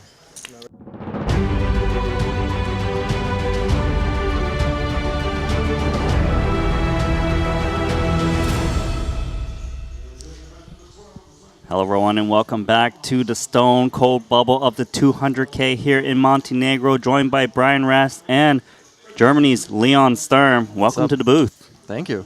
Yes. Privileged to finally be here for the first time. I like it. Well, yeah, and you're coming to the big one, right? $200,000 buy-in, $317,000 min cash, and 4.789 million for the eventual champion. I don't know, Rast, you want to update Leon Sturm what's happening? Yeah, we're here on the bubble. You know, we've had a situation where there's a group of guys who were at first, although finally Mike Watson's differentiated himself a little bit as the chip leader, 2.9 million. And then there's just a cluster of short stacks. A number of guys, I mean, Symbolis and Kenny and Svarna all sub 10 bigs right now. And then a cluster of guys who are all, you know, 11 to 16. In fact, Vogelsang in 7th place only has 16 blinds. So yeah, Vogelsang was one of those big stacks who is now one of the medium stacks, but so many short stacks are there, as you can see on the screen, and we haven't burst this bubble just yet. Makita finding trip sixes with ace-6 against Paul's jam and surviving now on 14 big blinds. And you can see at these tables, that table on the right has a lot more chips than the table on the left overall. The table on the right is the one we're going to get for the feature table. Okay, they switched them. The fun one. Yeah. Quote unquote. It's always very interesting, the variance of how quick these bubbles can go, or they turn into this, you know, and it's just forever. Usually, this is a long one. Usually in Triton, the min cache isn't as big, so it should burst rather quickly. But now when I looked at the min cache again, it's 1.6x, so not that small. And clearly quite significant. I mean, people in are dollar taking it value. seriously. Yeah. Yeah, a lot of real world money. 317K. Can do a lot with 317. That's 1.6 buy-ins. Okay, 317,000.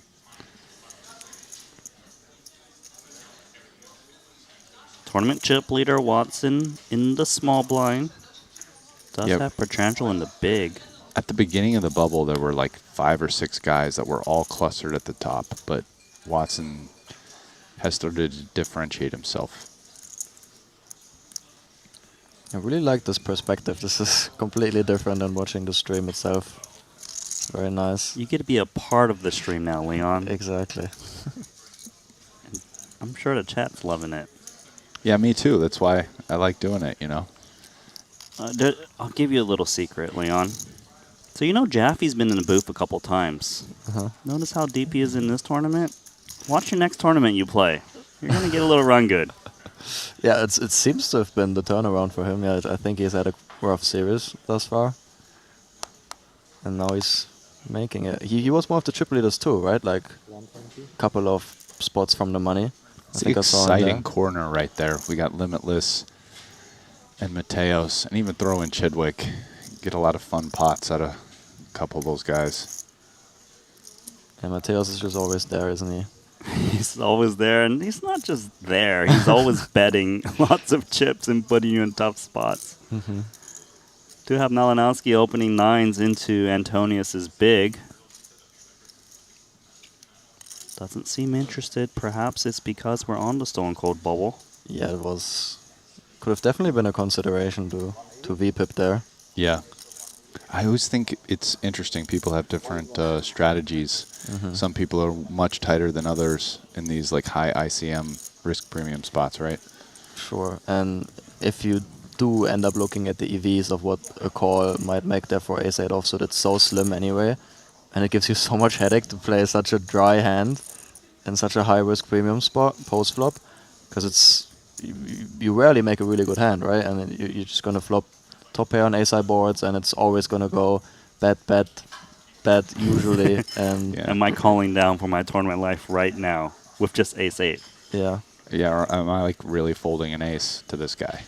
There's certain spots where against wide ranges, players who go for the spots, you just know you have a very profitable call down against these kind of barrels, but against the UTG range from Limitless, when there's a lot of covering, how many people are covering him behind? Is it just Watson, or is there? It's Watson.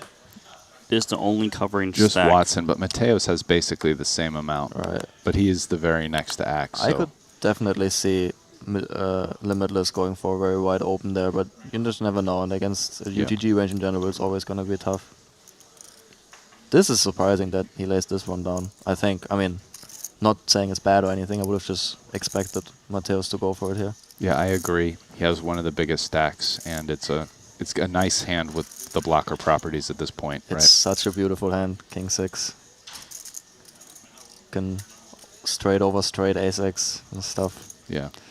And for you guys at home, we're obviously talking about the suited variety in that particular scenario, but yeah. How the suited variety? King 6 suited? Michael Watson seems to. He likes seems it. to like it. Later position, of course. Yeah. And the bigger stack.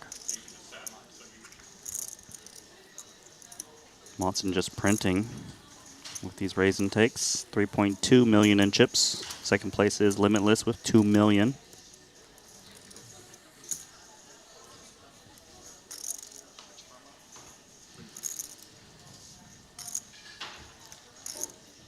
Wow, and things have not gone well for Vogelsang on the bubble.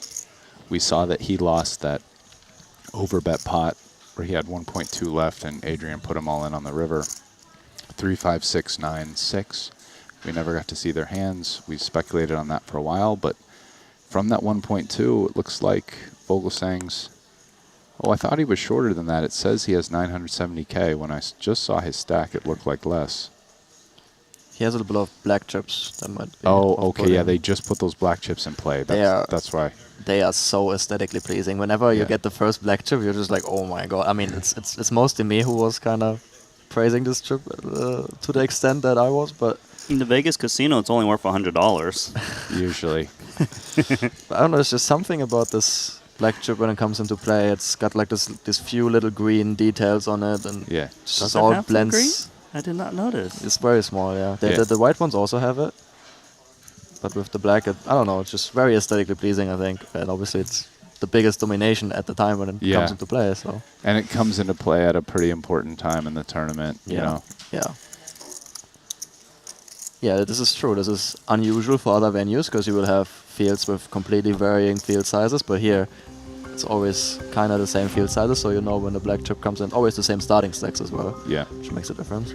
Well, guys, be sure to check out Pluto TV as Triton has launched a 24/7 subscription-free channel on Pluto TV, where you're able to get wall-to-wall live coverage of this Montenegro event, as well as over 400 hours of live high-stakes action every year.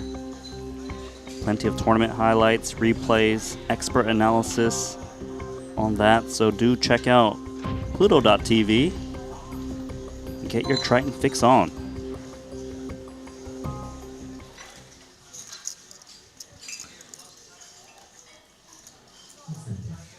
Remind me, who's the shortest stack right now on the outer table?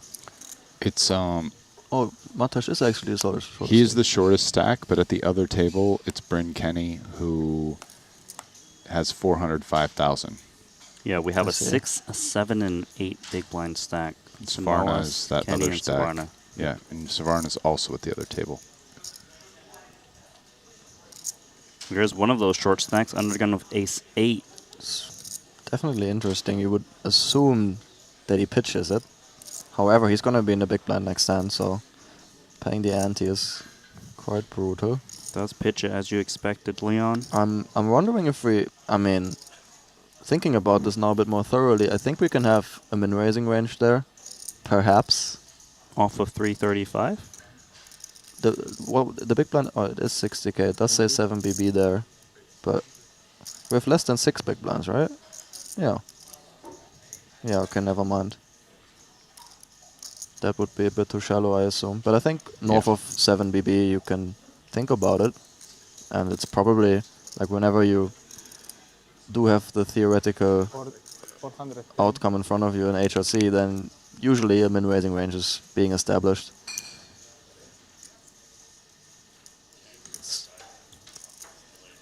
It's very tricky to play though, because it's very easy to overdo.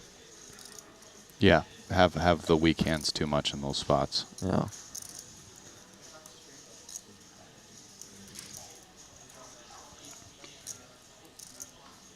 I think there's even a bit of a dynamic going on where some people definitely don't want to min-raise their aces of 7 or 8 because they feel like it's too obvious. Like they are too afraid of giving the hand strength away, while if you jam, you don't risk that, right? If someone has a good hand, he is going to call because your range is so wide.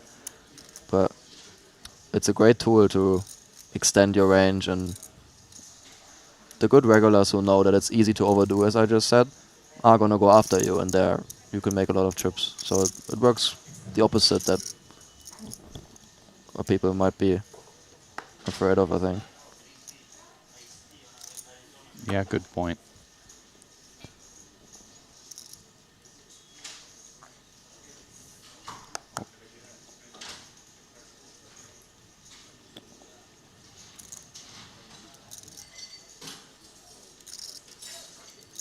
Chip leader making it a min raise with Queen Jack.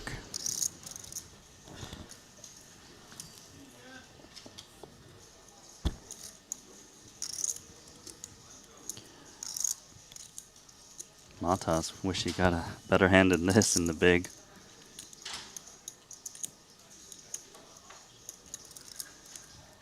And to an extent, and I think Matash works this way a little bit as well. If you look down at 9-4 offsuit there, there's this short moment of relief, I think. Okay, I'm not going to get a close spot here. Yeah. Pressure is off. I just have an easy decision. Right, he didn't want to be forced to.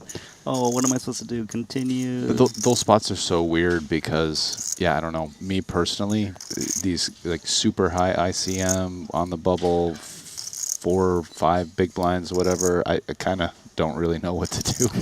No one knows. Everyone's just guessing, and some people cherish that, and they're like, okay, nice. I get to have a situation here that I don't always have, and I get to think about a range that I don't always play. Others, like myself a little bit, don't like being set up for big mistakes because they're not used to the spot. And I love those spots, but I will be honest in saying I don't know that I want one on for 200K bubble. Yeah, I like to observe other people in that spot. I'm in a 25K or a 10K. Okay, like great, give me this goofy spot and I get to think about it. Oh, Yeah, 200K bubble with time banks. It's like, oh. Don't you like being the one doing the damage on those 5 big blind stacks? it's not the ideal buy-in range for a big blunder. I agree with that.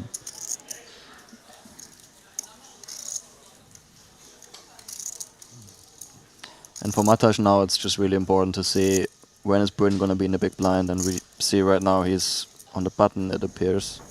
So it's gonna take a while for him to pay the blinds again. Not that it's super detrimental for his strategy, but it's definitely a consideration. So if Bryn's on the button now, Jaffe Matas opened. is what is in the small blind at the other table, right? Because he just paid his big blind. So Bryn is like one hand ahead of him. But Matas had 180k, right? So that's 3 bigs. Yeah, I guess at this point it does become quite very relevant. Look at this.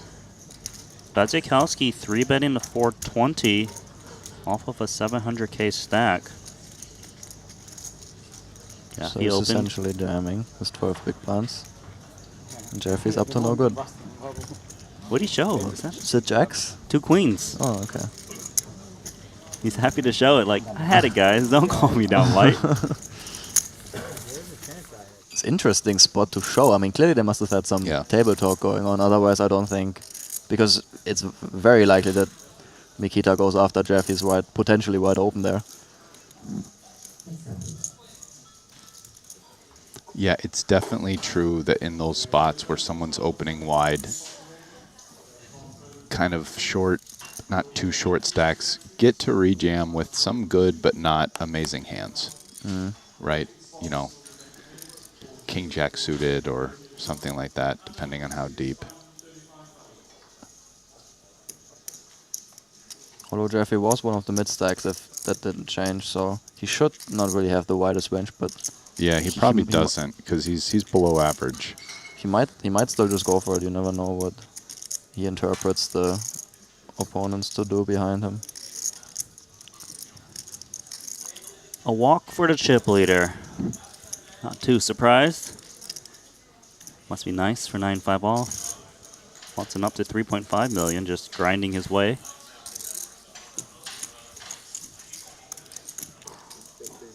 It's a very nice spot. You would kind of prefer some of the stacks behind you to be a bit shorter, like Limitless kind of has some chips. What's happening out here, fellas? I see an all-in button in front of Paul. And a call from Jaffe. But Jaffe is covered, right? Jaffe's got 2 jacks. Paul's got ace-5 suited. Aye. The ball shows ace-5 of spade. Big pot. Jaffe at risk. If Paul can find an ace, we can burst this bubble. Look at that flop. 7 to spade. Is it the too many outs theory? Straight draws and flush draws and ace are live. I mean, the theory is clearly being tested here on this board. I mean, that's as sweaty as it It's gets. black. King on the turn. Jaffe can't even look. And the ribbon. Taking a peek. The ribbon is And it's so safe for Jaffe. His face says it all there. How did he not get there? Paul, that is. What's your estimate for the flop equities? I'll tell you this. Ace-5 suited was a favorite. Oh, yeah. No, we got, what, 9 plus 6, 15 plus 3, 18. Come on, Ras, faster. I mean, ace-5 suited's probably like low 60s. Yeah, I would have said 62 or something like that without 60. doing any sort of calculation, but just guessing really. Yo, chat, can you do the calculation for us? We want to know how accurate these guys are. So just under 60, what you say? No, Over. low 60s. Like oh, like 60, 61, 62, 63. Yeah, I'll go 63. Take the over on my Take bet. the over on 62. Am I supposed to trust if the chat is giving us honest answers, though? That's the part I'm worried about. Next time, please. Here, to be sporting, I'll go 64, and we can chop 63. Sure. Okay. 64 sounds... 64 sounds too high. Ras, you got a calculator there? You But let us I'm know. going to look it up. He 64 is too didn't high, have a Mr. spade Square. though, right? Jaffe, I mean? No, he didn't have a spade. 120. What a crazy spread for Matas.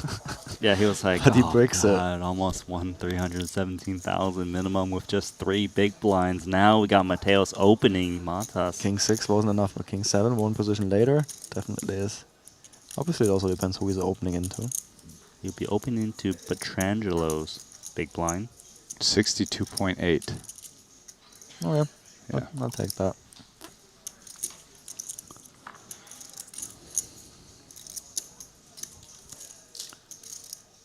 So how much does Bryn have? Again. Bryn's got 4 big blinds. 255K. Thank you. Matas has what, 185. Yeah. So I guess Bryn definitely is gonna get through the blinds and fold his big blind relatively often. And yet, I don't think that A6 suited is enough.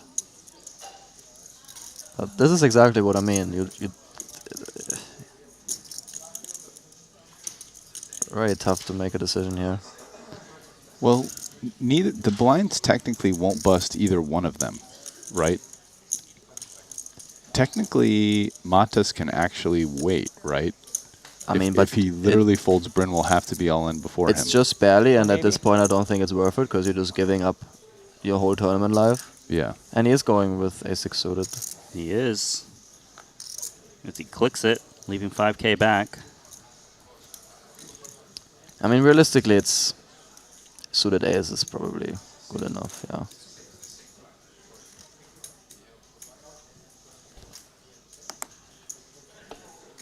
I suppose not any, but maybe like ace-4 suited plus. Maybe it's completely off. Kinda can't be though at this step. Great flop for Matas.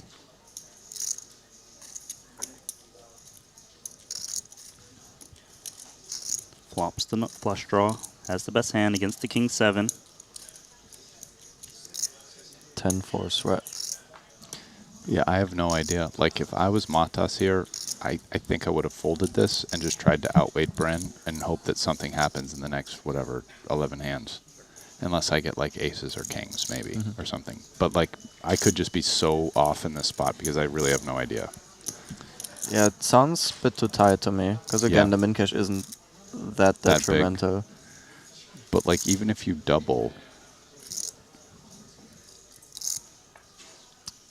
You double to 10 blinds. I guess you could spin it from 10 blinds, right? Well, Matas is definitely going to be doubling up here as he hits 2 pair. It's just if he would fold through the blinds and be left with 0.4 of a big blind or whatever it would be. But now you throw in these 5,000 chips, right? You would think so. What about Mateos? What does he do against 5,000? Is he ever good? You know what I mean? Like, I don't... It's a weird spot. I want to see him bet just because I want to see what Mateos does. I mean, he definitely... If you think about Matas's range, he doesn't beat a single hand out of it, so he might as well fold.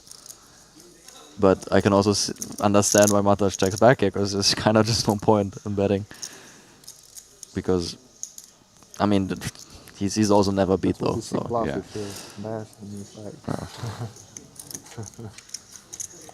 I think I call him because he's half jack 10.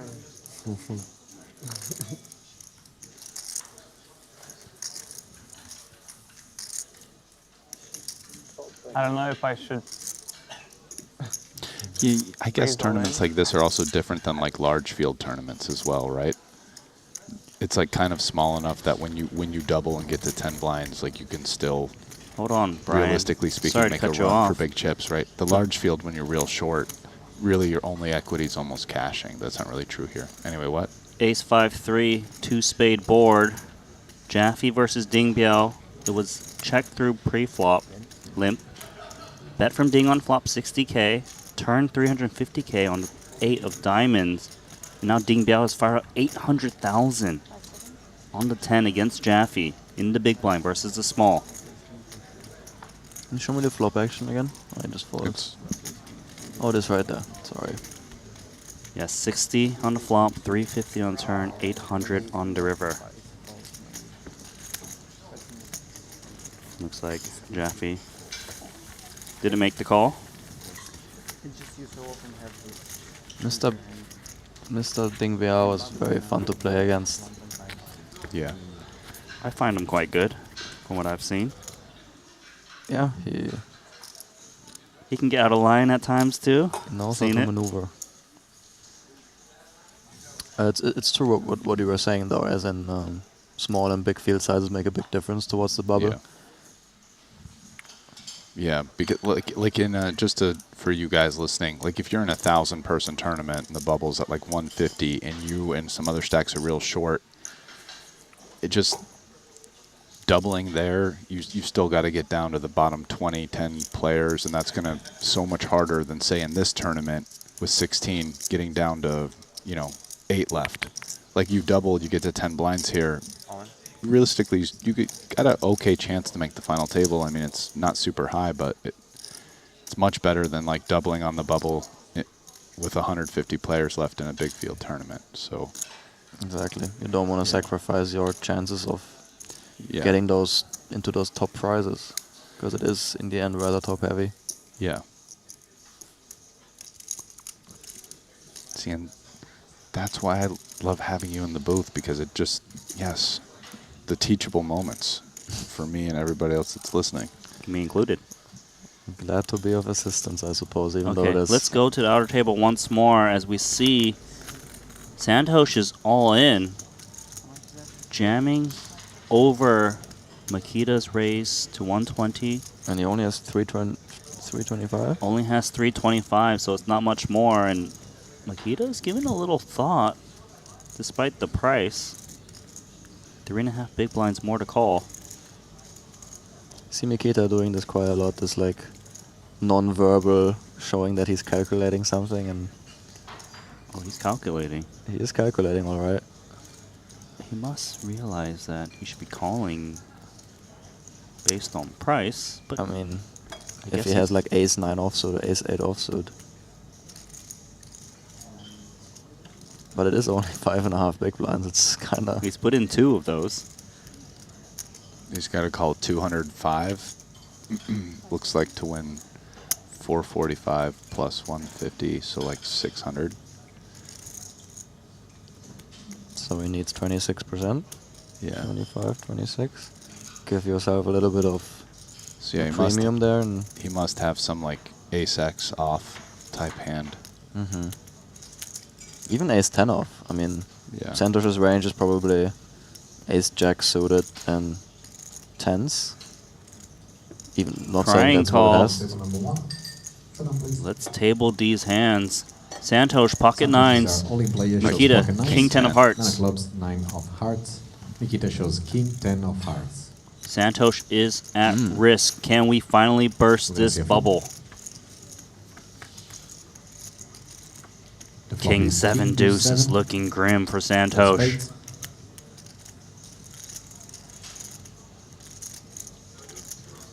Third card, please. Turn is the 4 of hearts. Santosh needs a 9 and only a 9 to stay alive in this 200K. And he can. GG, Santosh and everyone else is guaranteed $317,000. And Rast, you said it. He's been playing so solid. Yeah, he mucked the ace-8 off in the big right to the open. He was being patient, but the bubble just lasted too long. Someone had to go. Kind of blind down, and there was multiple people all in before him, and they survived. Yeah, it's very grim to go out there, especially like this. Mikita definitely didn't expect 9s in that range though. Otherwise, he would clearly have to call either way. No more hand for end. First action. King 10 suited feels maybe a little. I think I like the call. I wouldn't really think of folding there all too long. I would have thought his hand was just like we were talking about hands that were just like slightly weaker, I think. But we have spoken about this being a very high equity scenario, and maybe it didn't seem like he used the time bank. He's just took the max 30-second at least, which is completely reasonable in that spot, of course. Just in case. Yeah, there's a lot of people who will interpret a lot when people don't snap call in spots that seem trivial, but you know, you have your time. Of course, you want to not to slow down the game too much, but sometimes it's totally fine to just double check that you're not. I like doing what Makita does in Nutspot all the time, like add up, okay, what percent do I need based on the pot, this, and I don't know, give it a think, like, you know. Help train the mind for future spots quicker as well. I mean, it's on the bubble. It's a tricky spot. It's Why not make sure you're allowed to? You got time banks. Yeah. So now that the bubbles burst, the same story is happening. Watson opening. But the short stacks, they can react more now. I feel like this should go in. Not sure if Antonius is going to agree, but no. Seemed close. Yeah, he has 10 blinds, basically. Oh, I think this one can get it in. This could be a big pot. It's going to be very interesting because he's going to 3-bet non-all-in. Yeah. And in a chip EV scenario, Watson would just have to jam because there would be pocket 8s and pocket 7s and limitless range. But here, I feel like pocket 9s So he might comes just in call. with Yeah. 450. I mean, also, like, if you think Malinowski has some of the weird polar stuff, like calling is extra nice too, right? Like ace, whatever, you know, so... That's definitely where his bluffs are going to come from, high-low. So yeah. So they only have one overcard, and you generally know it's an ace or a king. I mean, not always, and maybe not always with Victor, but... He does. All in. Okay, he just rips it. You're saying Victor is kind of unpredictable in that sense? I think, yeah, I've seen him sometimes have like Jack 5 or just something different in the big low, not always like the ace or king X. Rastin Leon. I would have thought 10s would have called, but it seems fine. In chip pot. What is going on? Like, okay, bubbles burst, time to get going. 10s versus ace king. I mean, it's a good point. On the bubble, Watson would certainly not have jammed, I would assume. Now the gears shift. I mean, if Watson wins this pot, He would have a big lead, but Run- if runaway Malinowski freight can trade win, time. he'll be the chip leader. But he's only got 6 outs with one more card to go. And the ace comes in for limitless. Oh, and we got a reaction out of Victor there. He usually doesn't give too many. He saw that. That was a big reaction for Victor. Yeah. I played with him early on day one. He had some interesting hands versus JNT. There he was also showing some emotions, giving some comments and stuff. He definitely cares. Yeah. Perhaps this is the only buy-in range where he starts to care. Who knows? Okay. But Yeah, for sure. this is known to play ultra high stakes. He actually has a lot of cashes and 100K plus buy-ins at Triton. 1, 2, 3, 4, 5, 6. It's impressive. But only have one 7-figure score of those 100K buy-ins. Third in the Cyprus 2022 for 1.2 million. But definitely his comfort is the big ones.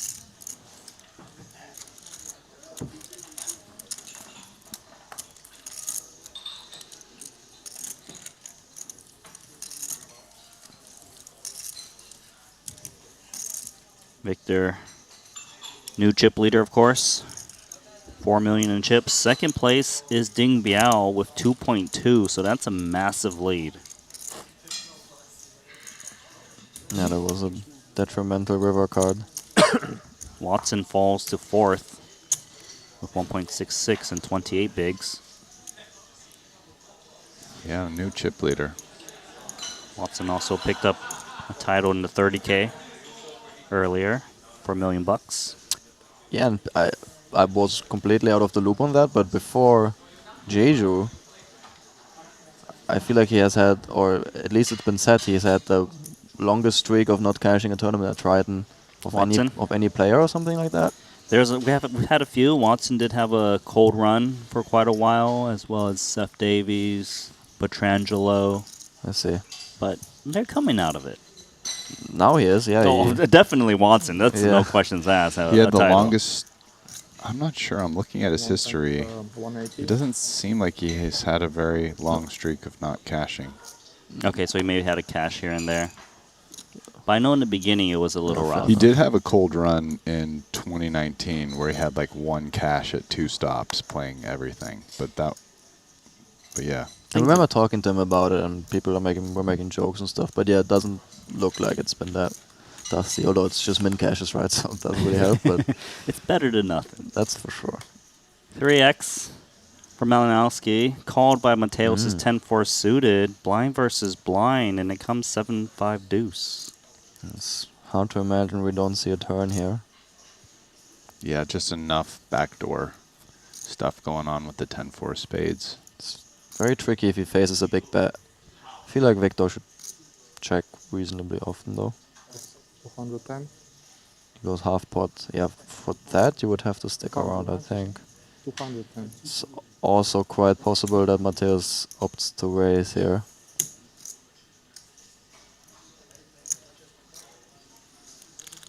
Yeah, if I have to pick, I'm going to pick call. But I do agree. I think fold is the least likely option.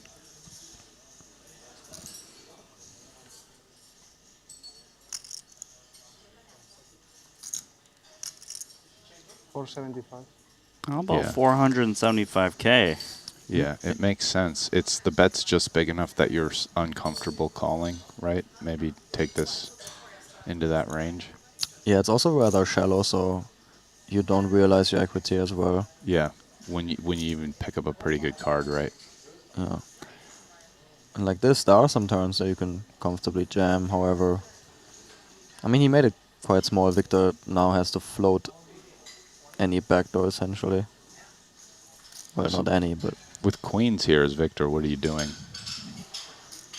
Click back is definitely an option. I would not like to see call, I think. It is annoying calling and just giving your opponent 2 free cards, isn't it? Right. In some situations. It is. Did he just announce raise? He announced raise, and now he's... Which means it's a min raise, right? Min raise. I mean, his acting... I've never seen someone put him in a min raise like that. Yeah, raise. No, I need to know the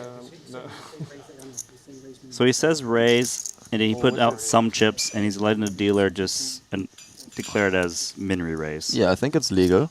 It is legal, because he said the words raise. Exactly. If he didn't say raise, it would be... It could have also been a function of him just running out of time and just, Right. you know, Just he's like not getting- using a time bank to calculate the min raise.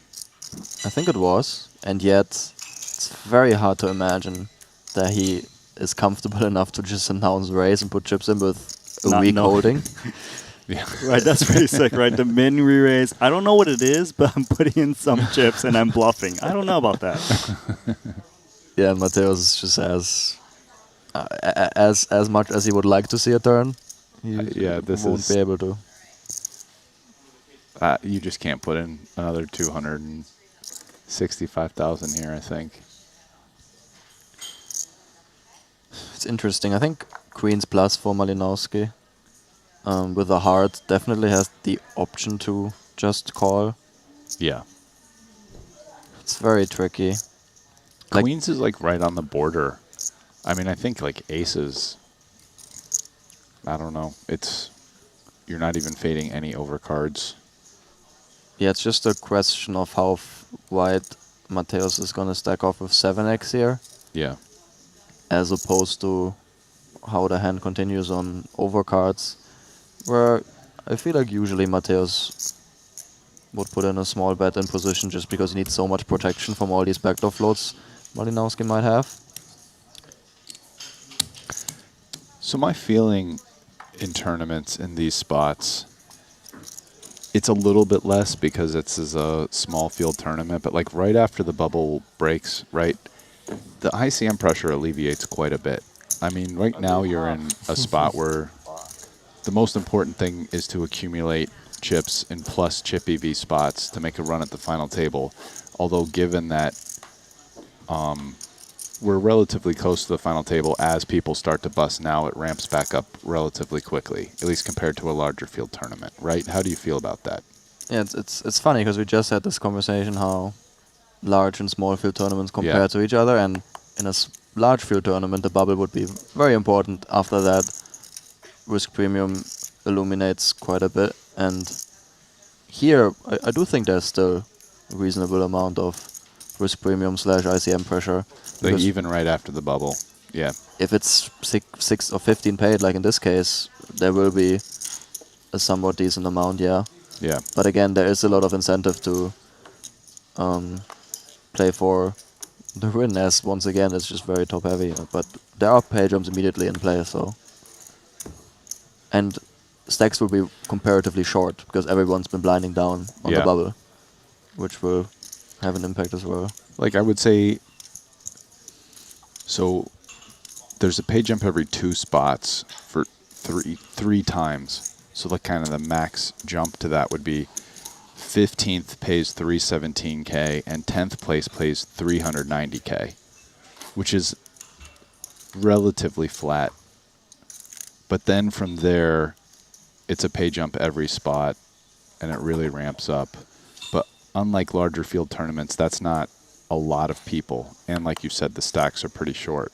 So yeah, it'd be like the alleviation isn't as much as it would normally be in a larger tournament after the bubble breaks, right? Is kind of how maybe we can conceptualize that.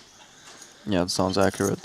However, when I kind of had a similar thought process whenever I was deep in some online tournament, and I would look at payouts and I would be like, okay, the pay jumps right now seem rather small, and I would try to solve it with logic and be like, okay, yeah, surely I need to gamble more here and try to accumulate a stack. But whenever you do put it in and solve it, then your stack is still worth a lot, and just surviving makes, just protecting your tournament life is still very, very important, and there is more risk premium than you think usually, and it's kind of just tough to wrap your head around, and you just have to see the numbers behind it really to comprehend it, I guess. Well, you see Matas calling with Queen 3 of Hearts off of that small stack. Hold on, Randy, you're not going to do this to me yet. Hold on, though. Follow-up question. Can you hold that thought for 1 second? Because look at this flop. 8, 7, 6, 2 hearts. This is definitely going in. And he should... Hold on. We got something happening on the outer table first. Jason Kuhn's got all of his chips in front of him. Oh, Paul's all in. And he's playing with a cigarette. Yes, he is. I haven't seen him do this. It's a business hand. Jason, pocket jacks. Ace queen. Ace queen for boss. Here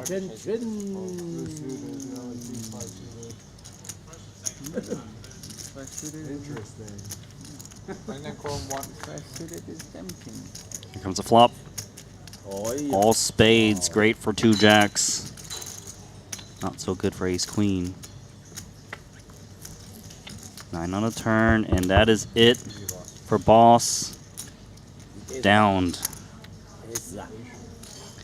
Such a difference having these really high equity all-ins on an outer table compared to a TV table. Yeah. Just slow dealing on an FT, all the lights and everything. Right. Don't get me wrong, I like playing on a feature table nowadays, but it's just a lot more cozy and comfortable on the outer table. Let's get back to this feature table. There was a jam by Matas, a call by Watson.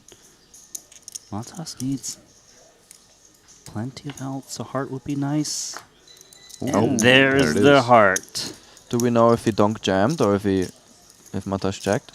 Matas actually led 100K. And he got jammed on by Matas. And of course called it off with the Queen 3 of Hearts. Now that the hand's over, I have a follow-up question. Brian, you have permission to talk. Thank you. Thank you, Dad. So, okay, so the one question I have about this, like the solver kind of says, a lot of times the solvers aren't really deep with FGS, right? And so are they maybe discounting how much, what's the feeling on, because you just gave the pushback with, well, it is worth it to keep your stack around, but generally, if anything, my understanding is solvers overestimate ICM pressure maybe more than real life because of their inability to really calculate FGS out. And I feel like if there was a spot where maybe that would apply, how about it's this when there's, a bunch of tables still left in a tournament. We're not even at the final table. So I don't know. Or is it even more accurate there? Right? So I'm just... More accurate how? The spot I didn't get. I don't know.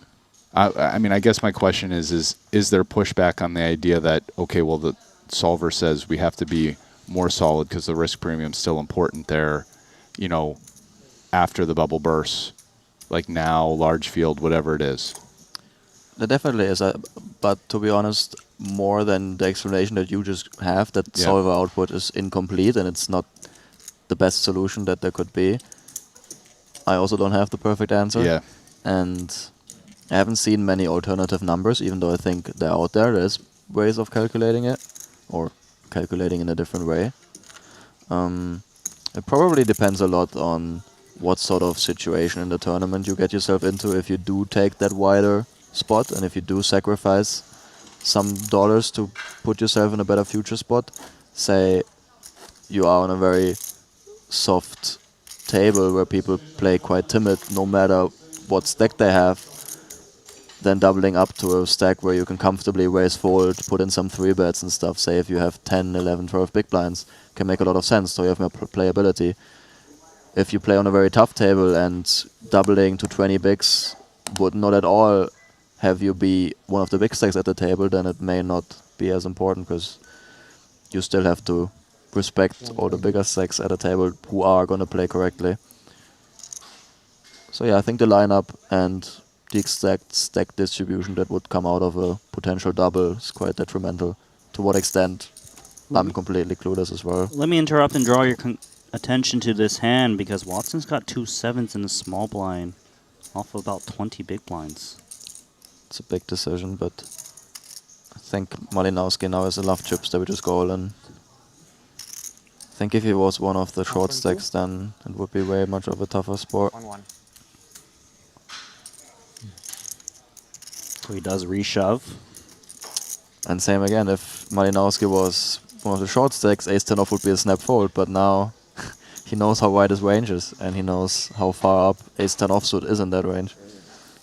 But he does fold. Doesn't want to defend his wide opening range with that ace-10. Watson trying to chip back up to the chip lead quite a bit of ways, but that'll help.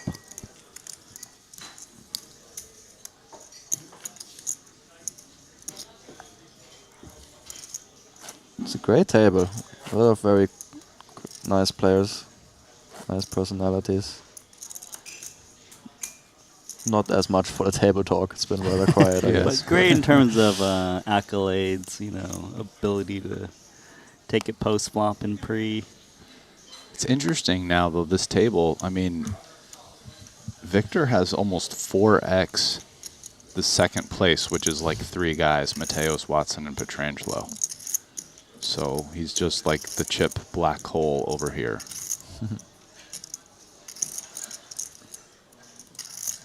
Yeah, it's going to be interesting whether he will implement some open jams at some point from later positions. Yeah. Ooh. Not with this one, though. Look at this one. Yeah, let us induce. Pray for action.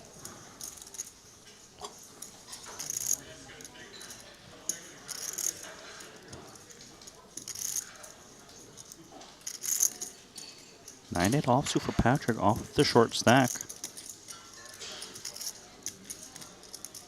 This Might has get been into trouble with this. Oh yeah. Yeah. If he's gonna flop something, then usually your stack goes in. This is quite an interesting dynamic always when there's a short stack in a big blind. What players size up their open raises, who don't, at what point do you think about sizing up? Is this enough to get involved? Just a 9 of clubs? Monotone board? Does check. If Watson checks this back. Too much hand? He doesn't have to worry about an overcard coming. You really don't want no pair single club hands to fold. It's a tempting hand to check back. However, I do think it would make too much sense to just range bet, I think, because it's so tough for the big blind to continue much. Yeah, which it feels like Watson is signaling a range bet when he bets the minimum here too, right? Yeah, I mean he could, if he has flushes and sets, he could potentially check back those. Well, he does get Patrick to call. this is always incredibly tricky. I had in Jeju the 20K FT. I had a spot where I mean, it's different because it's the FT once again, but... Hold on. What's happening out here? Another all-in confrontation? Ace-9 versus 6-deuce. Oh. Oh. See the 4 on the turn. River card is a 7, so Bryn Kenny gets the full double with Ace-9 offsuit against Ding Biao's 6-deuce of clubs. So Leon, continue with the hand from Jeju. Yeah, it was just similar in the aspect that I was put in a tough spot because I was calling flop of a very short stack on a monotone board, and that always leaves you with a very, very distinct small amount of combos that you can possibly have. Back to the action. So Patrick makes the flush on the turn, and Watson with the nut flush bets 90K after betting min on the flop. Gets called by Patrick.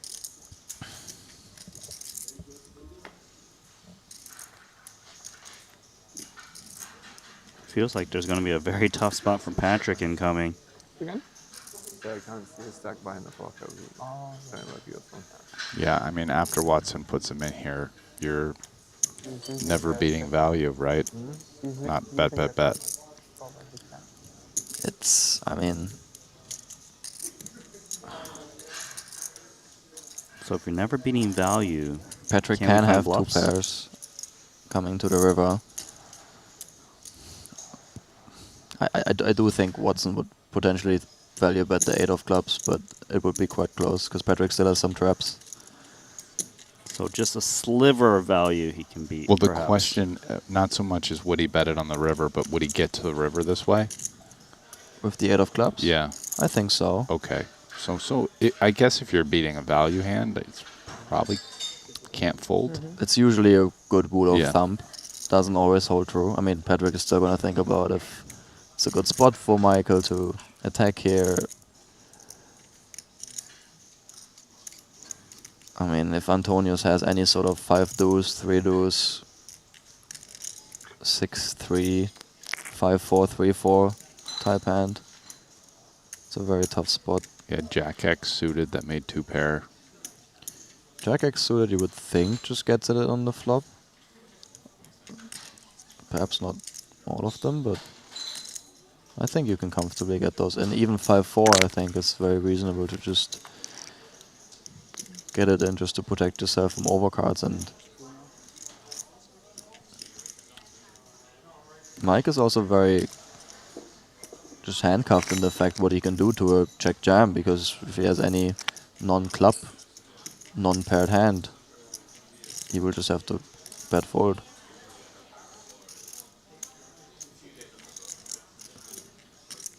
Patrick looks to the skies. Doesn't see an answer. With the 9 of clubs.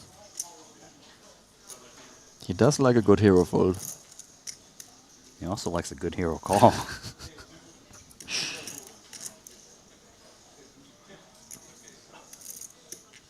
I don't know if I put this in the hero classification of either one. This is just a tough spot. No.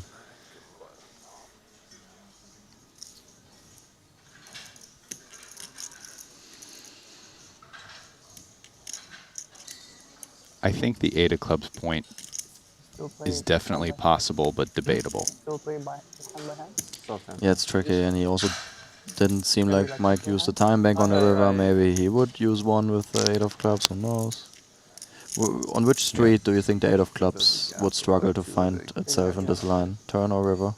Well, I think the 8 of clubs will check the flop back a decent amount, although it doesn't have to, depending on the combo. And then I do think sometimes after betting flop, it will sometimes check turn as well. He called, I guess? Yeah, it looks like it. Yep, that is right. As Watson shows, the 8 of clubs, and that's it for Antonius. It's interesting, but Mike is definitely one of the villains who's capable of bluffing there. It's just not someone to make that fold to. He also value bets quite thin in some spots too. Yeah, like so. If someone can have the 8 of clubs, maybe Mike can. Yeah. You just saw old Dwyer paying out Ding Biao. It was 8 versus 8 on 8 deuce deuce. Jack 9-0 was actually chopped. So forgive me.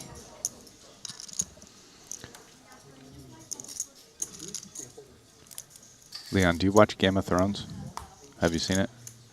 I've given I've given Watson a nickname after a hand. I think it was from Jeju. It's Sir Watts, king of the value bet, first of his name. Okay. Okay.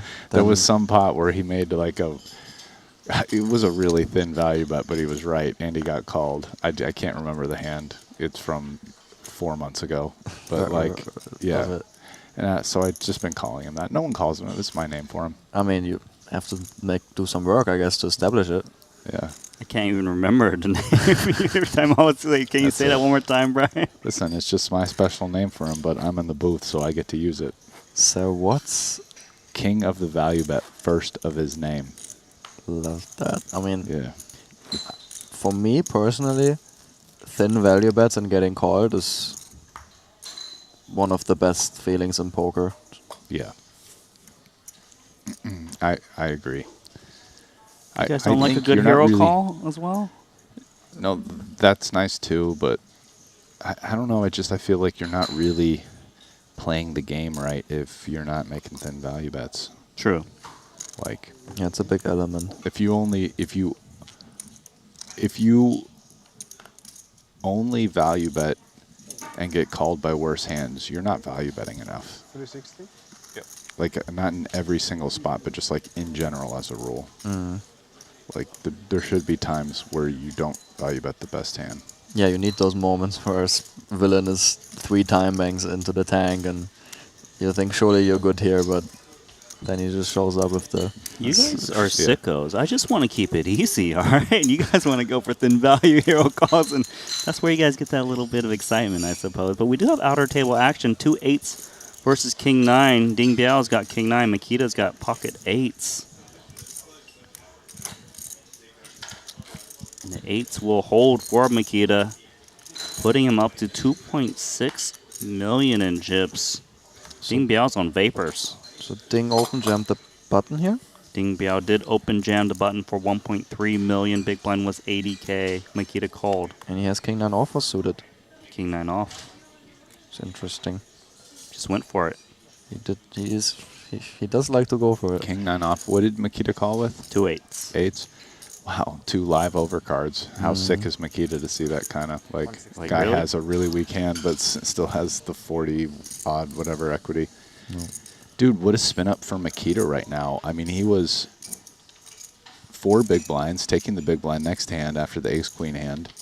And now, look at him now. To me, this makes a big difference in terms of how you feel with your stack, how comfortable you feel. If you've been on a short stack and you just grind it up, you feel way more in the zone compared to having a big stack all tournament long. Maybe you feel some pressure, you need to make the result happen because you've had all these chips all along. Coming from the racks definitely feels a lot more fulfilling and less expectations perhaps. So another all-in. You can call Chidwick rejamming ace-king. Watson priced in with ace-4 suited. Watson seems to be involved in every single hand as of late. And this is one of the first hands we've seen Chidwick play. And not the best flop for him. Not the best flop. 5 or 4 for Watson needed. Opportunities to chop it up. Chop it up or really become king of the wheel, first of his name. There it is. King of the chop. Second last name, I don't know.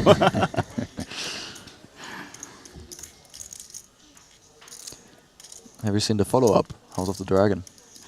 I have, yeah. I liked it quite a bit. Yeah, it was very good. The second season, I guess, is coming out in a couple weeks.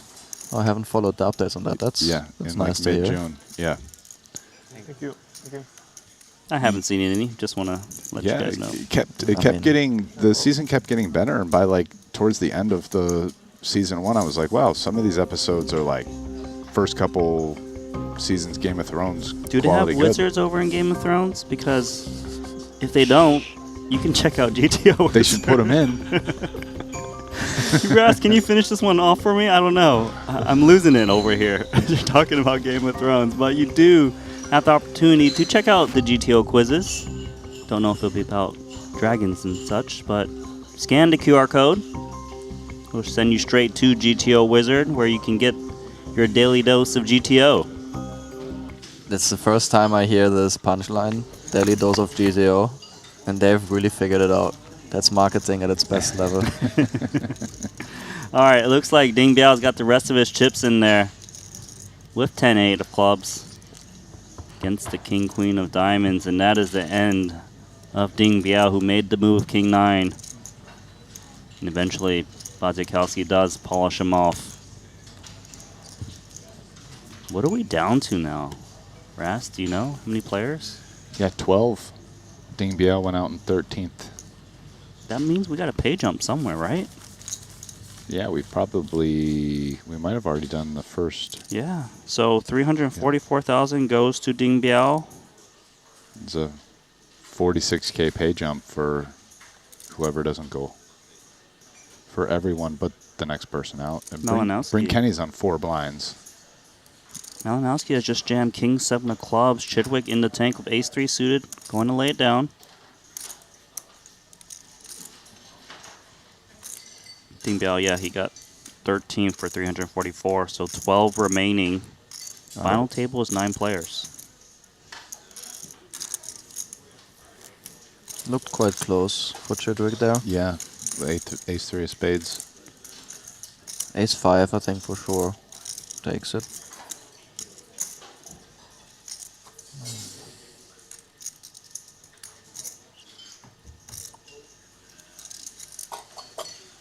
Two tables of 6.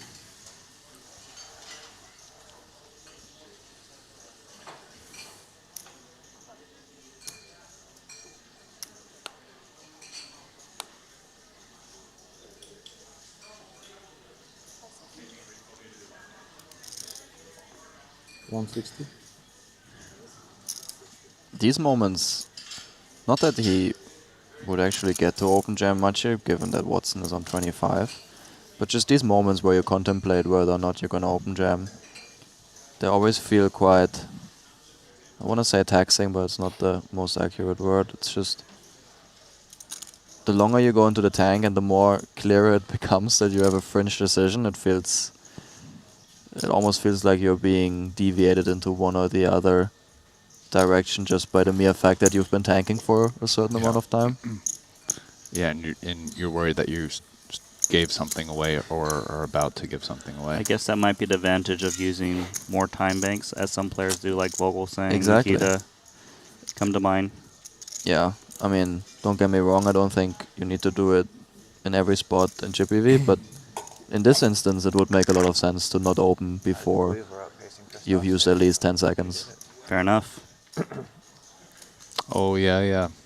If you're Malinowski there, to just take 10 seconds in these spots where you're always going to have, when you open, it'll be a decision between jam and min raise, right? Yeah, that makes sense. So Kenny is all in here with his remaining chips as we are taking a flop of 8-4-3 rainbow. Jason Kuhn raising the all-in jam of 60K on the flop by Kenny to 265. Action now on Jaffe. Jason Kuhn was a pre-flop raiser. Jaffe flatted in position, and Kenny called the big.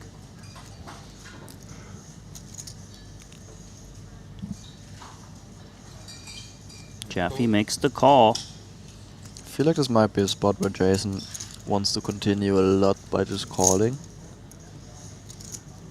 Given Jaffe's early-ish position flat, I mean, he is in the hijack, but it's UTG 1 in this instance.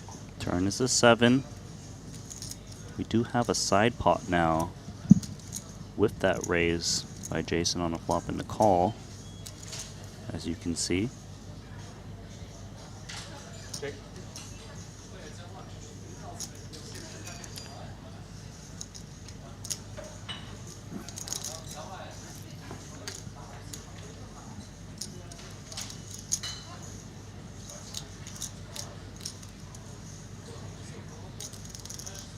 Quite interesting because Jeffy flatted off what looks to be 23 bigs. That is correct. It's almost, in terms of pairs, it's quite polarized here in the sense that I think he's going to have 9s, 10s, and then aces.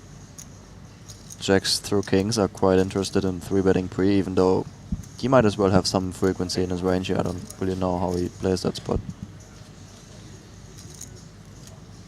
But then he checks back turn. And now Jason checks the river over to Jaffe.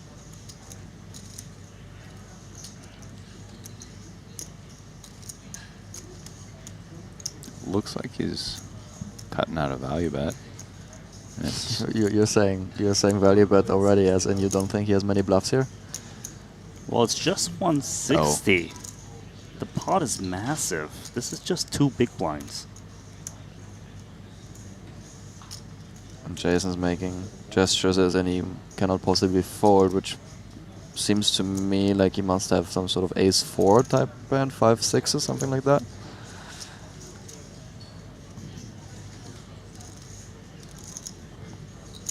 Interesting sizing by Jaffe. Yeah.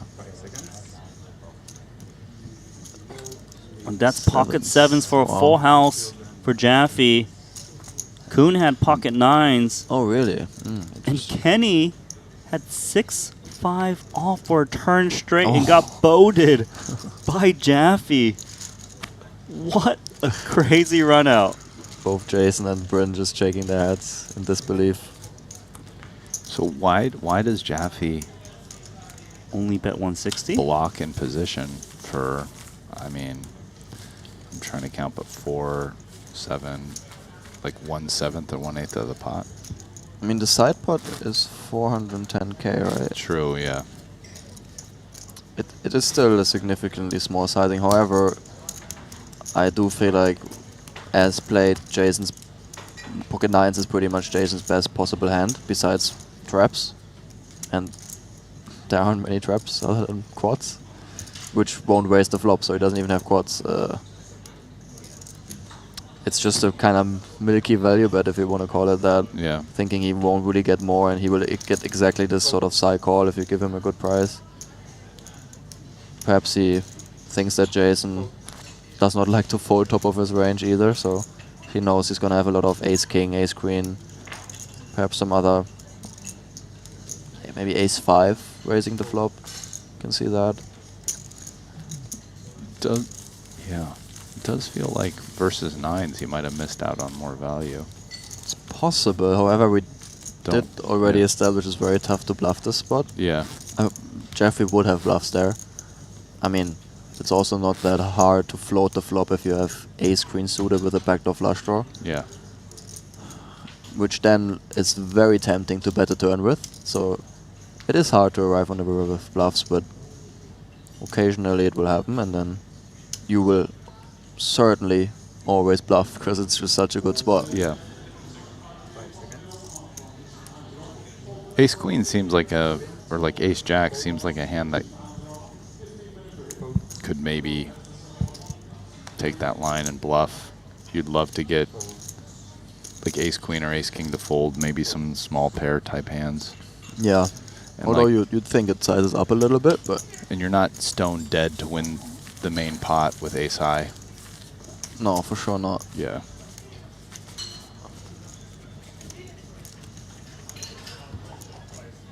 Dwyer jamming and taking it. Maybe there's even incentive. I mean, this isn't really possible in this instance, but... Or let's say that Jason has ace-4 there. It would be nice to fold out Jeffy's pockets if you can somehow manage that, because then you actually do have equity to win the main pot. 160? Or a lot of equity to win the main pot, and it is quite the underbluffed spot. But he did check the turn, so that wouldn't really have happened. Yeah. Now this should be good enough against Malinowski's open. Is that mostly a function of Malinowski opening wide? Like if it was someone else, probably fold. Yeah. Right. Yeah. Which is probably why he opts for it here, because it just feels like more of a fold. But I think it's good enough against his range. 2 6s did hit the muck. 5.2 million for Limitless.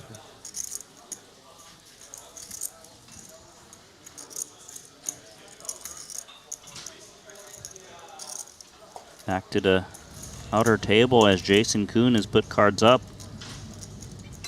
against Vogelsang, all in pre-flop. Vogelsang with King 10 offsuit, Kuhn with Ace Queen.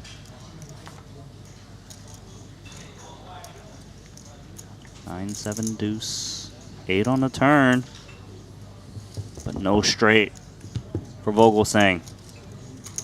GG. So, another elimination, and Jason Kuhn's up to 2 million in chips. He knows what it takes to take down a title. Or flying to the final table, which I guess makes sense because the bubble took so long. One of the newest aspiring Triton tennis players has therefore been eliminated from the field. Oh, Vogelsang. I've seen Vogelsang out there this trip he started. There were a couple of players, including myself, who started picking it up. Yeah, me too. We had a nice match the other day. It's actually getting out there and playing made me say to myself, man, maybe I should play some tennis back home. Like my wife mentioned something about I'm going to take her out and play. It's so beautiful out here. It's just like perfect to go do some outdoor sports. But it's a very nice workout. Get some extra value out of these trips, right, during the downtime? Oh, yeah. Vogelsang is also actually a phenomenal soccer player. Oh, really? Which, looking at him, I at least didn't expect it. He's so tall, I would think it's very tough to maneuver a body that is this tall. Yeah. But he's clearly been playing since he was very little, and his technique is very, very good. Okay. Surprisingly. Yeah, I wouldn't have guessed either. Guys? He doesn't strike me as super athletic. But yes. Yeah. No, I've seen Vogelsang running all the time. He's always outside, like just taking some jogs, exercising. Yeah, I feel like quite there a might bit. even be a social media piece about him playing. I don't remember that, but Vogelsang, I like him. He's a nice guy, but it's Super nice unfortunate guy. he is out in 11th place. And we are down to 10 remaining. It's final table bubble time. 2 tables of 5. 390,000 guaranteed, but if they can survive one more, they can be just so much closer to that 4.789 million up top for this 200K buy-in event.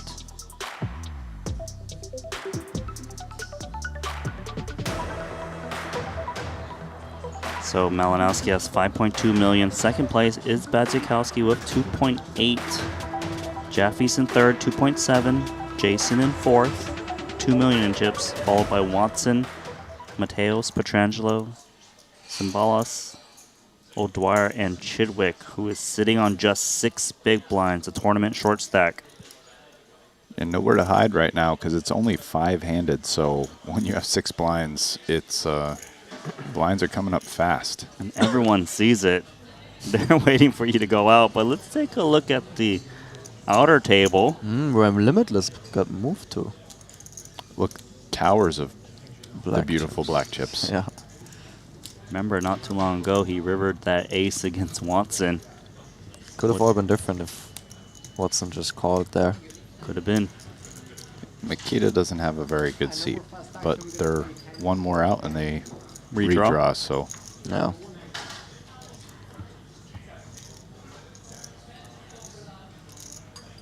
Jason getting a little snack in between. But let us go back to our featured table. I mean, look at these tables; are pretty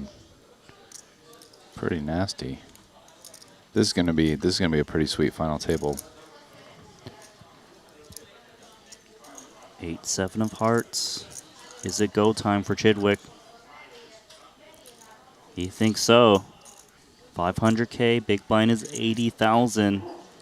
This is once again a big blind ante dynamic where if it wasn't for that, I don't think he would necessarily take this. He knows the big blind's coming soon. Mhm. And he gets snapped off by aces of Mateos. How draining is this? If you can pick one hand to crack aces, then...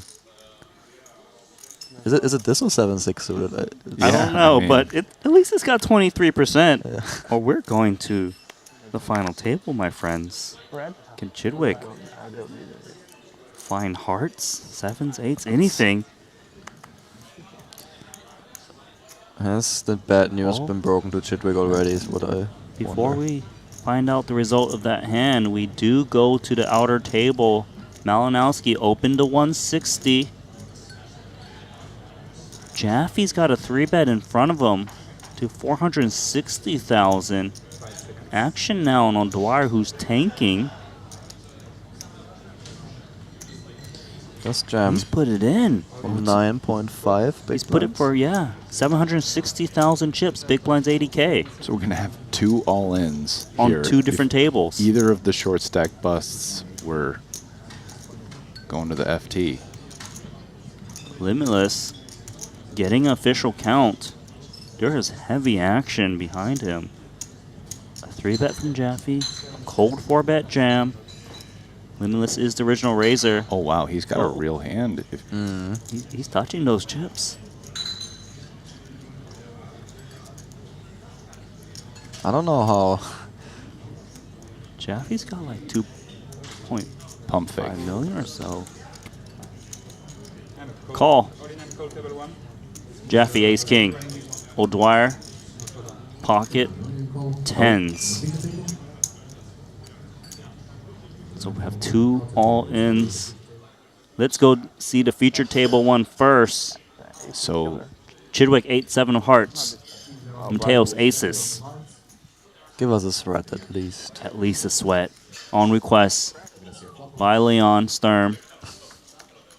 Will he get it? Oh, is that a sweat enough for you? Oh, that's a sweat. 10-10-9. Open-ended straight draw. I'm satisfied. Backdoor hearts possible as well. So much P, you know. 5 on the turn, so just a jack or a 6.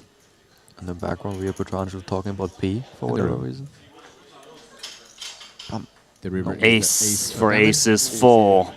And Chidwick is eliminated. No. But we must ask. There's one more. All in, isn't there, guys? Yep. We could go to the final table straight to 8. We could. As it is, Jaffe and O'Dwyer. Pocket tens.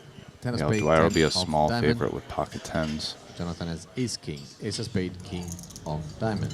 We're gonna see the flop. Here we go. To the flop. 10 in the window. Flop is 10, 6, Looking 4 great window. for O'Dwyer to get a full double up. Turn card, please. No, Turn let's is just jack make it a diamond. little sweaty. A queen needed now for Jaffe to take out And the river. O'Dwyer. The Your river. card is the king. So just one elimination, which will be Steven Chidwick, which also brings us to officially the final table of 9.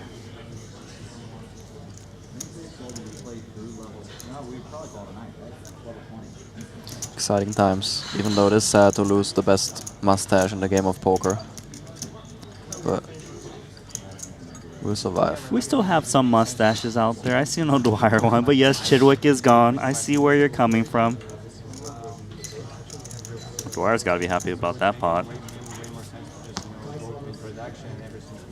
Gonna bring him up the chip counts.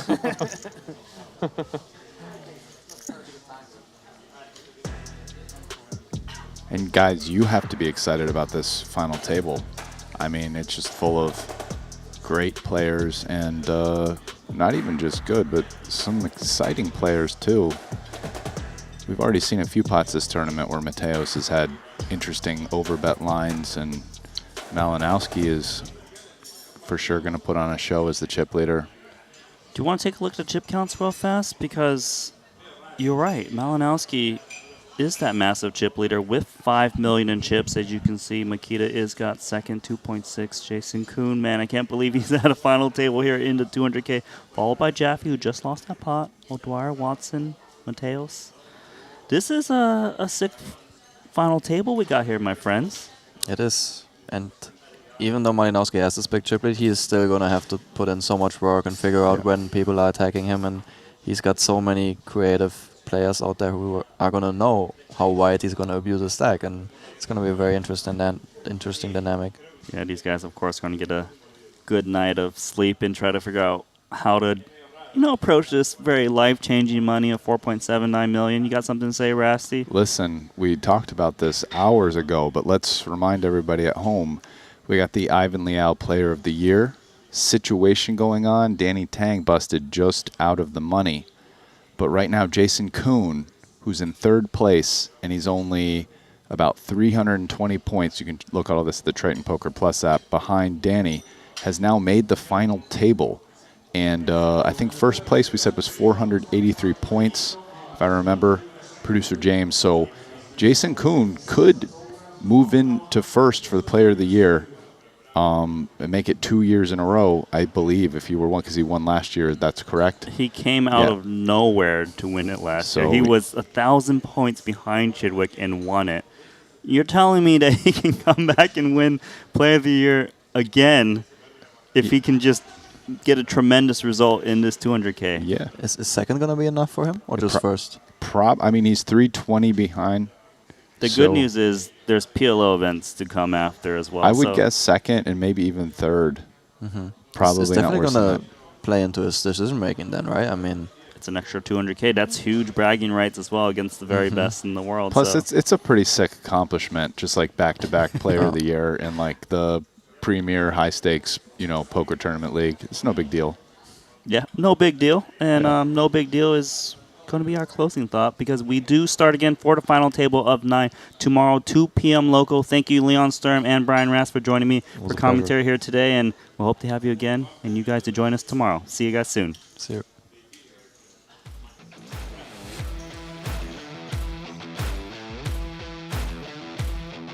Welcome to the Triton Super High Rollers Series Montenegro from the majestic Maestral Resort and Casino in beautiful Montenegro, where we kick off our coverage of the $200,000 No Limit Hold'em event. It's time to deal some high stakes dreams.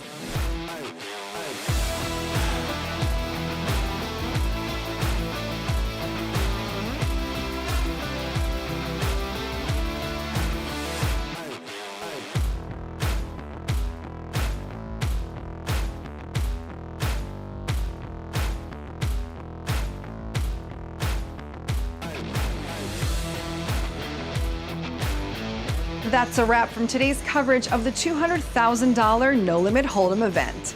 We'll see you tomorrow when we find out who will walk away with the top prize of $4.8 million. From the entire Triton team here in Montenegro, thank you for joining us.